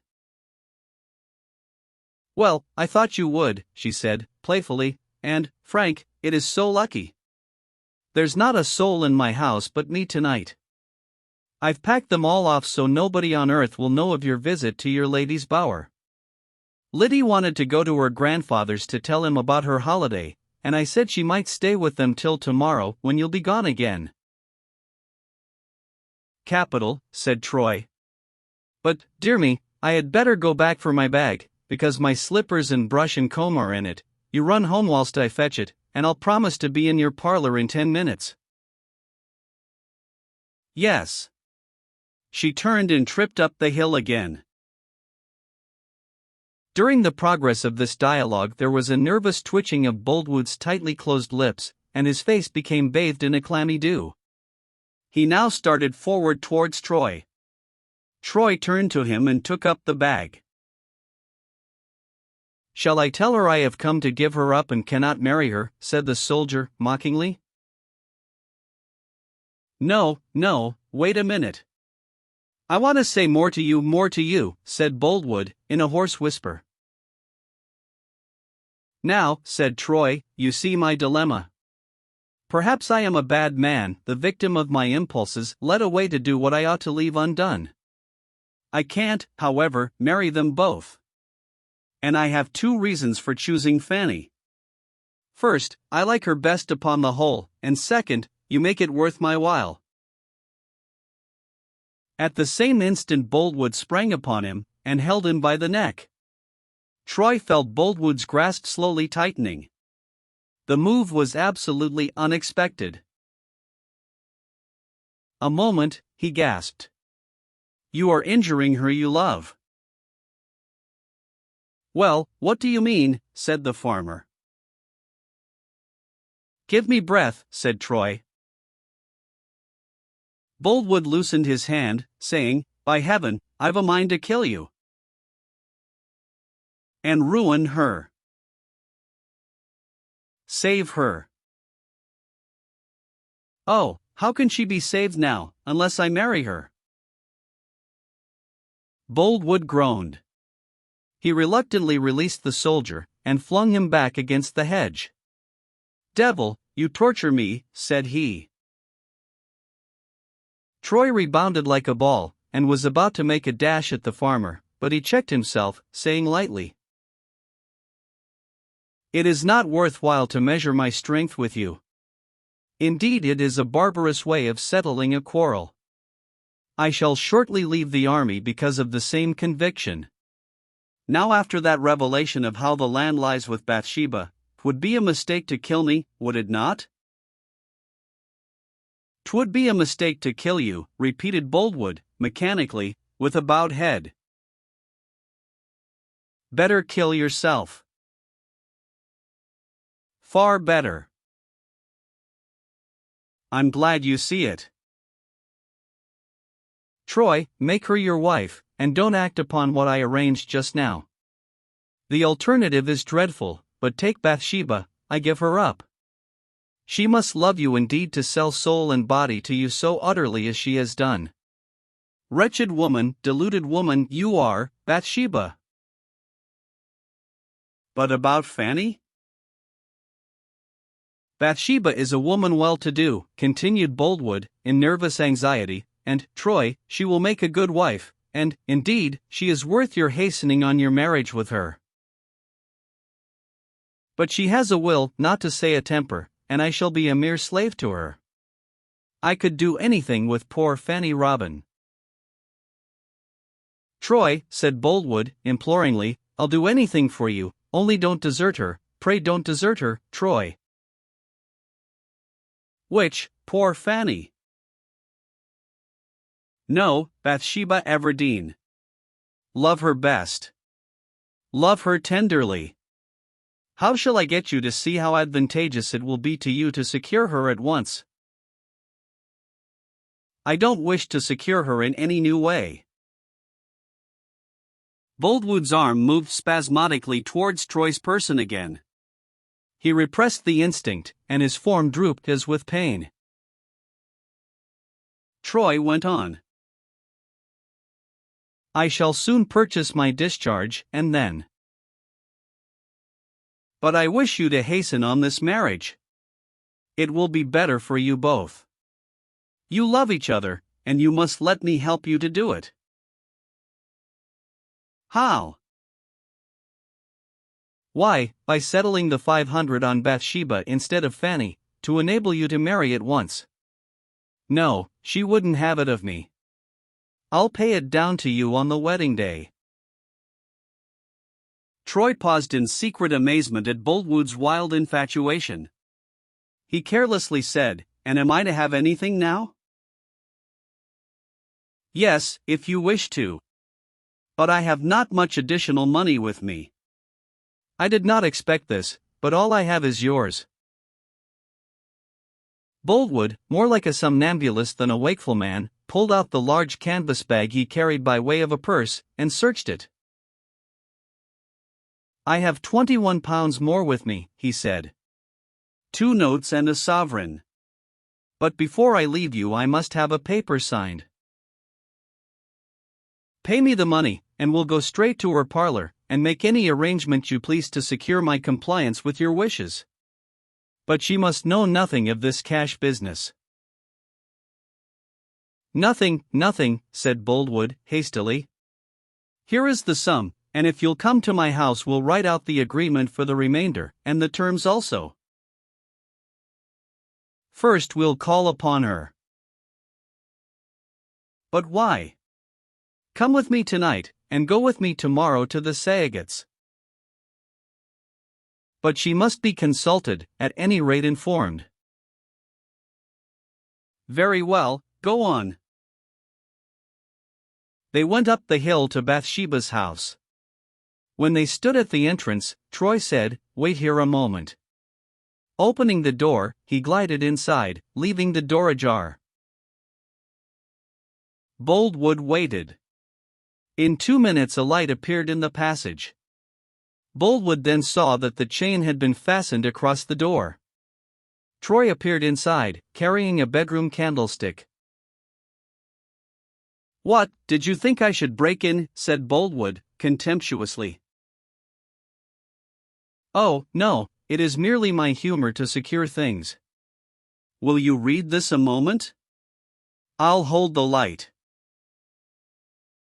Troy handed a folded newspaper through the slit between door and doorpost, and put the candle close. That's the paragraph, he said, placing his finger on a line. Boldwood looked and read. Marriages. On the 17th inst, at St. Ambrose's Church, Bath, by the Reverend G. Mincing, B. Francis Troy, only son of the late Edward Troy, Esq., M.D., of Weatherbury, and sergeant with Dragoon Guards, to Bathsheba, only surviving daughter of the late Mr. John Everdeen, of Casterbridge. This may be called Fort Meeting feeble, hey, Boldwood, said Troy. A low gurgle of derisive laughter followed the words. The paper fell from Boldwood's hands. Troy continued. £50 to marry Fanny. Good. £21 not to marry Fanny, but Bathsheba. Good. Finale, already Bathsheba's husband. Now, Boldwood, yours is the ridiculous fate which always attends interference between a man and his wife. And another word. Bad as I am, I am not such a villain as to make the marriage or misery of any woman a matter of huckster and sale. Fanny has long ago left me. I don't know where she is. I have searched everywhere. Another word yet. You say you love Bathsheba, yet on the merest apparent evidence you instantly believe in her dishonor. A fig for such love.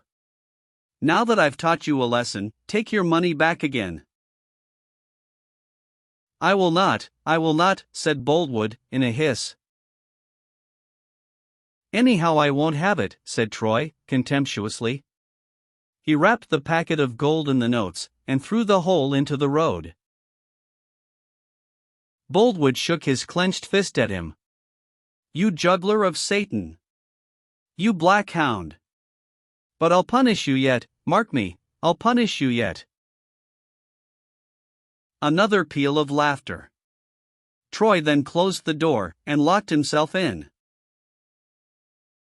Throughout the whole of that night Boldwood's dark form might have been seen walking about the hills and downs of Weatherbury like an unhappy shade in the mournful fields by Acheron. Chapter 35 At an Upper Window. It was very early the next morning, a time of sun and dew. The confused beginnings of many bird songs spread into the healthy air, and the wan blue of the heaven was here and there coated with thin webs of incorporeal cloud which were of no effect in obscuring day. All the lights in the scene were yellow as to color, and all the shadows were attenuated as to form. The creeping plants about the old manor house were bowed with rows of heavy water drops, which had upon objects behind them the effect of minute lenses of high magnifying power. Just before the clock struck 5 Gabriel Oak and Coggan passed the village cross, and went on together to the fields. They were yet barely in view of their mistress's house, when Oak fancied he saw the opening of a casement in one of the upper windows. The two men were at this moment partially screened by an elder bush, now beginning to be enriched with black bunches of fruit, and they paused before emerging from its shade. A handsome man leaned idly from the lattice. He looked east and then west, in the manner of one who makes a first morning survey. The man was Sergeant Troy. His red jacket was loosely thrown on, but not buttoned, and he had altogether the relaxed bearing of a soldier taking his ease. Coggan spoke first, looking quietly at the window. She has married him, he said. Gabriel had previously beheld the sight, and he now stood with his back turned, making no reply. I fancied we should know something today, continued Coggan. I heard wheels pass my door just after dark. You were out somewhere. He glanced round upon Gabriel. Good heavens above us, Oak, how white your face is, you look like a corpse. Do I? Said Oak, with a faint smile. Lean on the gate, I'll wait a bit. All right, all right. They stood by the gate a while, Gabriel listlessly staring at the ground. His mind sped into the future, and saw there enacted in years of leisure the scenes of repentance that would ensue from this work of haste. That they were married he had instantly decided. Why had it been so mysteriously managed? It had become known that she had had a fearful journey to Bath, owing to her miscalculating the distance, that the horse had broken down, and that she had been more than 2 days getting there. It was not Bathsheba's way to do things furtively. With all her faults, she was candor itself. Could she have been entrapped? The union was not only an unutterable grief to him, it amazed him, notwithstanding that he had passed the preceding week in a suspicion that such might be the issue of Troy's meeting her away from home. Her quiet return with Liddy had to some extent dispersed the dread. Just as that imperceptible motion which appears like stillness is infinitely divided in its properties from stillness itself, so had his hope undistinguishable from despair differed from despair indeed.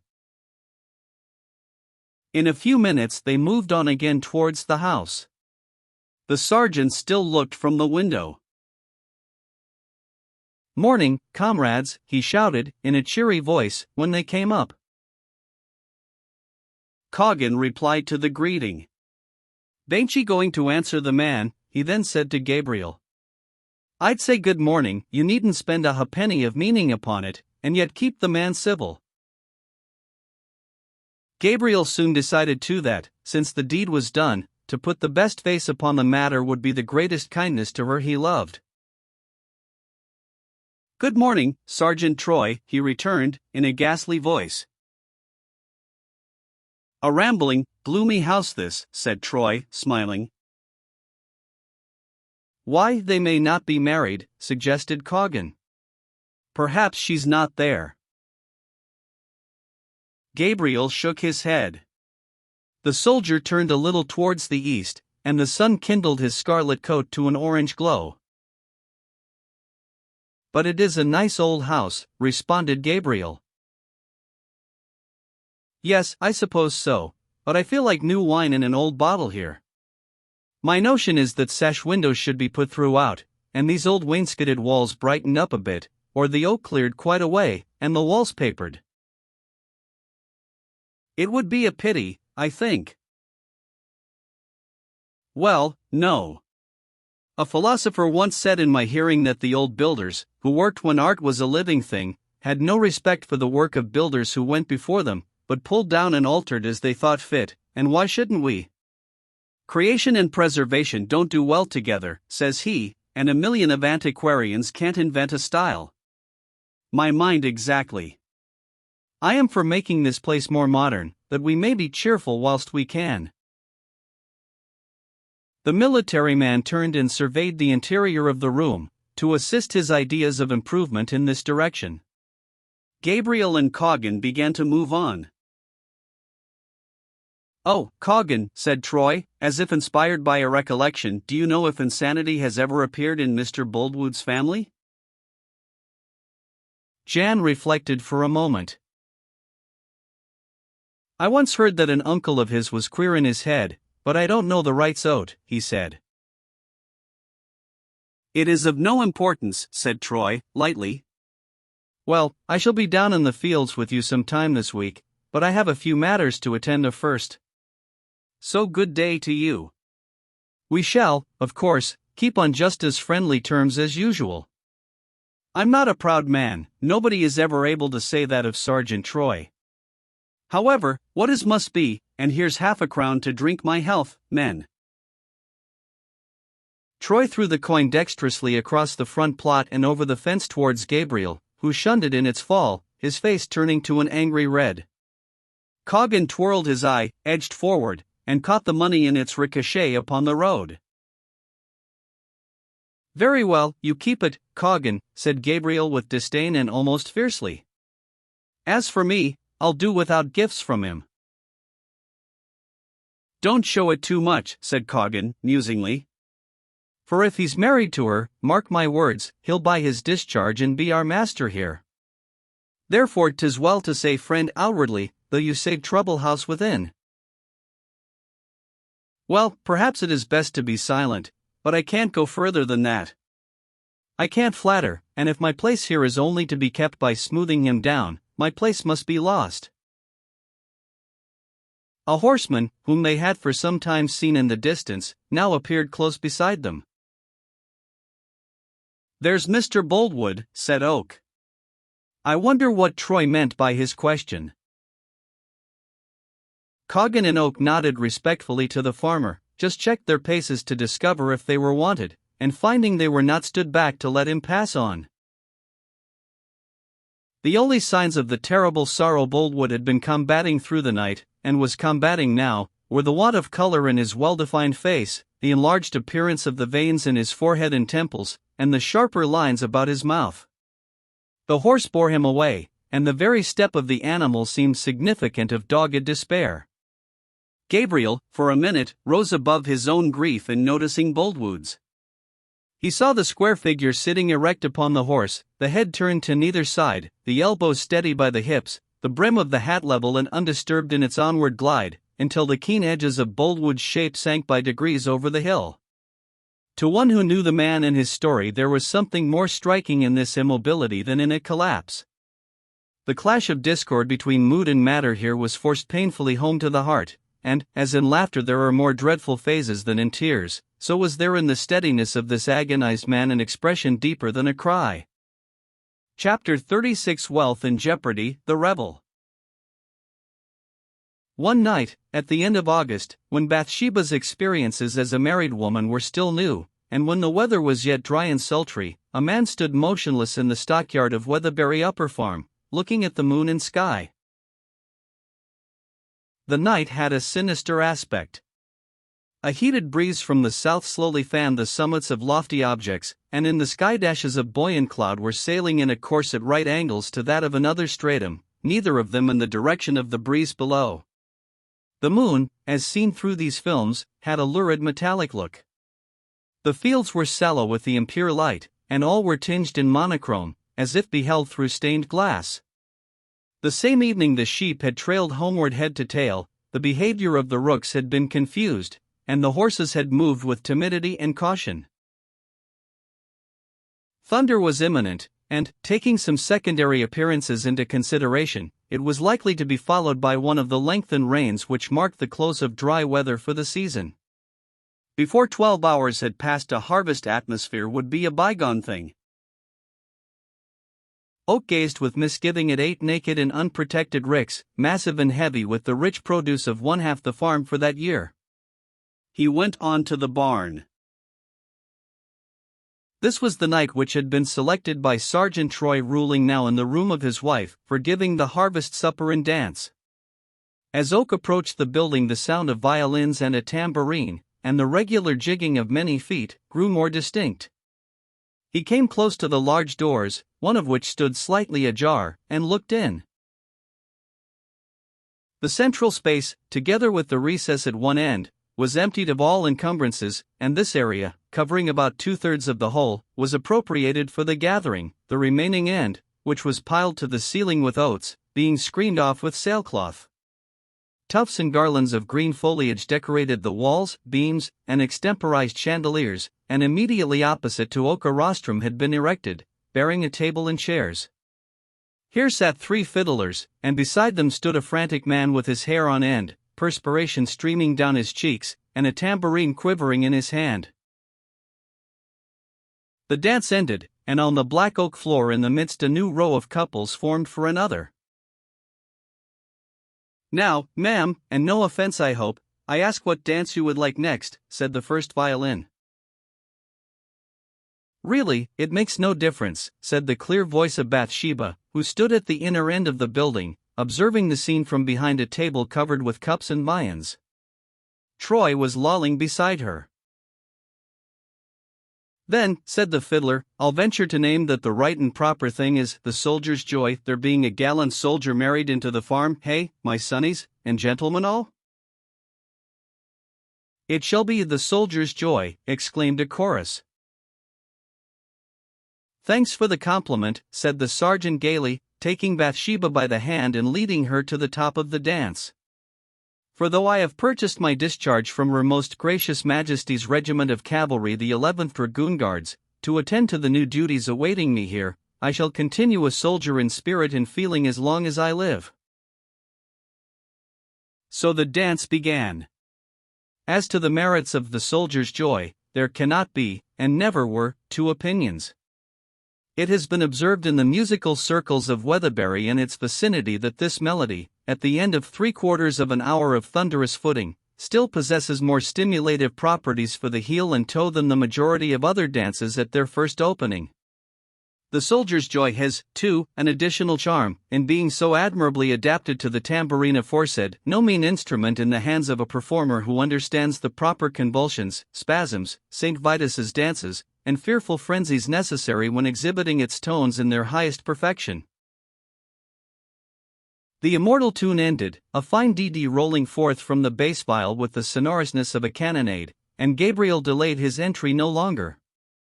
He avoided Bathsheba, and got as near as possible to the platform, where Sergeant Troy was now seated, drinking brandy on water, though the others drank without exception cider and ale.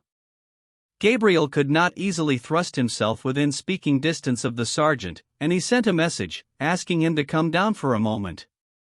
The sergeant said he could not attend. Will you tell him, then, said Gabriel, that I only stepped ADHR to say that a heavy rain is sure to fall soon, and that something should be done to protect the ricks? Mr. Troy says it will not rain, returned the messenger, and he cannot stop to talk to you about such fidgets. In juxtaposition with Troy, Oak had a melancholy tendency to look like a candle beside gas, and ill at ease. He went out again, thinking he would go home, for, under the circumstances, he had no heart for the scene in the barn. At the door he paused for a moment. Troy was speaking.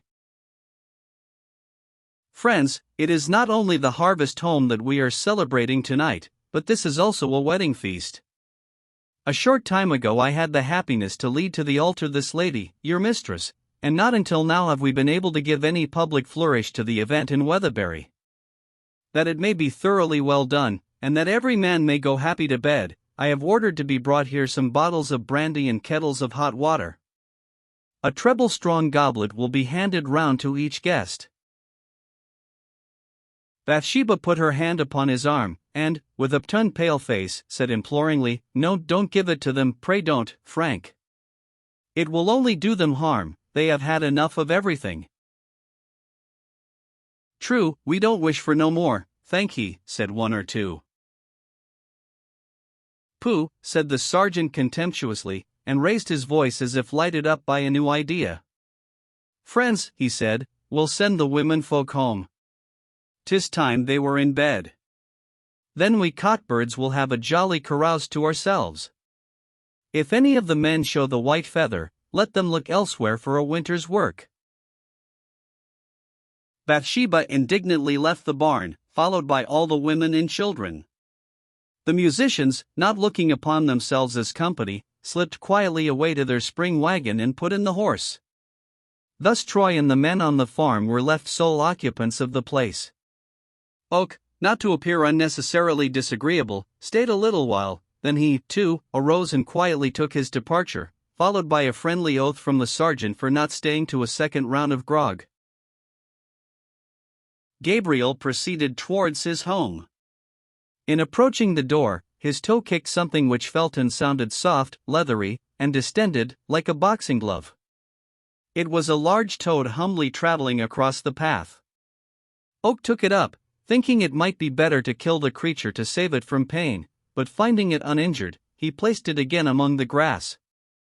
He knew what this direct message from the Great Mother meant. And soon came another. When he struck a light indoors, there appeared upon the table a thin glistening streak, as if a brush of varnish had been lightly dragged across it. Oak's eyes followed the serpentine sheen to the other side, where it led up to a huge brown garden slug, which had come indoors tonight for reasons of its own. It was nature's second way of hinting to him that he was to prepare for foul weather. Oak sat down meditating for nearly an hour. During this time 2 black spiders, of the kind common in thatched houses, promenaded the ceiling, ultimately dropping to the floor. This reminded him that if there was one class of manifestation on this matter that he thoroughly understood, it was the instincts of sheep. He left the room, ran across 2 or 3 fields towards the flock, got upon a hedge, and looked over among them. They were crowded close together on the other side around some furze bushes, and the first peculiarity observable was that, on the sudden appearance of Oak's head over the fence, they did not stir or run away. They had now a terror of something greater than their terror of man. But this was not the most noteworthy feature. They were all grouped in such a way that their tails, without a single exception, were towards that half of the horizon from which the storm threatened. There was an inner circle closely huddled, and outside these they radiated wider apart, the pattern formed by the flock as a whole not being unlike a Van Dyck lace collar, to which the clump of furze bushes stood in the position of a wearer's neck. This was enough to re-establish him in his original opinion. He knew now that he was right, and that Troy was wrong. Every voice in nature was unanimous in bespeaking change. But 2 distinct translations attached to these dumb expressions. Apparently there was to be a thunderstorm, and afterwards a cold continuous rain. The creeping things seemed to know all about the later rain, but little of the interpolated thunderstorm, whilst the sheep knew all about the thunderstorm and nothing of the later rain. This complication of weathers being uncommon, was all the more to be feared. Oak returned to the stackyard. All was silent here, and the conical tips of the ricks jutted darkly into the sky. There were 5 wheat ricks in this yard, and 3 stacks of barley. The wheat when threshed would average about 30 quarters to each stack, the barley, at least 40. Their value to Bathsheba, and indeed to anybody, Oak mentally estimated by the following simple calculation. 5 times 30 is equal to 150 quarters equals 500 pounds. 3 times 40 is equal to 120 quarters equals 250 pounds. Total: 750 pounds. 750 pounds in the divinest form that money can wear, that of necessary food for man and beast. Should the risk be run of deteriorating this bulk of corn to less than half its value, because of the instability of a woman? Never, if I can prevent it, said Gabriel. Such was the argument that Oak set outwardly before him. But man, even to himself, is a palimpsest, having an ostensible writing, and another beneath the lines. It is possible that there was this golden legend under the utilitarian one: I will help to my last effort the woman I have loved so dearly. He went back to the barn to endeavor to obtain assistance for covering the ricks that very night. All was silent within, and he would have passed on in the belief that the party had broken up, had not a dim light, yellow as saffron by contrast with the greenish whiteness outside, streamed through a knothole in the folding doors. Gabriel looked in. An unusual picture met his eye. The candles suspended among the evergreens had burnt down to their sockets, and in some cases the leaves tied about them were scorched. Many of the lights had quite gone out, others smoked and stank, grease dropping from them upon the floor. Here, under the table, and leaning against forms and chairs in every conceivable attitude except the perpendicular, were the wretched persons of all the workfolk, the hair of their heads at such low levels being suggestive of mops and brooms. In the midst of these shone red and distinct the figure of Sergeant Troy, leaning back in a chair. Coggan was on his back, with his mouth open, huzzing forth snores, as were several others, the united breathings of the horizontal assemblage forming a subdued roar like London from a distance. Joseph Poorgrass was curled round in the fashion of a hedgehog, apparently in attempts to present the least possible portion of his surface to the air, and behind him was dimly visible an unimportant remnant of William Smallberry.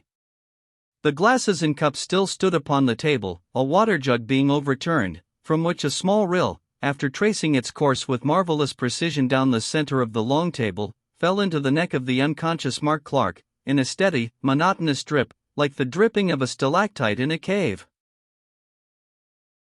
Gabriel glanced hopelessly at the group, which, with 1 or 2 exceptions, composed all the able-bodied men upon the farm. He saw at once that if the ricks were to be saved that night, or even the next morning, he must save them with his own hands. A faint ting-ting resounded from under Coggan's waistcoat. It was Coggan's watch striking the hour of 2. Oak went to the recumbent form of Matthew Moon, who usually undertook the rough thatching of the homestead, and shook him. The shaking was without effect. Gabriel shouted in his ear, "Where's your thatching beetle and rickstick and spars?" "Under the staddles," said Moon, mechanically, with the unconscious promptness of a medium. Gabriel let go his head, and it dropped upon the floor like a bowl. He then went to Susan Tall's husband. "Where's the key of the granary?" No answer. The question was repeated, with the same result. To be shouted to at night was evidently less of a novelty to Susan Tall's husband than to Matthew Moon. Oak flung down Tall's head into the corner again and turned away. To be just, the men were not greatly to blame for this painful and demoralizing termination to the evening's entertainment. Sergeant Troy had so strenuously insisted, glass in hand, that drinking should be the bond of their union, that those who wished to refuse hardly liked to be so unmannerly under the circumstances. Having from their youth up been entirely unaccustomed to any liquor stronger than cider or mild ale, it was no wonder that they had succumbed, one and all, with extraordinary uniformity, after the lapse of about an hour. Gabriel was greatly depressed. This debauch boded ill for that willful and fascinating mistress whom the faithful man even now felt within him as the embodiment of all that was sweet and bright and hopeless. He put out the expiring lights, that the barn might not be endangered, closed the door upon the men in their deep and oblivious sleep, and went again into the lone night. A hot breeze, as if breathed from the parted lips of some dragon about to swallow the globe, fanned him from the south, while directly opposite in the north rose a grim misshapen body of cloud, in the very teeth of the wind. So unnaturally did it rise that one could fancy it to be lifted by machinery from below. Meanwhile the faint cloudlets had flown back into the southeast corner of the sky, as if in terror of the large cloud, like a young brood gazed in upon by some monster. Going on to the village, Oak flung a small stone against the window of Laban Tall's bedroom, expecting Susan to open it, but nobody stirred. He went round to the back door, which had been left unfastened for Laban's entry, and passed in to the foot of the staircase. "Mrs. Tall, I've come for the key of the granary, to get at the rickcloths," said Oak, in a stentorian voice. "Is that you?" said Mrs. Susan Tall, half awake. "Yes," said Gabriel. "Come along to bed, do, you draw-latching rogue, keeping a body awake like this." "It isn't Laban, 'tis Gabriel Oak. I want the key of the granary." "Gabriel! What in the name of fortune did you pretend to be Laban for?" "I didn't. I thought you meant." "Yes, you did. What do you want here?" "The key of the granary." "Take it then. 'Tis on the nail. People coming disturbing women at this time of night ought." Gabriel took the key, without waiting to hear the conclusion of the tirade. 10 minutes later his lonely figure might have been seen dragging 4 large waterproof coverings across the yard, and soon 2 of these heaps of treasure in grain were covered snug, 2 cloths to each. £200 were secured. 3 wheat stacks remained open, and there were no more cloths. Oak looked under the staddles and found a fork. He mounted the third pile of wealth and began operating, adopting the plan of sloping the upper sheaves one over the other, and, in addition, filling the interstices with the material of some untied sheaves. So far all was well. By this hurried contrivance Bathsheba's property in wheat was safe for at any rate a week or 2, provided always that there was not much wind. Next came the barley. This it was only possible to protect by systematic thatching. Time went on, and the moon vanished not to reappear. It was the farewell of the ambassador previous to war. The night had a haggard look, like a sick thing, and there came finally an utter expiration of air from the whole heaven in the form of a slow breeze, which might have been likened to a death. And now nothing was heard in the yard but the dull thuds of the beetle which drove in the spars, and the rustle of thatch in the intervals. Chapter 37 The Storm, the Two Together. A light flapped over the scene, as if reflected from phosphorescent wings crossing the sky, and a rumble filled the air. It was the first move of the approaching storm. The second peal was noisy, with comparatively little visible lightning. Gabriel saw a candle shining in Bathsheba's bedroom, and soon a shadow swept to and fro upon the blind. Then there came a third flash. Maneuvers of a most extraordinary kind were going on in the vast firmamental hollows overhead. The lightning now was the color of silver, and gleamed in the heavens like a mailed army. Rumbles became rattles. Gabriel from his elevated position could see over the landscape at least 6 miles in front. Every hedge, bush, and tree was distinct as in a line engraving. In a paddock in the same direction was a herd of heifers, and the forms of these were visible at this moment in the act of galloping about in the wildest and maddest confusion, flinging their heels and tails high into the air, their heads to earth. A poplar in the immediate foreground was like an ink stroke on burnished tin. Then the picture vanished, leaving the darkness so intense that Gabriel worked entirely by feeling with his hands. He had stuck his rickying rod, or poniard, as it was indifferently called, a long iron lance, polished by handling, into the stack, used to support the sheaves instead of the support called a groom used on houses. A blue light appeared in the zenith, and in some indescribable manner flickered down near the top of the rod. It was the fourth of the larger flashes. A moment later and there was a smack, smart, clear, and short. Gabriel felt his position to be anything but a safe one, and he resolved to descend. Not a drop of rain had fallen as yet. He wiped his weary brow, and looked again at the black forms of the unprotected stacks. Was his life so valuable to him after all? What were his prospects that he should be so chary of running risk, when important and urgent labor could not be carried on without such risk? He resolved to stick to the stack. However, he took a precaution. Under the staddles was a long tethering chain, used to prevent the escape of errant horses. This he carried up the ladder, and sticking his rod through the clog at one end, allowed the other end of the chain to trail upon the ground. The spike attached to it he drove in. Under the shadow of this extemporized lightning conductor he felt himself comparatively safe. Before Oak had laid his hands upon his tools again out leapt the fifth flash, with the spring of a serpent and the shout of a fiend. It was green as an emerald, and the reverberation was stunning. What was this the light revealed to him? In the open ground before him, as he looked over the ridge of the rick, was a dark and apparently female form. Could it be that of the only venturesome woman in the parish, Bathsheba?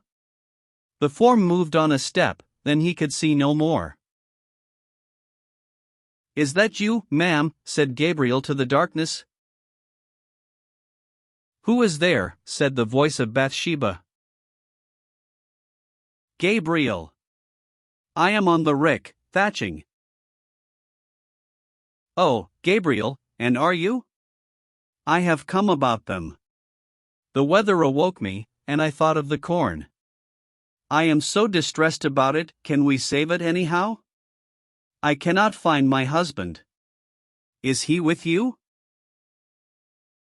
"He is not here."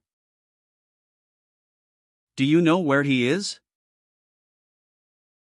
"Asleep in the barn." "He promised that the stacks should be seen to, and now they are all neglected. Can I do anything to help? Liddy is afraid to come out. Fancy finding you here at such an hour. Surely I can do something?" "You can bring up some reed sheaves to me, one by one, ma'am, if you are not afraid to come up the ladder in the dark," said Gabriel. "Every moment is precious now, and that would save a good deal of time. It is not very dark when the lightning has been gone a bit." "I'll do anything," she said, resolutely. She instantly took a sheaf upon her shoulder, clambered up close to his heels, placed it behind the rod, and descended for another. At her third ascent the rick suddenly brightened with the brazen glare of shining majolica, every knot and every straw was visible. On the slope in front of him appeared two human shapes, black as jet. The rick lost its sheen, the shapes vanished. Gabriel turned his head. It had been the sixth flash which had come from the east behind him, and the two dark forms on the slope had been the shadows of himself and Bathsheba. Then came the peal. It hardly was credible that such a heavenly light could be the parent of such a diabolical sound. "How terrible!" she exclaimed, and clutched him by the sleeve. Gabriel turned, and steadied her on her aerial perch by holding her arm. At the same moment, while he was still reversed in his attitude, there was more light, and he saw, as it were, a copy of the tall poplar tree on the hill drawn in black on the wall of the barn. It was the shadow of that tree, thrown across by a secondary flash in the west. The next flare came. Bathsheba was on the ground now, shouldering another sheaf, and she bore its dazzle without flinching, thunder and all, and again ascended with the load. There was then a silence everywhere for 4 or 5 minutes, and the crunch of the spars, as Gabriel hastily drove them in, could again be distinctly heard. He thought the crisis of the storm had passed. But there came a burst of light. "Hold on," said Gabriel, taking the sheaf from her shoulder, and grasping her arm again. Heaven opened then, indeed. The flash was almost too novel for its inexpressibly dangerous nature to be at once realized, and they could only comprehend the magnificence of its beauty. It sprang from east, west, north, south, and was a perfect dance of death. The forms of skeletons appeared in the air, shaped with blue fire for bones, dancing, leaping, striding, racing around, and mingling all together in unparalleled confusion. With these were intertwined undulating snakes of green, and behind these was a broad mass of lesser light. Simultaneously came from every part of the tumbling sky what may be called a shout, since, though no shout ever came near it, it was more of the nature of a shout than of anything else earthly. In the meantime one of the grisly forms had alighted upon the point of Gabriel's rod, to run invisibly down it, down the chain, and into the earth. Gabriel was almost blinded, and he could feel Bathsheba's warm arm tremble in his hand, a sensation novel and thrilling enough, but love, life, everything human, seemed small and trifling in such close juxtaposition with an infuriated universe. Oak had hardly time to gather up these impressions into a thought, and to see how strangely the red feather of her hat shone in this light, when the tall tree on the hill before mentioned seemed on fire to a white heat, and a new one among these terrible voices mingled with the last crash of those preceding. It was a stupefying blast, harsh and pitiless, and it fell upon their ears in a dead, flat blow, without that reverberation which lends the tones of a drum to more distant thunder.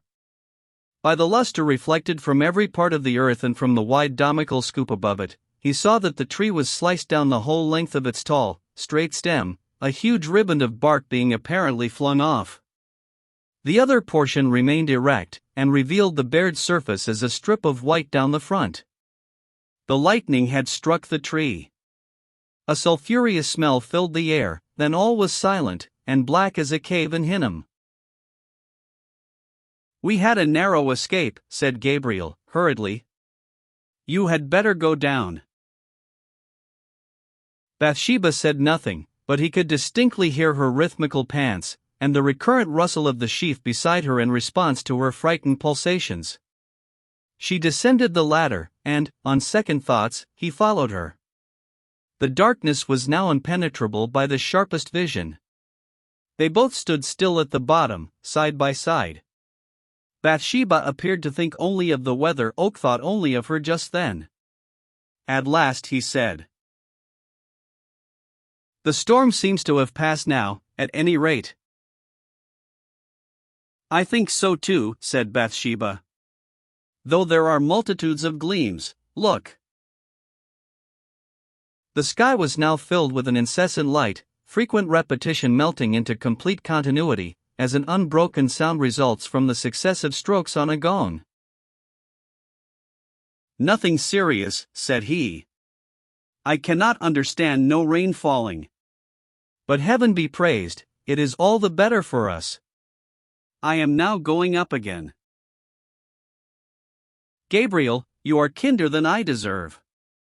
"I will stay and help you yet." "Oh, why are not some of the others here?" "They would have been here if they could," said Oak, in a hesitating way. "Oh, I know it all," she said, adding slowly, "they are all asleep in the barn, in a drunken sleep, and my husband among them." "That's it, is it not?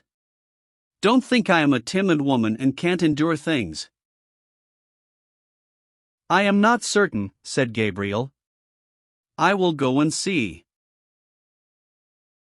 He crossed to the barn, leaving her there alone. He looked through the chinks of the door. All was in total darkness, as he had left it, and there still arose, as at the former time, the steady buzz of many snores. He felt a zephyr curling about his cheek, and turned. It was Bathsheba's breath. She had followed him, and was looking into the same chink. He endeavored to put off the immediate and painful subject of their thoughts by remarking gently, "If you'll come back again, Miss Ma'am, and hand up a few more, it would save much time." Then Oak went back again, ascended to the top, stepped off the ladder for greater expedition, and went on thatching. She followed, but without a sheaf. "Gabriel," she said, in a strange and impressive voice. Oak looked up at her. She had not spoken since he left the barn. The soft and continual shimmer of the dying lightning showed a marble face high against the black sky of the opposite quarter.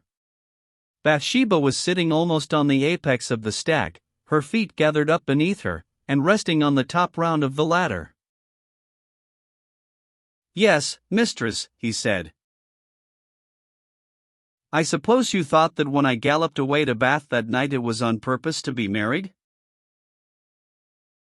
"I did at last, not at first," he answered, somewhat surprised at the abruptness with which this new subject was broached. "And others thought so, too?" "Yes." "And you blamed me for it?" "Well, a little. I thought so. Now, I care a little for your good opinion, and I want to explain something. I have longed to do it ever since I returned, and you looked so gravely at me. For if I were to die, and I may die soon, it would be dreadful that you should always think mistakenly of me. Now, listen." Gabriel ceased his rustling. "I went to Bath that night in the full intention of breaking off my engagement to Mr. Troy. It was owing to circumstances which occurred after I got there that we were married. Now, do you see the matter in a new light?" "I do, somewhat.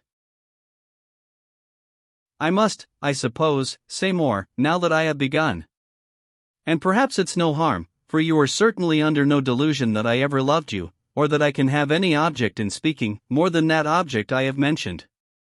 Well, I was alone in a strange city, and the horse was lame.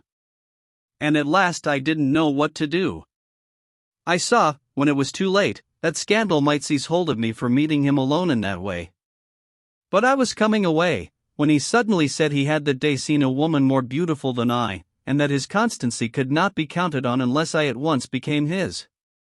And I was grieved and troubled." She cleared her voice, and waited a moment, as if to gather breath. "And then, between jealousy and distraction, I married him," she whispered with desperate impetuosity. Gabriel made no reply. "He was not to blame, for it was perfectly true about his seeing somebody else," she quickly added. "And now I don't wish for a single remark from you upon the subject. Indeed, I forbid it. I only wanted you to know that misunderstood bit of my history before a time comes when you could never know it. You want some more sheaves?" She went down the ladder, and the work proceeded. Gabriel soon perceived a languor in the movements of his mistress up and down, and he said to her, gently as a mother, "I think you had better go indoors now, you are tired. I can finish the rest alone. If the wind does not change, the rain is likely to keep off." "If I am useless I will go," said Bathsheba, in a flagging cadence. "But oh, if your life should be lost." "You are not useless, but I would rather not tire you longer. You have done well." "And you better," she said, gratefully. "Thank you for your devotion, 1,000 times, Gabriel. Good night. I know you are doing your very best for me."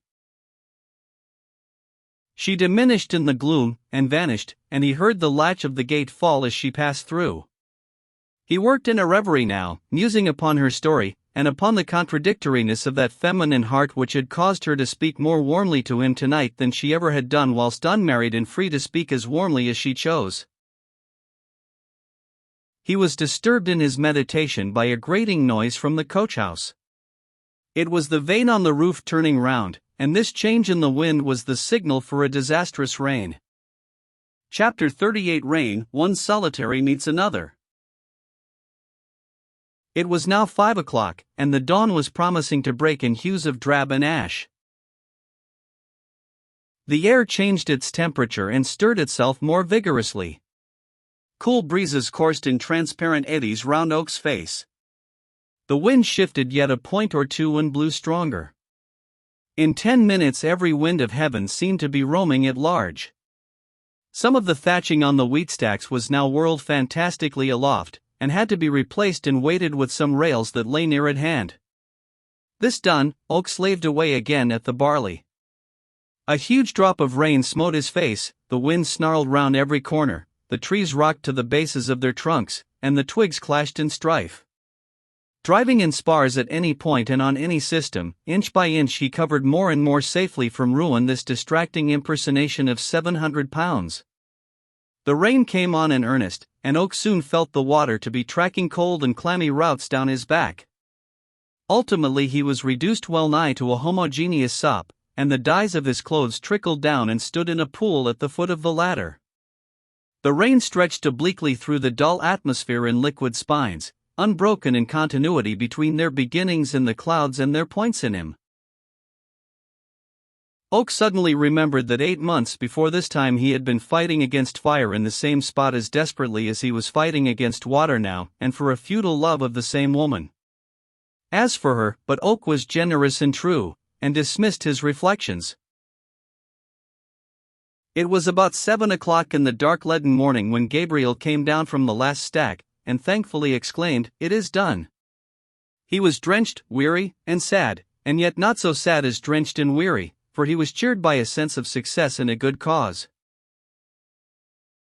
Faint sounds came from the barn, and he looked that way. Figures stepped singly and in pairs through the doors, all walking awkwardly and abashed, save the foremost, who wore a red jacket, and advanced with his hands in his pockets, whistling. The others shambled after with a conscience-stricken air. The whole procession was not unlike Flaxman's group of the suitors tottering on towards the infernal regions under the conduct of Mercury. The gnarled shapes passed into the village, Troy, their leader, entering the farmhouse. Not a single one of them had turned his face to the ricks, or apparently bestowed one thought upon their condition. Soon Oak too went homeward, by a different route from theirs. In front of him against the wet glazed surface of the lane he saw a person walking yet more slowly than himself under an umbrella. The man turned and plainly started. He was Boldwood. "How are you this morning, sir?" said Oak. "Yes, it is a wet day I am well, very well, I thank you, quite well." "I am glad to hear it, sir." Boldwood seemed to awake to the present by degrees. "You look tired and ill, Oak," he said then, desultorily regarding his companion. "I am tired." "You look strangely altered, sir." Not a bit of it, I am well enough." "What put that into your head?" "I thought you didn't look quite so topping as you used to, that was all." "Indeed, then you are mistaken," said Boldwood, shortly. "Nothing hurts me.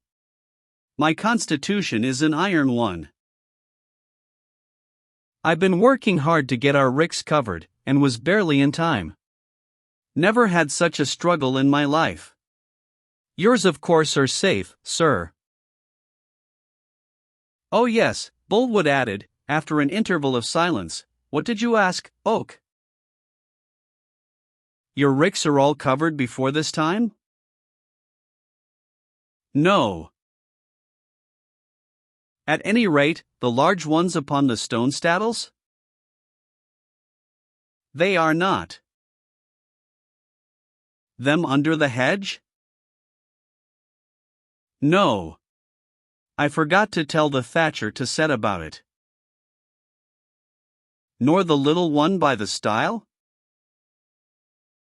"Nor the little one by the stile. I overlooked the ricks this year." "Then not a tenth of your corn will come to measure, sir." Possibly not. Overlooked them, repeated Gabriel slowly to himself. It is difficult to describe the intensely dramatic effect that announcement had upon Oak at such a moment. All the night he had been feeling that the neglect he was laboring to repair was abnormal and isolated, the only instance of the kind within the circuit of the county. Yet at this very time, within the same parish, a greater waste had been going on, uncomplained of and disregarded. A few months earlier Boldwood's forgetting his husbandry would have been as preposterous an idea as a sailor forgetting he was in a ship. Oak was just thinking that whatever he himself might have suffered from Bathsheba's marriage, here was a man who had suffered more, when Boldwood spoke in a changed voice, that of one who yearned to make a confidence and relieve his heart by an outpouring. Oak, you know as well as I that things have gone wrong with me lately. I may as well own it. I was going to get a little settled in life, but in some way my plan has come to nothing. I thought my mistress would have married you, said Gabriel, not knowing enough of the full depths of Boldwood's love to keep silence on the farmer's account, and determined not to evade discipline by doing so on his own. However, it is so sometimes, and nothing happens that we expect, he added, with the repose of a man whom misfortune had inured rather than subdued. I dare say I am a joke about the parish, said Boldwood, as if the subject came irresistibly to his tongue, and with a miserable lightness meant to express his indifference. Oh no, I don't think that. But the real truth of the matter is that there was not, as some fancy, any jilting on her part. No engagement ever existed between me and Miss Everdene. People say so, but it is untrue, she never promised me. Boldwood stood still now and turned his wild face to Oak. Oh, Gabriel, he continued, I am weak and foolish, and I don't know what, and I can't fend off my miserable grief. I had some faint belief in the mercy of God till I lost that woman. Yes, he prepared a gourd to shade me, and like the prophet I thanked him and was glad. But the next day he prepared a worm to smite the gourd and wither it, and I feel it is better to die than to live. A silence followed. Boldwood aroused himself from the momentary mood of confidence into which he had drifted, and walked on again, resuming his usual reserve. No, Gabriel, he resumed, with a carelessness which was like the smile on the countenance of a skull, it was made more of by other people than ever it was by us. I do feel a little regret occasionally, but no woman ever had power over me for any length of time. Well, good morning, I can trust you not to mention to others what has passed between us two here. Chapter 39 Coming Home a Cry. On the Turnpike Road, between Casterbridge and Weatherbury, and about 3 miles from the former place, is Yalbury Hill, one of those steep long ascents which pervade the highways of this undulating part of South Wessex. In returning from market it is usual for the farmers and other gig gentry to alight at the bottom and walk up. One Saturday evening in the month of October Bathsheba's vehicle was duly creeping up this incline. She was sitting listlessly in the second seat of the gig, whilst walking beside her in a farmer's marketing suit of unusually fashionable cut was an erect, well-made young man. Though on foot, he held the reins and whip, and occasionally aimed light cuts at the horse's ear with the end of the lash, as a recreation. This man was her husband, formerly Sergeant Troy, who, having bought his discharge with Bathsheba's money, was gradually transforming himself into a farmer of a spirited and very modern school. People of unalterable ideas still insisted upon calling him Sergeant when they met him, which was in some degree owing to his having still retained the well-shaped mustache of his military days, and the soldierly bearing inseparable from his form and training. Yes, if it hadn't been for that wretched rain I should have cleared 200 as easy as looking, my love, he was saying. Don't you see, it altered all the chances? To speak like a book I once read, what weather is the narrative, and fine days are the episodes, of our country's history, now, isn't that true? But the time of year is come for changeable weather. Well, yes. The fact is, these autumn races are the ruin of everybody. Never did I see such a day as 'twas. 'Tis a wild open place, just out of Budmouth, and a drab sea rolled in towards us like liquid misery. Wind and rain, good Lord! Dark? Why, 'twas as black as my hat before the last race was run. 'Twas 5 o'clock, and you couldn't see the horses till they were almost in, leave alone colors. The ground was as heavy as lead, and all judgment from a fellow's experience went for nothing. Horses, riders, people, were all blown about like ships at sea. 3 booths were blown over, and the wretched folk inside crawled out upon their hands and knees, and in the next field were as many as a dozen hats at one time. Pimpernel regularly stuck fast, when about 60 yards off, and when I saw Policy stepping on, it did knock my heart against the lining of my ribs, I assure you, my love. And you mean, Frank, said Bathsheba, sadly, her voice was painfully lowered from the fullness and vivacity of the previous summer, that you have lost more than £100 in a month by this dreadful horse racing? Oh, Frank, it is cruel, it is foolish of you to take away my money so. We shall have to leave the farm, that will be the end of it. Humbug about cruel. Now, there 'tis again, turn on the waterworks, that's just like you. But you'll promise me not to go to Budmouth's second meeting, won't you? She implored. Bathsheba was at the full depth for tears, but she maintained a dry eye. I don't see why I should. In fact, if it turns out to be a fine day, I was thinking of taking you. Never, never. I'll go 100 miles the other way first. I hate the sound of the very word. But the question of going to see the race or staying at home has very little to do with the matter. Bets are all booked safely enough before the race begins, you may depend. Whether it is a bad race for me or a good one, will have very little to do with our going there next Monday. But you don't mean to say that you have risked anything on this one too, she exclaimed, with an agonized look.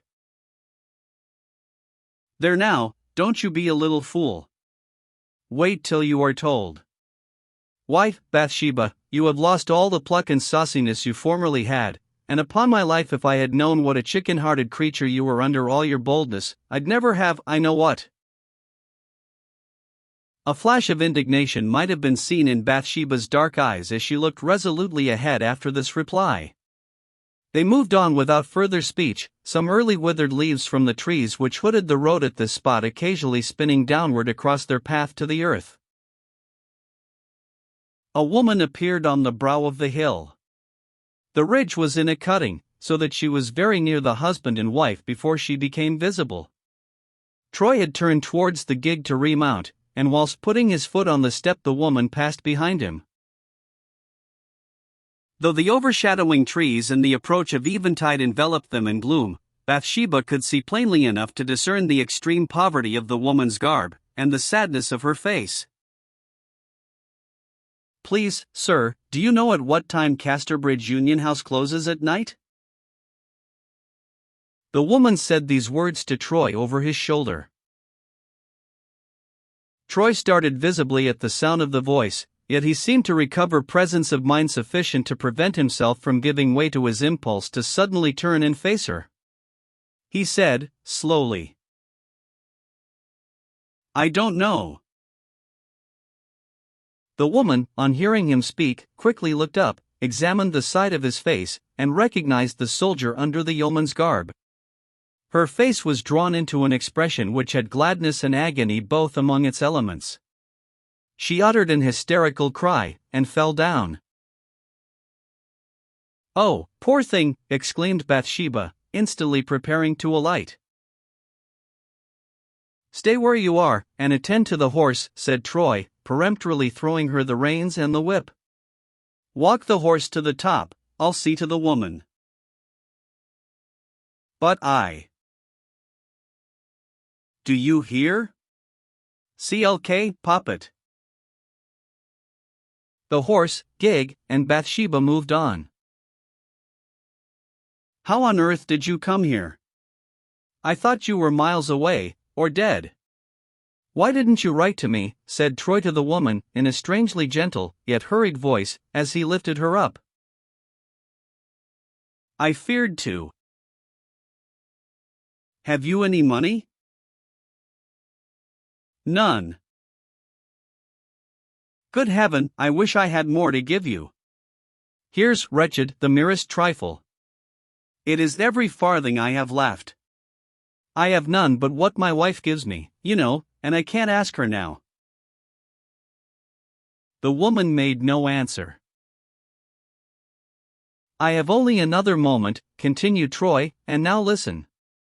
Where are you going tonight? Casterbridge Union? Yes, I thought to go there. You shan't go there, yet, wait. Yes, perhaps for tonight, I can do nothing better, worse luck. Sleep there tonight, and stay there tomorrow. Monday is the first free day I have, and on Monday morning, at 10 exactly, meet me on Gray's Bridge just out of the town. I'll bring all the money I can muster. You shan't want. I'll see that, Fanny, then I'll get you a lodging somewhere. Goodbye till then. I am a brute, but goodbye. After advancing the distance which completed the ascent of the hill, Bathsheba turned her head. The woman was upon her feet, and Bathsheba saw her withdrawing from Troy, and going feebly down the hill by the third milestone from Casterbridge. Troy then came on towards his wife, stepped into the gig, took the reins from her hand, and without making any observation whipped the horse into a trot. He was rather agitated. Do you know who that woman was? Said Bathsheba, looking searchingly into his face. I do, he said, looking boldly back into hers. I thought you did, said she, with angry hauteur, and still regarding him. Who is she? He suddenly seemed to think that frankness would benefit neither of the women. Nothing to either of us, he said. I know her by sight. What is her name? How should I know her name? I think you do. Think if you will, and B. The sentence was completed by a smart cut of the whip round Poppet's flank, which caused the animal to start forward at a wild pace. No more was said. Chapter 40 on Casterbridge Highway. For a considerable time the woman walked on. Her steps became feebler, and she strained her eyes to look afar upon the naked road, now indistinct amid the penumbry of night. At length her onward walk dwindled to the merest totter, and she opened a gate within which was a haystack. Underneath this she sat down and presently slept. When the woman awoke it was to find herself in the depths of a moonless and starless night. A heavy unbroken crust of cloud stretched across the sky, shutting out every speck of heaven, and a distant halo which hung over the town of Casterbridge was visible against the black concave, the luminosity appearing the brighter by its great contrast with the circumscribing darkness. Towards this weak, soft glow the woman turned her eyes. If I could only get there, she said. Meet him the day after tomorrow, God help me. Perhaps I shall be in my grave before then. A manor house clock from the far depths of shadow struck the hour, 1, in a small, attenuated tone. After midnight the voice of a clock seems to lose in breadth as much as in length, and to diminish its sonorousness to a thin falsetto. Afterwards two lights arose from the remote shade, and grew larger. A carriage rolled along the road, and passed the gate. It probably contained some late diners out. The beams from one lamp shone for a moment upon the crouching woman, and threw her face into vivid relief. The face was young in the groundwork, old in the finish, the general contours were flexuous and childlike, but the finer lineaments had begun to be sharp and thin. The pedestrian stood up, apparently with revived determination, and looked around. The road appeared to be familiar to her, and she carefully scanned the fence as she slowly walked along. Presently there became visible a dim white shape. It was another milestone.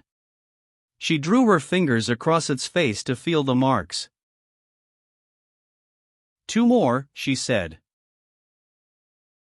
She leant against the stone as a means of rest for a short interval, then bestirred herself, and again pursued her way. For a slight distance she bore up bravely, afterwards flagging as before.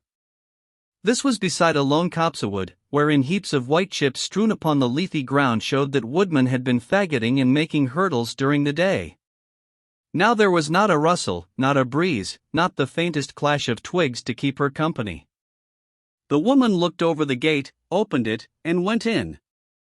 Close to the entrance stood a row of faggots, bound and unbound, together with stakes of all sizes.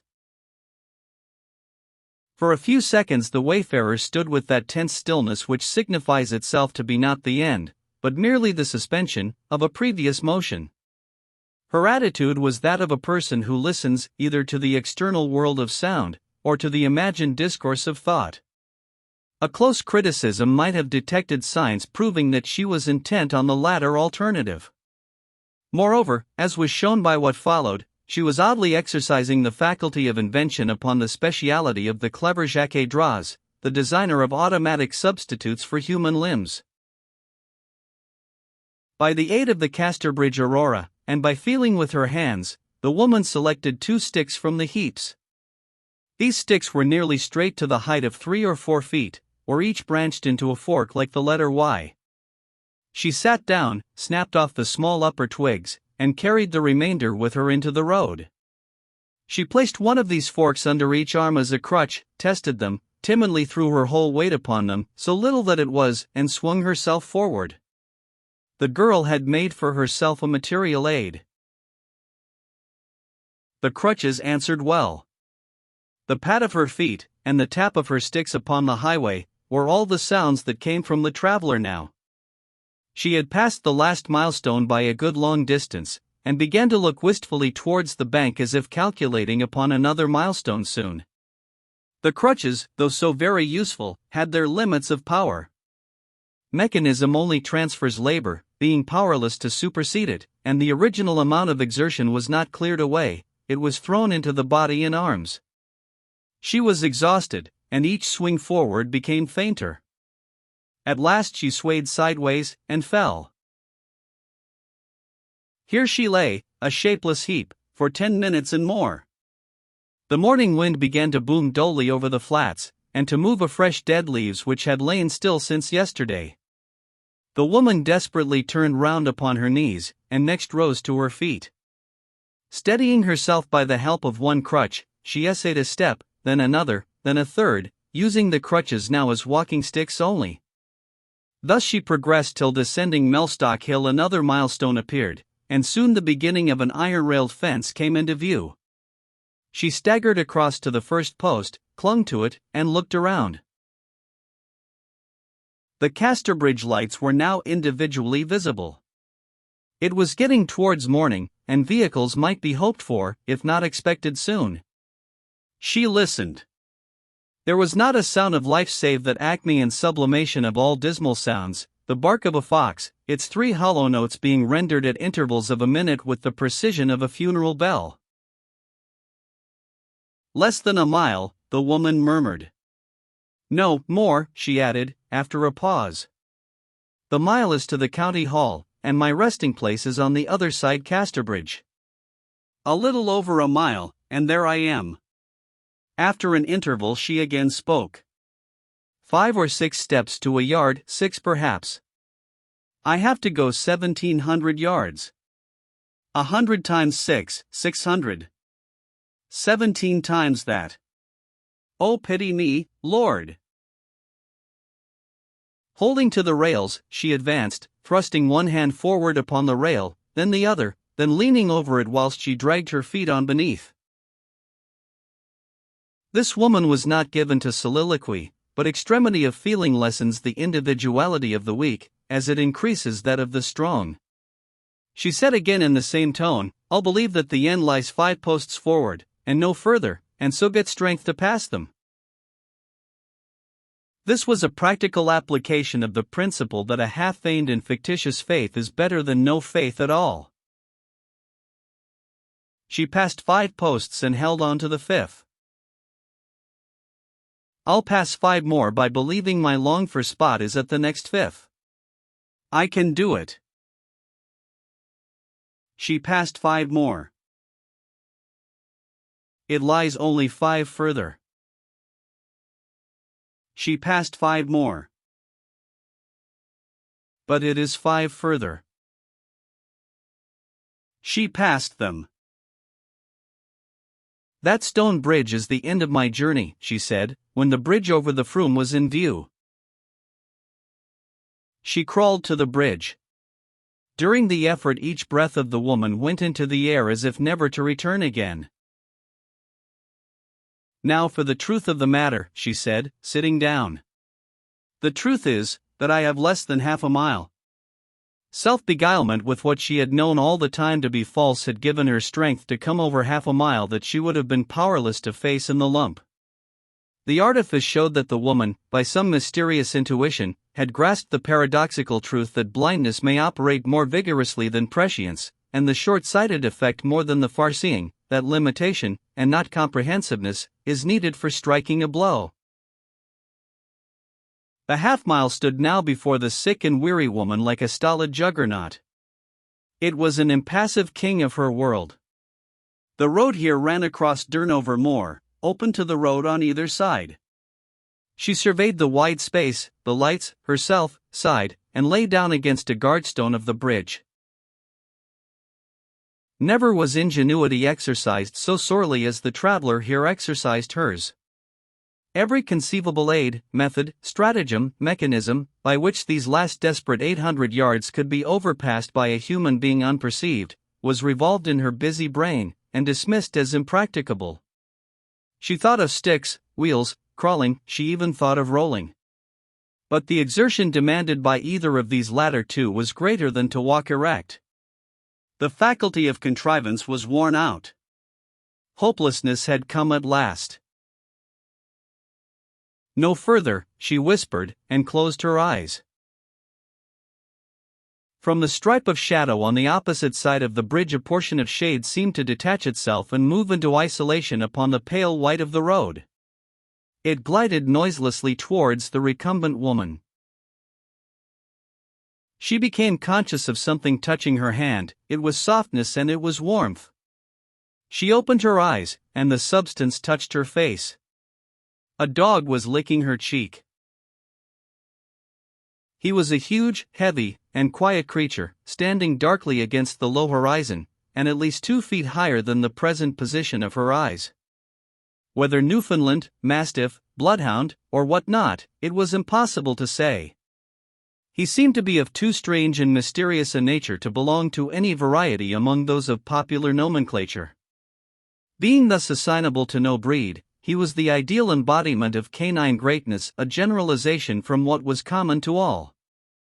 Night, in its sad, solemn, and benevolent aspect, apart from its stealthy and cruel side, was personified in this form. Darkness endows the small and ordinary ones among mankind with poetical power, and even the suffering woman threw her idea into figure. In her reclining position she looked up to him just as in earlier times she had, when standing, looked up to a man. The animal, who was as homeless as she, respectfully withdrew a step or two when the woman moved, and, seeing that she did not repulse him, he licked her hand again. A thought moved within her like lightning. Perhaps I can make use of him, I might do it then. She pointed in the direction of Casterbridge, and the dog seemed to misunderstand. He trotted on. Then, finding she could not follow, he came back and whined. The ultimate and saddest singularity of woman's effort and invention was reached when, with a quickened breathing, she rose to a stooping posture, and, resting her 2 little arms upon the shoulders of the dog, leant firmly thereon, and murmured stimulating words. Whilst she sorrowed in her heart she cheered with her voice, and what was stranger than that the strong should need encouragement from the weak was that cheerfulness should be so well stimulated by such utter dejection. Her friend moved forward slowly, and she with small mincing steps moved forward beside him, half her weight being thrown upon the animal. Sometimes she sank as she had sunk from walking erect, from the crutches, from the rails. The dog, who now thoroughly understood her desire and her incapacity, was frantic in his distress on these occasions. He would tug at her dress and run forward. She always called him back, and it was now to be observed that the woman listened for human sounds only to avoid them. It was evident that she had an object in keeping her presence on the road and her forlorn state unknown. Their progress was necessarily very slow. They reached the bottom of the town, and the Casterbridge lamps lay before them like fallen Pleiads as they turned to the left into the dense shade of a deserted avenue of chestnuts, and so skirted the borough. Thus the town was passed, and the goal was reached. On this much-desired spot outside the town rose a picturesque building. Originally it had been a mere case to hold people. The shell had been so thin, so devoid of excrescence, and so closely drawn over the accommodation granted, that the grim character of what was beneath showed through it, as the shape of a body is visible under a winding sheet. Then nature, as if offended, lent a hand. Masses of ivy grew up, completely covering the walls, till the place looked like an abbey, and it was discovered that the view from the front, over the Casterbridge chimneys, was one of the most magnificent in the county. A neighboring earl once said that he would give up a year's rental to have at his own door the view enjoyed by the inmates from theirs, and very probably the inmates would have given up the view for his year's rental. This stone edifice consisted of a central mass and two wings, whereon stood as sentinels a few slim chimneys, now gurgling sorrowfully to the slow wind. In the wall was a gate, and by the gate a bell-pull formed of a hanging wire. The woman raised herself as high as possible upon her knees, and could just reach the handle. She moved it and fell forwards in a bowed attitude, her face upon her bosom. It was getting on towards 6 o'clock, and sounds of movement were to be heard inside the building which was the haven of rest to this wearied soul. A little door by the large one was opened, and a man appeared inside. He discerned the panting heap of clothes, went back for a light, and came again. He entered a second time, and returned with two women. These lifted the prostrate figure and assisted her in through the doorway. The man then closed the door. "How did she get here?" said one of the women. "The Lord knows," said the other. "There is a dog outside," murmured the overcome traveler. "Where is he gone?" "He helped me." "I stoned him away," said the man. The little procession then moved forward, the man in front bearing the light, the two bony women next, supporting between them the small and supple one. Thus they entered the house and disappeared. Chapter 41. Suspicion. Fanny is sent for. Bathsheba said very little to her husband all that evening of their return from market, and he was not disposed to say much to her. He exhibited the unpleasant combination of a restless condition with a silent tongue. The next day, which was Sunday, passed nearly in the same manner as regarded their taciturnity, Bathsheba going to church both morning and afternoon. This was the day before the Budmouth races. In the evening Troy said, suddenly, "Bathsheba, could you let me have £20? Her countenance instantly sank. £20, she said. "The fact is, I want it badly." The anxiety upon Troy's face was unusual and very marked. It was a culmination of the mood he had been in all the day. "Ah! For those races tomorrow." Troy for the moment made no reply. Her mistake had its advantages to a man who shrank from having his mind inspected as he did now. "Well, suppose I do want it for races," he said, at last. "Oh, Frank!" Bathsheba replied, and there was such a volume of entreaty in the words. "Only such a few weeks ago you said that I was far sweeter than all your other pleasures put together, and that you would give them all up for me, and now, won't you give up this one, which is more a worry than a pleasure? Do, Frank. Come, let me fascinate you by all I can do, by pretty words and pretty looks, and everything I can think of, to stay at home. Say yes to your wife, say yes." The tenderest and softest phases of Bathsheba's nature were prominent now, advanced impulsively for his acceptance, without any of the disguises and defenses which the wariness of her character when she was cool too frequently threw over them. Few men could have resisted the arch yet dignified entreaty of the beautiful face, thrown a little back and sideways in the well-known attitude that expresses more than the words it accompanies, and which seems to have been designed for these special occasions. Had the woman not been his wife, Troy would have succumbed instantly. As it was, he thought he would not deceive her longer. "The money is not wanted for racing debts at all," he said. "What is it for?" she asked. "You worry me a great deal by these mysterious responsibilities, Frank." Troy hesitated. He did not now love her enough to allow himself to be carried too far by her ways. Yet it was necessary to be civil. "You wrong me by such a suspicious manner," he said. "Such strait waistcoating as you treat me to is not becoming in you at so early a date." "I think that I have a right to grumble a little if I pay," she said, with features between a smile and a pout. "Exactly, and, the former being done, suppose we proceed to the latter. Bathsheba, fun is all very well, but don't go too far, or you may have cause to regret something." She reddened. "I do that already," she said, quickly. "What do you regret?" "That my romance has come to an end." "All romances end at marriage." "I wish you wouldn't talk like that. You grieve me to my soul by being smart at my expense." "You are dull enough at mine. I believe you hate me." "Not you, only your faults." "I do hate them." "'Twould be much more becoming if you set yourself to cure them. Come, let's strike a balance with the £20, and be friends." She gave a sigh of resignation. "I have about that sum here for household expenses. If you must have it, take it." "Very good. Thank you. I expect I shall have gone away before you are in to breakfast tomorrow." "And must you go?" "Ah. There was a time, Frank, when it would have taken a good many promises to other people to drag you away from me. You used to call me darling, then. But it doesn't matter to you how my days are passed now. I must go, in spite of sentiment."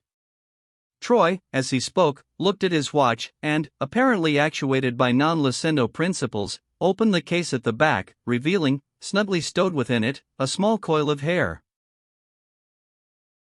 Bathsheba's eyes had been accidentally lifted at that moment, and she saw the action and saw the hair. She flushed in pain and surprise, and some words escaped her before she had thought whether or not it was wise to utter them. "A woman's curl of hair," she said. "Oh, Frank, whose is that?" Troy had instantly closed his watch. He carelessly replied, as one who cloaked some feelings that the sight had stirred. "Why, yours, of course. Whose should it be? I had quite forgotten that I had it." "What a dreadful fib, Frank." "I tell you I had forgotten it," he said, loudly. "I don't mean that it was yellow hair." "Nonsense. That's insulting me. I know it was yellow. Now whose was it? I want to know." "Very well, I'll tell you, so make no more ado. It is the hair of a young woman I was going to marry before I knew you." "You ought to tell me her name, then." "I cannot do that." "Is she married yet?" "No." "Is she alive?" "Yes." "Is she pretty?" "Yes." It is wonderful how she can be, poor thing, under such an awful affliction. Affliction, what affliction? He inquired, quickly. Having hair of that dreadful color. Oh ho, I like that, said Troy, recovering himself. Why, her hair has been admired by everybody who has seen her since she has worn it loose, which has not been long. It is beautiful hair. People used to turn their heads to look at it, poor girl. Pooh! That's nothing, she exclaimed, in incipient accents of pique. If I cared for your love as much as I used to, I could say people had turned to look at mine. Bathsheba, don't be so fitful and jealous. You knew what married life would be like, and shouldn't have entered it if you feared these contingencies. Troy had by this time driven her to bitterness. Her heart was big in her throat, and the ducts to her eyes were painfully full. Ashamed as she was to show emotion, at last she burst out. This is all I get for loving you so well. Ah! When I married you, your life was dearer to me than my own. I would have died for you, how truly I can say that I would have died for you. And now you sneer at my foolishness in marrying you. Oh! Is it kind to me to throw my mistake in my face? Whatever opinion you may have of my wisdom, you should not tell me of it so mercilessly, now that I am in your power. I can't help how things fall out, said Troy. Upon my heart, women will be the death of me. Well, you shouldn't keep people's hair. You'll burn it, won't you, Frank? Frank went on as if he had not heard her. There are considerations even before my consideration for you, reparations to be made, ties you know nothing of.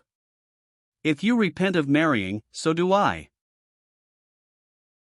Trembling now, she put her hand upon his arm, saying, in mingled tones of wretchedness and coaxing, I only repented if you don't love me better than any woman in the world. I don't otherwise, Frank. You don't repent because you already love somebody better than you love me, do you? I don't know. Why do you say that? You won't burn that curl. You like the woman who owns that pretty hair? Yes, it is pretty more beautiful than my miserable black mane. Well, it is no use, I can't help being ugly. You must like her best, if you will. Until today, when I took it from a drawer, I have never looked upon that bit of hair for several months, that I am ready to swear. But just now you said ties, and then, that woman we met? 'Twas the meeting with her that reminded me of the hair. Is it hers, then? Yes. There, now that you have wormed it out of me, I hope you are content. And what are the ties? Oh! That meant nothing, a mere jest. A mere jest, she said, in mournful astonishment. Can you jest when I am so wretchedly in earnest? Tell me the truth, Frank. I am not a fool, you know, although I am a woman, and have my woman's moments. Come.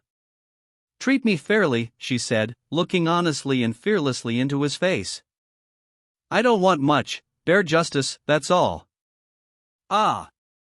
Once I felt I could be content with nothing less than the highest homage from the husband I should choose. Now, anything short of cruelty will content me. Yes. The independent and spirited Bathsheba is come to this. For heaven's sake, don't be so desperate, Troy said, snappishly, rising as he did so, and leaving the room. Directly he had gone, Bathsheba burst into great sobs, dry-eyed sobs, which cut as they came, without any softening by tears. But she determined to repress all evidences of feeling. She was conquered, but she would never own it as long as she lived. Her pride was indeed brought low by despairing discoveries of her spoliation by marriage with a less pure nature than her own. She chafed to and fro in rebelliousness, like a caged leopard, her whole soul was in arms, and the blood fired her face. Until she had met Troy, Bathsheba had been proud of her position as a woman. It had been a glory to her to know that her lips had been touched by no man's on earth, that her waist had never been encircled by a lover's arm. She hated herself now. In those earlier days she had always nourished a secret contempt for girls who were the slaves of the first good-looking young fellow who should choose to salute them. She had never taken kindly to the idea of marriage in the abstract, as did the majority of women she saw about her.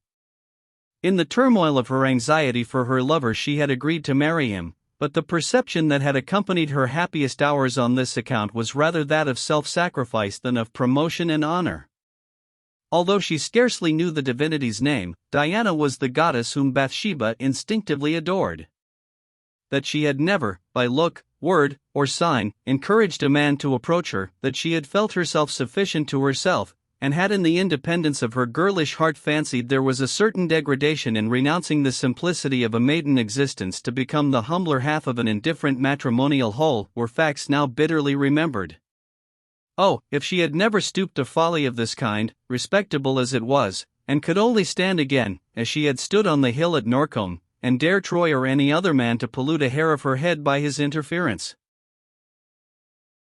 The next morning she rose earlier than usual, and had the horse saddled for her ride round the farm in the customary way. When she came in at 8:30, their usual hour for breakfasting, she was informed that her husband had risen, taken his breakfast, and driven off to Casterbridge with the gig and Poppet.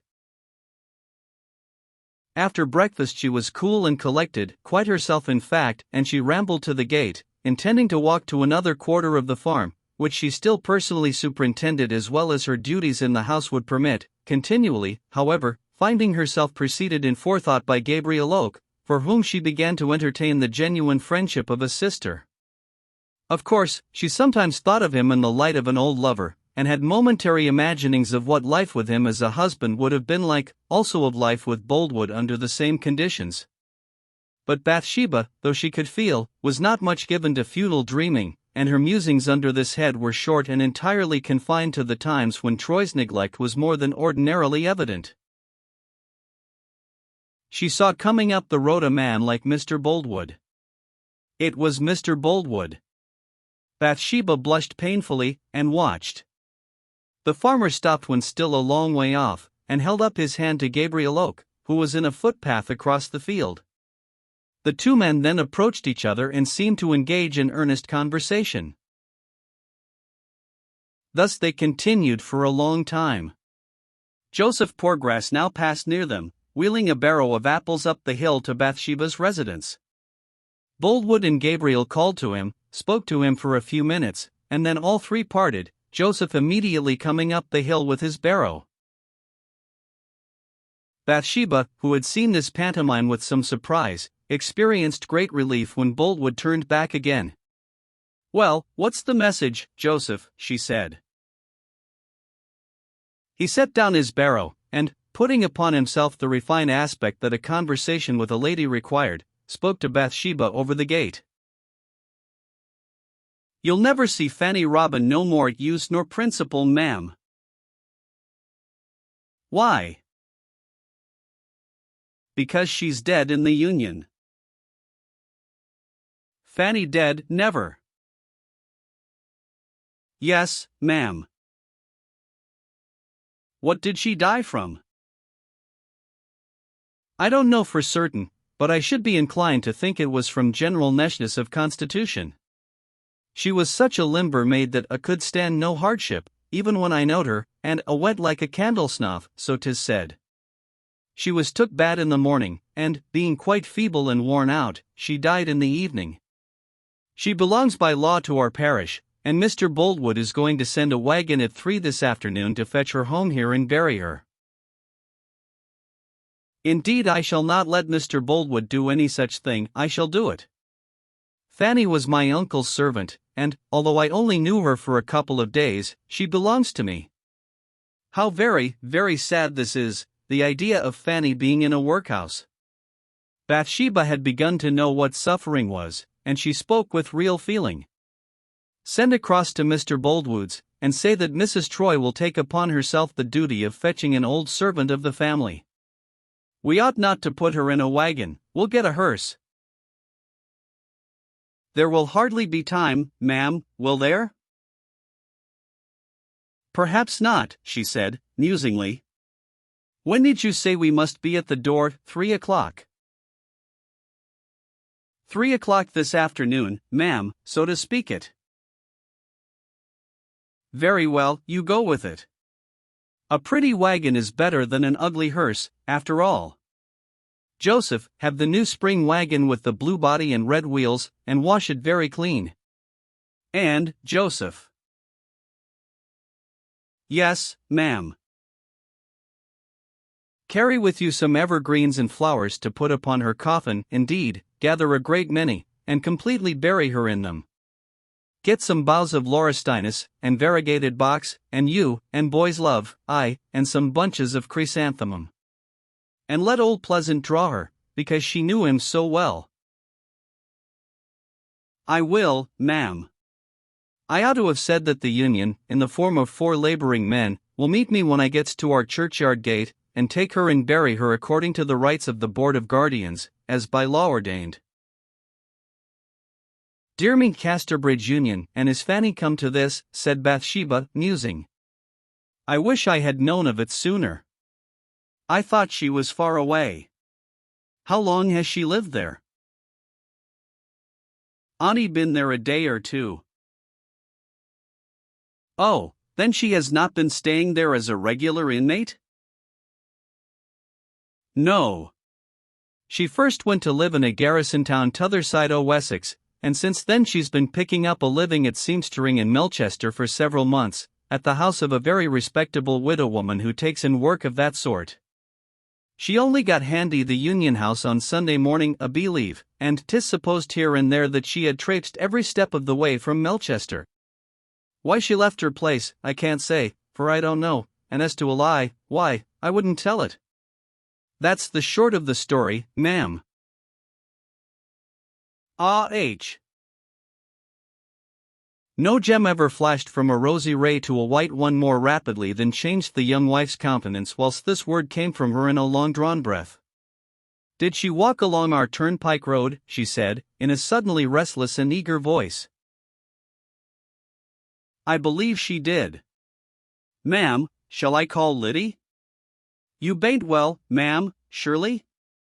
You look like a lily, so pale and fainty. No, don't call her, it is nothing. When did she pass Weatherbury? Last Saturday night. That will do, Joseph, now you may go. Certainly, ma'am. Joseph, come hither a moment. What was the color of Fanny Robin's hair? Really, mistress, now that 'tis put to me so judge and jury like, I can't call to mind, if you'll believe me. Never mind, go on and do what I told you. Stop, well no, go on. She turned herself away from him, that he might no longer notice the mood which had set its sign so visibly upon her, and went indoors with a distressing sense of faintness and a beating brow. About an hour after, she heard the noise of the wagon and went out, still with a painful consciousness of her bewildered and troubled look. Joseph, dressed in his best suit of clothes, was putting in the horse to start. The shrubs and flowers were all piled in the wagon, as she had directed. Bathsheba hardly saw them now. Died of what? Did you say, Joseph? I don't know, ma'am. Are you quite sure? Yes, ma'am, quite sure. Sure of what? I'm sure that all I know is that she arrived in the morning and died in the evening without further parley. What Oaken Mr. Boldwood told me was only these few words. Little Fanny Robin is dead, Joseph, Gabriel said, looking in my face in his steady old way. I was very sorry, and I said, and how did she come to die? Well, she's dead in Casterbridge Union, he said, and perhaps 'tisn't much matter about how she came to die. She reached the Union early Sunday morning, and died in the afternoon, that's clear enough. Then I asked what she'd been doing lately, and Mr. Boldwood turned round to me then, and left off spitting a thistle with the end of his stick. He told me about her having lived by seamstering in Melchester, as I mentioned to you, and that she walked there from at the end of last week, passing near here Saturday night in the dusk. They then said I had better just name a hint of her death to you, and away they went. Her death might have been brought on by biting in the night wind, you know, ma'am, for people used to say she'd go off in a decline. She used to cough a good deal in winter time. However, 'tisn't much odds to us about that now, for 'tis all over. Have you heard a different story at all? She looked at him so intently that Joseph's eyes quailed. Not a word, mistress, I assure ye, he said. Hardly anybody in the parish knows the news yet. I wonder why Gabriel didn't bring the message to me himself. He mostly makes a point of seeing me upon the most trifling errand. These words were merely murmured, and she was looking upon the ground. Perhaps he was busy, ma'am, Joseph suggested. And sometimes he seems to suffer from things upon his mind, connected with the time when he was better off than he is now. A's rather a curious item, but a very understanding shepherd, and learned in books. Did anything seem upon his mind whilst he was speaking to you about this? I cannot but say that there did, ma'am.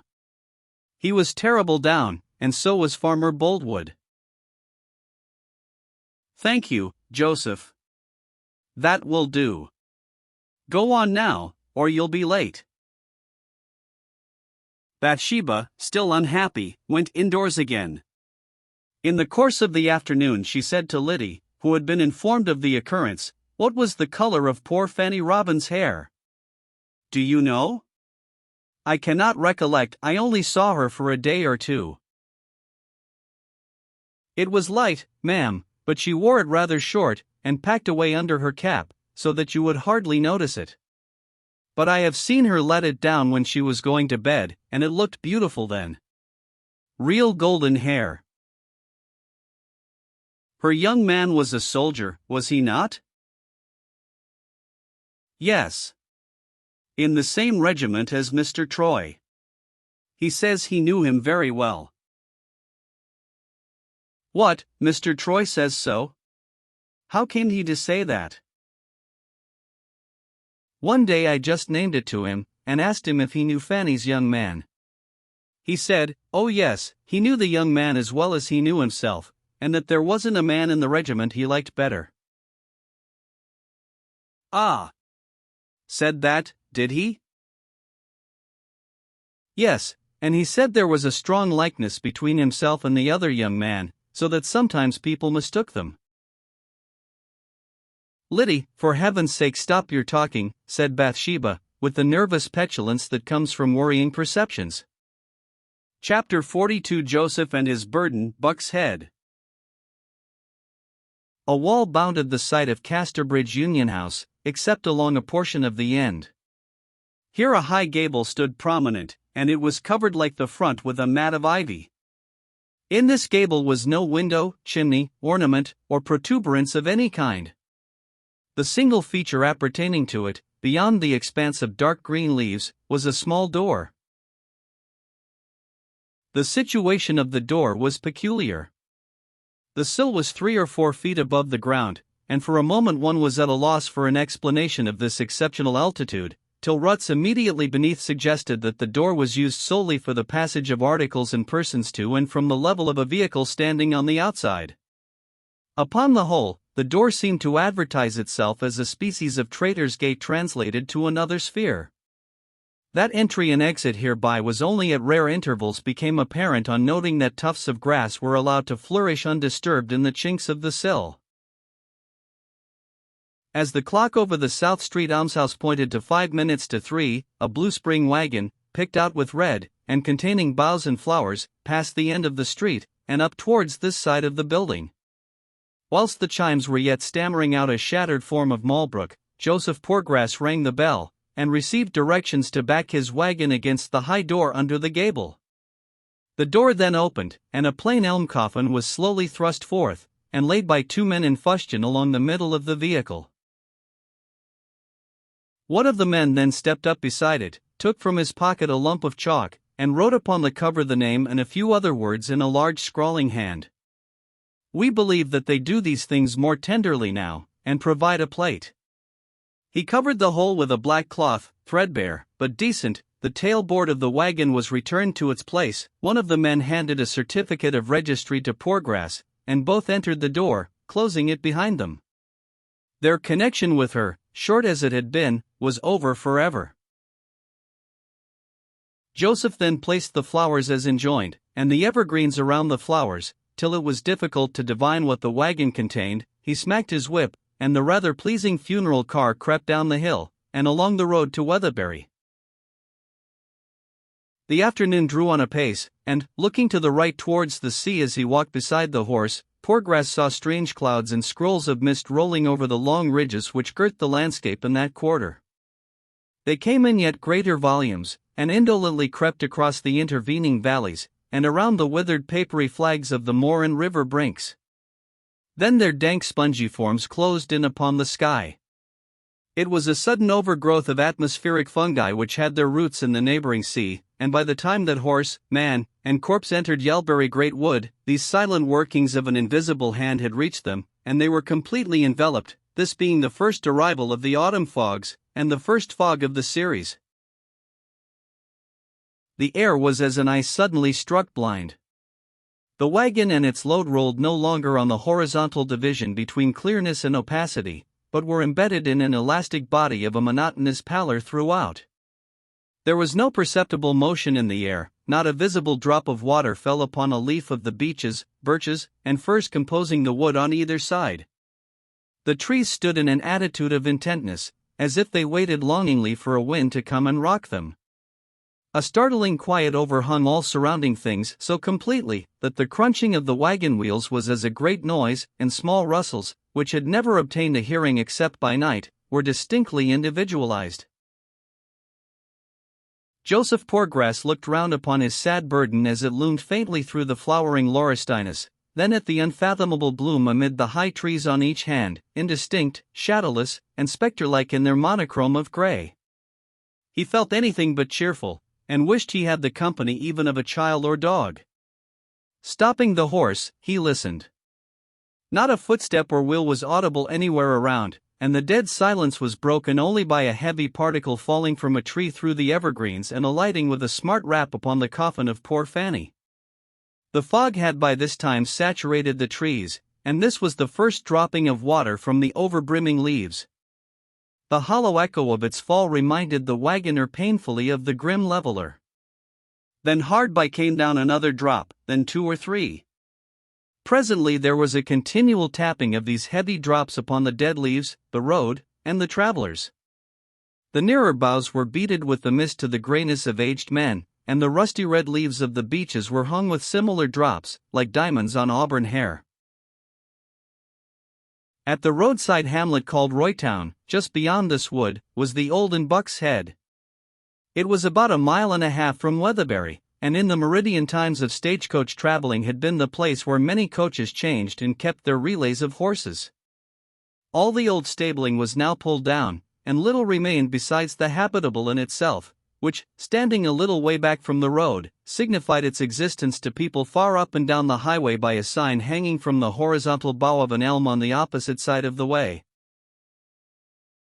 Travelers, for the variety tourist had hardly developed into a distinct species at this date, sometimes said in passing, when they cast their eyes up to the sign-bearing tree, that artists were fond of representing the signboard hanging thus, but that they themselves had never before noticed so perfect an instance in actual working order. It was near this tree that the wagon was standing into which Gabriel Oak crept on his first journey to Weatherbury, but, owing to the darkness, the sign and the inn had been unobserved. The manners of the inn were of the old established type. Indeed, in the minds of its frequenters they existed as unalterable formulae, e.g. Rap with the bottom of your pint for more liquor. For tobacco, shout. In calling for the girl in waiting, say, maid. Ditto for the landlady, old soul, etc., etc. It was a relief to Joseph's heart when the friendly signboard came in view, and, stopping his horse immediately beneath it, he proceeded to fulfill an intention made a long time before. His spirits were oozing out of him quite. He turned the horse's head to the green bank, and entered the hostel for a mug of ale. Going down into the kitchen of the inn, the floor of which was a step below the passage, which in its turn was a step below the road outside, what should Joseph see to gladden his eyes but two copper-colored discs, in the form of the countenances of Mr. Jan Coggan and Mr. Mark Clark.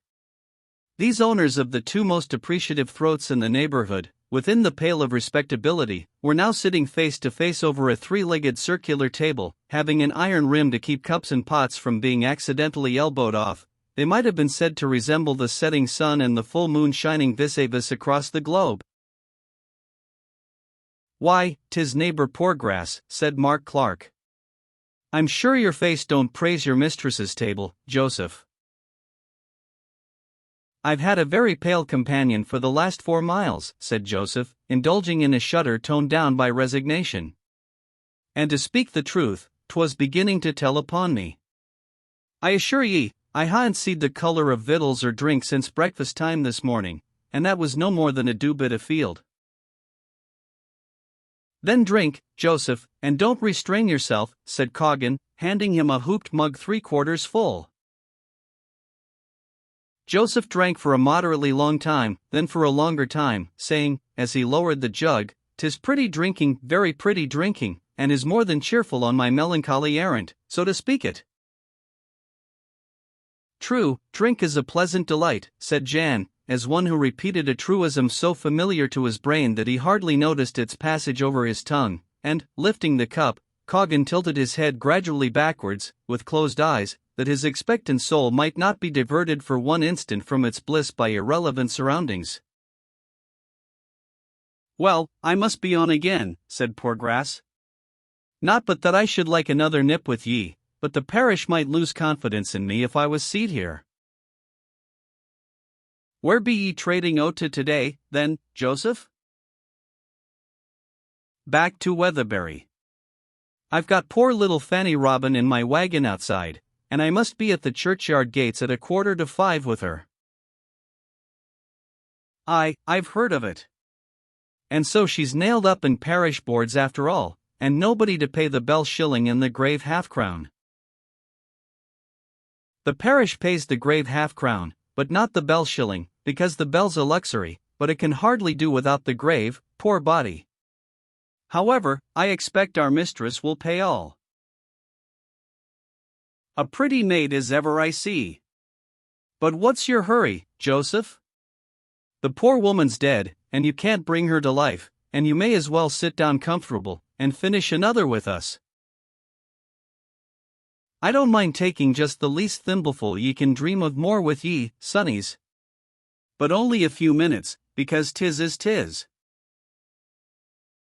"Of course, you'll have another drop. A man's twice the man afterwards. You feel so warm and glorious, and you whop and slap at your work without any trouble, and everything goes on like sticks breaking. Too much liquor is bad, and leads us to that horn man in the smoky house, but after all, many people haven't the gift of enjoying a wet, and since we be highly favored with a power that way, we should make the most o't." "True," said Mark Clark. "'Tis a talent the Lord has mercifully bestowed upon us, and we ought not to neglect it. But, what with the parsons and clerks and schoolpeople and serious tea parties, the merry old ways of good life have gone to the dogs, upon my carcass, they have." "Well, really, I must be onward again now," said Joseph. Now, Joseph, nonsense. The poor woman is dead, isn't she, and what's your hurry?" "Well, I hope Providence won't be in a way with me for my doings," said Joseph, again sitting down. "I've been troubled with weak moments lately, 'tis true. I've been drinky once this month already, and I did not go to church Sunday, and I dropped a curse or two yesterday, so I don't want to go too far for my safety." Your next world is your next world, and not to be squandered offhand. I believe ye to be a chapel member, Joseph. That I do. Oh, no, no. I don't go so far as that. For my part, said Coggan, I'm staunch Church of England. Aye, and faith, so be I, said Mark Clark. I won't say much for myself, I don't wish to, Coggan continued, with that tendency to talk on principles which is characteristic of the barleycorn. But I've never changed a single doctrine, I've stuck like a plaster to the old faith I was born in. Yes, there's this to be said for the church, a man can belong to the church and bide in his cheerful old inn, and never trouble or worry his mind about doctrines at all. But to be a meetinger, you must go to chapel in all winds and weathers, and make yourself as frantic as a skit. Not but that chapel members be clever chaps enough in their way. They can lift up beautiful prayers out of their own heads, all about their families and shipwrecks in the newspaper. They can, said Mark Clark, with corroborative feeling, but we churchmen, you see, must have it all printed aforehand, or, dang it all, we should no more know what to say to a great gaffer like the Lord than babes unborn. Chapel folk be more hand in glove with them above than we, said Joseph, thoughtfully. Yes, said Coggan. We know very well that if anybody do go to heaven, they will. They've worked hard for it, and they deserve to have it, such as 'tis. I bain't such a fool as to pretend that we who stick to the church have the same chance as they, because we know we have not. But I hate a feller who'll change his old ancient doctrines for the sake of getting to heaven. I'd as soon turn king's evidence for the few pounds you get. Why, neighbors, when every one of my toddies were frosted, our parson thirdly were the man who gave me a sack for seed, though he hardly had one for his own use, and no money to buy 'em. If it hadn't been for him, I shouldn't hae had a tatey to put in my garden. D'ye think I'd turn after that? No, I'll stick to my side, and if we be in the wrong, so be it, I'll fall with the fallen. Well said, very well said, observed Joseph. However, folks, I must be moving now, upon my life I must. Parson Thirdly will be waiting at the church gates, and there's the woman biding outside in the wagon. Joseph Poorgrass, don't be so miserable. Parson Thirdly won't mind. He's a generous man, he's found me in tracks for years, and I've consumed a good many in the course of a long and shady life, but he's never been the man to cry out at the expense. Sit down. The longer Joseph Poorgrass remained, the less his spirit was troubled by the duties which devolved upon him this afternoon. The minutes glided by uncounted, until the evening shades began perceptibly to deepen, and the eyes of the three were but sparkling points on the surface of darkness. Coggan's repeater struck 6 from his pocket in the usual still small tones. At that moment hasty steps were heard in the entry, and the door opened to admit the figure of Gabriel Oak, followed by the maid of the inn bearing a candle. He stared sternly at the one lengthy and 2 round faces of the sitters, which confronted him with the expressions of a fiddle and a couple of warming pans. Joseph Poorgrass blinked, and shrank several inches into the background.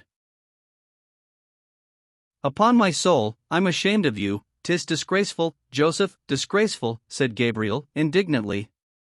Coggan, you call yourself a man, and don't know better than this.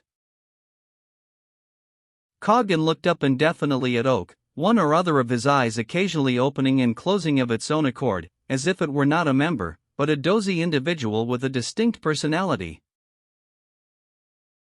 Don't take on so, shepherd, said Mark Clark, looking reproachfully at the candle, which appeared to possess special features of interest for his eyes. Nobody can hurt a dead woman, at length said Coggan, with the precision of a machine. All that could be done for her is done, she's beyond us, and why should a man put himself in a tearing hurry for lifeless clay that can neither feel nor see, and don't know what you do with her at all?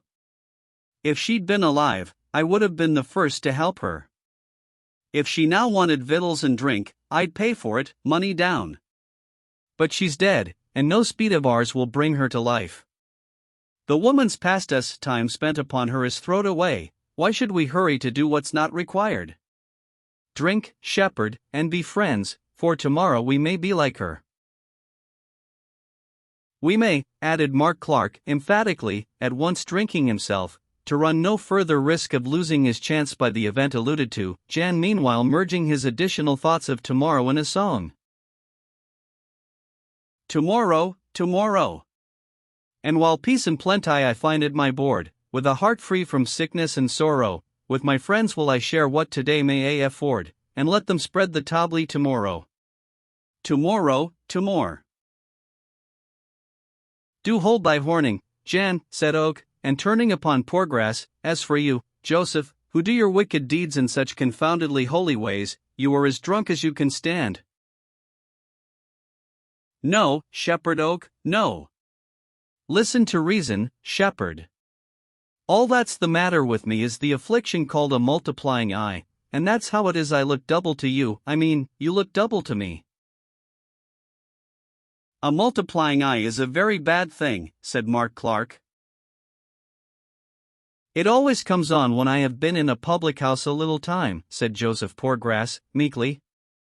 Yes, I see two of every sort, as if I were some holy man living in the times of King Noah and entering into the ark. Why, yes, he added, becoming much affected by the picture of himself as a person thrown away, and shedding tears, I feel too good for England, I ought to have lived in Genesis by rights, like the other men of sacrifice, and then I shouldn't have been called a D.D. drunkard in such a way. I wish you'd show yourself a man of spirit, and not sit whining there. Show myself a man of spirit? Ah, well. Let me take the name of drunkard humbly, let me be a man of contrite knees, let it be. I know that I always do say please God afore I do anything, from my getting up to my going down of the same, and I be willing to take as much disgrace as there is in that holy act. Ha, yes. But not a man of spirit? Have I ever allowed the toe of pride to be lifted against my hinder parts without groaning manfully that I question the right to do so? I inquire that query boldly? We can't say that you have, Hero Poorgrass, admitted Jan. Never have I allowed such treatment to pass unquestioned. Yet the shepherd says in the face of that rich testimony that I be not a man of spirit. Well, let it pass by, and death is a kind friend. Gabriel, seeing that neither of the three was in a fit state to take charge of the wagon for the remainder of the journey, made no reply, but, closing the door again upon them, went across to where the vehicle stood, now getting indistinct in the fog and gloom of this mildewy time.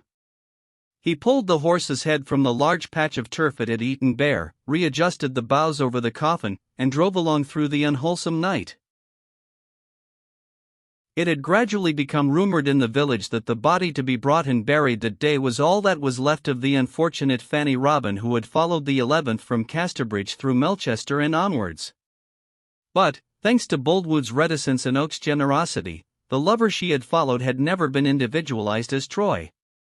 Gabriel hoped that the whole truth of the matter might not be published till at any rate the girl had been in her grave for a few days, when the interposing barriers of earth and time, and a sense that the events had been somewhat shut into oblivion, would deaden the sting that revelation and invidious remark would have for Bathsheba just now. By the time that Gabriel reached the old manor house, her residence, which lay in his way to the church, it was quite dark. A man came from the gate and said through the fog, which hung between them like blown flour, "Is that Poorgrass with the corpse?" Gabriel recognized the voice as that of the parson. "The corpse is here, sir," said Gabriel. "I have just been to inquire of Mrs. Troy if she could tell me the reason of the delay. I am afraid it is too late now for the funeral to be performed with proper decency. Have you the registrar's certificate?" "No," said Gabriel. "I expect Poorgrass has that, and he's at the Buck's Head. I forgot to ask him for it." "Then that settles the matter. We'll put off the funeral till tomorrow morning.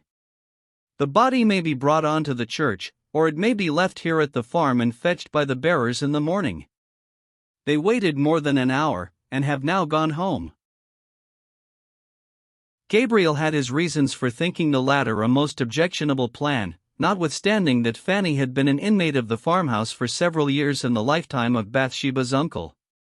Visions of several unhappy contingencies which might arise from this delay flitted before him. But his will was not law, and he went indoors to inquire of his mistress what were her wishes on the subject. He found her in an unusual mood. Her eyes as she looked up to him were suspicious and perplexed as with some antecedent thought. Troy had not yet returned.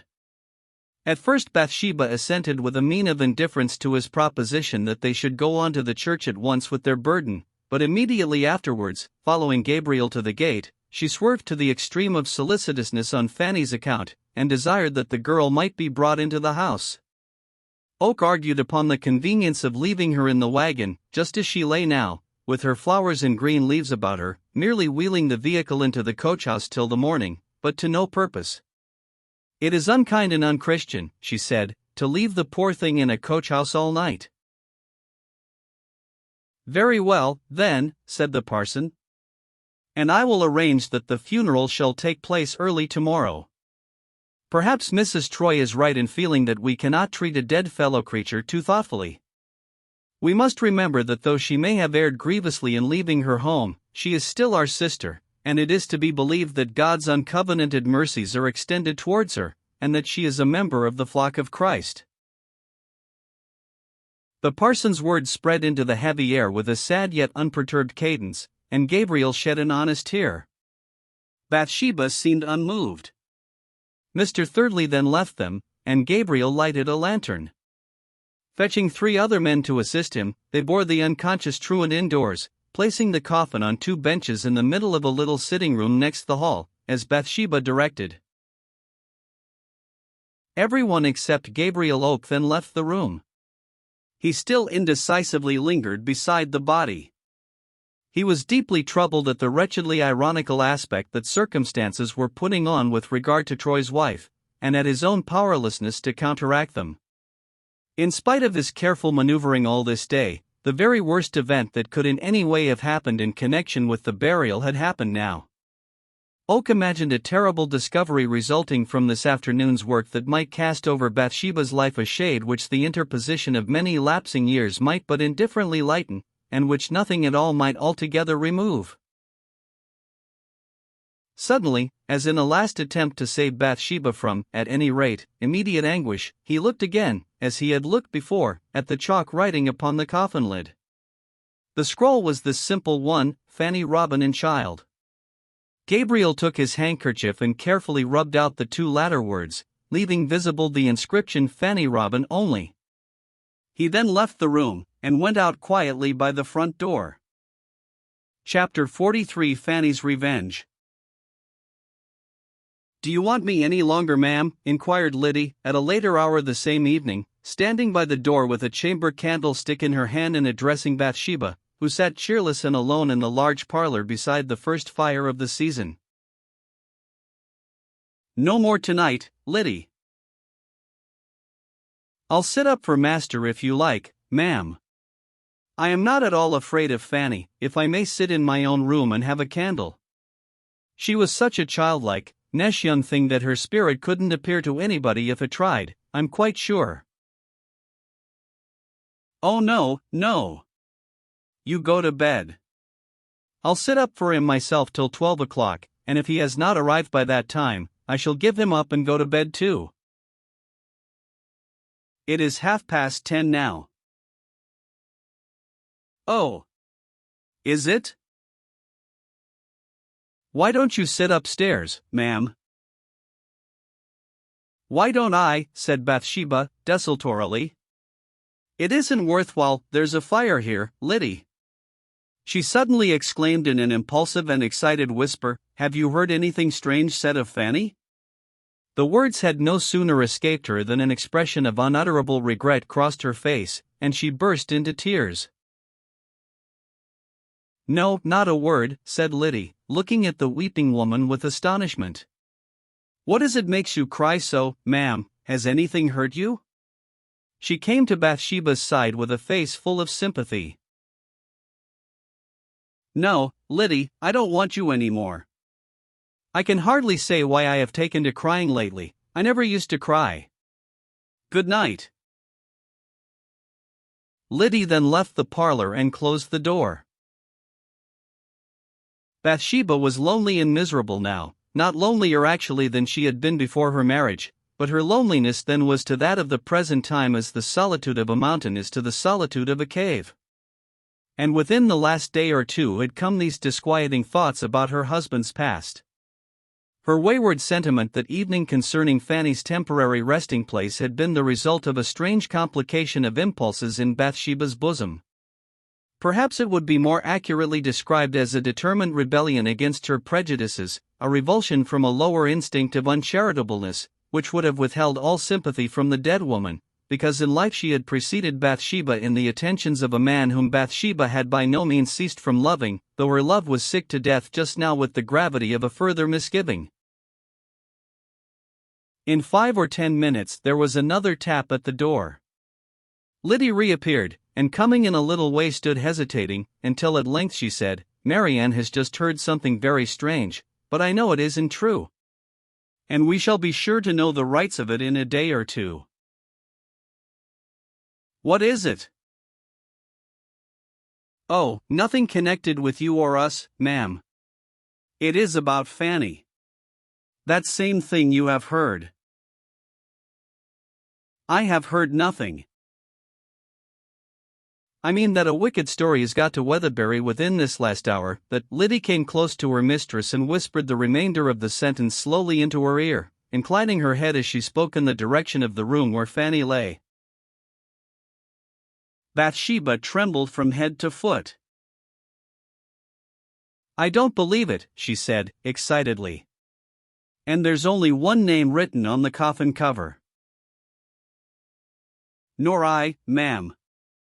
And a good many others don't, for we should surely have been told more about it if it had been true, don't you think so, ma'am?" "We might or we might not." Bathsheba turned and looked into the fire, that Liddy might not see her face. Finding that her mistress was going to say no more, Liddy glided out, closed the door softly, and went to bed. Bathsheba's face, as she continued looking into the fire that evening, might have excited solicitousness on her account even among those who loved her least. The sadness of Fanny Robin's fate did not make Bathsheba's glorious, although she was the Esther to this poor Vashti, and their fates might be supposed to stand in some respects as contrasts to each other. When Liddy came into the room a second time, the beautiful eyes which met hers had worn a listless, weary look. When she went out after telling the story, they had expressed wretchedness in full activity. Her simple country nature, fed on old-fashioned principles, was troubled by that which would have troubled a woman of the world very little, both Fanny and her child, if she had one, being dead. Bathsheba had grounds for conjecturing a connection between her own history and the dimly suspected tragedy of Fanny's end which Oak and Boldwood never for a moment credited her with possessing. The meeting with the lonely woman on the previous Saturday night had been unwitnessed and unspoken of. Oak may have had the best of intentions in withholding for as many days as possible the details of what had happened to Fanny, but had he known that Bathsheba's perceptions had already been exercised in the matter, he would have done nothing to lengthen the minutes of suspense she was now undergoing, when the certainty which must terminate it would be the worst fact suspected after all. She suddenly felt a longing desire to speak to someone stronger than herself, and so get strength to sustain her surmised position with dignity and her lurking doubts with stoicism. Where could she find such a friend? Nowhere in the house. She was by far the coolest of the women under her roof. Patience and suspension of judgment for a few hours were what she wanted to learn, and there was nobody to teach her. Might she but go to Gabriel Oak, but that could not be. What a way Oak had, she thought, of enduring things. Boldwood, who seemed so much deeper and higher and stronger in feeling than Gabriel, had not yet learnt, any more than she herself, the simple lesson which Oak showed a mastery of by every turn and look he gave, that among the multitude of interests by which he was surrounded, those which affected his personal well-being were not the most absorbing and important in his eyes. Oak meditatively looked upon the horizon of circumstances without any special regard to his own standpoint in the midst. That was how she would wish to be. But then Oak was not racked by incertitude upon the inmost matter of his bosom, as she was at this moment. Oak knew all about Fanny that he wished to know. She felt convinced of that. If she were to go to him now at once and say no more than these few words, "What is the truth of the story?" he would feel bound in honor to tell her. It would be an inexpressible relief. No further speech would need to be uttered. He knew her so well that no eccentricity of behavior in her would alarm him. She flung a cloak round her, went to the door and opened it. Every blade, every twig was still. The air was yet thick with moisture, though somewhat less dense than during the afternoon, and a steady smack of drops upon the fallen leaves under the boughs was almost musical in its soothing regularity. It seemed better to be out of the house than within it, and Bathsheba closed the door, and walked slowly down the lane till she came opposite to Gabriel's cottage, where he now lived alone, having left Coggan's house through being pinched for room. There was a light in one window only, and that was downstairs. The shutters were not closed, nor was any blind or curtain drawn over the window, neither robbery nor observation being a contingency which could do much injury to the occupant of the domicile. Yes, it was Gabriel himself who was sitting up. He was reading. From her standing place in the road she could see him plainly, sitting quite still, his light curly head upon his hand, and only occasionally looking up to snuff the candle which stood beside him. At length he looked at the clock, seemed surprised at the lateness of the hour, closed his book, and arose. He was going to bed, she knew, and if she tapped it must be done at once. Alas for her resolve! She felt she could not do it. Not for worlds now could she give a hint about her misery to him, much less ask him plainly for information on the cause of Fanny's death. She must suspect, and guess, and chafe, and bear it all alone. Like a homeless wanderer she lingered by the bank, as if lulled and fascinated by the atmosphere of content which seemed to spread from that little dwelling, and was so sadly lacking in her own. Gabriel appeared in an upper room, placed his light in the window bench, and then knelt down to pray. The contrast of the picture with her rebellious and agitated existence at this same time was too much for her to bear to look upon longer. It was not for her to make a truce with trouble by any such means. She must tread her giddy distracting measure to its last note, as she had begun it. With a swollen heart she went again up the lane, and entered her own door. More fevered now by a reaction from the first feelings which Oak's example had raised in her, she paused in the hall, looking at the door of the room wherein Fanny lay. She locked her fingers, threw back her head, and strained her hot hands rigidly across her forehead, saying, with a hysterical sob, "Would to God you would speak and tell me your secret, Fanny. Oh, I hope it is not true that there are two of you. If I could only look in upon you for one little minute, I should know all." A few moments passed, and she added, slowly, "And I will." Bathsheba in after times could never gauge the mood which carried her through the actions following this murmured resolution on this memorable evening of her life. She went to the lumber closet for a screwdriver. At the end of a short though undefined time she found herself in the small room, quivering with emotion, a mist before her eyes, and an excruciating pulsation in her brain, standing beside the uncovered coffin of the girl whose conjectured end had so entirely engrossed her, and saying to herself in a husky voice as she gazed within, "It was best to know the worst, and I know it now." She was conscious of having brought about this situation by a series of actions done as by one in an extravagant dream, of following that idea as to method, which had burst upon her in the hall with glaring obviousness, by gliding to the top of the stairs, assuring herself by listening to the heavy breathing of her maids that they were asleep, gliding down again, turning the handle of the door within which the young girl lay, and deliberately setting herself to do what, if she had anticipated any such undertaking at night and alone, would have horrified her, but which, when done, was not so dreadful as was the conclusive proof of her husband's conduct which came with knowing beyond doubt the last chapter of Fanny's story. Bathsheba's head sank upon her bosom, and the breath which had been bated in suspense, curiosity, and interest, was exhaled now in the form of a whispered wail. "Oh, she said, and the silent room added length to her moan. Her tears fell fast beside the unconscious pair in the coffin, tears of a complicated origin, of a nature indescribable, almost indefinable except as other than those of simple sorrow. Assuredly their wonted fires must have lived in Fanny's ashes when events were so shaped as to chariot her hither in this natural, unobtrusive, yet effectual manner. The one feat alone, that of dying, by which a mean condition could be resolved into a grand one, Fanny had achieved. And to that had destiny subjoined this re-encounter tonight, which had, in Bathsheba's wild imagining, turned her companion's failure to success, her humiliation to triumph, her lucklessness to ascendancy. It had thrown over herself a garish light of mockery, and set upon all things about her an ironical smile.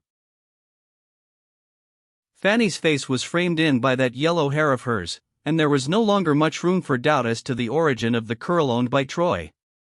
In Bathsheba's heated fancy the innocent white countenance expressed a dim triumphant consciousness of the pain she was retaliating for her pain with all the merciless rigor of the Mosaic law, burning for burning, wound for wound, strife for strife. Bathsheba indulged in contemplations of escape from her position by immediate death, which, thought she, though it was an inconvenient and awful way, had limits to its inconvenience and awfulness that could not be overpassed, whilst the shames of life were measureless. Yet even this scheme of extinction by death was but tamely copying her rival's method without the reasons which had glorified it in her rival's case. She glided rapidly up and down the room, as was mostly her habit when excited, her hands hanging clasped in front of her, as she thought and in part expressed in broken words. "Oh, I hate her, yet I don't mean that I hate her, for it is grievous and wicked, and yet I hate her a little. Yes, my flesh insists upon hating her, whether my spirit is willing or no. If she had only lived, I could have been angry and cruel towards her with some justification, but to be vindictive towards a poor dead woman recoils upon myself. Oh God, have mercy. I am miserable at all this." Bathsheba became at this moment so terrified at her own state of mind that she looked around for some sort of refuge from herself. The vision of Oak kneeling down that night recurred to her, and with the imitative instinct which animates women she seized upon the idea, resolved to kneel, and, if possible, pray. Gabriel had prayed, so would she. She knelt beside the coffin, covered her face with her hands, and for a time the room was silent as a tomb. Whether from a purely mechanical, or from any other cause, when Bathsheba arose it was with a quieted spirit, and a regret for the antagonistic instincts which had seized upon her just before. In her desire to make atonement she took flowers from a vase by the window, and began laying them around the dead girl's head. Bathsheba knew no other way of showing kindness to persons departed than by giving them flowers. She knew not how long she remained engaged thus. She forgot time, life, where she was, what she was doing. A slamming together of the coachhouse doors in the yard brought her to herself again. An instant after, the front door opened and closed, steps crossed the hall, and her husband appeared at the entrance to the room, looking in upon her. He beheld it all by degrees, stared in stupefaction at the scene, as if he thought it an illusion raised by some fiendish incantation. Bathsheba, pallid as a corpse on end, gazed back at him in the same wild way. So little are instinctive guesses the fruit of a legitimate induction that, at this moment, as he stood with the door in his hand, Troy never once thought of Fanny in connection with what he saw. His first confused idea was that somebody in the house had died. "Well, what?" said Troy, blankly. "I must go." "I must go," said Bathsheba, to herself more than to him. She came with a dilated eye towards the door, to push past him. "What's the matter, in God's name?" "Who's dead?" said Troy. "I cannot say, let me go out." "I wa dare," she continued. But no, stay, I insist. He seized her hand, and then volition seemed to leave her, and she went off into a state of passivity. He, still holding her, came up the room, and thus, hand in hand, Troy and Bathsheba approached the coffin side. The candle was standing on a bureau close by them, and the light slanted down, distinctly enkindling the cold features of both mother and babe. Troy looked in, dropped his wife's hand, knowledge of it all came over him in a lurid sheen, and he stood still. So still he remained that he could be imagined to have left in him no motive power whatever. The clashes of feeling in all directions confounded one another, produced a neutrality, and there was motion in none. "Do you know her?" said Bathsheba, in a small enclosed echo, as from the interior of a cell. "I do," said Troy. "Is it she?" "It is." He had originally stood perfectly erect. And now, in the well-nigh congealed immobility of his frame could be discerned an incipient movement, as in the darkest night may be discerned light after a while. He was gradually sinking forwards. The lines of his features softened, and dismay modulated to illimitable sadness. Bathsheba was regarding him from the other side, still with parted lips and distracted eyes. Capacity for intense feeling is proportionate to the general intensity of the nature, and perhaps in all Fanny's sufferings, much greater relatively to her strength. There never was a time she suffered in an absolute sense what Bathsheba suffered now. What Troy did was to sink upon his knees with an indefinable union of remorse and reverence upon his face, and, bending over Fanny Robin, gently kissed her, as one would kiss an infant asleep to avoid awakening it. At the sight and sound of that, to her, unendurable act, Bathsheba sprang towards him. All the strong feelings which had been scattered over her existence since she knew what feeling was, seemed gathered together into one pulsation now. The revulsion from her indignant mood a little earlier, when she had meditated upon compromised honor, forestalment, eclipse and maternity by another, was violent and entire. All that was forgotten in the simple and still strong attachment of wife to husband. She had sighed for her self-completeness then, and now she cried aloud against the severance of the union she had deplored. She flung her arms round Troy's neck, exclaiming wildly from the deepest deep of her heart, Don't kiss them. Oh, Frank, I can't bear it, I can't. I love you better than she did, kiss me too, Frank, kiss me. You will, Frank, kiss me too." There was something so abnormal and startling in the childlike pain and simplicity of this appeal from a woman of Bathsheba's caliber and independence, that Troy, loosening her tightly clasped arms from his neck, looked at her in bewilderment. It was such an unexpected revelation of all women being alike at heart, even though so different in their accessories as Fanny and this one beside him, that Troy could hardly seem to believe her to be his proud wife Bathsheba. Fanny's own spirit seemed to be animating her frame. But this was the mood of a few instants only. When the momentary surprise had passed, his expression changed to a silencing imperious gaze. "I will not kiss you," he said, pushing her away. Had the wife now but gone no further? Yet, perhaps, under the harrowing circumstances, to speak out was the one wrong act which can be better understood, if not forgiven in her, than the right and politic one, her rival being now but a corpse.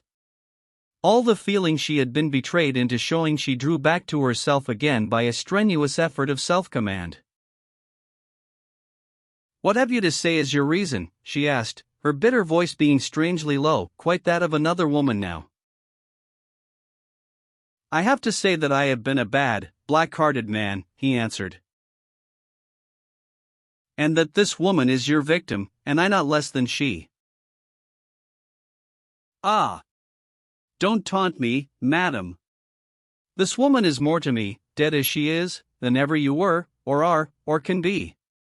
If Satan had not tempted me with that face of yours, and those cursed coquetries, I should have married her. I never had another thought till you came in my way. Would to God that I had, but it is all too late. He turned to Fanny then. "But never mind, darling," he said, "in the sight of heaven you are my very, very wife." At these words there arose from Bathsheba's lips a long, low cry of measureless despair and indignation, such a wail of anguish as had never before been heard within those old inhabited walls. It was the tau epsilon tau lambda epsilon sigma tau alpha iota, asterisk, of her union with Troy. "If she's that, what am I?" she added, as a continuation of the same cry, and sobbing pitifully, and the rarity with her of such abandonment only made the condition more dire. "You are nothing to me, nothing," said Troy, heartlessly. "A ceremony before a priest doesn't make a marriage. I am not morally yours." A vehement impulse to flee from him, to run from this place, hide, and escape his words at any price, not stopping short of death itself, mastered Bathsheba now. She waited not an instant, but turned to the door and ran out. Chapter 44 Under a Tree Reaction. Bathsheba went along the dark road, neither knowing nor caring about the direction or issue of her flight. The first time that she definitely noticed her position was when she reached a gate leading into a thicket overhung by some large oak and beech trees. On looking into the place, it occurred to her that she had seen it by daylight on some previous occasion, and that what appeared like an impassable thicket was in reality a brake of fern now withering fast. She could think of nothing better to do with her palpitating self than to go in here and hide, and entering, she lighted on a spot sheltered from the damp fog by a reclining trunk, where she sank down upon a tangled couch of fronds and stems. She mechanically pulled some armfuls round her to keep off the breezes, and closed her eyes. Whether she slept or not that night Bathsheba was not clearly aware. But it was with a freshened existence and a cooler brain that, a long time afterwards, she became conscious of some interesting proceedings which were going on in the trees above her head and around. A coarse-throated chatter was the first sound. It was a sparrow just waking. Next, wheeze-wheeze-wheeze, from another retreat. It was a finch. Third, tink-tink-tink-tink-a-chink, from the hedge. It was a robin. Chuck-chuck-chuck, overhead. A squirrel. Then, from the road, with my aratata, and my rum-tum-tum. It was a plowboy. Presently he came opposite, and she believed from his voice that he was one of the boys on her own farm. He was followed by a shambling tramp of heavy feet, and looking through the ferns Bathsheba could just discern in the wan light of daybreak a team of her own horses. They stopped to drink at a pond on the other side of the way. She watched them flouncing into the pool, drinking, tossing up their heads, drinking again, the water dribbling from their lips in silver threads. There was another flounce, and they came out of the pond, and turned back again towards the farm. She looked further around. Day was just dawning, and beside its cool air and colors her heated actions and resolves of the night stood out in lurid contrast. She perceived that in her lap, and clinging to her hair, were red and yellow leaves which had come down from the tree and settled silently upon her during her partial sleep. Bathsheba shook her dress to get rid of them, when multitudes of the same family lying round about her rose and fluttered away in the breeze thus created, like ghosts from an enchanter fleeing. There was an opening towards the east, and the glow from the as yet unrisen sun attracted her eyes thither. From her feet, and between the beautiful yellowing ferns with their feathery arms, the ground sloped downwards to a hollow, in which was a species of swamp, dotted with fungi.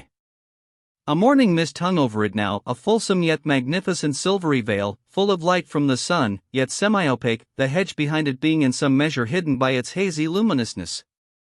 Up the sides of this depression grew sheaves of the common rush, and here and there a peculiar species of flag, the blades of which glistened in the emerging sun, like scythes.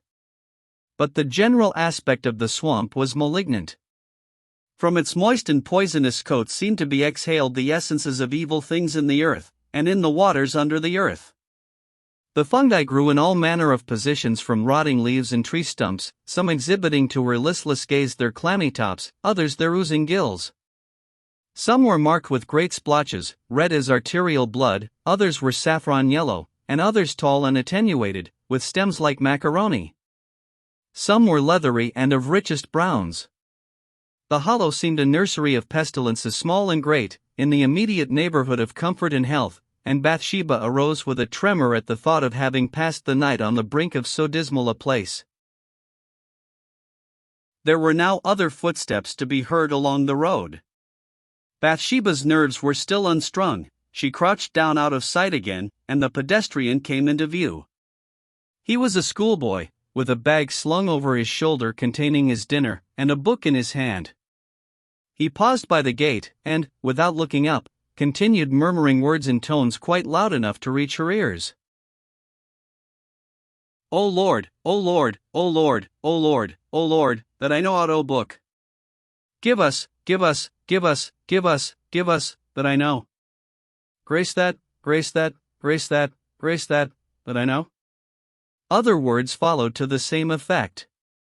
The boy was of the dunce class apparently. The book was a psalter, and this was his way of learning the collect.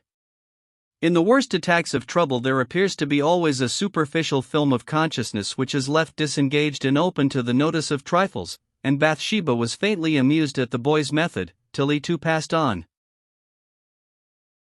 By this time stupor had given place to anxiety, and anxiety began to make room for hunger and thirst.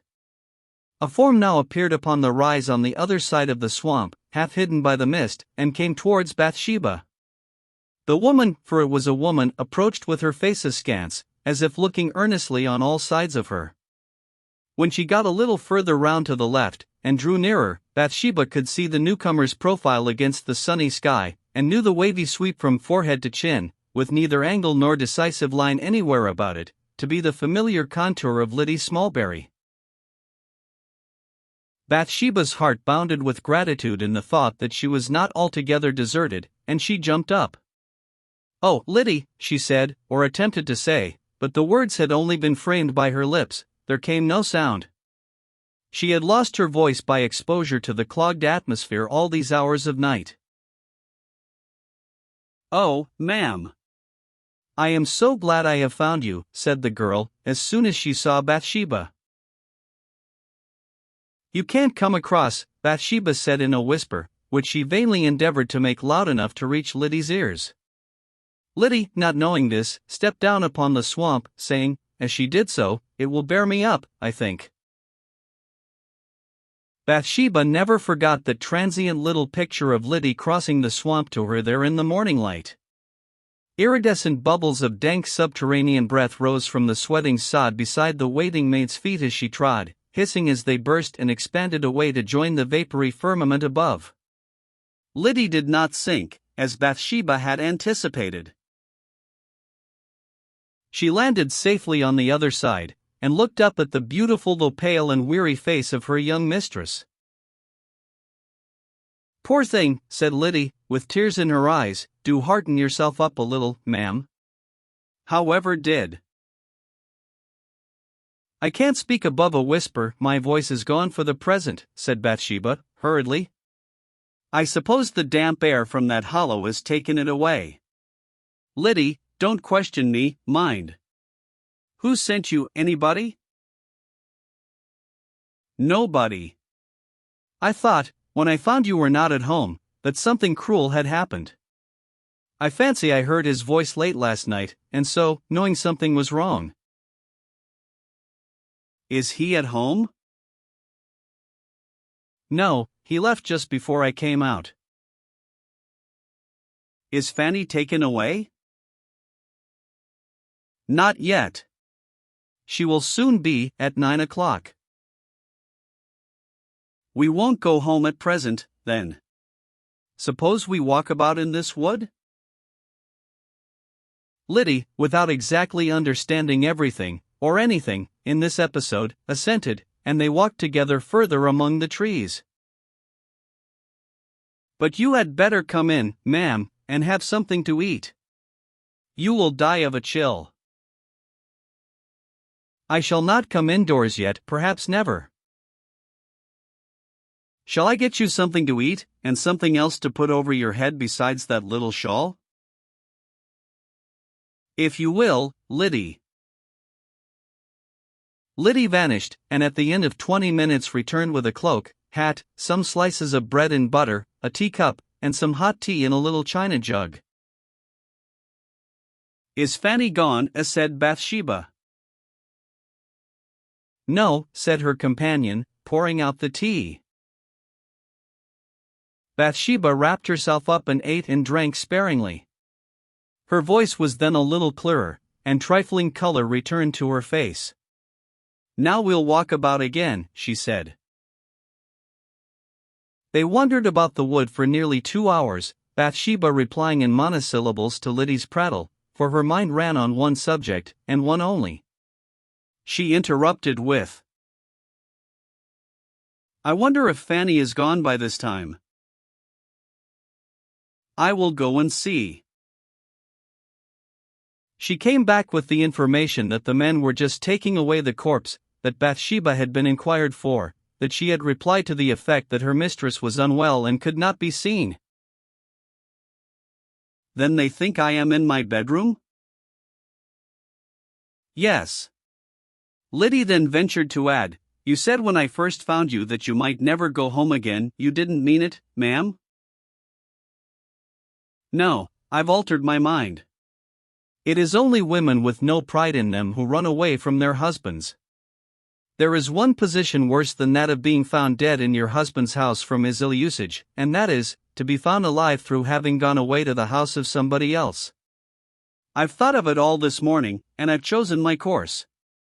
A runaway wife is an encumbrance to everybody, a burden to herself and a byword, all of which make up a heap of misery greater than any that comes by staying at home, though this may include the trifling items of insult, beating, and starvation. Liddy, if ever you marry, God forbid that you ever should, you'll find yourself in a fearful situation, but mind this, don't you flinch. Stand your ground, and be cut to pieces. That's what I'm going to do. Oh, mistress, don't talk so, said Liddy, taking her hand, but I knew you had too much sense to bide away. May I ask what dreadful thing it is that has happened between you and him? You may ask, but I may not tell. In about 10 minutes they returned to the house by a circuitous route, entering at the rear. Bathsheba glided up the back stairs to a disused attic, and her companion followed. Liddy, she said, with a lighter heart, for youth and hope had begun to reassert themselves, you are to be my confidante for the present. Somebody must be, and I choose you. Well, I shall take up my abode here for a while. Will you get a fire lighted, put down a piece of carpet, and help me to make the place comfortable? Afterwards, I want you and Marian to bring up that little stump bedstead in the small room, and the bed belonging to it, and a table, and some other things. What shall I do to pass the heavy time away? Hemming handkerchiefs is a very good thing, said Liddy. Oh no, no. I hate needlework, I always did. Knitting? And that, too. You might finish your sampler. Only the carnations and peacocks want filling in, and then it could be framed and glazed, and hung beside your aunt's ma'am. Samplers are out of date, horribly countrified. No, Liddy, I'll read. Bring up some books, not new ones. I haven't heart to read anything new. Some of your uncle's old ones, ma'am? Yes. Some of those we stowed away in boxes. A faint gleam of humor passed over her face as she said, Bring Beaumont and Fletcher's Maid's Tragedy, and The Morning Bride, and let me see Night Thoughts, and The Vanity of Human Wishes. And that story of the black man who murdered his wife Desdemona? It is a nice dismal one that would suit you excellent just now. Now, Liddy, you've been looking into my books without telling me, and I said you were not to. How do you know it would suit me? It wouldn't suit me at all. But if the others do? No, they don't, and I won't read dismal books. Why should I read dismal books, indeed? Bring me Love in a Village, and Maid of the Mill, and Dr. Syntax, and some volumes of The Spectator. All that day Bathsheba and Liddy lived in the attic in a state of barricade, a precaution which proved to be needless as against Troy, for he did not appear in the neighborhood or trouble them at all. Bathsheba sat at the window till sunset, sometimes attempting to read, at other times watching every movement outside without much purpose, and listening without much interest to every sound. The sun went down almost blood-red that night, and a livid cloud received its rays in the east. Up against this dark background, the west front of the church tower, the only part of the edifice visible from the farmhouse windows, rose distinct and lustrous, the vane upon the summit bristling with rays. Hereabouts, at 6 o'clock, the young men of the village gathered, as was their custom, for a game of prisoner's base. The spot had been consecrated to this ancient diversion from time immemorial, the old stocks conveniently forming a base facing the boundary of the churchyard, in front of which the ground was trodden hard and bare as a pavement by the players. She could see the brown and black heads of the young lads darting about right and left, their white shirt sleeves gleaming in the sun, whilst occasionally a shout and a peal of hearty laughter varied the stillness of the evening air. They continued playing for a quarter of an hour or so, when the game concluded abruptly, and the players leapt over the wall and vanished round to the other side behind a yew tree, which was also half behind a beech, now spreading in one mass of golden foliage, on which the branches traced black lines. Why did the bass players finish their games so suddenly? Bathsheba inquired, the next time that Liddy entered the room. I think 'twas because two men came just then from Casterbridge and began putting up a grand carved tombstone, said Liddy. The lads went to see whose it was. Do you know? Bathsheba asked. I don't, said Liddy. Chapter 45: Troy's Romanticism. When Troy's wife had left the house at the previous midnight, his first act was to cover the dead from sight. This done, he ascended the stairs, and throwing himself down upon the bed dressed as he was, he waited miserably for the morning. Fate had dealt grimly with him through the last 24 hours. His day had been spent in a way which varied very materially from his intentions regarding it. There is always an inertia to be overcome in striking out a new line of conduct, not more in ourselves, it seems, than in circumscribing events, which appear as if leagued together to allow no novelties in the way of amelioration. £20 having been secured from Bathsheba, he had managed to add to the sum every farthing he could muster on his own account, which had been £7.10. With this money, £27.10 in all, he had hastily driven from the gate that morning to keep his appointment with Fanny Robin.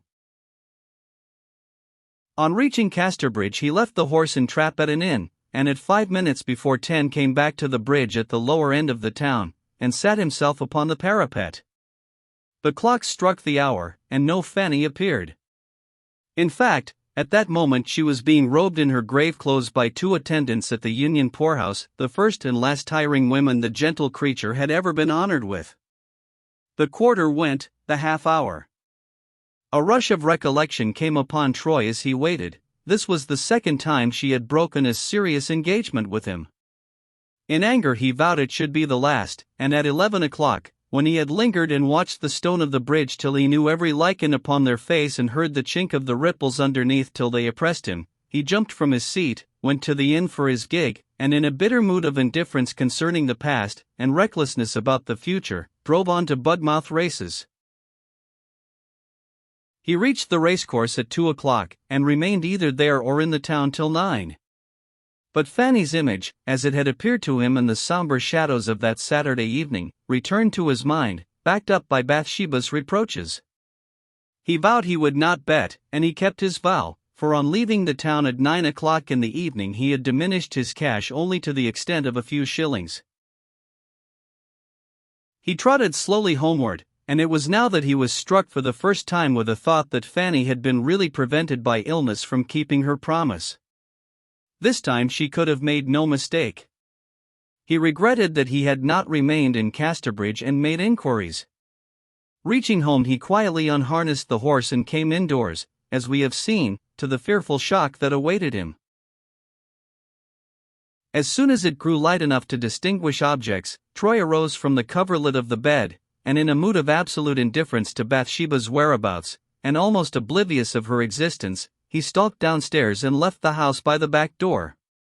His walk was towards the churchyard, entering which he searched around till he found a newly dug unoccupied grave, the grave dug the day before for Fanny.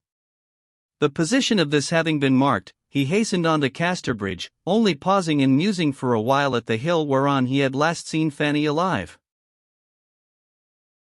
Reaching the town, Troy descended into a side street and entered a pair of gates surmounted by a board bearing the words, Leicester, Stone and Marble Mason. Within were lying about stones of all sizes and designs, inscribed as being sacred to the memory of unnamed persons who had not yet died. Troy was so unlike himself now in look, word, and deed, that the want of likeness was perceptible even to his own consciousness. His method of engaging himself in this business of purchasing a tomb was that of an absolutely unpracticed man.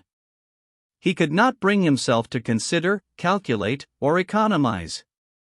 He waywardly wished for something, and he set about obtaining it like a child in a nursery. "I want a good tomb," he said to the man who stood in a little office within the yard. "I want as good a one as you can give me for £27. It was all the money he possessed. "That sum to include everything?" "Everything. Cutting the name, carriage to Weatherbury, and erection. And I want it now, at once. We could not get anything special worked this week. I must have it now. If you would like one of these in stock, it could be got ready immediately." "Very well," said Troy, impatiently. "Let's see what you have." "The best I have in stock is this one," said the stonecutter, going into a shed. "Here's a marble headstone beautifully crocked, with medallions beneath of typical subjects, here's the footstone after the same pattern, and here's the coping to enclose the grave. The polishing alone of the set cost me £11, the slabs are the best of their kind, and I can warrant them to resist rain and frost for 100 years without flying."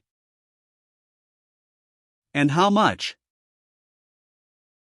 "Well, I could add the name, and put it up at Weatherbury for the sum you mention." "Get it done today, and I'll pay the money now." The man agreed, and wondered at such a mood in a visitor who wore not a shred of mourning. Troy then wrote the words which were to form the inscription, settled the account and went away. In the afternoon he came back again, and found that the lettering was almost done. He waited in the yard till the tomb was packed, and saw it placed in the cart and starting on its way to Weatherbury, giving directions to the two men who were to accompany it to inquire of the sexton for the grave of the person named in the inscription. It was quite dark when Troy came out of Casterbridge. He carried rather a heavy basket upon his arm, with which he strode moodily along the road, resting occasionally at bridges and gates, whereon he deposited his burden for a time. Midway on his journey he met, returning in the darkness, the men and the wagon which had conveyed the tomb. He merely inquired if the work was done, and, on being assured that it was, passed on again. Troy entered Weatherbury churchyard about 10 o'clock and went immediately to the corner where he had marked the vacant grave early in the morning.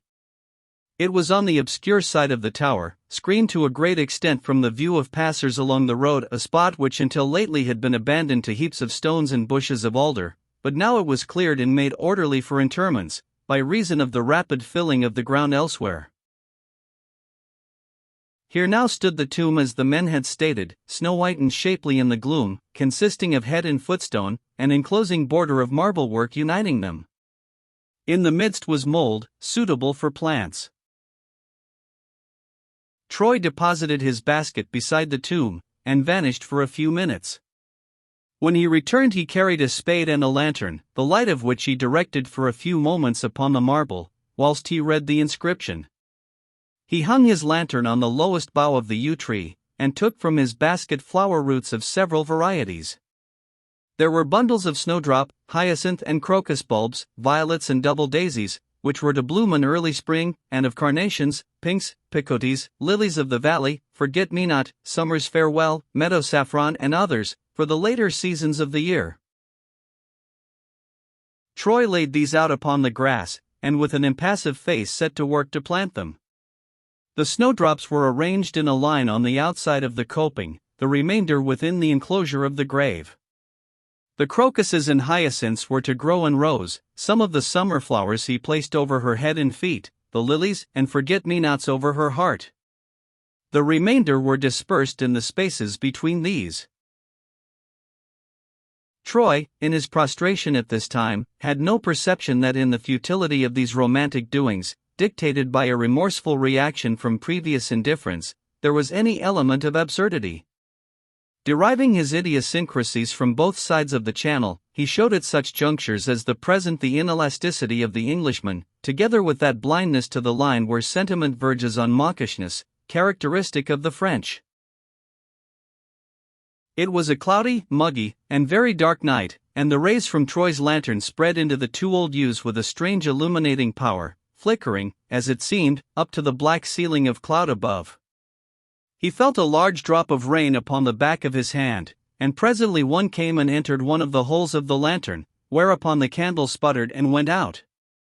Troy was weary, and it being now not far from midnight, and the rain threatening to increase, he resolved to leave the finishing touches of his labor until the day should break. He groped along the wall and over the graves in the dark till he found himself round at the north side. Here he entered the porch, and, reclining upon the bench within, fell asleep. Chapter 46: The Gargoyle, Its Doings. The tower of Weatherbury Church was a square erection of 14th century date, having 2 stone gargoyles on each of the 4 faces of its parapet. Of these 8 carved protuberances, only 2 at this time continued to serve the purpose of their erection, that of spouting the water from the lead roof within. One mouth in each front had been closed by bygone churchwardens as superfluous, and 2 others were broken away and choked, a matter not of much consequence to the well-being of the tower, for the 2 mouths which still remained open and active were gaping enough to do all the work. It has been sometimes argued that there is no truer criterion of the vitality of any given art period than the power of the master spirits of that time in grotesque, and certainly in the instance of Gothic art there is no disputing the proposition. Weatherbury Tower was a somewhat early instance of the use of an ornamental parapet in parish as distinct from cathedral churches, and the gargoyles, which are the necessary correlatives of a parapet, were exceptionally prominent, of the boldest cut that the hand could shape, and of the most original design that a human brain could conceive. There was, so to speak, that symmetry in their distortion which is less the characteristic of British than of continental grotesques of the period. All the 8 were different from each other. A beholder was convinced that nothing on earth could be more hideous than those he saw on the north side until he went round to the south. Of the 2 on this latter face, only that at the southeastern corner concerns the story. It was too human to be called like a dragon, too impish to be like a man, too animal to be like a fiend, and not enough like a bird to be called a griffin. This horrible stone entity was fashioned as if covered with a wrinkled hide. It had short, erect ears, eyes starting from their sockets, and its fingers and hands were seizing the corners of its mouth, which they thus seemed to pull open to give free passage to the water it vomited. The lower row of teeth was quite washed away, though the upper still remained. Here and thus, jutting a couple of feet from the wall against which its feet rested as a support, the creature had for 400 years laughed at the surrounding landscape, voicelessly in dry weather, and in wet with a gurgling and snorting sound. Troy slept on in the porch, and the rain increased outside. Presently the gargoyle spat. In due time a small stream began to trickle through the 70 feet of aerial space between its mouth and the ground, which the water drops smote like duckshot in their accelerated velocity. The stream thickened in substance, and increased in power, gradually spouting further and yet further from the side of the tower. When the rain fell in a steady and ceaseless torrent, the stream dashed downward in volumes. We follow its course to the ground at this point of time. The end of the liquid parabola has come forward from the wall, has advanced over the plinth moldings, over a heap of stones, over the marble border, into the midst of Fanny Robin's grave. The force of the stream had, until very lately, been received upon some loose stones spread thereabout, which had acted as a shield to the soil under the onset. These during this summer had been cleared from the ground, and there was now nothing to resist the downfall but the bare earth. For several years the stream had not spouted so far from the tower as it was doing on this night, and such a contingency had been overlooked. Sometimes this obscure corner received no inhabitant for the space of 2 or 3 years, and then it was usually but a pauper, a poacher, or other sinner of undignified sins. The persistent torrent from the gurgoyle's jaws directed all its vengeance into the grave. The rich tawny mold was stirred into motion, and boiled like chocolate. The water accumulated and washed deeper down, and the roar of the pool thus formed spread into the night as the head in chief among other noises of the kind created by the deluging rain. The flowers so carefully planted by Fanny's repentant lover began to move and writhe in their bed. The winter violets turned slowly upside down, and became a mere mat of mud. Soon the snowdrop and other bulbs danced in the boiling mass like ingredients in a cauldron. Plants of the tufted species were loosened, rose to the surface, and floated off. Troy did not awake from his comfortless sleep till it was broad day. Not having been in bed for 2 nights, his shoulders felt stiff, his feet tender, and his head heavy. He remembered his position, arose, shivered, took the spade, and again went out. The rain had quite ceased, and the sun was shining through the green, brown, and yellow leaves, now sparkling and varnished by the raindrops to the brightness of similar effects in the landscapes of Ruysdael and Hobbema, and full of all those infinite beauties that arise from the union of water and color with high lights. The air was rendered so transparent by the heavy fall of rain that the autumn hues of the middle distance were as rich as those near at hand, and the remote fields intercepted by the angle of the tower appeared in the same plane as the tower itself.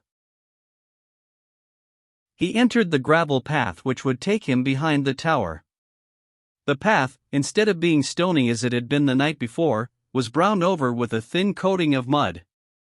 At one place in the path he saw a tuft of stringy roots washed white and clean as a bundle of tendons. He picked it up. Surely it could not be one of the primroses he had planted? He saw a bulb, another, and another as he advanced. Beyond doubt they were the crocuses. With a face of perplexed dismay, Troy turned the corner and then beheld the wreck the stream had made. The pool upon the grave had soaked away into the ground, and in its place was a hollow. The disturbed earth was washed over the grass and pathway in the guise of the brown mud he had already seen, and it spotted the marble tombstone with the same stains. Nearly all the flowers were washed clean out of the ground, and they lay, roots upwards, on the spots whither they had been splashed by the stream. Troy's brow became heavily contracted.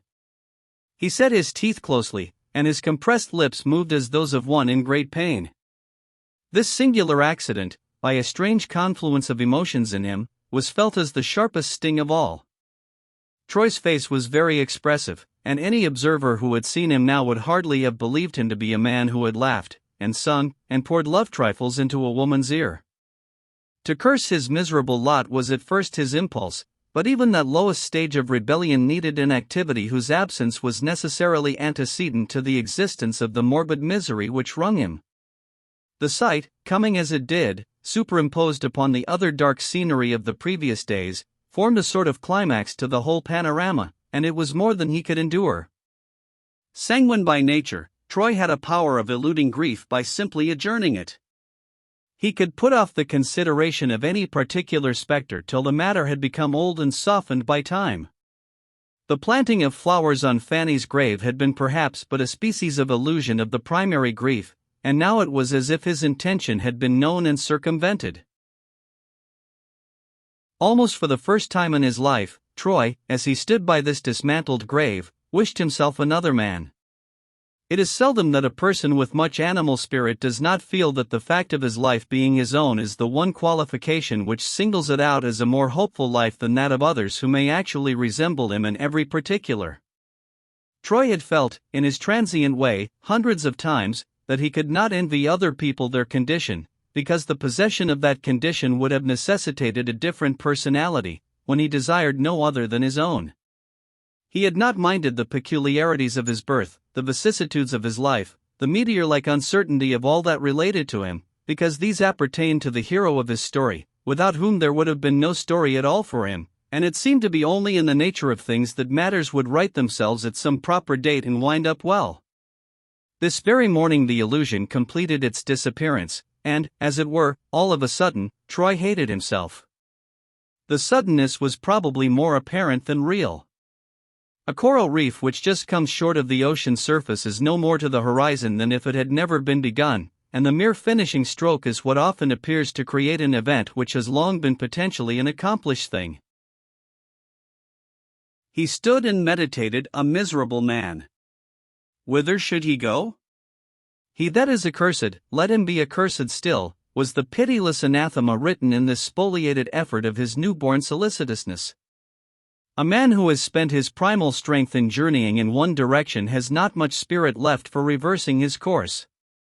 Troy had, since yesterday, faintly reversed his, but the merest opposition had disheartened him. To turn about would have been hard enough under the greatest providential encouragement, but to find that Providence, far from helping him into a new course, or showing any wish that he might adopt one, actually jeered his first trembling and critical attempt in that kind, was more than nature could bear. He slowly withdrew from the grave.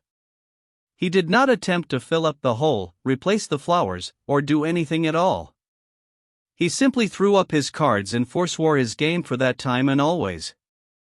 Going out of the churchyard silently and unobserved, none of the villagers having yet risen, he passed down some fields at the back, and emerged just as secretly upon the high road. Shortly afterwards he had gone from the village. Meanwhile, Bathsheba remained a voluntary prisoner in the attic. The door was kept locked, except during the entries and exits of Liddy, for whom a bed had been arranged in a small adjoining room. The light of Troy's lantern in the churchyard was noticed about 10 o'clock by the maidservant, who casually glanced from the window in that direction whilst taking her supper, and she called Bathsheba's attention to it. They looked curiously at the phenomenon for a time, until Liddy was sent to bed. Bathsheba did not sleep very heavily that night. When her attendant was unconscious and softly breathing in the next room, the mistress of the house was still looking out of the window at the faint gleam spreading from among the trees, not in a steady shine, but blinking like a revolving coastlight, though this appearance failed to suggest to her that a person was passing and repassing in front of it. Bathsheba sat here till it began to rain, and the light vanished, when she withdrew to lie restlessly in her bed and reenact in a worn mind the lurid scene of yesternight. Almost before the first faint sign of dawn appeared she arose again, and opened the window to obtain a full breathing of the new morning air, the panes being now wet with trembling tears left by the night rain, each one rounded with a pale luster caught from primrose-hued slashes through a cloud low down in the awakening sky. From the trees came the sound of steady dripping upon the drifted leaves under them, and from the direction of the church she could hear another noise, peculiar, and not intermittent like the rest, the purl of water falling into a pool. Liddy knocked at 8 o'clock, and Bathsheba unlocked the door. "What a heavy rain we've had in the night, ma'am," said Liddy, when her inquiries about breakfast had been made. "Yes, very heavy." "Did you hear the strange noise from the churchyard?" "I heard one strange noise. I've been thinking it must have been the water from the tower spouts." "Well, that's what the shepherd was saying, ma'am. He's now gone on to see." "Oh. Gabriel has been here this morning." "Only just looked in passing, quite in his old way, which I thought he had left off lately. But the tower spouts used to spatter on the stones, and we are puzzled, for this was like the boiling of a pot." Not being able to read, think, or work, Bathsheba asked Liddy to stay and breakfast with her. The tongue of the more childish woman still ran upon recent events. "Are you going across to the church, ma'am?" she asked. "Not that I know of," said Bathsheba. "I thought you might like to go and see where they have put Fanny. The trees hide the place from your window." Bathsheba had all sorts of dreads about meeting her husband. "Has Mr. Troy been in tonight?" she said. "No, ma'am, I think he's gone to Budmouth." Budmouth. The sound of the word carried with it a much diminished perspective of him and his deeds. There were 13 miles interval betwixt them now. She hated questioning Liddy about her husband's movements, and indeed had hitherto sedulously avoided doing so, but now all the house knew that there had been some dreadful disagreement between them, and it was futile to attempt disguise. Bathsheba had reached a stage at which people ceased to have any appreciative regard for public opinion. "What makes you think he is gone there?" she said. "Laban saw him on the Budmouth Road this morning before breakfast." Bathsheba was momentarily relieved of that wayward heaviness of the past 24 hours which had quenched the vitality of youth in her without substituting the philosophy of maturer years, and she resolved to go out and walk a little way. So when breakfast was over, she put on her bonnet, and took a direction towards the church. It was 9 o'clock, and the men having returned to work again from their first meal, she was not likely to meet many of them in the road. Knowing that Fanny had been laid in the reprobate's quarter of the graveyard, called in the parish behind church, which was invisible from the road, it was impossible to resist the impulse to enter and look upon a spot which, from nameless feelings, she at the same time dreaded to see. She had been unable to overcome an impression that some connection existed between her rival and the light through the trees. Bathsheba skirted the buttress, and beheld the hole in the tomb, its delicately veined surface splashed and stained just as Troy had seen it and left it 2 hours earlier. On the other side of the scene stood Gabriel. His eyes, too, were fixed on the tomb, and her arrival having been noiseless, she had not as yet attracted his attention. Bathsheba did not at once perceive that the grand tomb and the disturbed grave were Fanny's, and she looked on both sides and around for some humbler mound, earthed up and clod in the usual way. Then her eye followed Oak's, and she read the words with which the inscription opened. "Erected by Francis Troy, Indiana, beloved memory of Fanny Robin." Oak saw her, and his first act was to gaze inquiringly and learn how she received this knowledge of the authorship of the work, which to himself had caused considerable astonishment. But such discoveries did not much affect her now. Emotional convulsions seemed to have become the commonplaces of her history, and she bade him good morning, and asked him to fill in the hole with the spade which was standing by. Whilst Oak was doing as she desired, Bathsheba collected the flowers, and began planting them with that sympathetic manipulation of roots and leaves which is so conspicuous in a woman's gardening, and which flowers seem to understand and thrive upon. She requested Oak to get the churchwardens to turn the leadwork at the mouth of the gurgoyle that hung gaping down upon them, that by this means the stream might be directed sideways, and a repetition of the accident prevented. Finally, with the superfluous magnanimity of a woman whose narrower instincts have brought down bitterness upon her instead of love, she wiped the mud spots from the tomb as if she rather liked its words than otherwise, and went again home, too. Chapter 47 Adventures by the Shore.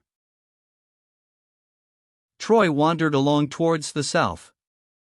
A composite feeling, made up of disgust with the, to him, humdrum tediousness of a farmer's life, gloomy images of her who lay in the churchyard, remorse, and a general averseness to his wife's society, impelled him to seek a home in any place on earth save Weatherbury. The sad accessories of Fanny's end confronted him as vivid pictures which threatened to be indelible, and made life in Bathsheba's house intolerable. At 3 in the afternoon he found himself at the foot of a slope more than a mile in length, which ran to the ridge of a range of hills lying parallel with the shore, and forming a monotonous barrier between the basin of cultivated country inland and the wilder scenery of the coast. Up the hill stretched a road nearly straight and perfectly white, the two sides approaching each other in a gradual taper till they met the sky at the top about 2 miles off. Throughout the length of this narrow and irksome inclined plane not a sign of life was visible on this garish afternoon. Troy toiled up the road with a languor and depression greater than any he had experienced for many a day and year before. The air was warm and muggy, and the top seemed to recede as he approached. At last he reached the summit, and a wide and novel prospect burst upon him with an effect almost like that of the Pacific upon Balboa's gaze. The broad steely sea, marked only by faint lines, which had a semblance of being etched thereon to a degree not deep enough to disturb its general evenness, stretched the whole width of his front and round to the right, where, near the town and port of Budmouth, the sun bristled down upon it, and banished all color, to substitute in its place a clear oily polish. Nothing moved in sky, land, or sea, except a frill of milk-white foam along the nearer angles of the shore, shreds of which licked the contiguous stones like tongues. He descended and came to a small basin of sea enclosed by the cliffs. Troy's nature freshened within him. He thought he would rest and bathe here before going farther. He undressed and plunged in. Inside the cove the water was uninteresting to a swimmer, being smooth as a pond, and to get a little of the ocean swell, Troy presently swam between the two projecting spurs of rock which formed the Pillars of Hercules to this miniature Mediterranean. Unfortunately for Troy, a current unknown to him existed outside, which, unimportant to craft of any burden, was awkward for a swimmer who might be taken in it unawares. Troy found himself carried to the left and then round in a swoop out to sea. He now recollected the place and its sinister character. Many bathers had there prayed for a dry death from time to time, and, like Gonzalo also, had been unanswered, and Troy began to deem it possible that he might be added to their number. Not a boat of any kind was at present within sight, but far in the distance Budmouth lay upon the sea, as it were quietly regarding his efforts, and beside the town the harbor showed its position by a dim meshwork of ropes and spars. After well-nigh exhausting himself in attempts to get back to the mouth of the cove, in his weakness swimming several inches deeper than was his wont, keeping up his breathing entirely by his nostrils, turning upon his back a dozen times over, swimming in papillon, and so on, Troy resolved as a last resource to tread water at a slight incline, and so endeavor to reach the shore at any point, merely giving himself a gentle impetus inwards whilst carried on in the general direction of the tide. This, necessarily a slow process, he found to be not altogether so difficult, and though there was no choice of a landing place, the objects on shore passing by him in a sad and slow procession, he perceptibly approached the extremity of a spit of land yet further to the right, now well defined against the sunny portion of the horizon. While the swimmer's eyes were fixed upon the spit as his only means of salvation on this side of the unknown, a moving object broke the outline of the extremity, and immediately a ship's boat appeared manned with several sailor lads, her bows towards the sea. All Troy's vigor spasmodically revived to prolong the struggle yet a little further. Swimming with his right arm, he held up his left to hail them, splashing upon the waves, and shouting with all his might.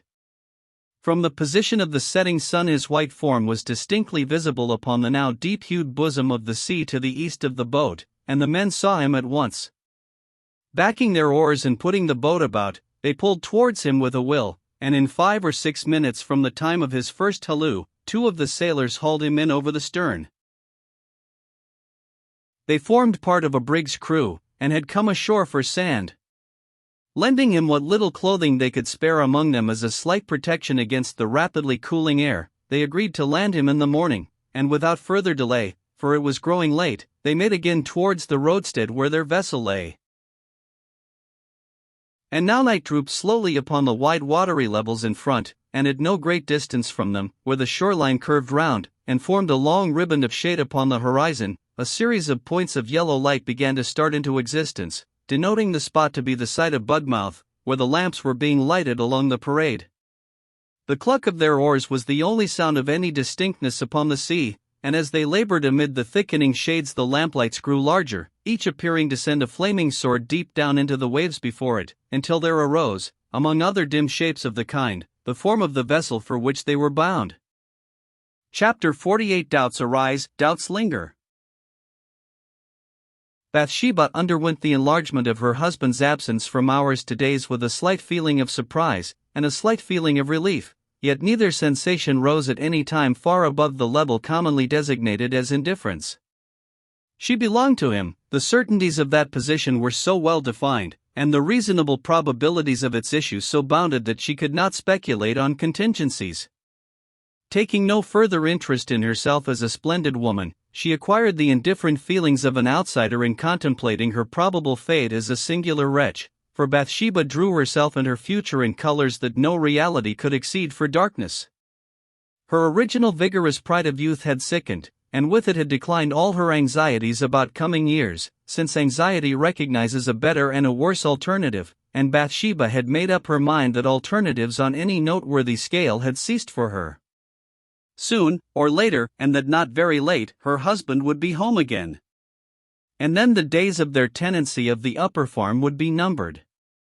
There had originally been shown by the agent to the estate some distrust of Bathsheba's tenure as James Everdene's successor, on the score of her sex, and her youth, and her beauty, but the peculiar nature of her uncle's will, his own frequent testimony before his death to her cleverness in such a pursuit, and her vigorous marshalling of the numerous flocks and herds which came suddenly into her hands before negotiations were concluded, had won confidence in her powers, and no further.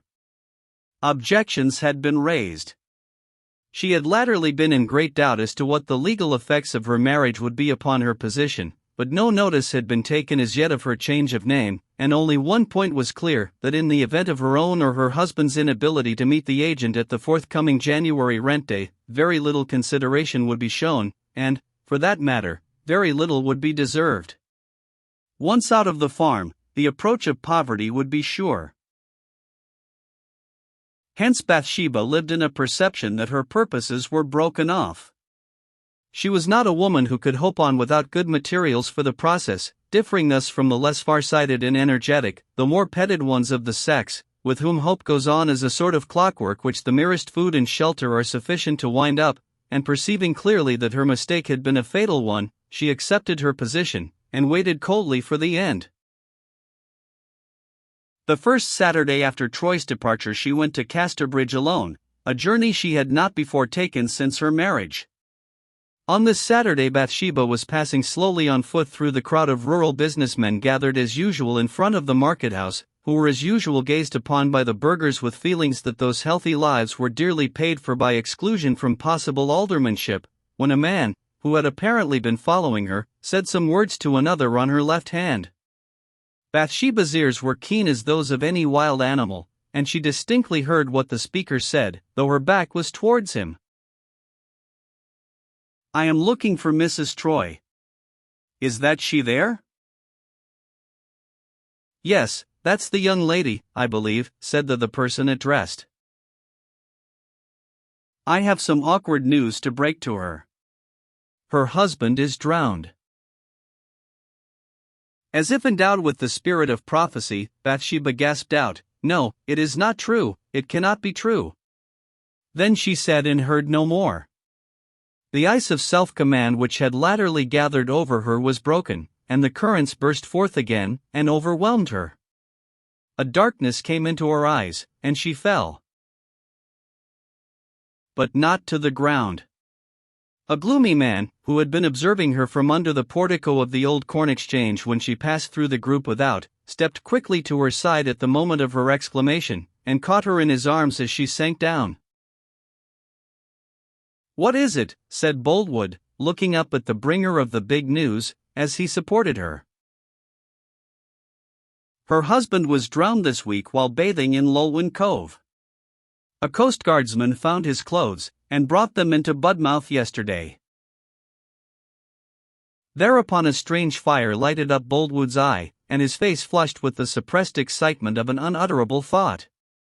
Everybody's glance was now centered upon him and the unconscious Bathsheba.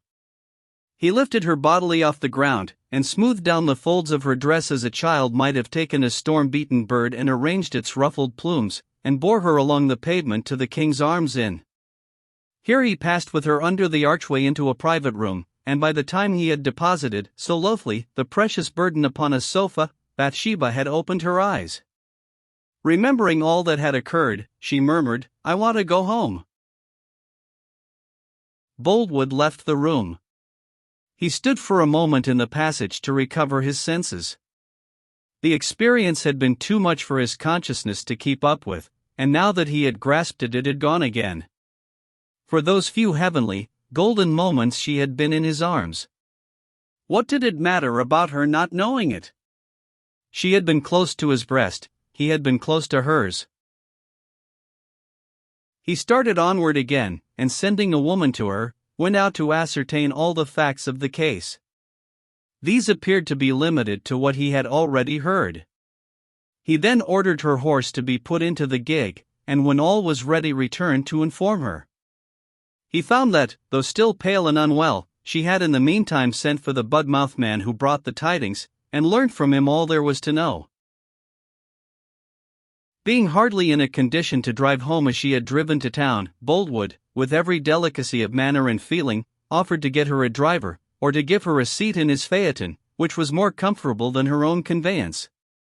These proposals Bathsheba gently declined, and the farmer at once departed. About half an hour later she invigorated herself by an effort, and took her seat and the reins as usual, in external appearance much as if nothing had happened. She went out of the town by a tortuous back street, and drove slowly along, unconscious of the road and the scene.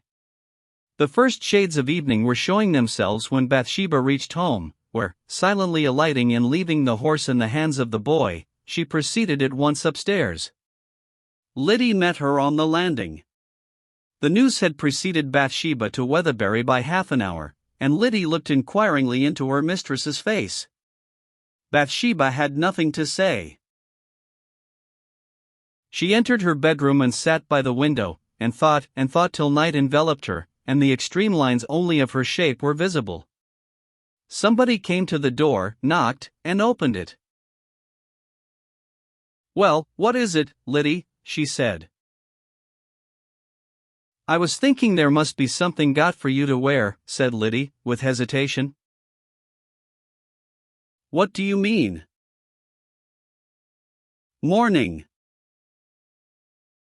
No, said Bathsheba, hurriedly. "But I suppose there must be something done for poor." "Not at present, I think. It is not necessary."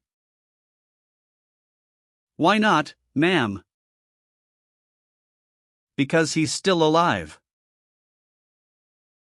"How do you know that?" said Liddy, amazed. "I don't know it. But wouldn't it have been different, or shouldn't I have heard more, or wouldn't they have found him, Liddy, or I don't know how it is, but death would have been different from how this is.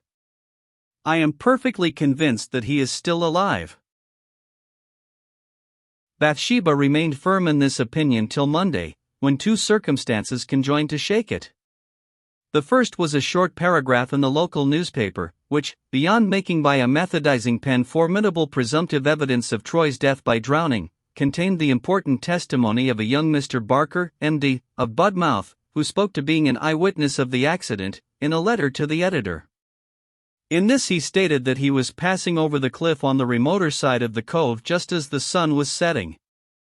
At that time he saw a bather carried along in the current outside the mouth of the cove, and guessed in an instant that there was but a poor chance for him unless he should be possessed of unusual muscular powers. He drifted behind a projection of the coast, and Mr. Barker followed along the shore in the same direction. But by the time that he could reach an elevation sufficiently great to command a view of the sea beyond, dusk had set in, and nothing further was to be seen. The other circumstance was the arrival of his clothes, when it became necessary for her to examine and identify them, though this had virtually been done long before by those who inspected the letters in his pockets. It was so evident to her in the midst of her agitation that Troy had undressed in the full conviction of dressing again almost immediately, that the notion that anything but death could have prevented him was a perverse one to entertain. Then Bathsheba said to herself that others were assured in their opinion, strange that she should not be. A strange reflection occurred to her, causing her face to flush. Suppose that Troy had followed Fanny into another world. Had he done this intentionally, yet contrived to make his death appear like an accident? Nevertheless, this thought of how the apparent might differ from the real, made vivid by her bygone jealousy of Fanny, and the remorse he had shown that night did not blind her to the perception of a likelier difference, less tragic, but to herself far more disastrous. When alone late that evening beside a small fire, and much calmed down, Bathsheba took Troy's watch into her hand, which had been restored to her with the rest of the articles belonging to him. She opened the case as he had opened it before her a week ago. There was the little coil of pale hair which had been as the fuse to this great explosion. He was hers and she was his, they should be gone together, she said. I am nothing to either of them, and why should I keep her hair? She took it in her hand, and held it over the fire. No, I'll not burn it, I'll keep it in memory of her, poor thing, she added, snatching back her hand. Chapter 49 Oak's Advancement, A Great Hope. The later autumn and the winter drew on apace, and the leaves lay thick upon the turf of the glades and the mosses of the woods. Bathsheba, having previously been living in a state of suspended feeling which was not suspense, now lived in a mood of quietude which was not precisely peacefulness. While she had known him to be alive, she could have thought of his death with equanimity, but now that it might be she had lost him, she regretted that he was not hers still. She kept the farm going, raked in her profits without caring keenly about them, and expended money on ventures because she had done so in bygone days, which, though not long gone by, seemed infinitely removed from her present. She looked back upon that past over a great gulf, as if she were now a dead person, having the faculty of meditation still left in her, by means of which, like the mouldering gentlefolk of the poet's story, she could sit and ponder what a gift life used to be. However, one excellent result of her general apathy was the long-delayed installation of Oak as bailiff, but he having virtually exercised that function for a long time already, the change, beyond the substantial increase of wages it brought, was little more than a nominal one addressed to the outside world. Boldwood lived secluded and inactive. Much of his wheat and all his barley of that season had been spoilt by the rain.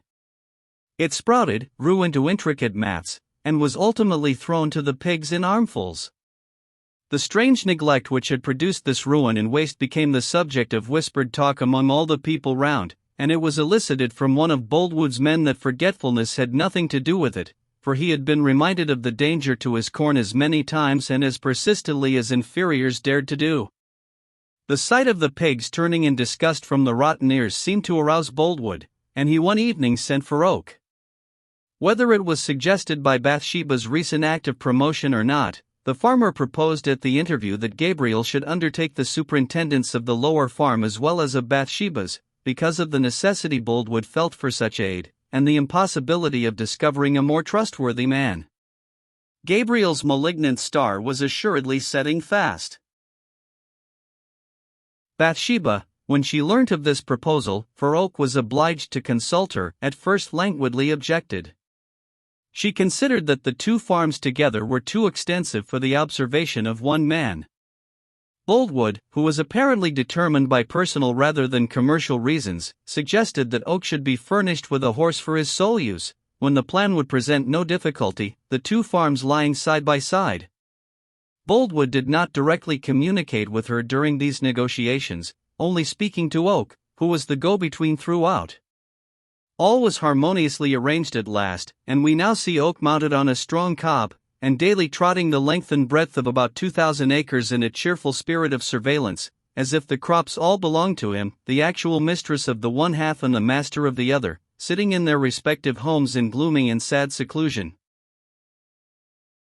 Out of this there arose, during the spring succeeding, a talk in the parish that Gabriel Oak was feathering his nest fast. "Whatever d'ye think," said Susan Tall, "Gable Oak is coming it quite the dand. He now wears shining boots with hardly a hob and 2 or 3 times a week, and a tall hat Sundays, and hardly knows the name of smockfrock. When I see people strut enough to be cut up into bantam cocks, I stand dormant with wonder, and says no more."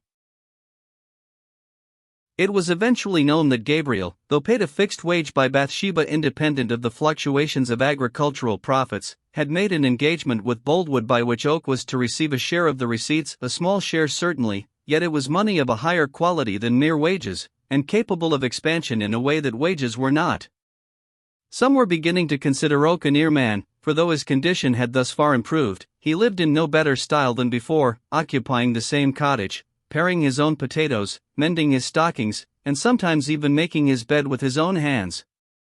But as Oak was not only provokingly indifferent to public opinion, but a man who clung persistently to old habits and usages simply because they were old, there was room for doubt as to his motives. A great hope had latterly germinated in Boldwood, whose unreasoning devotion to Bathsheba could only be characterized as a fond madness which neither time nor circumstance, evil nor good report, could weaken or destroy. This fevered hope had grown up again like a grain of mustard seed during the quiet which followed the hasty conjecture that Troy was drowned. He nourished it fearfully, and almost shunned the contemplation of it in earnest, lest facts should reveal the wildness of the dream. Bathsheba having at last been persuaded to wear mourning, her appearance as she entered the church in that guise was in itself a weekly addition to his faith that a time was coming, very far off perhaps, yet surely nearing, when his waiting on events should have its reward. How long he might have to wait he had not yet closely considered. What he would try to recognize was that the severe schooling she had been subjected to had made Bathsheba much more considerate than she had formerly been of the feelings of others, and he trusted that, should she be willing at any time in the future to marry any man at all, that man would be himself.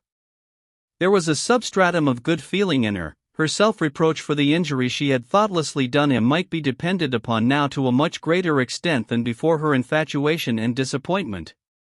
It would be possible to approach her by the channel of her good nature, and to suggest a friendly businesslike compact between them for fulfillment at some future day, keeping the passionate side of his desire entirely out of her sight.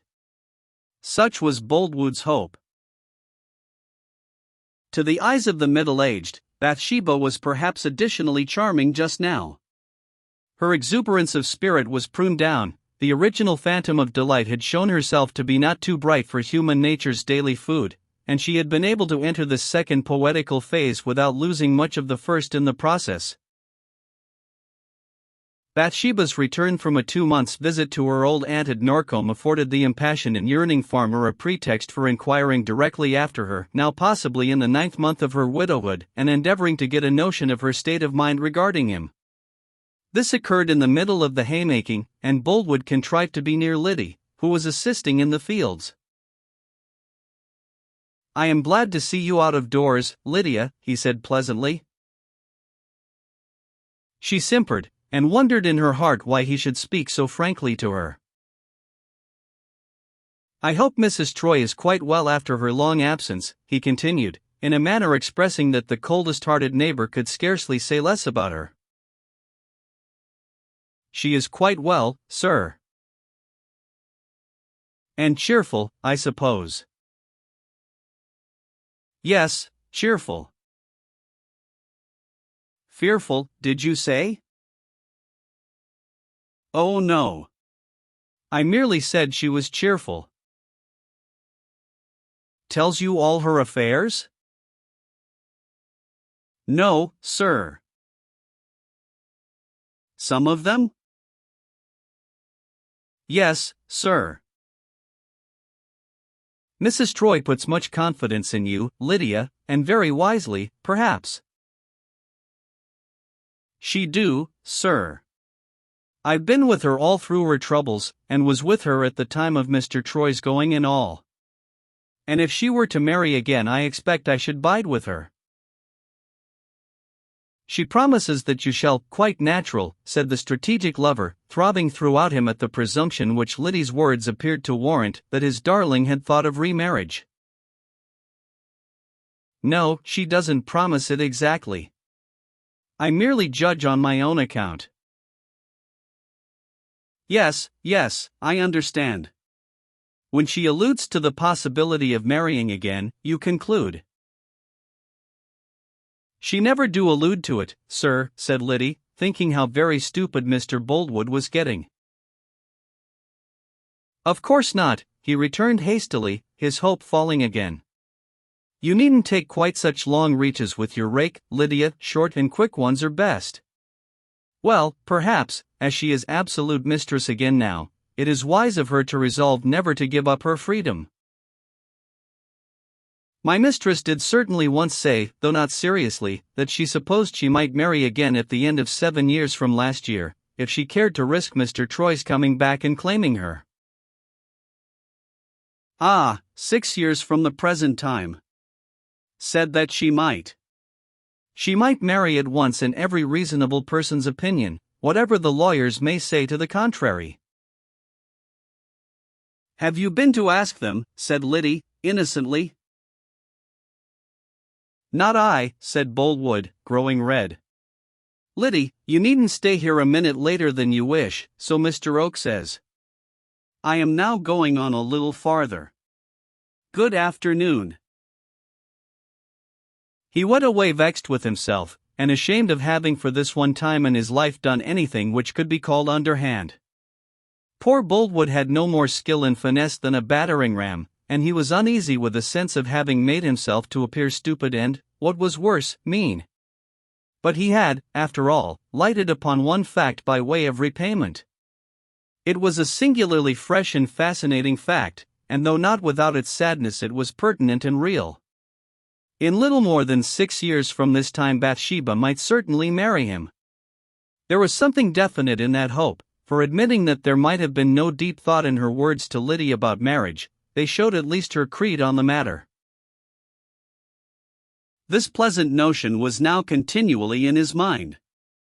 6 years were a long time, but how much shorter than never, the idea he had for so long been obliged to endure.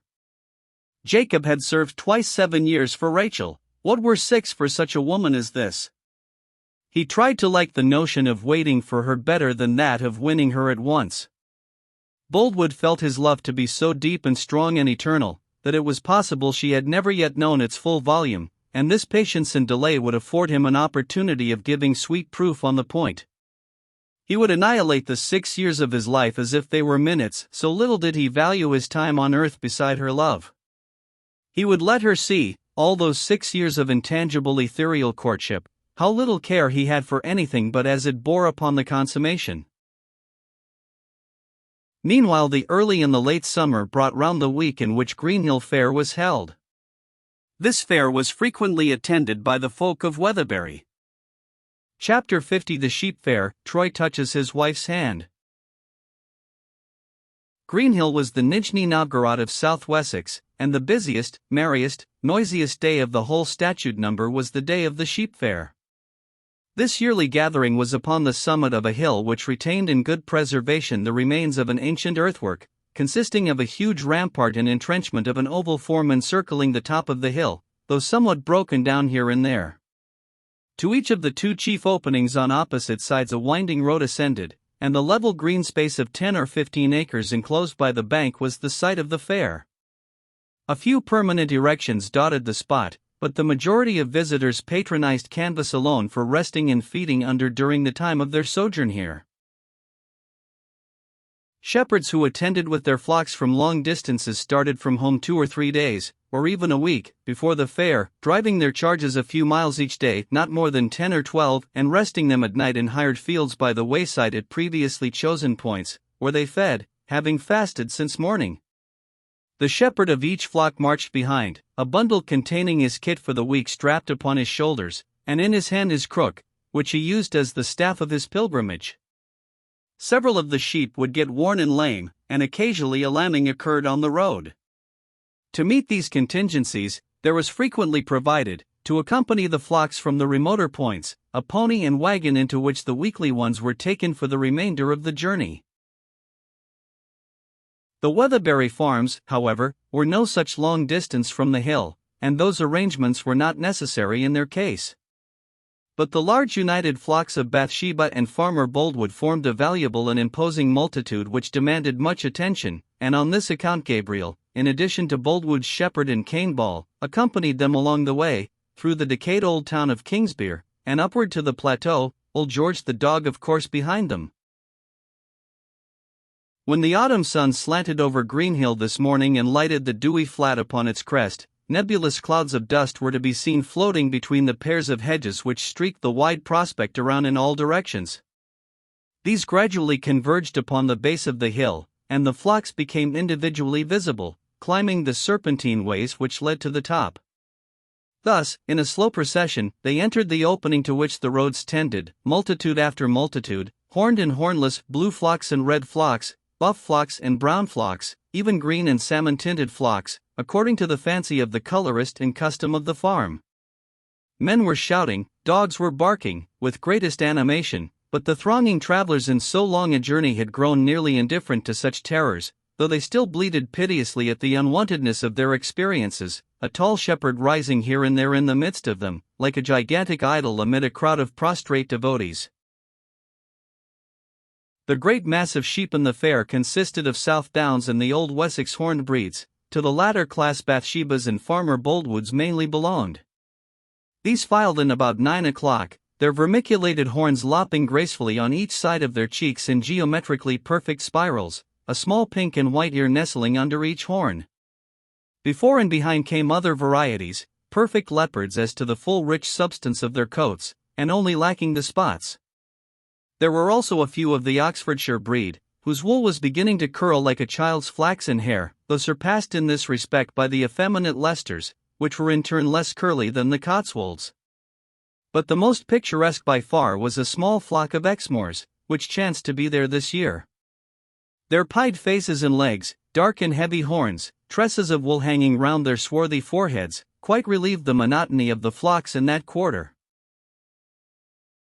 All these bleating, panting, and weary thousands had entered and were penned before the morning had far advanced, the dog belonging to each flock being tied to the corner of the pen containing it. Alleys for pedestrians intersected the pens, which soon became crowded with buyers and sellers from far and near. In another part of the hill an altogether different scene began to force itself upon the eye towards midday. A circular tent, of exceptional newness and size, was in course of erection here. As the day drew on, the flocks began to change hands, lightening the shepherd's responsibilities, and they turned their attention to this tent and inquired of a man at work there, whose soul seemed concentrated on tying a bothering knot in no time, what was going on. "The Royal Hippodrome performance of Turpin's ride to York and the death of Black Bess," replied the man promptly, without turning his eyes or leaving off tying. As soon as the tent was completed the band struck up highly stimulating harmonies, and the announcement was publicly made, Black Bess standing in a conspicuous position on the outside, as a living proof, if proof were wanted, of the truth of the oracular utterances from the stage over which the people were to enter. These were so convinced by such genuine appeals to heart and understanding both that they soon began to crowd in abundantly, among the foremost being visible Jan Coggan and Joseph Poorgrass, who were holiday-keeping here today. "That's the great ruffian pushing me," screamed a woman in front of Jan over her shoulder at him when the rush was at its fiercest.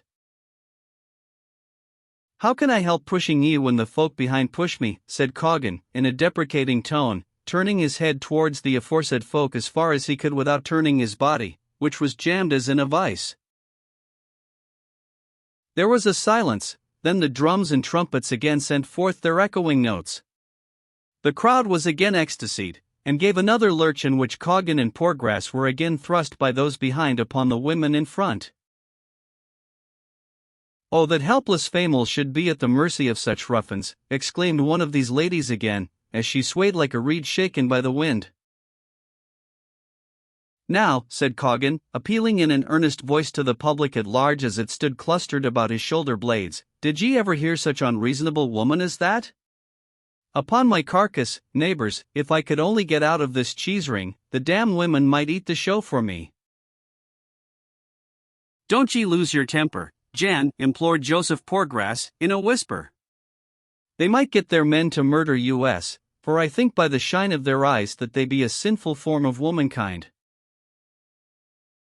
Jan held his tongue, as if he had no objection to be pacified to please a friend, and they gradually reached the foot of the ladder, Poorgrass being flattened like a jumping jack, and the sixpence, for admission, which he had got ready half an hour earlier, having become so reeking hot in the tight squeeze of his excited hand that the woman in spangles, brazen rings set with glass diamonds, and with chalked face and shoulders, who took the money of him, hastily dropped it again from a fear that some trick had been played to burn her fingers.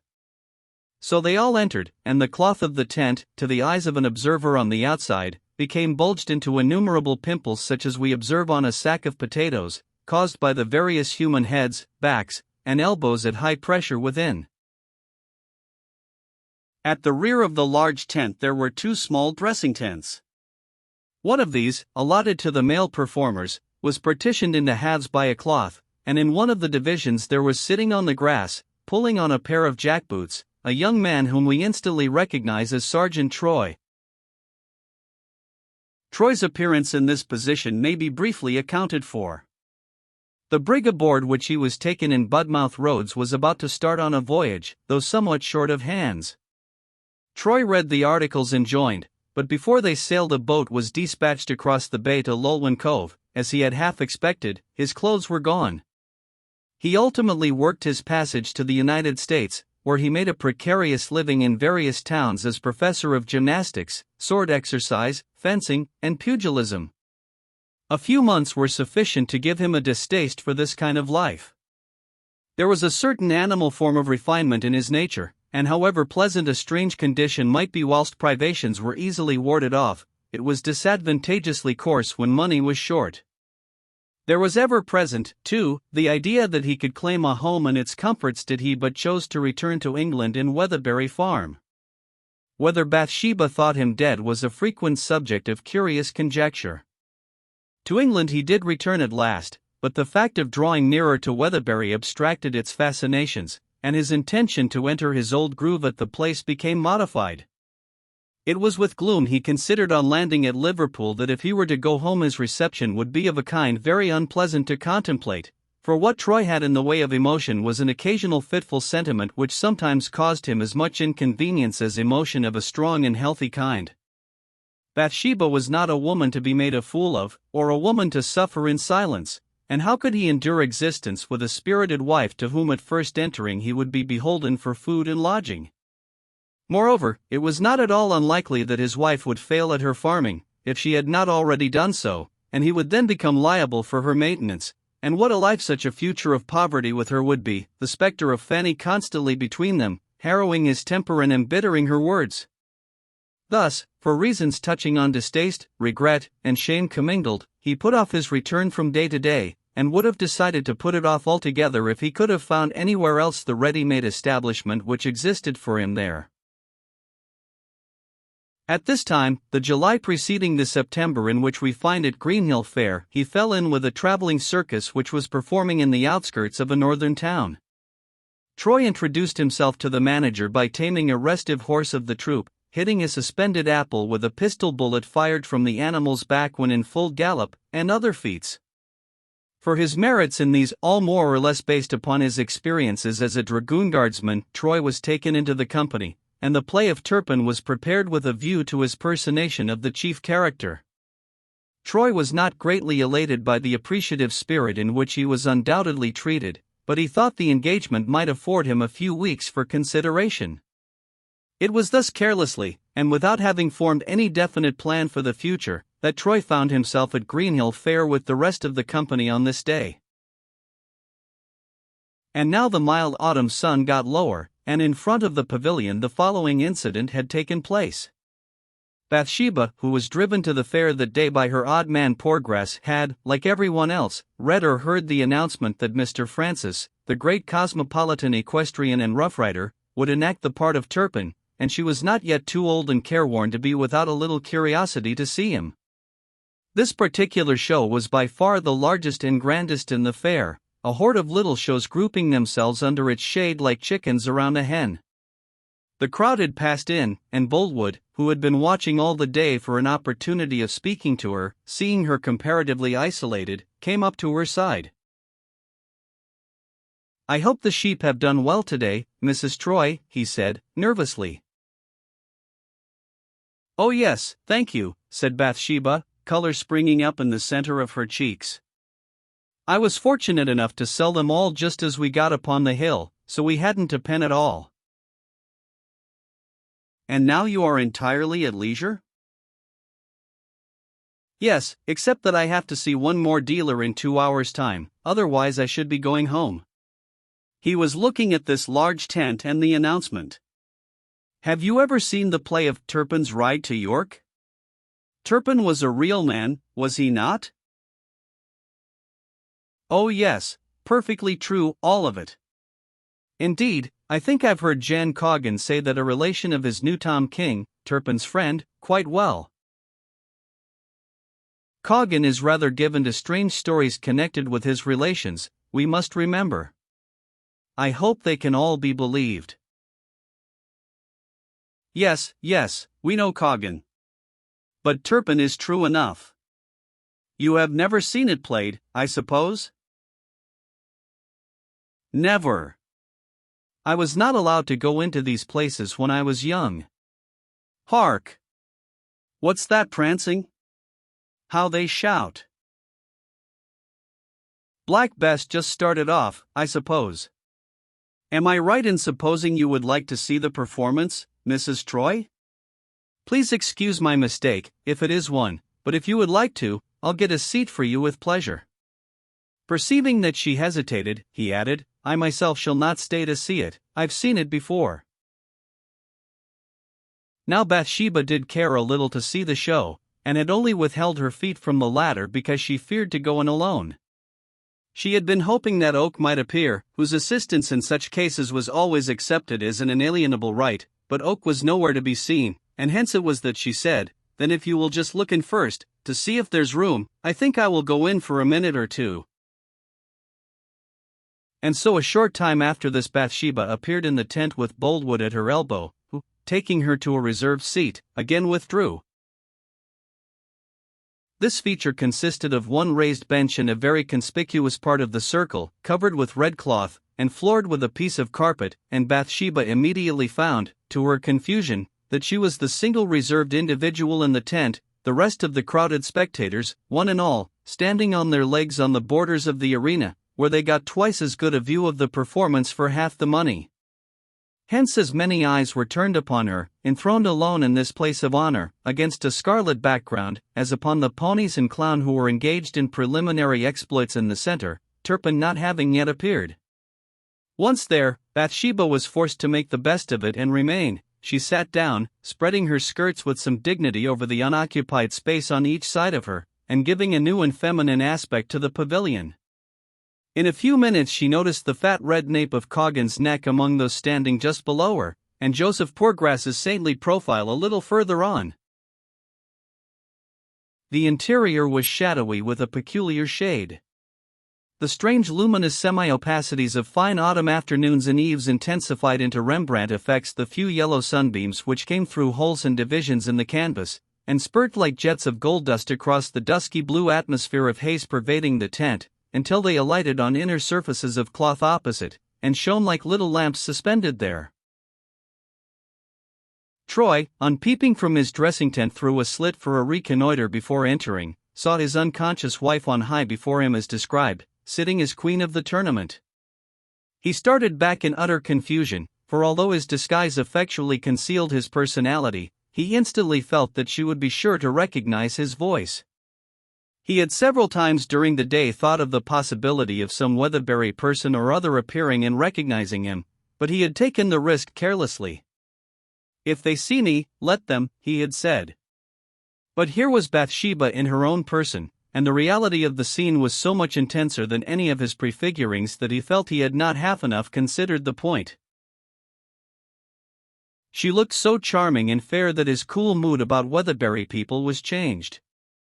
He had not expected her to exercise this power over him in the twinkling of an eye. Should he go on, and care nothing? He could not bring himself to do that. Beyond a politic wish to remain unknown, there suddenly arose in him now a sense of shame at the possibility that his attractive young wife, who already despised him, should despise him more by discovering him in so mean a condition after so long a time. He actually blushed at the thought, and was vexed beyond measure that his sentiments of dislike towards Weatherbury should have led him to dally about the country in this way. But Troy was never more clever than when absolutely at his wits' end. He hastily thrust aside the curtain dividing his own little dressing space from that of the manager and proprietor, who now appeared as the individual called Tom King as far down as his waist, and as the aforesaid respectable manager thence to his toes. "Here's the devil to pay," said Troy. "How's that?" "Why, there's a blackguard creditor in the tent I don't want to see, who'll discover me and nab me as sure as Satan if I open my mouth. What's to be done?" "You must appear now, I think." "I can't." "But the play must proceed." "Do you give out that Turpin has got a bad cold, and can't speak his part, but that he'll perform it just the same without speaking?" The proprietor shook his head. "Anyhow, play or no play, I won't open my mouth," said Troy, firmly. "Very well, then let me see." "I tell you how we'll manage," said the other, who perhaps felt it would be extremely awkward to offend his leading man just at this time. "I won't tell him anything about your keeping silence. Go on with the piece and say nothing, doing what you can by a judicious wink now and then, and a few indomitable nods in the heroic places, you know. They'll never find out that the speeches are omitted." This seemed feasible enough, for Turpin's speeches were not many or long, the fascination of the piece lying entirely in the action, and accordingly the play began, and at the appointed time Black Bess leapt into the grassy circle amid the plaudits of the spectators. At the turnpike scene, where Bess and Turpin are hotly pursued at midnight by the officers, and the half-awake gatekeeper in his tasseled nightcap denies that any horseman has passed, Coggan uttered a broad-chested "well done," which could be heard all over the fair above the bleating, and Poorgrass smiled delightedly with a nice sense of dramatic contrast between our hero, who coolly leaps the gate, and halting justice in the form of his enemies, who must needs pull up cumbersomely and wait to be let through. At the death of Tom King, he could not refrain from seizing Coggan by the hand, and whispering, with tears in his eyes, "Of course he's not really shot, Jan, only seemingly." And when the last sad scene came on, and the body of the gallant and faithful Bess had to be carried out on a shutter by 12 volunteers from among the spectators, nothing could restrain Poorgrass from lending a hand, exclaiming, as he asked Jan to join him, "'Twill be something to tell of at Warren's in future years, Jan, and hand down to our children." For many a year in Weatherbury, Joseph told, with the air of a man who had had experiences in his time, that he touched with his own hand the hoof of Bess as she lay upon the board upon his shoulder. If, as some thinkers hold, immortality consists in being enshrined in others' memories, then did Black Bess become immortal that day if she never had done so before. Meanwhile Troy had added a few touches to his ordinary makeup for the character, the more effectually to disguise himself, and though he had felt faint qualms on first entering, the metamorphosis effected by judiciously lining his face with a wire rendered him safe from the eyes of Bathsheba and her men. Nevertheless, he was relieved when it was got through. There was a second performance in the evening, and the tent was lighted up. Troy had taken his part very quietly this time, venturing to introduce a few speeches on occasion, and was just concluding it when, whilst standing at the edge of the circle contiguous to the first row of spectators, he observed within a yard of him the eye of a man darted keenly into his side features. Troy hastily shifted his position, after having recognized in the scrutineer the knavish bailiff Pennyways, his wife's sworn enemy, who still hung about the outskirts of Weatherbury. At first Troy resolved to take no notice and abide by circumstances. That he had been recognized by this man was highly probable, yet there was room for a doubt. Then the great objection he had felt to allowing news of his proximity to precede him to Weatherbury in the event of his return, based on a feeling that knowledge of his present occupation would discredit him still further in his wife's eyes, returned in full force. Moreover, should he resolve not to return at all, a tale of his being alive and being in the neighborhood would be awkward, and he was anxious to acquire a knowledge of his wife's temporal affairs before deciding which to do. In this dilemma, Troy at once went out to reconnoiter. It occurred to him that to find Pennywise, and make a friend of him if possible, would be a very wise act. He had put on a thick beard borrowed from the establishment, and in this he wandered about the fair field. It was now almost dark, and respectable people were getting their carts and gigs ready to go home. The largest refreshment booth in the fair was provided by an innkeeper from a neighboring town. This was considered an unexceptionable place for obtaining the necessary food and rest. Host Trencher, as he was jauntily called by the local newspaper, being a substantial man of high repute for catering through all the country round. The tent was divided into first and second class compartments, and at the end of the first class division was a yet further enclosure for the most exclusive, fenced off from the body of the tent by a luncheon bar, behind which the host himself stood bustling about in white apron and shirt sleeves, and looking as if he had never lived anywhere but under canvas all his life. In these penetralia were chairs and a table, which, on candles being lighted, made quite a cozy and luxurious show, with an urn, plated tea and coffee pots, china teacups, and plum cakes. Troy stood at the entrance to the booth, where a gypsy woman was frying pancakes over a little fire of sticks and selling them at a penny apiece, and looked over the heads of the people within. He could see nothing of Pennywise, but he soon discerned Bathsheba through an opening into the reserved space at the further end. Troy thereupon retreated, went round the tent into the darkness, and listened. He could hear Bathsheba's voice immediately inside the canvas. She was conversing with a man. A warmth overspread his face. Surely she was not so unprincipled as to flirt in a fair. He wondered if, then, she reckoned upon his death as an absolute certainty.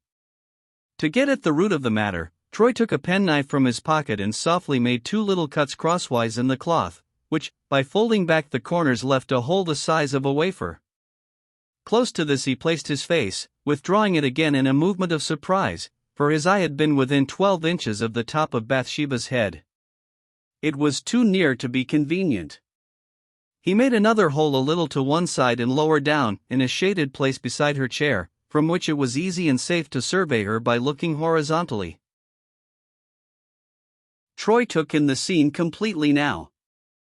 She was leaning back, sipping a cup of tea that she held in her hand, and the owner of the male voice was Boldwood, who had apparently just brought the cup to her. Bathsheba, being in a negligent mood, leant so idly against the canvas that it was pressed to the shape of her shoulder, and she was, in fact, as good as in Troy's arms, and he was obliged to keep his breast carefully backward that she might not feel its warmth through the cloth as he gazed in.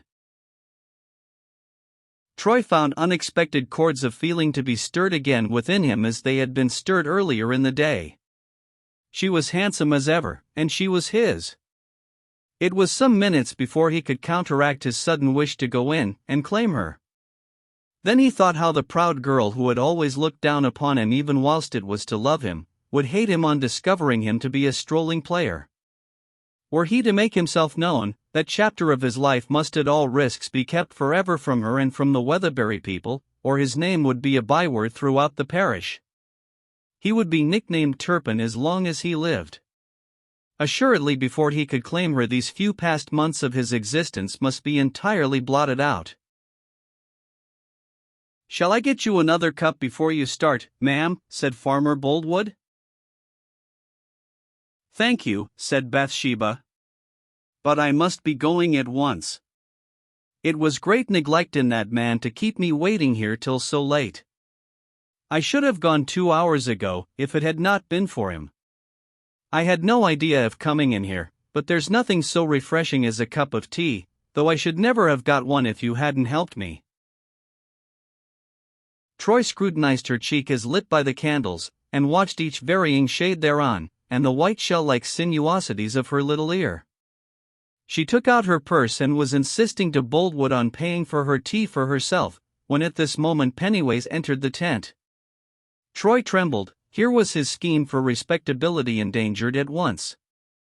He was about to leave his hole of espial, attempt to follow Pennywise, and find out if the ex-bailiff had recognized him, when he was arrested by the conversation, and found he was too late. "Excuse me, ma'am," said Pennywise, "I've some private information for your ear alone." I cannot hear it now, she said, coldly. That Bathsheba could not endure this man was evident. In fact, he was continually coming to her with some tale or other, by which he might creep into favor at the expense of persons maligned. I'll write it down, said Pennyways, confidently. He stooped over the table, pulled a leaf from a warped pocketbook, and wrote upon the paper, in a round hand. Your husband is here. I've seen him. Who's the fool now?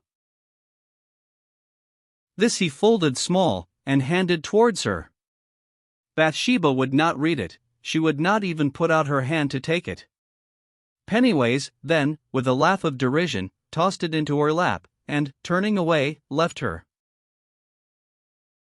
From the words and action of Pennyways, Troy, though he had not been able to see what the ex-bailiff wrote, had not a moment's doubt that the note referred to him.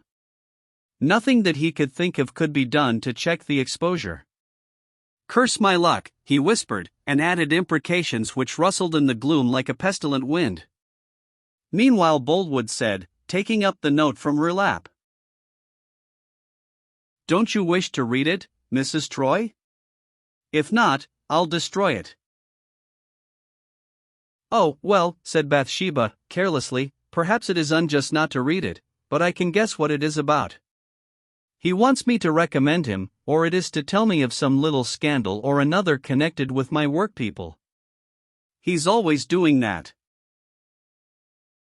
Bathsheba held the note in her right hand. Boldwood handed towards her a plate of cut bread and butter, when, in order to take a slice, she put the note into her left hand, where she was still holding the purse, and then allowed her hand to drop beside her close to the canvas. The moment had come for saving his game, and Troy impulsively felt that he would play the card. For yet another time he looked at the fair hand, and saw the pink fingertips, and the blue veins of the wrist, encircled by a bracelet of coral chippings which she wore. How familiar it all was to him. Then, with the lightning action in which he was such an adept, he noiselessly slipped his hand under the bottom of the tent cloth, which was far from being pinned tightly down, lifted it a little way, keeping his eye to the hole, snatched the note from her fingers, dropped the canvas, and ran away in the gloom towards the bank and ditch, smiling at the scream of astonishment which burst from her. Troy then slid down on the outside of the rampart, hastened round in the bottom of the entrenchment to a distance of 100 yards, ascended again, and crossed boldly in a slow walk towards the front entrance of the tent. His object was now to get to Pennyways, and prevent a repetition of the announcement until such time as he should choose. Troy reached the tent door, and standing among the groups there gathered, looked anxiously for Pennyways, evidently not wishing to make himself prominent by inquiring for him. One or two men were speaking of a daring attempt that had just been made to rob a young lady by lifting the canvas of the tent beside her. It was supposed that the rogue had imagined a slip of paper which she held in her hand to be a banknote, for he had seized it, and made off with it, leaving her purse behind. His chagrin and disappointment at discovering its worthlessness would be a good joke, it was said. However, the occurrence seemed to have become known to few, for it had not interrupted a fiddler, who had lately begun playing by the door of the tent, nor the four bowed old men with grim countenances and walking sticks in hand, who were dancing Major Malley's reel to the tune. Behind these stood Pennyways. Troy glided up to him, beckoned, and whispered a few words, and with a mutual glance of concurrence the two men went into the night together. Chapter 51 Bathsheba Talks with Her Outrider. The arrangement for getting back again to Weatherbury had been that Oak should take the place of Poorgrass in Bathsheba's conveyance and drive her home, it being discovered late in the afternoon that Joseph was suffering from his old complaint, a multiplying eye, and was, therefore, hardly trustworthy as coachman and protector to a woman. But Oak had found himself so occupied, and was full of so many cares relative to those portions of Boldwood's flocks that were not disposed of, that Bathsheba, without telling Oak or anybody, resolved to drive home herself, as she had many times done from Casterbridge Market, and trust to her good angel for performing the journey unmolested. But having fallen in with Farmer Boldwood accidentally, on her part at least, at the refreshment tent, she found it impossible to refuse his offer to ride on horseback beside her as escort. It had grown twilight before she was aware, but Boldwood assured her that there was no cause for uneasiness, as the moon would be up in half an hour. Immediately after the incident in the tent, she had risen to go, now absolutely alarmed and really grateful for her old lover's protection, though regretting Gabriel's absence, whose company she would have much preferred, as being more proper as well as more pleasant, since he was her own managing man and servant. This, however, could not be helped. She would not, on any consideration, treat Boldwood harshly, having once already ill-used him, and the moon having risen, and the gig being ready, she drove across the hilltop in the winding ways which led downwards, to oblivious obscurity, as it seemed, for the moon and the hill it flooded with light were in appearance on a level, the rest of the world lying as a vast shady concave between them. Boldwood mounted his horse, and followed in close attendance behind. Thus they descended into the lowlands, and the sounds of those left on the hill came like voices from the sky, and the lights were as those of a camp in heaven. They soon passed the merry stragglers in the immediate vicinity of the hill, traversed Kingsbere, and got upon the high road. The keen instincts of Bathsheba had perceived that the farmer's staunch devotion to herself was still undiminished, and she sympathized deeply. The sight had quite depressed her this evening, had reminded her of her folly. She wished anew, as she had wished many months ago, for some means of making reparation for her fault. Hence her pity for the man who so persistently loved on to his own injury and permanent gloom had betrayed Bathsheba into an injudicious considerateness of manner, which appeared almost like tenderness, and gave new vigor to the exquisite dream of a Jacob's 7 years' service in poor Boldwood's mind. He soon found an excuse for advancing from his position in the rear, and rode close by her side. They had gone 2 or 3 miles in the moonlight, speaking desultorily across the wheel of her gig concerning the fair, farming, Oak's usefulness to them both, and other indifferent subjects, when Boldwood said suddenly and simply, "Mrs. Troy, you will marry again some day?" This point-blank query unmistakably confused her, and it was not till a minute or more had elapsed that she said, "I have not seriously thought of any such subject." "I quite understand that. Yet your late husband has been dead nearly 1 year, Anne. You forget that his death was never absolutely proved, and may not have taken place, so that I may not be really a widow," she said, catching at the straw of escape that the fact afforded. "Not absolutely proved, perhaps, but it was proved circumstantially. A man saw him drowning, too. No reasonable person has any doubt of his death, nor have you, ma'am, I should imagine." "I have none now, or I should have acted differently," she said, gently. "I certainly, at first, had a strange unaccountable feeling that he could not have perished, but I have been able to explain that in several ways since. But though I am fully persuaded that I shall see him no more, I am far from thinking of marriage with another. I should be very contemptible to indulge in such a thought." They were silent now a while, and having struck into an unfrequented track across a common, the creaks of Boldwood's saddle and her gig's springs were all the sounds to be heard. Boldwood ended the pause. "Do you remember when I carried you fainting in my arms into the King's Arms, in Casterbridge? Every dog has his day, that was mine." I know it all," she said, hurriedly. "I, for one, shall never cease regretting that events so fell out as to deny you to me." "I, too, am very sorry," she said, and then checked herself. "I mean, I am sorry you thought I have always this dreary pleasure in thinking over those past times with you, that I was something to you before he was anything, and that you belonged almost to me. But, of course, that's nothing. You never liked me." "I did, and respected you, too." "Do you now?" "Yes." "Which?" "How do you mean which? Do you like me, or do you respect me?" "I don't know, at least, I cannot tell you. It is difficult for a woman to define her feelings in language which is chiefly made by men to express theirs. My treatment of you was thoughtless, inexcusable, wicked. I shall eternally regret it. If there had been anything I could have done to make amends, I would most gladly have done it. There was nothing on earth I so longed to do as to repair the error. But that was not possible. Don't blame yourself, you were not so far in the wrong as you suppose. Bathsheba, suppose you had real complete proof that you are what, in fact, you are a widow, would you repair the old wrong to me by marrying me? I cannot say. I shouldn't yet, at any rate.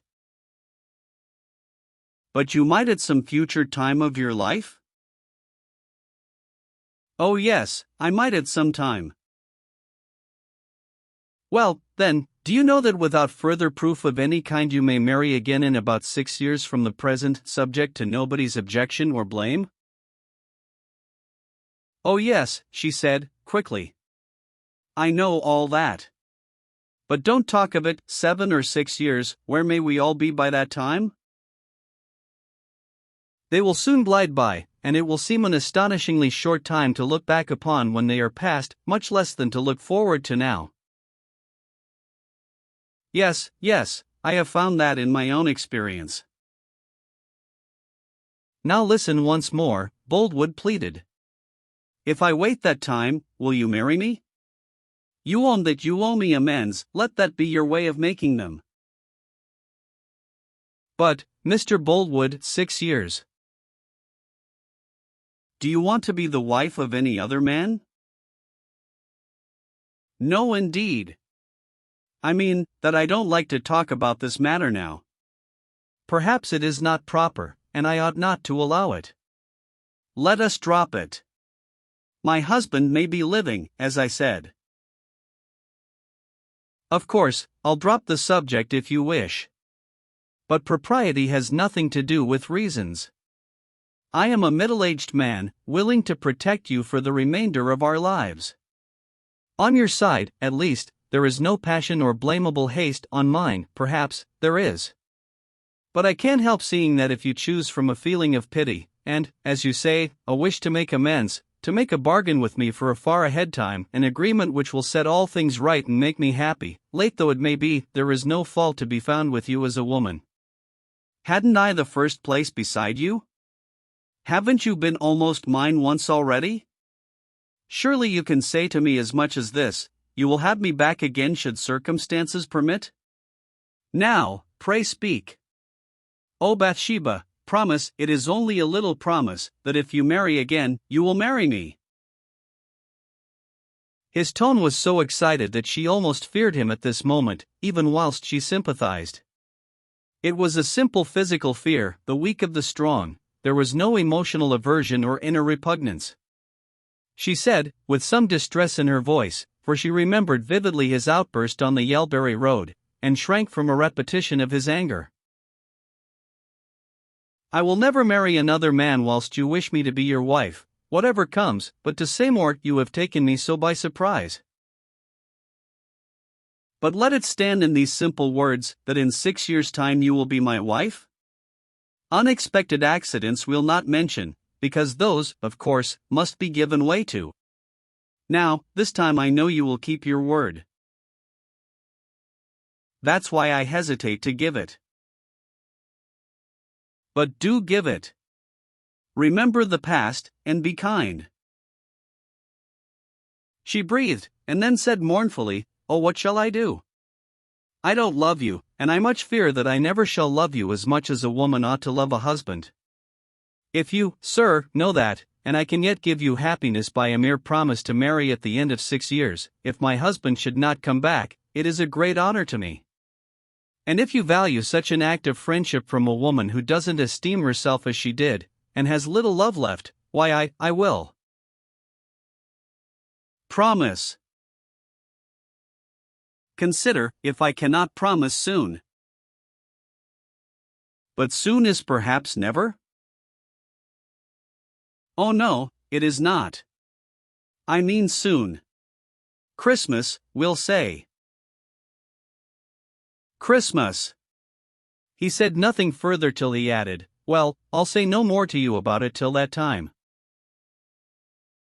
Bathsheba was in a very peculiar state of mind, which showed how entirely the soul is the slave of the body, the ethereal spirit dependent for its quality upon the tangible flesh and blood. It is hardly too much to say that she felt coerced by a force stronger than her own will, not only into the act of promising upon this singularly remote and vague matter, but into the emotion of fancying that she ought to promise. When the weeks intervening between the night of this conversation and Christmas Day began perceptibly to diminish, her anxiety and perplexity increased. One day she was led by an accident into an oddly confidential dialogue with Gabriel about her difficulty. It afforded her a little relief of a dull and cheerless kind. They were auditing accounts, and something occurred in the course of their labors which led Oak to say, speaking of Boldwood, "He'll never forget you, ma'am, never." Then out came her trouble before she was aware, and she told him how she had again got into the toils, what Boldwood had asked her, and how he was expecting her assent. "The most mournful reason of all for my agreeing to it," she said sadly, "and the true reason why I think to do so for good or for evil, is this: it is a thing I have not breathed to a living soul as yet. I believe that if I don't give my word, he'll go out of his mind." "Really, do you?" said Gabriel, gravely. "I believe this," she continued, with reckless frankness, "and heaven knows I say it in a spirit the very reverse of vain, for I am grieved and troubled to my soul about it. I believe I hold that man's future in my hand. His career depends entirely upon my treatment of him. Oh, Gabriel, I tremble at my responsibility, for it is terrible." "Well, I think this much, ma'am, as I told you years ago," said Oak, "that his life is a total blank whenever he isn't hoping for but I can't suppose, I hope that nothing so dreadful hangs on to it as you fancy. His natural manner has always been dark and strange, you know.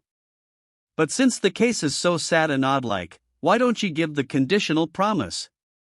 "I think I would." "But is it right? Some rash acts of my past life have taught me that a watched woman must have very much circumspection to retain only a very little credit, and I do want and long to be discreet in this.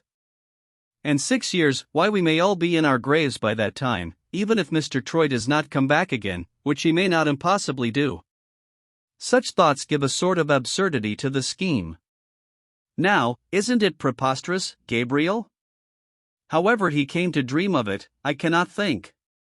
But is it wrong? You know, you are older than I." 8 years older, ma'am." "Yes, 8 years, and is it wrong?" "Perhaps it would be an uncommon agreement for a man and woman to make. I don't see anything really wrong about it," said Oak, slowly. "In fact, the very thing that makes it doubtful if you ought to marry Anne under any condition, that is, you're not caring about him, for I may suppose." "Yes, you may suppose that love is wanting," she said shortly. "Love is an utterly bygone, sorry, worn out, miserable thing with me, for him or anyone else." "Well, your want of love seems to me the one thing that takes away harm from such an agreement with him. If wild heat had to do Wyatt, making ye long to overcome the awkwardness about your husband's vanishing, it mid be wrong, but a cold-hearted agreement to oblige a man seems different, somehow. The real sin, ma'am, in my mind, lies in thinking of ever wedding a man you don't love honest and true." "That I'm willing to pay the penalty of," said Bathsheba, firmly. "You know, Gabriel, this is what I cannot get off my conscience, that I once seriously injured him in sheer idleness. If I had never played a trick upon him, he would never have wanted to marry me. Oh, if I could only pay some heavy damages in money to him for the harm I did, and so get the sin off my soul that way. Well, there's the debt, which can only be discharged in one way, and I believe I am bound to do it if it honestly lies in my power, without any consideration of my own future at all. When a rake gambles away his expectations, the fact that it is an inconvenient debt doesn't make him the less liable. I've been a rake, and the single point I ask you is, considering that my own scruples, and the fact that in the eye of the law my husband is only missing, will keep any man from marrying me until 7 years have passed, am I free to entertain such an idea, even though 'tis a sort of penance, for it will be that? I hate the act of marriage under such circumstances, and the class of women I should seem to belong to by doing it." It seems to me that all depends upon where you think, as everybody else do, that your husband is dead. Yes, I've long ceased to doubt that. I well know what would have brought him back long before this time if he had lived. Well, then, in a religious sense you will be as free to think o' marrying again as any real widow of 1 year's standing. But why don't ye ask Mr. Thirdly's advice on how to treat Mr. Boldwood? No. When I want a broad-minded opinion for general enlightenment, distinct from special advice, I never go to a man who deals in the subject professionally. So I like the parson's opinion on law, the lawyer's on doctoring, the doctor's on business, and my businessman's, that is, yours, on morals. And on love. My own. I'm afraid there's a hitch in that argument, said Oak, with a grave smile. She did not reply at once, and then saying, "Good evening, Mr. Oak," went away. She had spoken frankly, and neither asked nor expected any reply from Gabriel more satisfactory than that she had obtained. Yet in the centermost parts of her complicated heart there existed at this minute a little pang of disappointment, for a reason she would not allow herself to recognize. Oak had not once wished her free that he might marry her himself, had not once said, "I could wait for you as well as he." That was the insect sting. Not that she would have listened to any such hypothesis. Oh no, for wasn't she saying all the time that such thoughts of the future were improper, and wasn't Gabriel far too poor a man to speak sentiment to her? Yet he might have just hinted about that old love of his, and asked, in a playful offhand way, if he might speak of it. It would have seemed pretty and sweet, if no more, and then she would have shown how kind and inoffensive a woman's no can sometimes be. But to give such cool advice, the very advice she had asked for, it ruffled our heroine all the afternoon. Chapter 52 Converging Courses I. Christmas Eve came, and a party that Boldwood was to give in the evening was the great subject of talk in Weatherbury. It was not that the rarity of Christmas parties in the parish made this one a wonder, but that Boldwood should be the giver. The announcement had had an abnormal and incongruous sound, as if one should hear of croquet playing in a cathedral aisle, or that some much-respected judge was going upon the stage. That the party was intended to be a truly jovial one there was no room for doubt. A large bough of mistletoe had been brought from the woods that day, and suspended in the hall of the bachelor's home. Holly and ivy had followed in armfuls. From 6 that morning till past noon the huge wood fire in the kitchen roared and sparkled at its highest, the kettle, the saucepan, and the three-legged pot appearing in the midst of the flames like Shadrach, Meshach, and Abednego. Moreover, roasting and basting operations were continually carried on in front of the genial blaze. As it grew later the fire was made up in the large long hall into which the staircase descended, and all encumbrances were cleared out for dancing. The log which was to form the backbrand of the evening fire was the uncleft trunk of a tree, so unwieldy that it could be neither brought nor rolled to its place, and accordingly 2 men were to be observed dragging and heaving it in by chains and levers as the hour of assembly drew near. In spite of all this, the spirit of revelry was wanting in the atmosphere of the house. Such a thing had never been attempted before by its owner, and it was now done as by a wrench. Intended gaieties would insist upon appearing like solemn grandeurs, the organization of the whole effort was carried out coldly, by hirelings, and a shadow seemed to move about the rooms, saying that the proceedings were unnatural to the place and the lone man who lived therein, and hence not good. 2. Bathsheba was at this time in her room, dressing for the event. She had called for candles, and Liddy entered and placed one on each side of her mistress's glass. "Don't go away, Liddy," said Bathsheba, almost timidly. "I am foolishly agitated, I cannot tell why. I wish I had not been obliged to go to this dance, but there's no escaping now. I have not spoken to Mr. Boldwood since the autumn, when I promised to see him at Christmas on business, but I had no idea there was to be anything of this kind." "But I would go now," said Liddy, who was going with her, for Boldwood had been indiscriminate in his invitations. Yes, I shall make my appearance, of course, said Bathsheba.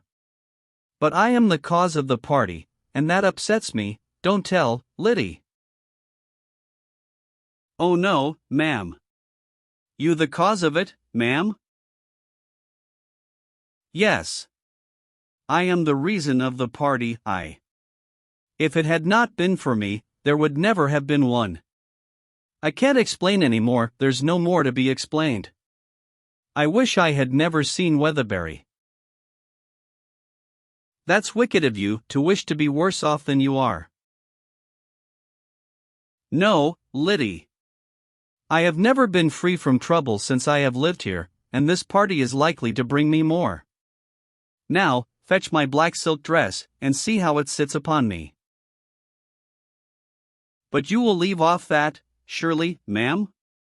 You have been a widow lady 14 months, and ought to brighten up a little on such a night as this. Is it necessary? No, I will appear as usual, for if I were to wear any light dress people would say things about me, and I should seem to be rejoicing when I am solemn all the time. The party doesn't suit me a bit, but never mind, stay and help to finish me off. 3. Boldwood was dressing also at this hour. A tailor from Casterbridge was with him, assisting him in the operation of trying on a new coat that had just been brought home. Never had Boldwood been so fastidious, unreasonable about the fit, and generally difficult to please. The tailor walked round and round him, tugged at the waist, pulled the sleeve, pressed out the collar, and for the first time in his experience Boldwood was not bored. Times had been when the farmer had exclaimed against all such niceties as childish, but now no philosophic or hasty rebuke whatever was provoked by this man for attaching as much importance to a crease in the coat as to an earthquake in South America. Boldwood at last expressed himself nearly satisfied, and paid the bill, the tailor passing out of the door just as Oak came in to report progress for the day. "Oh, Oak," said Boldwood. "I shall of course see you here tonight. Make yourself merry. I am determined that neither expense nor trouble shall be spared." "I'll try to be here, sir, though perhaps it may not be very early," said Gabriel, quietly. "I am glad indeed to see such a change in E from what it used to be. Yes, I must own it, I am bright tonight, cheerful and more than cheerful, so much so that I am almost sad again with the sense that all of it is passing away. And sometimes, when I am excessively hopeful and blithe, a trouble is looming in the distance, so that I often get to look upon gloom in me with content, and to fear a happy mood. Still this may be absurd, I feel that it is absurd. Perhaps my day is dawning at last. I hope it'll be a long and a fair one. Thank you, thank you. Yet perhaps my cheerfulness rests on a slender hope. And yet I trust my hope. It is faith, not hope. I think this time I reckon with my host. Oak, my hands are a little shaky, or something, I can't tie this neckerchief properly. Perhaps you will tie it for me. The fact is, I have not been well lately, you know. I am sorry to hear that, sir. Oh, it's nothing. I want it done as well as you can, please. Is there any late knot in fashion, Oak? I don't know, sir, said Oak. His tone had sunk to sadness. Boldwood approached Gabriel, and as Oak tied the neckerchief the farmer went on feverishly. Does a woman keep her promise, Gabriel? If it is not inconvenient to her she may. Or rather an implied promise. I won't answer for her implying, said Oak, with faint bitterness. That's a word as full o' holes as a sieve with them. Oak, don't talk like that. You have got quite cynical lately, how is it? We seem to have shifted our positions. I have become the young and hopeful man, and you the old and unbelieving one. However, does a woman keep a promise, not to marry, but to enter on an engagement to marry at some time? Now you know women better than I, tell me. I am afeard you honor my understanding too much. However, she may keep such a promise, if it is made with an honest meaning to repair a wrong. It has not gone far yet, but I think it will soon. Yes, I know it will, he said, in an impulsive whisper. I have pressed her upon the subject, and she inclines to be kind to me, and to think of me as a husband at a long future time, and that's enough for me. How can I expect more? She has a notion that a woman should not marry within 7 years of her husband's disappearance, that her own self shouldn't, because his body was not found. It may be merely this legal reason which influences her, or it may be a religious one, but she is reluctant to talk on the point. Yet she has promised, implied, that she will ratify an engagement tonight. 7 years, murmured Oak. No, it's no such thing, he said, with impatience. 5 years, 9 months, and a few days. 15 months nearly have passed since he vanished, and is there anything so wonderful in an engagement of little more than 5 years? It seems long in a forward view. Don't build too much upon such promises, sir. Remember, you have once been deceived. Her meaning may be good, but there, she's young yet. Deceived? Never, said Boldwood, vehemently. She never promised me at that first time, and hence she did not break her promise. If she promises me, she'll marry me. Bathsheba is a woman to her word. 4. Troy was sitting in a corner of the White Hart Tavern at Casterbridge, smoking and drinking a steaming mixture from a glass. A knock was given at the door, and Pennyways entered. Well, have you seen him? Troy inquired, pointing to a chair. Boldwood? No, Lawyer Long. He won at home. I went there first, too. That's a nuisance. 'Tis rather, I suppose. Yet I don't see that, because a man appears to be drowned and was not, he should be liable for anything. I shan't ask any lawyer, not I. But that's not it, exactly. If a man changes his name and so forth, and takes steps to deceive the world and his own wife, he's a cheat, and that in the eye of the law is eyeless a rogue, and that is eyeless a lambican vagabond, and that's a punishable situation. Ha ha! Well done, Pennyways, Troy had laughed, but it was with some anxiety that he said, Now, what I want to know is this, do you think there's really anything going on between her and Boldwood? Upon my soul, I should never have believed it. How she must detest me! Have you found out whether she has encouraged him? I han't been able to learn. There's a deal of feeling on his side seemingly, but I don't answer for her. I didn't know a word about any such thing till yesterday, and all I heard then was that she was going to the party at his house tonight. This is the first time she has ever gone there, they say. And they say that she not so much as spoke to him since they were at Greenhill Fair, but what can folk believe o't? However, she's not fond of him, quite offish and quite careless, I know. I'm not so sure of that. She's a handsome woman, Pennyways, is she not? Only that you never saw a finer or more splendid creature in your life. Upon my honor, when I set eyes upon her that day I wondered what I could have been made of to be able to leave her by herself so long. And then I was hampered with that bothering show, which I'm free of at last, thank the stars. He smoked on a while, and then added, How did she look when you passed by yesterday? Oh, she took no great heed of me, ye may well fancy, but she looked well enough, far's I know. Just flashed her haughty eyes upon my poor scram body, and then let them go past me to what was yond, much as if I'd been no more than a leafless tree. She had just got off her mare to look at the last ring down of cider for the year, she had been riding, and so her colors were up and her breath rather quick, so that her bosom plimbed and fell every time plain to my eye. Aye, and there were the fellers round her wringing down the cheese and bustling about and saying, Where o' the pomy, ma'am, 'twill spoil your gown. Never mind me, says she. Then Gabe brought her some of the new cider, and she must needs go drinking it through a straw moat, and not in a natural way at all. Liddy, says she, bring indoors a few gallons, and I'll make some cider wine. Sergeant, I was no more to her than a morsel of scroff in the fuel house. I must go and find her out at once. Oh yes, I see that, I must go. Oak is head man still, isn't he? Yes, I believe. And at Little Weatherberry Farm too. He manages everything. 'Twill puzzle him to manage her, or any other man of his compass.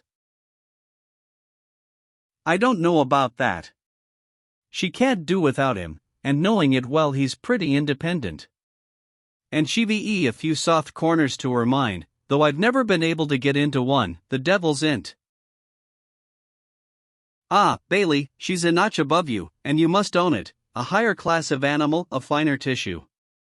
However, stick to me, and neither this haughty goddess, dashing piece of womanhood, Juno wife of mine, Juno was a goddess, you know, nor anybody else shall hurt you. But all this wants looking into, I perceive. What with one thing and another, I see that my work is well cut out for me. V. How do I look tonight, Liddy? Said Bathsheba, giving a final adjustment to her dress before leaving the glass. I never saw you look so well before. Yes, I'll tell you when you looked like it, that night, a year and a half ago, when you came in so wild-like, and scolded us for making remarks about you and Mr. Troy. Everybody will think that I am setting myself to captivate Mr. Boldwood, I suppose, she murmured. At least they'll say so. Can't my hair be brushed down a little flatter? I dread going, yet I dread the risk of wounding him by staying away. Anyhow, ma'am, you can't well be dressed plainer than you are, unless you go in sackcloth at once. 'Tis your excitement is what makes you look so noticeable tonight. I don't know what's the matter, I feel wretched at one time, and buoyant at another. I wish I could have continued quite alone as I have been for the last year or so, with no hopes and no fears, and no pleasure and no grief. Now just suppose Mr. Boldwood should ask you, only just suppose it, to run away with him, what would you do, ma'am? Liddy, none of that, said Bathsheba, gravely. Mind, I won't hear joking on any such matter. Do you hear? I beg pardon, ma'am. But knowing what rum things we women be, I just said, however, I won't speak of it again. No marrying for me yet for many a year, if ever, 'twill be for reasons very, very different from those you think, or others will believe. Now get my cloak, for it is time to go. 6. Oak, said Boldwood, before you go I want to mention what has been passing in my mind lately, that little arrangement we made about your share in the farm I mean. That share is small, too small, considering how little I attend to business now, and how much time and thought you give to it. Well, since the world is brightening for me, I want to show my sense of it by increasing your proportion in the partnership. I'll make a memorandum of the arrangement which struck me as likely to be convenient, for I haven't time to talk about it now, and then we'll discuss it at our leisure. My intention is ultimately to retire from the management altogether, and until you can take all the expenditure upon your shoulders, I'll be a sleeping partner in the stock. Then, if I marry her, and I feel I shall, why? Pray don't speak of it, sir, said Oak, hastily. We don't know what may happen. So many upsets may befall E.E. There's many a slip, as they say, and I would advise you, I know you'll pardon me this once, not to be too sure. I know. But the feeling I have about increasing your share is on account of what I know of you. Oak, I have learnt a little about your secret, your interest in her is more than that of bailiff for an employer. But you have behaved like a man, and I, as a sort of successful rival, successful partly through your goodness of heart, should like definitely to show my sense of your friendship under what must have been a great pain to you. Oh, that's not necessary, thank ye, said Oak, hurriedly. I must get used to such as that, other men have, and so shall I. Oak then left him. He was uneasy on Boldwood's account, for he saw anew that this constant passion of the former made him not the man he once had been. As Boldwood continued a while in his room alone, ready and dressed to receive his company, the mood of anxiety about his appearance seemed to pass away, and to be succeeded by a deep solemnity. He looked out of the window, and regarded the dim outline of the trees upon the sky, and the twilight deepening to darkness. Then he went to a locked closet, and took from a locked drawer therein a small circular case the size of a pillbox, and was about to put it into his pocket. But he lingered to open the cover and take a momentary glance inside. It contained a woman's finger ring, set all the way round with small diamonds, and from its appearance had evidently been recently purchased. Boldwood's eyes dwelt upon its many sparkles a long time, though that its material aspect concerned him little was plain from his manner and mien, which were those of a mind following out the presumed thread of that jewel's future history. The noise of wheels at the front of the house became audible. Boldwood closed the box, stowed it away carefully in his pocket, and went out upon the landing. The old man who was his indoor factotum came at the same moment to the foot of the stairs. "They be coming, sir, lots of 'em afoot and a driving. I was coming down this moment. Those wheels I heard, is it Mrs. Troy?"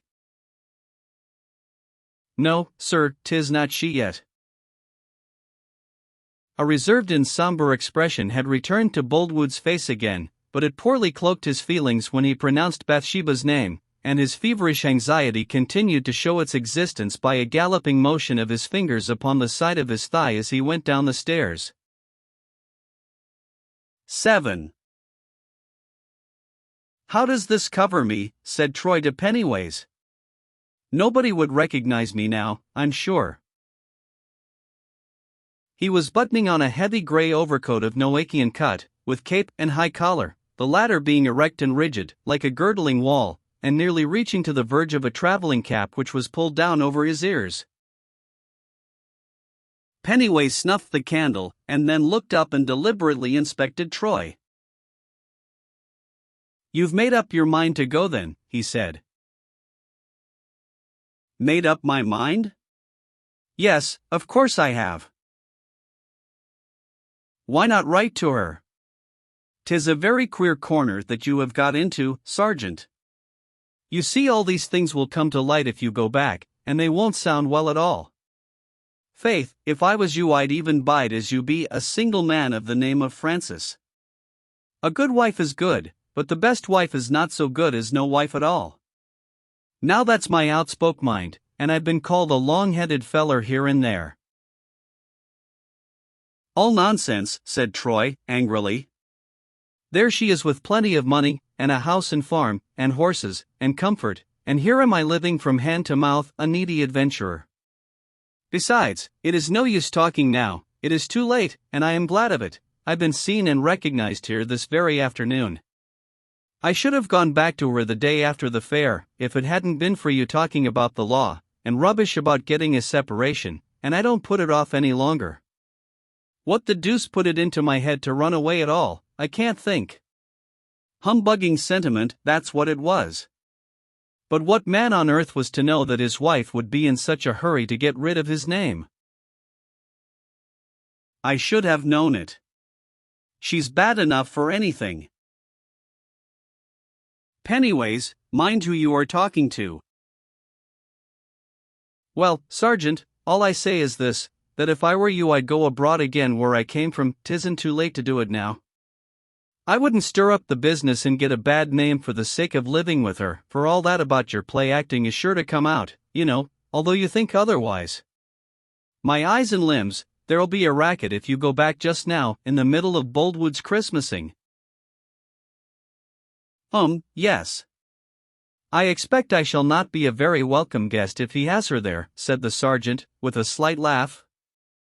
"A sort of Alonzo the Brave, and when I go in the guests will sit in silence and fear, and all laughter and pleasure will be hushed, and the lights in the chamber burn blue, and the worms, ugh, horrible, ring for some more brandy. Pennyways, I felt an awful shudder just then. Well, what is there besides? A stick, I must have a walking stick. Pennyways now felt himself to be in something of a difficulty, for should Bathsheba and Troy become reconciled, it would be necessary to regain her good opinion if he would secure the patronage of her husband. I sometimes think she likes you yet, and is a good woman at bottom, he said, as a saving sentence. But there's no telling to a certainty from a body's outside. Well, you'll do as you like about going, of course, Sergeant, and as for me, I'll do as you tell me. Now, let me see what the time is, said Troy, after emptying his glass in one draught as he stood. 6:30. I shall not hurry along the road, and shall be there then before 9. Chapter 53 Concurator, or a Memento.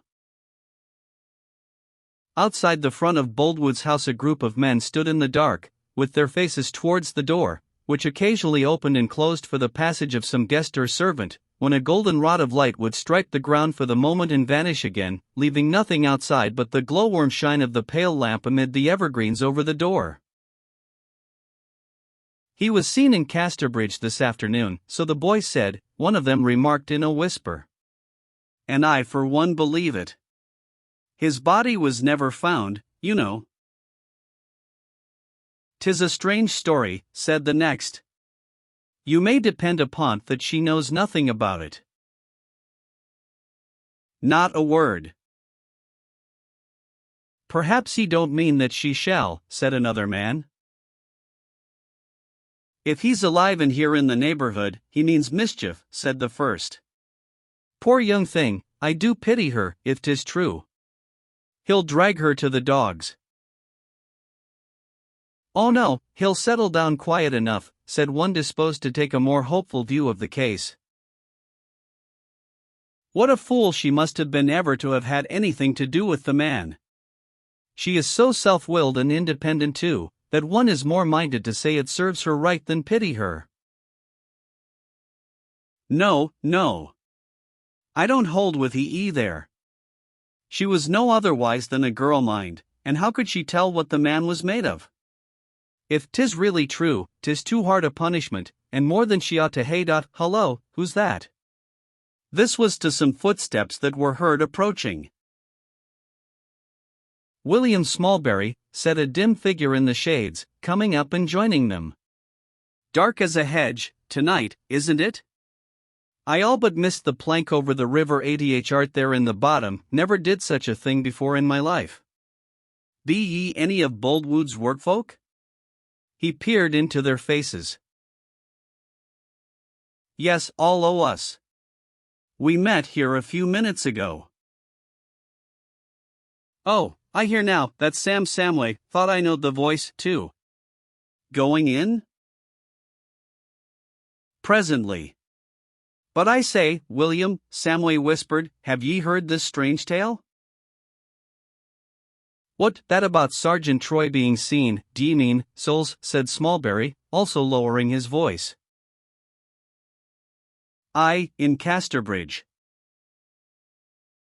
Yes, I have. Laban Tall named a hint of it to me but I don't think it. Hark, here Laban comes himself, a believe. A footstep drew near. Laban? Yes, 'tis I, said Tall. Have ye heard any more about that? No, said Tall, joining the group. And I'm inclined to think we'd better keep quiet. If so be 'tis not true, 'twill flurry her, and do her much harm to repeat it, and if so be 'tis true, 'twill do no good to forestall her time o' trouble. God send that it mid be a lie, for though Henry Frey and some of 'em do speak against her, she's never been anything but fair to me. She's hot and hasty, but she's a brave girl who'll never tell a lie however much the truth may harm her, and I've no cause to wish her evil. She never do tell women's little lies, that's true, and 'tis a thing that can be said of very few. Aye, all the harm she thinks she says to your face, there's nothing underhand why her. They stood silent then, every man busied with his own thoughts, during which interval sounds of merriment could be heard within. Then the front door again opened, the rays streamed out, the well-known form of Boldwood was seen in the rectangular area of light, the door closed, and Boldwood walked slowly down the path. "'Tis master," one of the men whispered, as he neared them. "We'd better stand quiet, he'll go in again directly. He would think it unseemly o' us to be loitering here." Boldwood came on, and passed by the men without seeing them, they being under the bushes on the grass. He paused, leant over the gate, and breathed a long breath. They heard low words come from him. "I hope to God she'll come, or this night will be nothing but misery to me. Oh my darling, why do you keep me in suspense like this?" He said this to himself, and they all distinctly heard it. Boldwood remained silent after that, and the noise from indoors was again just audible, until, a few minutes later, light wheels could be distinguished coming down the hill. They drew nearer, and ceased at the gate. Boldwood hastened back to the door, and opened it, and the light shone upon Bathsheba coming up the path. Boldwood compressed his emotion to mere welcome. The men marked her light laugh and apology as she met him. He took her into the house, and the door closed again. "Gracious heaven, I didn't know it was like that with him," said one of the men. "I thought that fancy of his was over long ago." "You don't know much of master, if you thought that," said Samway. "I wouldn't he should know we heard what is said for the world," remarked a third. "I wish we had told of the report at once," the first uneasily continued. "More harm may come of this than we know of. Poor Mr. Boldwood, it will be hard upon N. I wish Troy was in, well, God forgive me for such a wish. A scoundrel to play a poor wife such tricks. Nothing has prospered in Weatherbury since he came here. And now I've no heart to go in. Let's look into Warren's for a few minutes first, shall us, neighbors?" Samway, Tall, and Smallberry agreed to go to Warren's, and went out at the gate, the remaining ones entering the house. The three soon drew near the malthouse, approaching it from the adjoining orchard, and not by way of the street. The pane of glass was illuminated as usual. Smallberry was a little in advance of the rest when, pausing, he turned suddenly to his companions and said, "Hist! See there!" The light from the pane was now perceived to be shining not upon the ivied wall as usual, but upon some object close to the glass. It was a human face. "Let's come closer," whispered Samway, and they approached on tiptoe. There was no disbelieving the report any longer. Troy's face was almost close to the pane, and he was looking in. Not only was he looking in, but he appeared to have been arrested by a conversation which was in progress in the malthouse, the voices of the interlocutors being those of Oak and the maltster. "The spree is all in her honor, isn't it, hey?" said the old man. "Although he made believe 'tis only keeping up o' Christmas?" "I cannot say," replied Oak. "Oh, 'tis true enough, faith.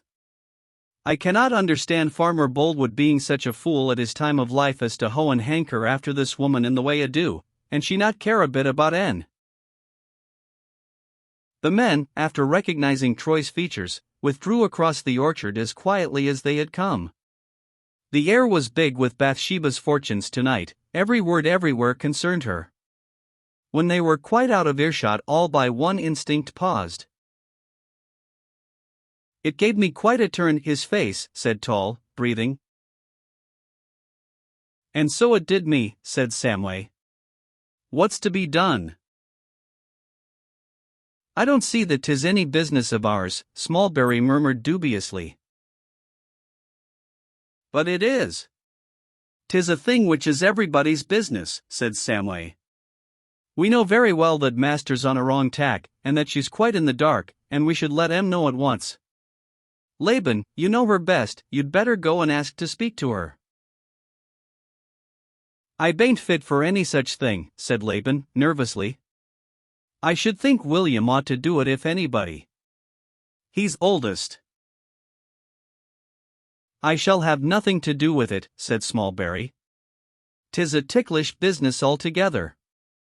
Why, he'll go on to her himself in a few minutes, you'll see. We don't know that he will. Come, Laban. Very well, if I must, I suppose, Tall reluctantly answered. What must I say? Just ask to see master. Oh no, I shan't speak to Mr. Boldwood. If I tell anybody, 'twill be mistress. Very well, said Samway. Laban then went to the door. When he opened it, the hum of bustle rolled out as a wave upon a still strand, the assemblage being immediately inside the hall, and was deadened to a murmur as he closed it again.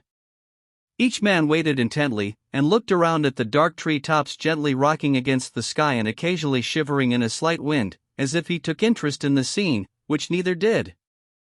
One of them began walking up and down, and then came to where he started from and stopped again, with a sense that walking was a thing not worth doing now. I should think Laban must have seen mistress by this time, said Smallberry, breaking the silence. Perhaps she won't come and speak to him. The door opened. Tall appeared, and joined them. Well, said both.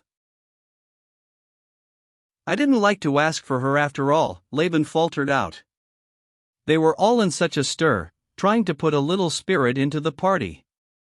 Somehow the fun seems to hang fire, though everything's there that a heart can desire, and I couldn't for my soul interfere and throw damp upon it if 'twas to save my life, I couldn't. I suppose we had better all go in together, said Samway, gloomily. Perhaps I may have a chance of saying a word to master. So the men entered the hall, which was the room selected and arranged for the gathering because of its size. The younger men and maids were at last just beginning to dance. Bathsheba had been perplexed how to act, for she was not much more than a slim young maid herself, and the weight of stateliness sat heavy upon her. Sometimes she thought she ought not to have come under any circumstances, then she considered what cold unkindness that would have been, and finally resolved upon the middle course of staying for about an hour only, and gliding off unobserved, having from the first made up her mind that she could on no account dance, sing, or take any active part in the proceedings. Her allotted hour having been passed in chatting and looking on, Bathsheba told Liddy not to hurry herself, and went to the small parlor to prepare for departure, which, like the hall, was decorated with holly and ivy, and well lighted up. Nobody was in the room, but she had hardly been there a moment when the master of the house entered. Mrs. Troy, you are not going, he said. We've hardly begun. If you'll excuse me, I should like to go now. Her manner was restive, for she remembered her promise, and imagined what he was about to say. But as it is not late, she added, I can walk home, and leave my man and Liddy to come when they choose. I've been trying to get an opportunity of speaking to you, said Boldwood. You know perhaps what I long to say? Bathsheba silently looked on the floor. You do give it, he said, eagerly. What? She whispered. Now, that's evasion. Why, the promise. I don't want to intrude upon you at all, or to let it become known to anybody. But do give your word. A mere business compact, you know, between two people who are beyond the influence of passion. Boldwood knew how false this picture was as regarded himself, but he had proved that it was the only tone in which she would allow him to approach her. A promise to marry me at the end of 5 years and 3/4. You owe it to me. I feel that I do, said Bathsheba, that is, if you demand it. But I am a changed woman, an unhappy woman, and not. You are still a very beautiful woman, said Boldwood. Honesty and pure conviction suggested the remark, unaccompanied by any perception that it might have been adopted by blunt flattery to soothe and win her. However, it had not much effect now, for she said, in a passionless murmur which was in itself a proof of her words, "I have no feeling in the matter at all. And I don't at all know what is right to do in my difficult position, and I have nobody to advise me. But I give my promise, if I must. I give it as the rendering of a debt, conditionally, of course, on my being a widow. You'll marry me between 5 and 6 years hence? Don't press me too hard. I'll marry nobody else. But surely you will name the time, or there's nothing in the promise at all? Oh, I don't know, pray let me go, she said, her bosom beginning to rise. I am afraid what to do. I want to be just to you, and to be that seems to be wronging myself, and perhaps it is breaking the commandments. There is considerable doubt of his death, and then it is dreadful. Let me ask a solicitor, Mr. Boldwood, if I ought or no. Say the words, dear one, and the subject shall be dismissed, a blissful loving intimacy of 6 years, and then marriage. O Bathsheba, say them, he begged in a husky voice, unable to sustain the forms of mere friendship any longer. Promise yourself to me, I deserve it, indeed I do, for I have loved you more than anybody in the world. And if I said hasty words and showed uncalled for heat of manner towards you, believe me, dear, I did not mean to distress you. I was in agony, Bathsheba, and I did not know what I said. You wouldn't let a dog suffer what I have suffered, could you but know it? Sometimes I shrink from your knowing what I have felt for you, and sometimes I am distressed that all of it you never will know. Be gracious, and give up a little to me, when I would give up my life for you. The trimmings of her dress, as they quivered against the light, showed how agitated she was, and at last she burst out crying. And you'll not press me about anything more if I say in 5 or 6 years, she sobbed, when she had power to frame the words. Yes, then I'll leave it to time. She waited a moment. Very well. I'll marry you in 6 years from this day, if we both live, she said solemnly. And you'll take this as a token from me. Boldwood had come close to her side, and now he clasped one of her hands in both his own, and lifted it to his breast. What is it? Oh, I cannot wear a ring, she exclaimed, on seeing what he held. Besides, I wouldn't have a soul know that it's an engagement. Perhaps it is improper? Besides, we are not engaged in the usual sense, are we? Don't insist, Mr. Boldwood, don't. In her trouble at not being able to get her hand away from him at once, she stamped passionately on the floor with one foot, and tears crowded to her eyes again. It means simply a pledge, no sentiment, the seal of a practical compact, he said more quietly, but still retaining her hand in his firm grasp. Come, now. And Boldwood slipped the ring on her finger. I cannot wear it, she said, weeping as if her heart would break. You frighten me, almost. So wild a scheme. Please let me go home. Only tonight, wear it just tonight, to please me. Bathsheba sat down in a chair, and buried her face in her handkerchief, though Boldwood kept her hand yet. At length she said, in a sort of hopeless whisper. Very well, then, I will tonight, if you wish it so earnestly. Now loosen my hand, I will, indeed I will wear it tonight. And it shall be the beginning of a pleasant secret courtship of 6 years, with a wedding at the end? It must be, I suppose, since you will have it so, she said, fairly beaten into non-resistance. Boldwood pressed her hand, and allowed it to drop in her lap. I am happy now, he said. God bless you. He left the room, and when he thought she might be sufficiently composed sent one of the maids to her. Bathsheba cloaked the effects of the late scene as she best could, followed the girl, and in a few moments came downstairs with her hat and cloak on, ready to go. To get to the door it was necessary to pass through the hall, and before doing so she paused on the bottom of the staircase which descended into one corner, to take a last look at the gathering. There was no music or dancing in progress just now. At the lower end, which had been arranged for the workfolk specially, a group conversed in whispers, and with clouded looks. Boldwood was standing by the fireplace, and he, too, though so absorbed in visions arising from her promise that he scarcely saw anything, seemed at that moment to have observed their peculiar manner, and their looks askance. "What is it you are in doubt about, men?" he said. One of them turned and replied uneasily, "It was something Laban heard of, that's all, sir." "News? Anybody married or engaged, born or dead?" inquired the farmer, gaily. "Tell it to us, Tall. One would think from your looks and mysterious ways that it was something very dreadful indeed."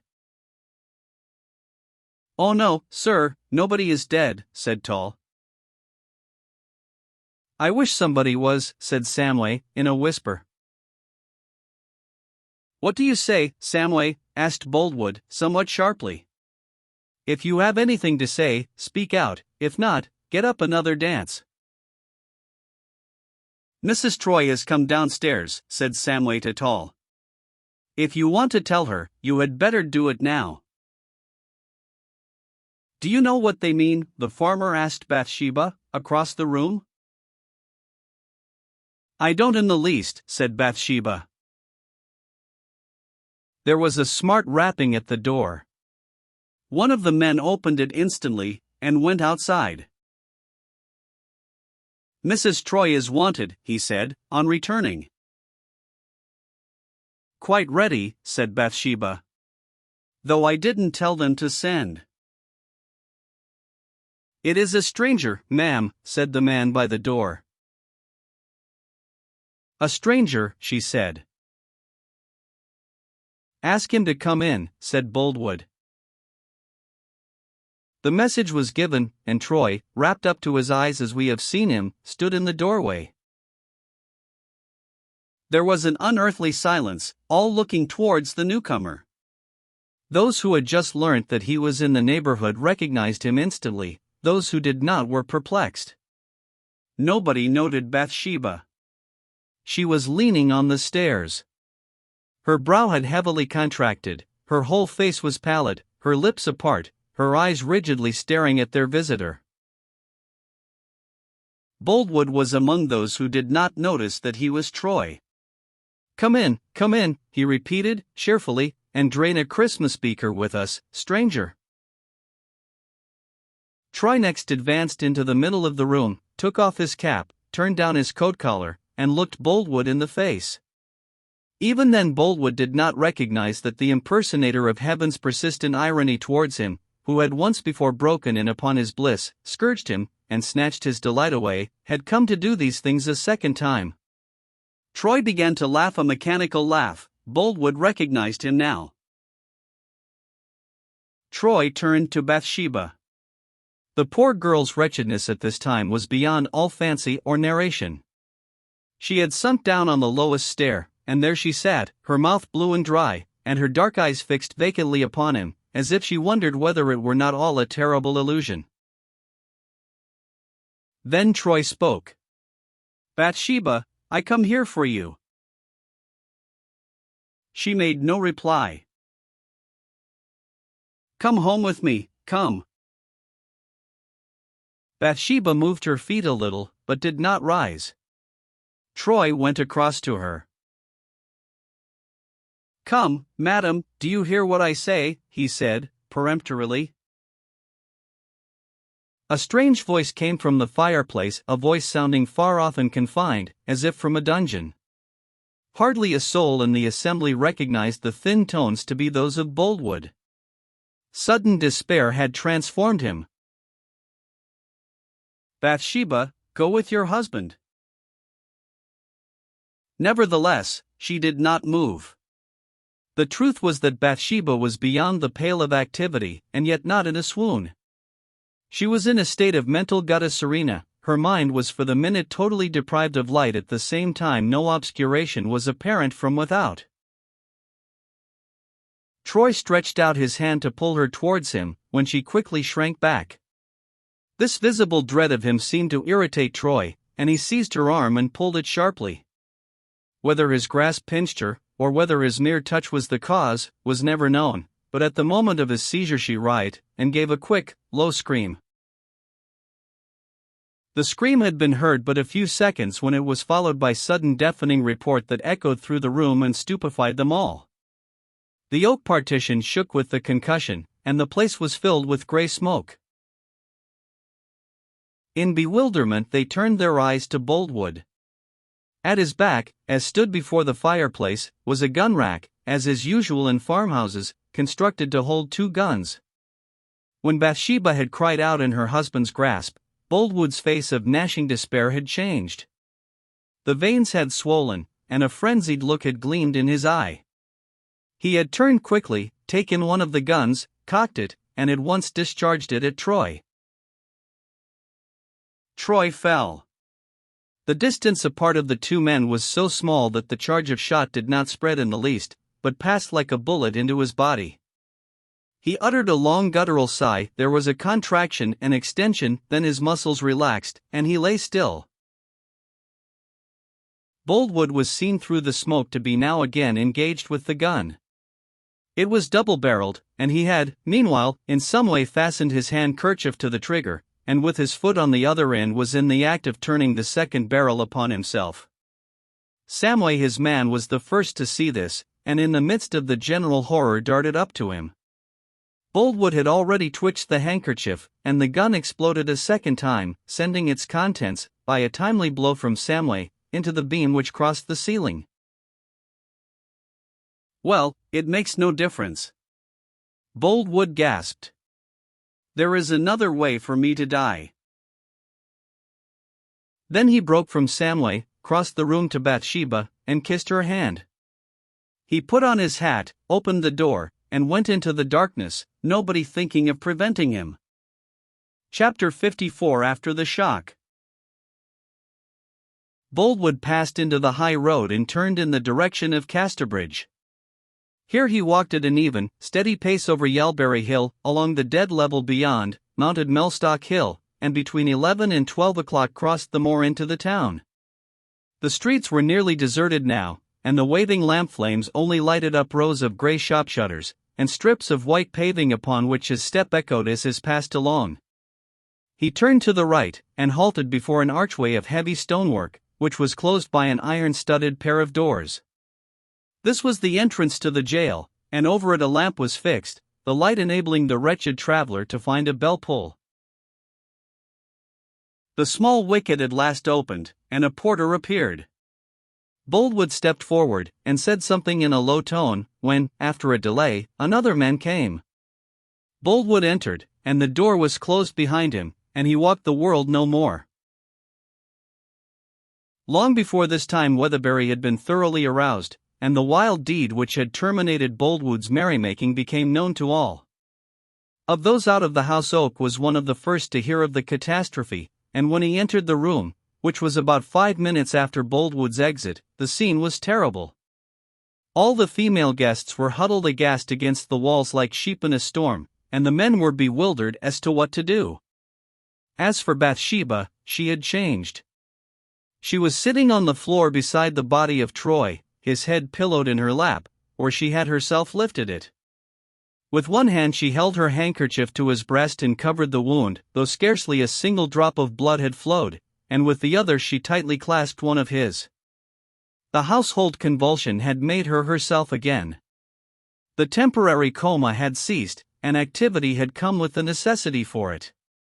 Deeds of endurance, which seem ordinary in philosophy, are rare in conduct, and Bathsheba was astonishing all around her now, for her philosophy was her conduct, and she seldom thought practicable what she did not practice. She was of the stuff of which great men's mothers are made. She was indispensable to high generation, hated at tea parties, feared in shops, and loved at crises. Troy recumbent in his wife's lap formed now the sole spectacle in the middle of the spacious room. Gabriel, she said, automatically, when he entered, turning up a face of which only the well-known lines remained to tell him it was hers, all else in the picture having faded quite. Ride to Casterbridge instantly for a surgeon. It is, I believe, useless, but go. Mr. Boldwood has shot my husband. Her statement of the fact in such quiet and simple words came with more force than a tragic declamation, and had somewhat the effect of setting the distorted images in each mind present into proper focus. Oak, almost before he had comprehended anything beyond the briefest abstract of the event, hurried out of the room, saddled a horse and rode away. Not till he had ridden more than a mile did it occur to him that he would have done better by sending some other man on this errand, remaining himself in the house. What had become of Boldwood? He should have been looked after. Was he mad? Had there been a quarrel? Then how had Troy got there? Where had he come from? How did this remarkable reappearance effect itself when he was supposed by many to be at the bottom of the sea? Oak had in some slight measure been prepared for the presence of Troy by hearing a rumor of his return just before entering Boldwood's house, but before he had weighed that information, this fatal event had been superimposed. However, it was too late now to think of sending another messenger, and he rode on, in the excitement of these self-inquiries not discerning, when about 3 miles from Casterbridge, a square-figured pedestrian passing along under the dark hedge in the same direction as his own. The miles necessary to be traversed, and other hindrances incidental to the lateness of the hour and the darkness of the night, delayed the arrival of Mr. Aldrich, the surgeon, and more than 3 hours passed between the time at which the shot was fired and that of his entering the house. Oak was additionally detained in Casterbridge through having to give notice to the authorities of what had happened, and he then found that Boldwood had also entered the town, and delivered himself up. In the meantime the surgeon, having hastened into the hall at Boldwood's, found it in darkness and quite deserted. He went on to the back of the house, where he discovered in the kitchen an old man, of whom he made inquiries. "She's had him took away to her own house, sir," said his informant. "Who has?" said the doctor. "Mrs. Troy.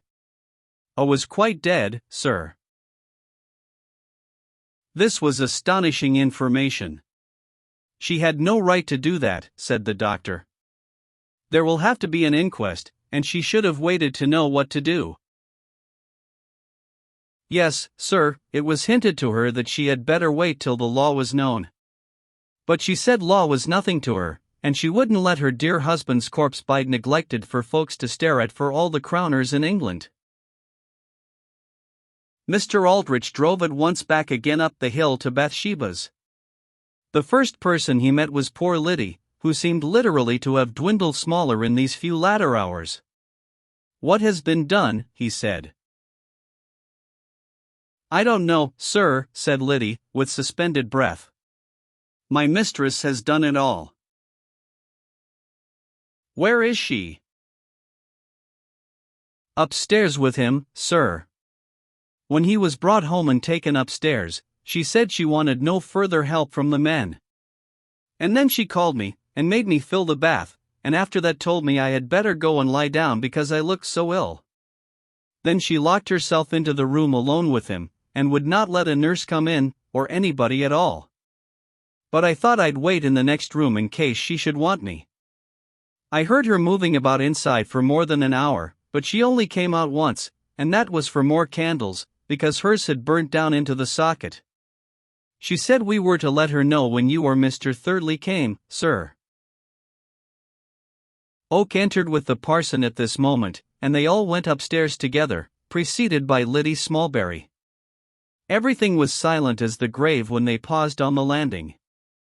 Liddy knocked, and Bathsheba's dress was heard rustling across the room, the key turned in the lock, and she opened the door. Her looks were calm and nearly rigid, like a slightly animated bust of Melpomene. "Oh, Mr. Aldrich, you have come at last," she murmured from her lips merely, and threw back the door. "Ah, and Mr. Thirdly. Well, all is done, and anybody in the world may see him now." She then passed by him, crossed the landing, and entered another room. Looking into the chamber of death she had vacated, they saw by the light of the candles which were on the drawers a tall straight shape lying at the further end of the bedroom, wrapped in white. Everything around was quite orderly. The doctor went in, and after a few minutes returned to the landing again, where Oak and the parson still waited. "It is all done, indeed, as she says," remarked Mr. Aldrich, in a subdued voice. "The body has been undressed and properly laid out in grave clothes.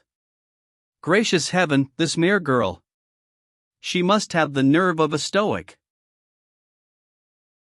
The heart of a wife merely floated in a whisper about the ears of the three, and turning they saw Bathsheba in the midst of them. Then, as if at that instant to prove that her fortitude had been more of will than of spontaneity, she silently sank down between them and was a shapeless heap of drapery on the floor.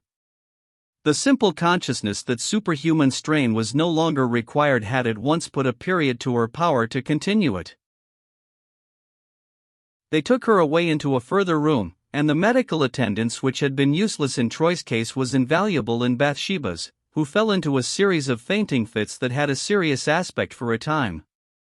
The sufferer was got to bed, and Oak, finding from the bulletins that nothing really dreadful was to be apprehended on her score, left the house. Liddy kept watch in Bathsheba's chamber, where she heard her mistress, moaning in whispers through the dull slow hours of that wretched night, "Oh, it is my fault, how can I live? Oh heaven, how can I live?" Chapter 55. The March following Bathsheba Boldwood. We pass rapidly on into the month of March, to a breezy day without sunshine, frost, or dew. On Yalbury Hill, about midway between Weatherbury and Casterbridge, where the turnpike road passes over the crest, a numerous concourse of people had gathered, the eyes of the greater number being frequently stretched afar in a northerly direction. The groups consisted of a throng of idlers, a party of javelin men, and 2 trumpeters, and in the midst were carriages, one of which contained the High Sheriff. With the idlers, many of whom had mounted to the top of a cutting formed for the road, were several Weatherbury men and boys, among others Poorgrass, Coggan, and Caneball. At the end of half an hour a faint dust was seen in the expected quarter, and shortly after a travelling carriage, bringing one of the 2 judges on the Western Circuit, came up the hill and halted on the top. The judge changed carriages whilst a flourish was blown by the big-cheeked trumpeters, and a procession being formed of the vehicles and javelin men, they all proceeded towards the town, excepting the Weatherbury men, who as soon as they had seen the judge move off returned home again to their work. "Joseph, I seed you squeezing close to the carriage," said Coggan, as they walked. "Did ye notice my Lord Judge's face?" "I did," said Poorgrass. "I looked hard at en, as if I would read his very soul, and there was mercy in his eyes, or to speak with the exact truth required of us at this solemn time, in the eye that was towards me." "Well, I hope for the best," said Coggan, "though bad that must be. However, I shan't go to the trial, and I'd advise the rest of ye that bain't wanted to bide away. 'Twill disturb his mind more than anything to see us there staring at him as if he were a show." "The very thing I said this morning," observed Joseph. "Justice has come to weigh him in the balances," I said in my reflectious way, "and if he's found wanting, so be it unto him," and a bystander said, "Hear, hear." A man who can talk like that ought to be heard. But I don't like dwelling upon it, for my few words are my few words, and not much, though the speech of some men is rumored abroad as though by nature formed for such. So 'tis, Joseph. And now, neighbors, as I said, every man bide at home. The resolution was adhered to, and all waited anxiously for the news next day. Their suspense was diverted, however, by a discovery which was made in the afternoon, throwing more light on Boldwood's conduct and condition than any details which had preceded it. That he had been from the time of Greenhill Fair until the fatal Christmas Eve in excited and unusual moods was known to those who had been intimate with him, but nobody imagined that there had shown in him unequivocal symptoms of the mental derangement which Bathsheba and Oak, alone of all others and at different times, had momentarily suspected. In a locked closet was now discovered an extraordinary collection of articles. There were several sets of ladies' dresses in the piece, of sundry expensive materials, silks and satins, poplins and velvets, all of colors which from Bathsheba's style of dress might have been judged to be her favorites. There were 2 muffs, sable and ermine. Above all there was a case of jewelry, containing 4 heavy gold bracelets and several lockets and rings, all of fine quality and manufacture. These things had been bought in Bath and other towns from time to time, and brought home by stealth. They were all carefully packed in paper, and each package was labeled Bathsheba Boldwood, a date being subjoined 6 years in advance in every instance. These somewhat pathetic evidences of a mind crazed with care and love were the subject of discourse in Warren's Malthouse when Oak entered from Casterbridge with tidings of the sentence. He came in the afternoon, and his face, as the kiln glow shone upon it, told the tale sufficiently well. Boldwood, as everyone supposed he would do, had pleaded guilty, and had been sentenced to death. The conviction that Boldwood had not been morally responsible for his later acts now became general.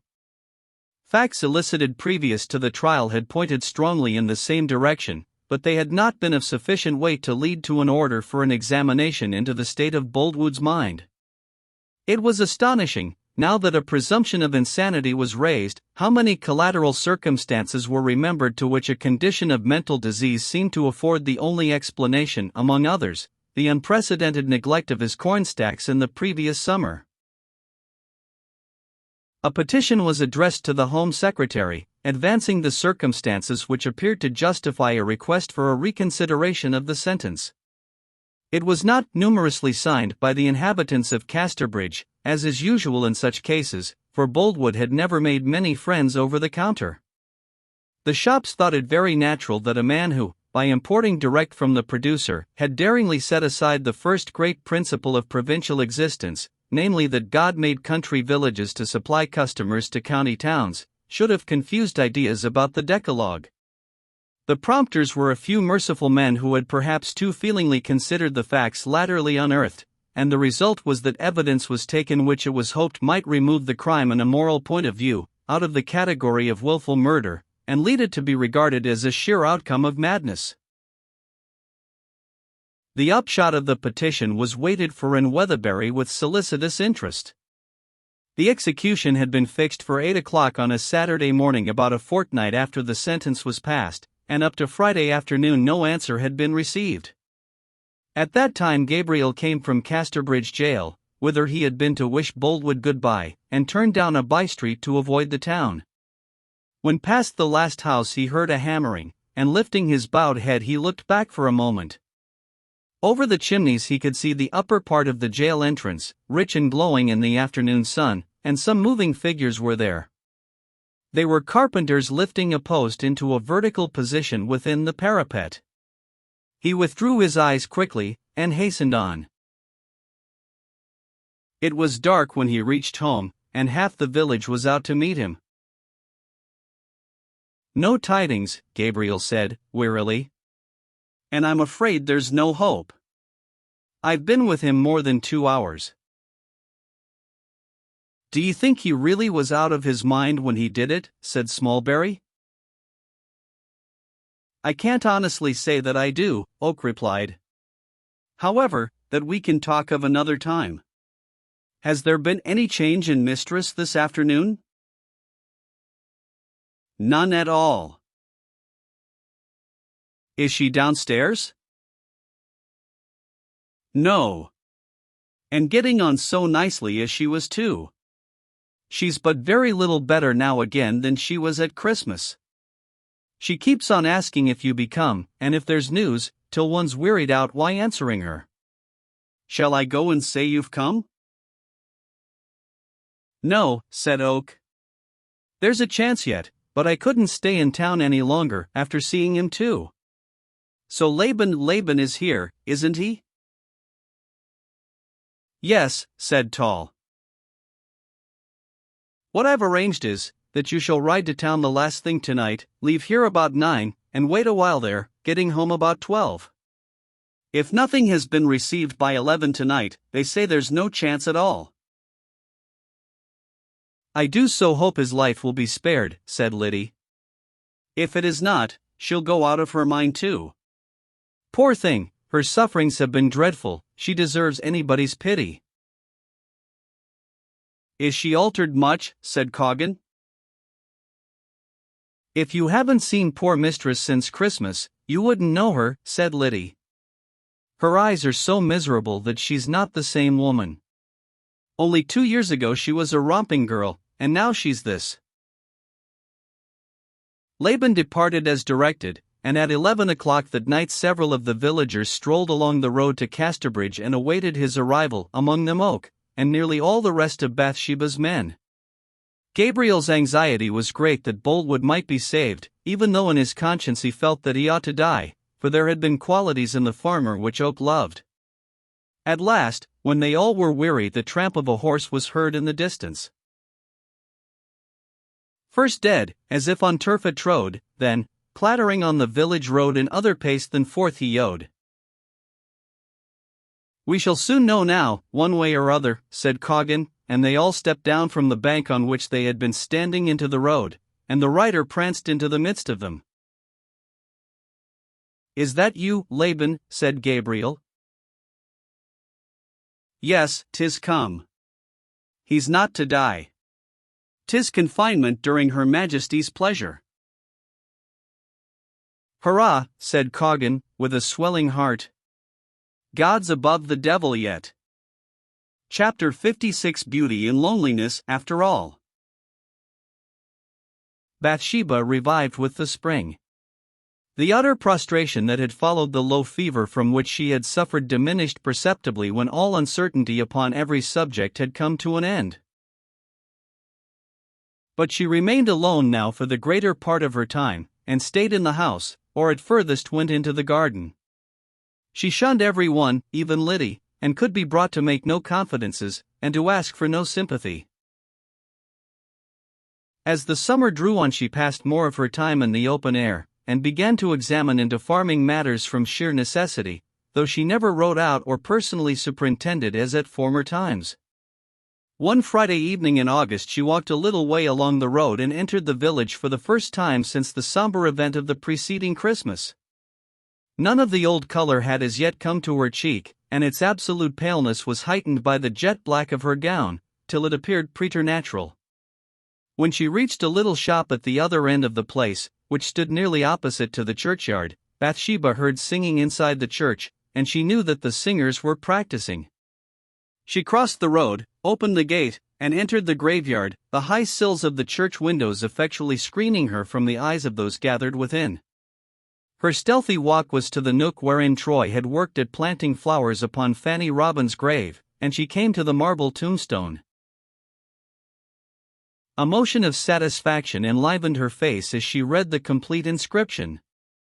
First came the words of Troy himself.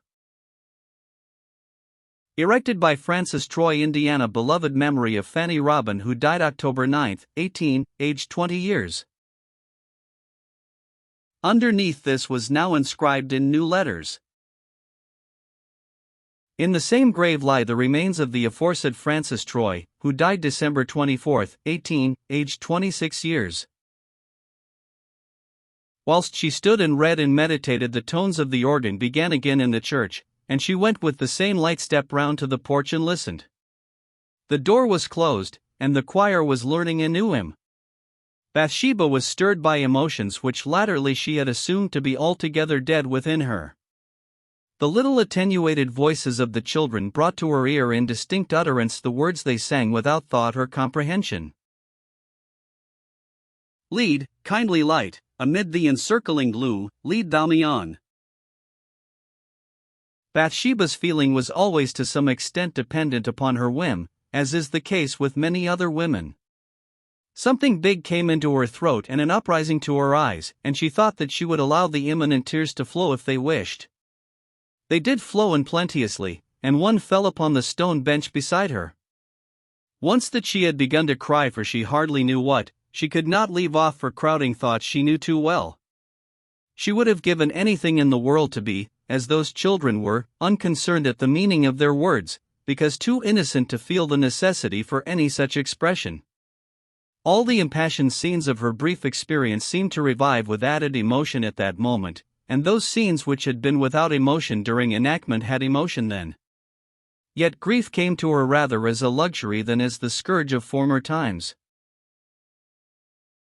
Owing to Bathsheba's face being buried in her hands, she did not notice a form which came quietly into the porch, and on seeing her, first moved as if to retreat, then paused and regarded her. Bathsheba did not raise her head for some time, and when she looked round her face was wet, and her eyes drowned and dim. "Mr. Oak," exclaimed she, disconcerted, "how long have you been here?" "A few minutes, ma'am," said Oak, respectfully. "Are you going in?" said Bathsheba, and there came from within the church as from a prompter. "I loved the garish day, and, spite of fears, pride ruled my will. Remember not past years." "I was," said Gabriel. "I am one of the bass singers, you know. I have sung bass for several months." "Indeed, I wasn't aware of that. I'll leave you, then. Which I have loved long since, and lost a while," sang the children. "Don't let me drive you away, mistress. I think I won't go in tonight." "Oh no, you don't drive me away." Then they stood in a state of some embarrassment, Bathsheba trying to wipe her dreadfully drenched and inflamed face without his noticing her. At length Oak said, "I've not seen you, spoken to you, since ever so long, have I?" But he feared to bring distressing memories back, and interrupted himself with, "Were you going into church?" "No," she said. "I came to see the tombstone privately, to see if they had cut the inscription as I wished. Mr. Oak, you needn't mind speaking to me, if you wish to, on the matter which is in both our minds at this moment." "And have they done it as you wished?" said Oak. "Yes. Come and see it, if you have not already." So together they went and read the tomb. 8 months ago. Gabriel murmured when he saw the date. "It seems like yesterday to me." "And to me as if it were years ago, long years, and I had been dead between. And now I am going home, Mr. Oak." Oak walked after her. "I wanted to name a small matter to you as soon as I could," he said, with hesitation. "Merely about business, and I think I may just mention it now, if you'll allow me." "Oh yes, certainly." "It is that I may soon have to give up the management of your farm, Mrs. Troy. The fact is, I am thinking of leaving England, not yet, next spring." "Leaving England," she said, in surprise and genuine disappointment. "Why, Gabriel, what are you going to do that for?" "Well, I've thought it best," Oak stammered out. "California is the spot I've had in my mind to try. But it is understood everywhere that you are going to take poor Mr. Boldwood's farm on your own account. I've had the refusal, oh, it is true, but nothing is settled yet, and I have reasons for giving up. I shall finish out my year there as manager for the trustees, but no more." "And what shall I do without you?" "Oh, Gabriel, I don't think you ought to go away. You've been with me so long, through bright times and dark times, such old friends as we are, that it seems unkind almost. I had fancied that if you leased the other farm as master, you might still give a helping look across at mine. And now going away." "I would have willingly. Yet now that I am more helpless than ever you go away." "Yes, that's the ill fortune o' it," said Gabriel, in a distressed tone. "And it is because of that very helplessness that I feel bound to go. Good afternoon, ma'am," he concluded, in evident anxiety to get away, and at once went out of the churchyard by a path she could follow on no pretense whatever. Bathsheba went home, her mind occupied with a new trouble, which being rather harassing than deadly was calculated to do good by diverting her from the chronic gloom of her life. She was set thinking a great deal about Oak and of his wish to shun her, and there occurred to Bathsheba several incidents of her latter intercourse with him, which, trivial when singly viewed, amounted together to a perceptible disinclination for her society. It broke upon her at length as a great pain that her last old disciple was about to forsake her and flee. He who had believed in her and argued on her side when all the rest of the world was against her, had at last like the others become weary and neglectful of the old cause, and was leaving her to fight her battles alone. 3 weeks went on, and more evidence of his want of interest in her was forthcoming. She noticed that instead of entering the small parlor or office where the farm accounts were kept, and waiting, or leaving a memorandum as he had hitherto done during her seclusion, Oak never came at all when she was likely to be there, only entering at unseasonable hours when her presence in that part of the house was least to be expected. Whenever he wanted directions he sent a message, or note with neither heading nor signature, to which she was obliged to reply in the same offhand style. Poor Bathsheba began to suffer now from the most torturing sting of all, a sensation that she was despised. The autumn wore away gloomily enough amid these melancholy conjectures, and Christmas Day came, completing a year of her legal widowhood, and 2 years and a quarter of her life alone. On examining her heart it appeared beyond measure strange that the subject of which the season might have been supposed suggestive, the event in the hall at Boldwoods, was not agitating her at all, but instead, an agonizing conviction that everybody abjured her for what she could not tell, and that Oak was the ringleader of the recusants.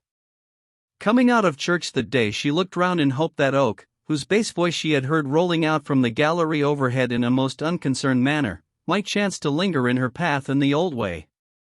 There he was, as usual, coming down the path behind her.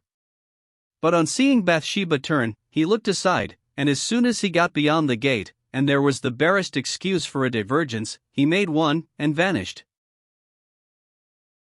The next morning brought the culminating stroke. She had been expecting it long. It was a formal notice by letter from him that he should not renew his engagement with her for the following Lady Day.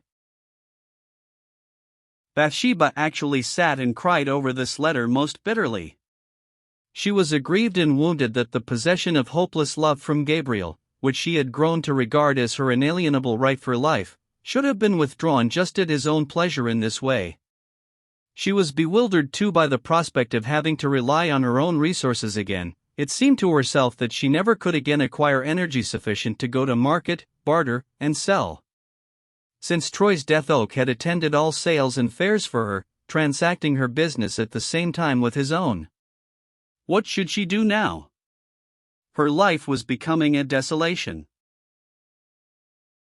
So desolate was Bathsheba this evening, that in an absolute hunger for pity and sympathy, and miserable in that she appeared to have outlived the only true friendship she had ever owned, she put on her bonnet and cloak and went down to Oak's house just after sunset, guided on her way by the pale primrose rays of a crescent moon a few days old. A lively firelight shone from the window, but nobody was visible in the room. She tapped nervously, and then thought it doubtful if it were right for a single woman to call upon a bachelor who lived alone, although he was her manager, and she might be supposed to call on business without any real impropriety. Gabriel opened the door, and the moon shone upon his forehead. "Mr. Oak," said Bathsheba, faintly. "Yes, I am Mr. Oak," said Gabriel. "Who have I the honor, oh how stupid of me, not to know you, mistress?" "I shall not be your mistress much longer, shall I, Gabriel?" she said, in pathetic tones. "Well, no.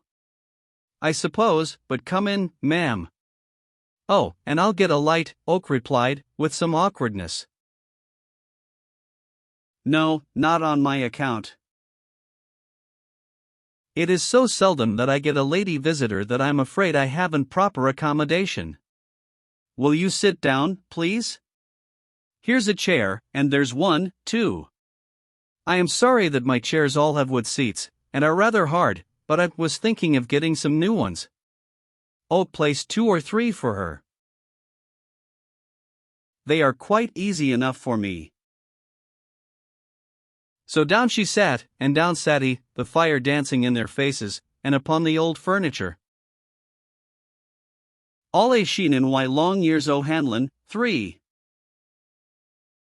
That formed Oak's array of household possessions, which sent back a dancing reflection in reply.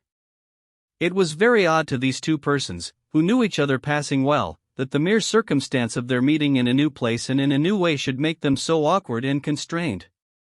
In the fields, or at her house, there had never been any embarrassment, but now that Oak had become the entertainer, their lives seemed to be moved back again to the days when they were strangers. You'll think it strange that I have come, but... Oh no, not at all. But I thought, Gabriel, I have been uneasy in the belief that I have offended you, and that you are going away on that account. It grieves me very much and I couldn't help coming. Offended me. As if you could do that, Bathsheba. Haven't I? She asked, gladly.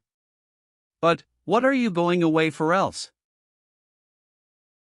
I am not going to emigrate, you know. I wasn't aware that you would wish me not to when I told E, or I shouldn't have thought of doing it, he said, simply. I have arranged for Little Weatherbury Farm and shall have it in my own hands at Lady Day. You know I've had a share in it for some time. Still, that wouldn't prevent my attending to your business as before, hadn't it been that things have been said about us. What? Said Bathsheba, in surprise. Things said about you and me.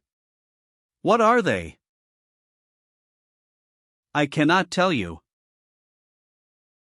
It would be wiser if you were to, I think. You have played the part of mentor to me many times, and I don't see why you should fear to do it now. It is nothing that you have done, this time. The top and tail oat is this, that I am sniffing about here, and waiting for poor Boldwood's farm, with the thought of getting you some day. Getting me. What does that mean? Marrying a VE, in plain British. You asked me to tell, so you mustn't blame me. Bathsheba did not look quite so alarmed as if a cannon had been discharged by her ear, which was what Oak had expected. Marrying me. I didn't know it was that you meant, she said, quietly. Such a thing as that is too absurd, too soon, to think of, by far. Yes, of course, it is too absurd. I don't desire any such thing. I should think that was plain enough by this time. Surely you be the last person in the world I think of marrying. It is too absurd, as you say. Too as soon were the words I used. I must beg your pardon for correcting you, but you said, too absurd, and so do I. I beg your pardon too, she returned, with tears in her eyes. Too soon was what I said. But it doesn't matter a bit, not at all, but I only meant, too soon. Indeed, I didn't, Mr. Oak, and you must believe me. Gabriel looked her long in the face, but the firelight being faint there was not much to be seen. Bathsheba, he said, tenderly and in surprise, and coming closer, if I only knew one thing, whether you would allow me to love you and win you, and marry you after all, if I only knew that. But you never will know, she murmured. Why?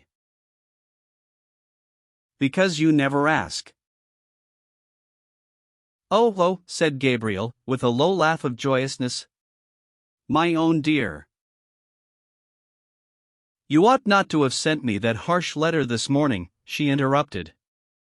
It shows you didn't care a bit about me, and were ready to desert me like all the rest of them. It was very cruel of you, considering I was the first sweetheart that you ever had, and you were the first I ever had, and I shall not forget it. Now, Bathsheba, was ever anybody so provoking, he said, laughing. You know it was purely that I, as an unmarried man, carrying on a business for you as a very taking young woman, had a proper hard part to play, more particular that people knew I had a sort of feeling for E, and I fancied, from the way we were mentioned together, that it might injure your good name. Nobody knows the heat and fret I have been caused by it. And was that all? All. Oh, how glad I am I came, she exclaimed, thankfully, as she rose from her seat. I have thought so much more of you since I fancied you did not want even to see me again. But I must be going now, or I shall be missed. Why, Gabriel, she said, with a slight laugh, as they went to the door, it seems exactly as if I had come courting you. How dreadful. And quite right too, said Oak. I've danced at your skittish heels, my beautiful Bathsheba, for many a long mile, and many a long day, and it is hard to begrudge me this one visit. He accompanied her up the hill, explaining to her the details of his forthcoming tenure of the other farm. They spoke very little of their mutual feeling, pretty phrases and warm expressions being probably unnecessary between such tried friends. Theirs was that substantial affection which arises, if any arises at all, when the two who are thrown together begin first by knowing the rougher sides of each other's character, and not the best till further on, the romance growing up in the interstices of a mass of hard prosaic reality. This good fellowship, camaraderie, usually occurring through similarity of pursuits, is unfortunately seldom superadded to love between the sexes, because men and women associate, not in their labors, but in their pleasures merely. Where, however, happy circumstance permits its development, the compounded feeling proves itself to be the only love which is strong as death, that love which many waters cannot quench, nor the floods drown, beside which the passion usually called by the name is evanescent as steam. Chapter 57 A Foggy Night and Morning, Conclusion. The most private, secret, plainest wedding that it is possible to have. Those had been Bathsheba's words to Oak one evening, some time after the event of the preceding chapter, and he meditated a full hour by the clock upon how to carry out her wishes to the letter. A license, oh yes, it must be a license, he said to himself at last. Very well, then, first, a license. On a dark night, a few days later, Oak came with mysterious steps from the Sygots' door, in Casterbridge. On the way home he heard a heavy tread in front of him, and, overtaking the man, found him to be Coggan. They walked together into the village until they came to a little lane behind the church, leading down to the cottage of Laban Tall, who had lately been installed as clerk of the parish, and was yet in mortal terror at church on Sundays when he heard his lone voice among certain hard words of the Psalms, whither no man ventured to follow him. Well, good night, Coggan, said Oak, I'm going down this way. Oh, said Coggan, surprised, what's going on tonight then, make so bold, Mr. Oak? It seemed rather ungenerous not to tell Coggan, under the circumstances, for Coggan had been true as steel all through the time of Gabriel's unhappiness about Bathsheba, and Gabriel said, You can keep a secret, Coggan? You've proved me, and you know. Yes, I have, and I do know. Well, then, mistress and I mean to get married tomorrow morning. Heaven's high tower. And yet I've thought of such a thing from time to time, true, I have. But keeping it so close. Well, there, 'tis no concern of mine, and I wish ye joy o' her. Thank you, Coggan. But I assure ye that this great hush is not what I wished for at all, or what either of us would have wished if it hadn't been for certain things that would make a gay wedding seem hardly the thing. Bathsheba has a great wish that all the parish shall not be in church. Looking at her, she's shy-like and nervous about it, in fact, so I be doing this to humor her.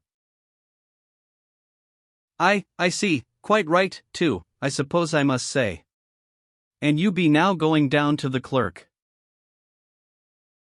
Yes, you may as well come with me. I am afeard your labor in keeping it close will be throwed away, said Coggan, as they walked along. Laban Tall's old woman will horn it all over parish in half an hour. So she will, upon my life, I never thought of that, said Oak, pausing. Yet I must tell him tonight, I suppose, for he's working so far off, and leaves early. I'll tell ye how we could tackle her, said Coggan. I'll knock and ask to speak to Laban outside the door, you standing in the background. Then he'll come out, and you can tell your tale. She'll never guess what I want and for, and I'll make up a few words about the farm work, as a blind." This scheme was considered feasible, and Coggan advanced boldly, and rapped at Mrs. Toll's door. Mrs. Toll herself opened it. "I wanted to have a word with Laban. He's not at home, and won't be this side of 11 o'clock. He've been forced to go over to Yelbury since shutting out work. I shall do quite as well." "I hardly think you will." "Stop a moment," and Coggan stepped round the corner of the porch to consult Oak. "Who's t'other man, then?" said Mrs. Toll. "Only a friend," said Coggan.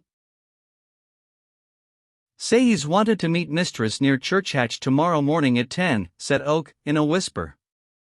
"That he must come without fail, and wear his best clothes." "The clothes will floor us as safe as houses," said Coggan. "It can't be helped," said Oak. "Tell her." So Coggan delivered the message. "Mind, het or wet, blow or snow, he must come," added January. "'Tis very particular, indeed. The fact is, 'tis to witness her sign some law work about taking shares another farmer for a long span o' years. There, that's what 'tis, and now I've told Mother Toll, in a way I shouldn't ha' done if I hadn't loved so hopeless well." Coggan retired before she could ask any further, and next they called at the vicar's in a manner which excited no curiosity at all. Then Gabriel went home, and prepared for the morrow. "Liddy," said Bathsheba, "on going to bed that night, I want you to call me at 7 o'clock tomorrow, in case I shouldn't wake." "But you always do wake afore then, ma'am." "Yes, but I have something important to do, which I'll tell you of when the time comes, and it's best to make sure." Bathsheba, however, awoke voluntarily at 4, nor could she by any contrivance get to sleep again. About 6, being quite positive that her watch had stopped during the night, she could wait no longer. She went and tapped at Liddy's door, and after some labor awoke her. "But I thought it was I who had to call you," said the bewildered Liddy. "And it isn't 6 yet." "Indeed it is. How can you tell such a story, Liddy? I know it must be ever so much past 7. Come to my room as soon as you can. I want you to give my hair a good brushing." When Liddy came to Bathsheba's room, her mistress was already waiting. Liddy could not understand this extraordinary promptness. "Whatever is going on, ma'am?" she said. "Well, I'll tell you," said Bathsheba, with a mischievous smile in her bright eyes. "Farmer Oak is coming here to dine with me today." "Farmer Oak and nobody else, you two alone?" "Yes." "But is it safe, ma'am, after what's been said?" asked her companion, dubiously. "A woman's good name is such a perishable article that—" Bathsheba laughed with a flushed cheek, and whispered in Liddy's ear, although there was nobody present. Then Liddy stared and exclaimed, "Souls alive, what news? It makes my heart go quite bumpity-bump." "It makes mine rather furious, too," said Bathsheba. "However, there's no getting out of it now." It was a damp, disagreeable morning. Nevertheless, at 20 minutes to 10 o'clock, Oak came out of his house, and went up the hillside with that sort of stride a man puts out when walking in search of a bride, and knocked at Bathsheba's door. 10 minutes later a large and a smaller umbrella might have been seen moving from the same door, and through the mist along the road to the church. The distance was not more than a quarter of a mile, and these two sensible persons deemed it unnecessary to drive. An observer must have been very close indeed to discover that the forms under the umbrellas were those of Oak and Bathsheba, arm in arm for the first time in their lives, Oak in a greatcoat extending to his knees, and Bathsheba in a cloak that reached her clogs. Yet, though so plainly dressed, there was a certain rejuvenated appearance about her. As though a rose should shut and be a bud again. Repose had again incarnadined her cheeks, and having, at Gabriel's request, arranged her hair this morning as she had worn it years ago on Norcombe Hill, she seemed in his eyes remarkably like a girl of that fascinating dream, which, considering that she was now only 3 or 4 and 20, was perhaps not very wonderful. In the church were tall Liddy and the parson, and in a remarkably short space of time the deed was done. The two sat down very quietly to tea in Bathsheba's parlor in the evening of the same day, for it had been arranged that Farmer Oak should go there to live, since he had as yet neither money, house, nor furniture worthy of the name, though he was on a sure way towards them, whilst Bathsheba was, comparatively, in a plethora of all three. Just as Bathsheba was pouring out a cup of tea, their ears were greeted by the firing of a cannon, followed by what seemed like a tremendous blowing of trumpets, in the front of the house. "There," said Oak, laughing, "I knew those fellows were up to something, by the look on their faces." Oak took up the light and went into the porch, followed by Bathsheba with a shawl over her head. The rays fell upon a group of male figures gathered upon the gravel in front, who, when they saw the newly married couple in the porch, set up a loud hurrah, and at the same moment bang again went the cannon in the background, followed by a hideous clang of music from a drum, tambourine, clarionet, serpent, hautboy, tenor viol, and double bass, the only remaining relics of the true and original Weatherbury band, venerable worm-eaten instruments, which had celebrated in their own persons the victories of Marlborough, under the fingers of the forefathers of those who played them now. The performers came forward, and marched up to the front. "Those bright boys, Mark Clark and Jan, are at the bottom of all this," said Oak. "Come in, souls, and have something to eat and drink. Why me and my wife?" "Not tonight," said Mr. Clark, with evident self-denial. "Thank ye all the same, but we'll call at a more seemly time. However, we couldn't think of letting the day pass without a note of admiration of some sort. If ye could send a drop of Somat down to Warren's, why so it is. Here's long life and happiness to neighbor Oak and his comely bride." Thank ye all," said Gabriel. "A bit and a drop shall be sent to Warren's for ye at once. I had a thought that we might very likely get a salute of some sort from our old friends, and I was saying so to my wife, but now." "Faith," said Coggan, in a critical tone, turning to his companions, "the man hev learned to say my wife in a wonderful naterel way, considering how very youthful he is in wedlock as yet, hey, neighbors all? I never heard a skilful old married feller of 20 years standing pipe my wife in a more used note than it did," said Jacob Smallberry.